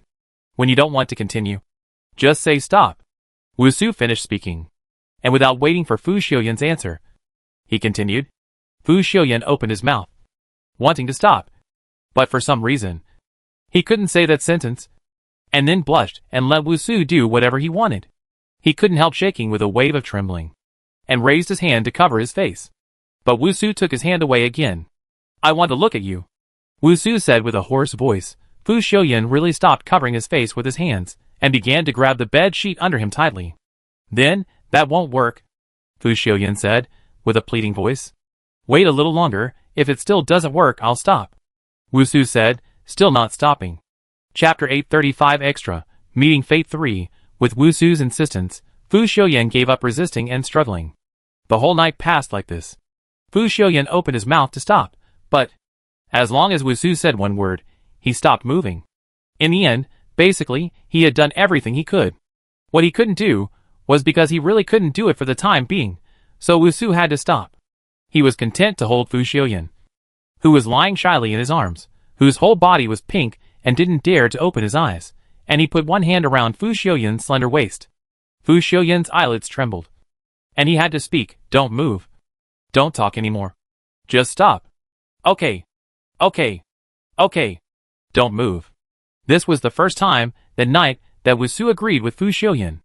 Xiuyan, we are already together, and you will be mine from now on, Wusu said seriously and domineeringly. He turned Fu Xiuyan, who was carrying his back, to face him. Open your eyes, look at me, and answer me. Fu Xiuyan opened his eyes with trembling eyelids, and his eyes were still misty. You mean, you want me to be your girlfriend? No. Fu Xiuyan quickly waved his hand to deny. No. It's your boyfriend. Well, boyfriend. Are you willing? My current boyfriend. My future husband. My future old man, Wusu said with a smile, not caring who is the boyfriend at all. Anyway, he is the top. Wusu's voice, smile and words actually made Fu Xiuyan feel a sense of happiness, that he could be with Wusu for the rest of his life. Just like now. And he would not be alienated from him because of having a girlfriend. Are you willing? Wusu asked again, a little anxious. Fu Xiuyan thought for a moment, then looked towards the door, and said with some worry and lack of confidence, but will Aunt and the others agree? Of course. They like you more than their own son. Wusu stroked Fu Xiuyan's head and said. There was still a hint of helplessness in his tone, but he was not jealous at all. Fu Xiuyan also laughed. It seems to be true. So, don't worry about this. What you need to consider is, are you willing to be with me, Wusu, for the rest of your life? Wusu asked again. The third time. Fu Xiuyan looked at him, thought for a moment, and lowered his eyes. Yes. When he said these two words, Wusu was excited, and happily hugged Fu Xiuyan into his arms, and kissed Fu Xiuyan on the face. Fu Xiuyan's face turned red again. But you have to listen to me. Listen. Wusu answered quickly. Really, you will listen to everything? You will listen to everything. Then you are not allowed to do bad things without my consent in the future, and you have to stop when I say stop, Fu Xiuyan said shyly. Wusu hugged him and said, you just won't listen to this. As he spoke, Wusu had already started to act badly again. After Fu Xiuyan struggled twice to no avail, he could only let Wusu do whatever he wanted. The next morning, Wusu took a shower and looked at Fu Xiuyan, who was still lying on the bed, wrapped in the quilt, and refused to come out. Why don't you get up? You will be late soon. Fu Xiuyan glared at him angrily. My waist hurts so much that it's about to break, and you still want to get up. I can't get up at all, Wusu wiped his hair, smiled and squatted in front of Fu Xiuyan. Fu Xiuyan snorted coldly, turned around, gritted his teeth and endured the pain, turned his body around. Wusu stroked his head. Okay. I'm sorry. I was wrong. I will listen to you next time. We'll take a day off today. I won't go. I'll go downstairs and get you some food. He left, and Fu Xiuyan's anger was instantly relieved by his warm words. When they came downstairs in the evening, Wusu's mother's eyes immediately fell on Fu Xiuyan's forehead, with a worried look on her face. And she said anxiously, "Hey, son, go slowly. Wusu will stroke you. Hurry. Sit here." Wusu's mother patted a thick cushioned chair next to the dining table. Her eyes were full of meaning. Fu Xiuyan's face flushed. "Ah, Auntie, don't be like this. Hey, why call me Auntie? Call me Mom." Fu Xiuyan was too shy to know what to say. So he looked at Wusu for help and said, "You've said it all." Wusu nodded. "Yes. Of course I have to say it." He helped him downstairs and really pushed him down on the cushioned chair. Fu Xiuyan didn't dare to look directly at Wusu's father, who was sitting at the head of the table. Wusu's father said leisurely, "Xiuyan, if Wusu bullies you in the future, tell Dad. Dad will definitely stand on your side." His sudden words made Wusu's mother laugh happily. Wusu was speechless. Fu Xiuyan panicked. "And warm. Very warm. I know. Dad," Fu Xiuyan said in a weak voice. Wusu's eyes lit up immediately. And the two elders also laughed with satisfaction. The family was eating happily. But only halfway through the meal, the doorbell rang. "In-laws, we are here." Fu Xiuyan stood up nervously from his chair when he heard the familiar voice. But then he thought, why did my mother call me in-laws? Could it be that my mother and the others knew about it? He turned his head to look at Wusu, who had already run to greet them. "Mom, Dad, you are here?" "Hey, my dear son, we are here." Fu Xiuyan's father and mother walked in with a smile, looking at Wusu with satisfaction, and patted Wusu on the shoulder. "You will take care of our Xiuyan from now on, we are relieved. Wusu will definitely not let you down." Fu Xiuyan's mother smiled and looked at Fu Xiuyan, who was standing nervously at the dining table without moving. "Hey, my son, sit down quickly." "Mom." Fu Xiuyan's tone was a little coquettish. Everyone laughed. Everyone sat down again, arranged the food, and Wusu's mother said, "From now on, we will really be a family. Please take good care of me. Please take good care of me. Our two families have always been so good. And it will only get better," Fu Xiuyan's mother said. The meal brought a feeling of happiness. After the meal, everyone sat together and talked a lot. It was already dark, and Fu Xiuyan's parents went back. Fu Xiuyan and Wusu went out for a walk hand in hand. "You're really quick," Fu Xiuyan said angrily. He didn't know anything. Wusu had arranged everything. What a bully. I want the people we care about to know our relationship, affirm our relationship, and bless us. We don't have to hide anything. I can hug you when I want to hug you, and kiss you when I want to kiss you," Wusu said. His serious attitude and answer made Fu Xiuyan stunned for a moment, and shyly turned his eyes away. "Then I'll forgive you this time." Chapter 836 Extra. Thinking of you, Gu Cheng returned to Earth from the Palace of Light. He did not return to the Kingdom of Wings, nor did he look for Han Yuran. However, he always followed Han Yuran from a distance, silently paying attention to her. But as he paid attention, his heart became more and more broken. He paid attention to the situation of Han Yuran and Sari. The interaction between the two was like a knife stabbing his heart again and again, making his breathing more and more difficult. In the end, he did not have the courage to follow. He stopped where he was, watching Han Yuran and Sari walk away. He felt that he was a little unstable, so he leaned against the ruins and sat down slowly. At this moment, he suddenly remembered a sentence from the earth. Love comes from nowhere, but it is deep and lasting. When did his love start? And when did it become so deep that he couldn't help himself? When they first met, it was just because he sensed something different about Han Yuran that he moved closer to her. She had such a bad temper, and she didn't have the softness of a woman at all. She actually used a gun and bomb to blow herself up. It was amazing and satisfying. But because of this, I was attracted to her. I thought she was very interesting. So much so that when we met again in the Kingdom of Wings, I couldn't control myself, my bad thoughts. I couldn't help but kiss her forcefully, unexpectedly. Her personality was not soft, but her lips were very soft. He wanted to kiss her a few more times, but she was really strong. I thought if I kissed her again, I would be beaten to death. But at that time, I thought I just had a little affection for her, and thought she was interesting, so I wanted to tease her. So when she left the Kingdom of Wings and went out on a mission, he didn't care about her safety.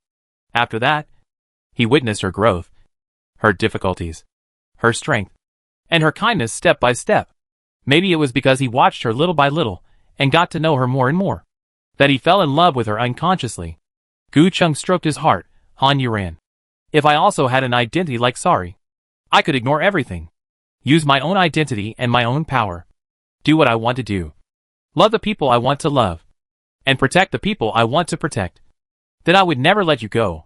He smiled bitterly, but he didn't have that kind of identity and ability. After several days of depression, he didn't know where to go. As he walked, he ran into Han Yuran again. After the joy, he just stood there and watched Han Yuran leave. How long has it been until the Light Clan, led by Princess Sun Jiar, appeared in the East District? He watched from afar, but thought that he had done nothing, felt ashamed of his race, and had no face to go back. Later, the light power in his body suddenly backfired strongly, and he was holding on, worried, while rushing to the East District. Before he could wait, the King of Light also descended again. Afterwards, the princess died in battle, the King of the Dark Clan descended, the two kings fought, and fought to the death, and he saw all of this. But because of the backlash, for the first time, I felt that the distance from the South District to the East District was so far. My body could be so weak. Later, something unexpected happened. The owner of the Forest of Despair turned out to be a clan of gods and demons. Then the sky was about to rain blood. The moment the blood rain fell on him, Gu Chung knew that he had embarked on the road of death. He leaned against the ruins, and struggled to survive. My consciousness began to blur gradually, and I returned to my childhood. When I was 7 years old, my neighbor's sister was seriously ill and died. After 3 months, I returned to the Reward of Light. What did the neighbor's sister look like? I have a long memory, and I can hardly remember it. However, I vaguely felt that she looked about 70% like Han Yuran, not only in appearance, but also in temper. He moved when he was 4 years old, and became a neighbor of that sister. I still remember that. He had just tidied up his room, and opened the window, and saw that sister with a ponytail, actually sitting on the roof, holding a pipe, adjusting it here and there, blowing it until her mouth was round and round, and her face was red, but she didn't make any sound from the pipe. Seeing her silly look, he couldn't help but laugh. It was this laugh that made the sister sit up straight instantly, and looked at him sideways. No, it should be said that she glared at him. What are you laughing at? You're asking for a beating. As she said that, she quickly came down from the roof to his window, raised the pipe in her hand, and hit Gu Chung on the head. Little brat. Making fun of others is very rude. Gu Chung rubbed his head. He didn't expect that she would really hit him, and he burst into tears. His crying frightened the sister so much that she almost fell off the roof. With a panicked look, he said, "Hey, little brat. You can't do that. I just hit you lightly. Why are you crying?" But the more she talked, the harder Gu Chung cried. She was so anxious that she was at a loss. Then her eyes lit up. She took out several pieces of candy from her pocket, and put them on the windowsill. Here. Here. Here. I'll give you some candy. Don't cry. Seeing the candy, Gu Chung finally stopped crying. She ate a piece of candy with tears on her face. The two of them were destined to be together. When they met for the second time, the sister saw Gu Chung and ran away quickly, fearing that the little kid would cry again. But she was the only child around, and Gu Chung wanted to find someone to play with. One day, she couldn't help but run over. But the sister was like seeing a ghost, and kept backing away. What are you doing? Don't come over. Why are you hiding from me? You cry too easily. I still have to eat my candy myself. Gu Chung pursed his lips. I won't cry anymore. I don't want your candy. Can you play with me? What's fun with you? Gu Chung thought for a while. Two people are always more fun than one person. The sister thought what he said made sense, and agreed. Okay, but you have to call me sister. Sister. Gu Chung was very happy and called sweetly. After that, the two became friends. Gu Chung always remembered the feeling of being slapped on the head, because the sister always got angry and anxious, and would hit him on the head. Then he would cry, but she would still give him candy. The next day, he would run over and play with him again. Time passed day by day and year by year. and Gu Chung thought that his life was beautiful. But something unexpected happened. That day, he was playing cat's tumble with his sister, and the sister suddenly had a nosebleed, and then fainted. Later, it was found that it was a serious disease that could not be cured. During those 3 months, he would go to his sister's house every day after school, sit by her bed for a while, and talk to her a lot. She always smiled bravely, and he just watched her complexion getting worse and worse, and she became thinner and thinner. Chapter 837 Extra. Gu Nianhua. Gu Chung was about to forget how he got through those 3 months. The reason he was about to forget was that he didn't want to remember it from the bottom of his heart, because that period was very painful for him. Of course, it was even more painful for that sister. Sometimes, I would deliberately make her anxious, but her strength in hitting me became weaker and weaker. In the end, she couldn't even lift her hand to hit me. Gu Chung remembered. How could he not remember, even if he wanted to forget it all the time? He sat on the bed, deliberately making his sister anxious. His sister coughed twice, and was about to raise her hand. Gu Chung had already tilted his head forward, so that when his sister hit him, she would use less effort. But he didn't wait for her to hit his hand. Looking at his sister with a frozen expression, she only raised her hand a little bit, and then put it back. At that moment, they looked at each other so sad that no words could break it. Gu Chung couldn't bear it, this unbearable weight. She stood up, turned around and ran away, tears streaming down her cheeks. He heard the sound of his chair falling to the ground, and his sister calling him, but she only said one word. Gu. She didn't know if she was unable to say the rest, or couldn't bear to say it. Gu Chung cried all the way, and ran to the river where they often went.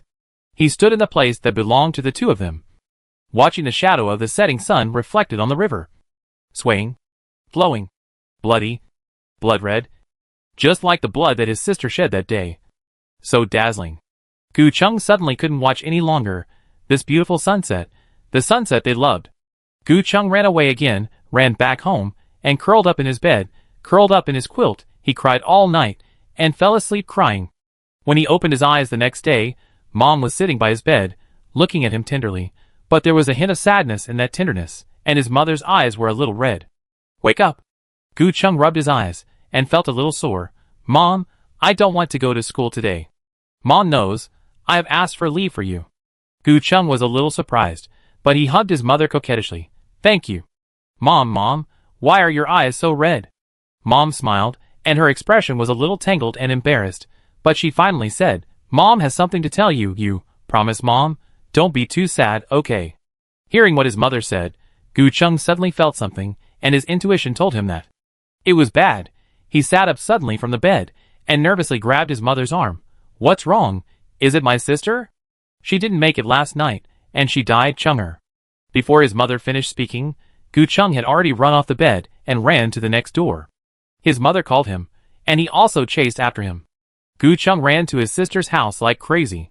His foot was cut by a stone on the road, and blood was flowing. Gu's mother, who was following behind, saw it and felt pain in her heart. Although he appeared very suddenly, and his clothes seemed very rude at this time. When everyone saw him, and when his sister's parents saw it was him, they didn't care about it. Gu Chung pushed through the crowd and ran upstairs in a familiar way. His sister's mother couldn't hold back her tears and shouted, Gu Chung, my sister is not upstairs anymore. Gu Chung paused. His body swayed, and he almost fell down from the upstairs. Fortunately, his mother caught him. Chunger! Auntie! Where is my sister? Gu Chung broke free from his mother's arms. The sister's mother pointed to the room inside. Unable to speak, Gu Chung turned around and ran over, leaving a trail of blood on the ground. Gu Cheng's footsteps stopped when he saw the white coffin. He was reluctant to take that step, looking at his sister lying in the white coffin. Her body was covered with flowers of heaven.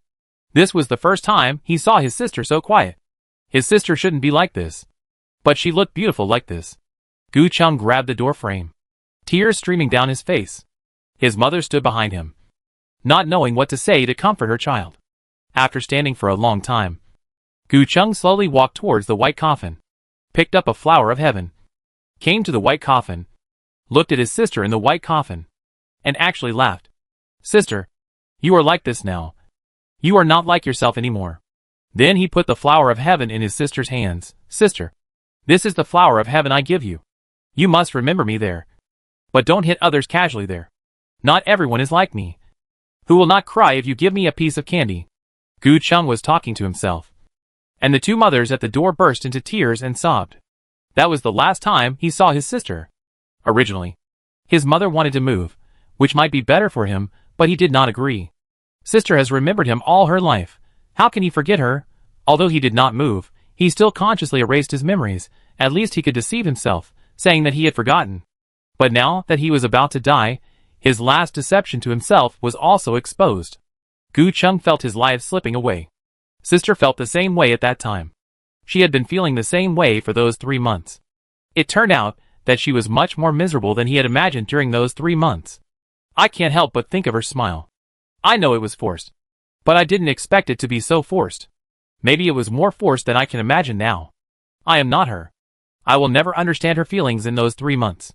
Sister, do you have anything you want to do? Yes. I want to knock on your head and hear what sound it makes. Hee. The words are still ringing in my ears. I have never forgotten them. Gu Chung raised his hand with his last bit of strength and knocked hard on his head. Sister, did you hear this sound? He muttered. But no answer came. Gu Cheng's hand slowly dropped down. How do I feel about my sister? I can't figure it out. There's no need to figure it out now. Anyway, she's very important to me, much more important than Han Yuran. Han Yuran, I'm sorry, maybe I don't love you that much. At the last moment, this is what he understood. Sister, I came to find you, and asked you to knock it yourself, so that you can hear the sound. The sound could no longer be uttered, and he could only answer in his heart. He closed his eyes, took his last breath, and left this world. His lifeless body leaned against the ruins, and he died in a foreign land. Will he be able to meet his sister holding the flower of heaven?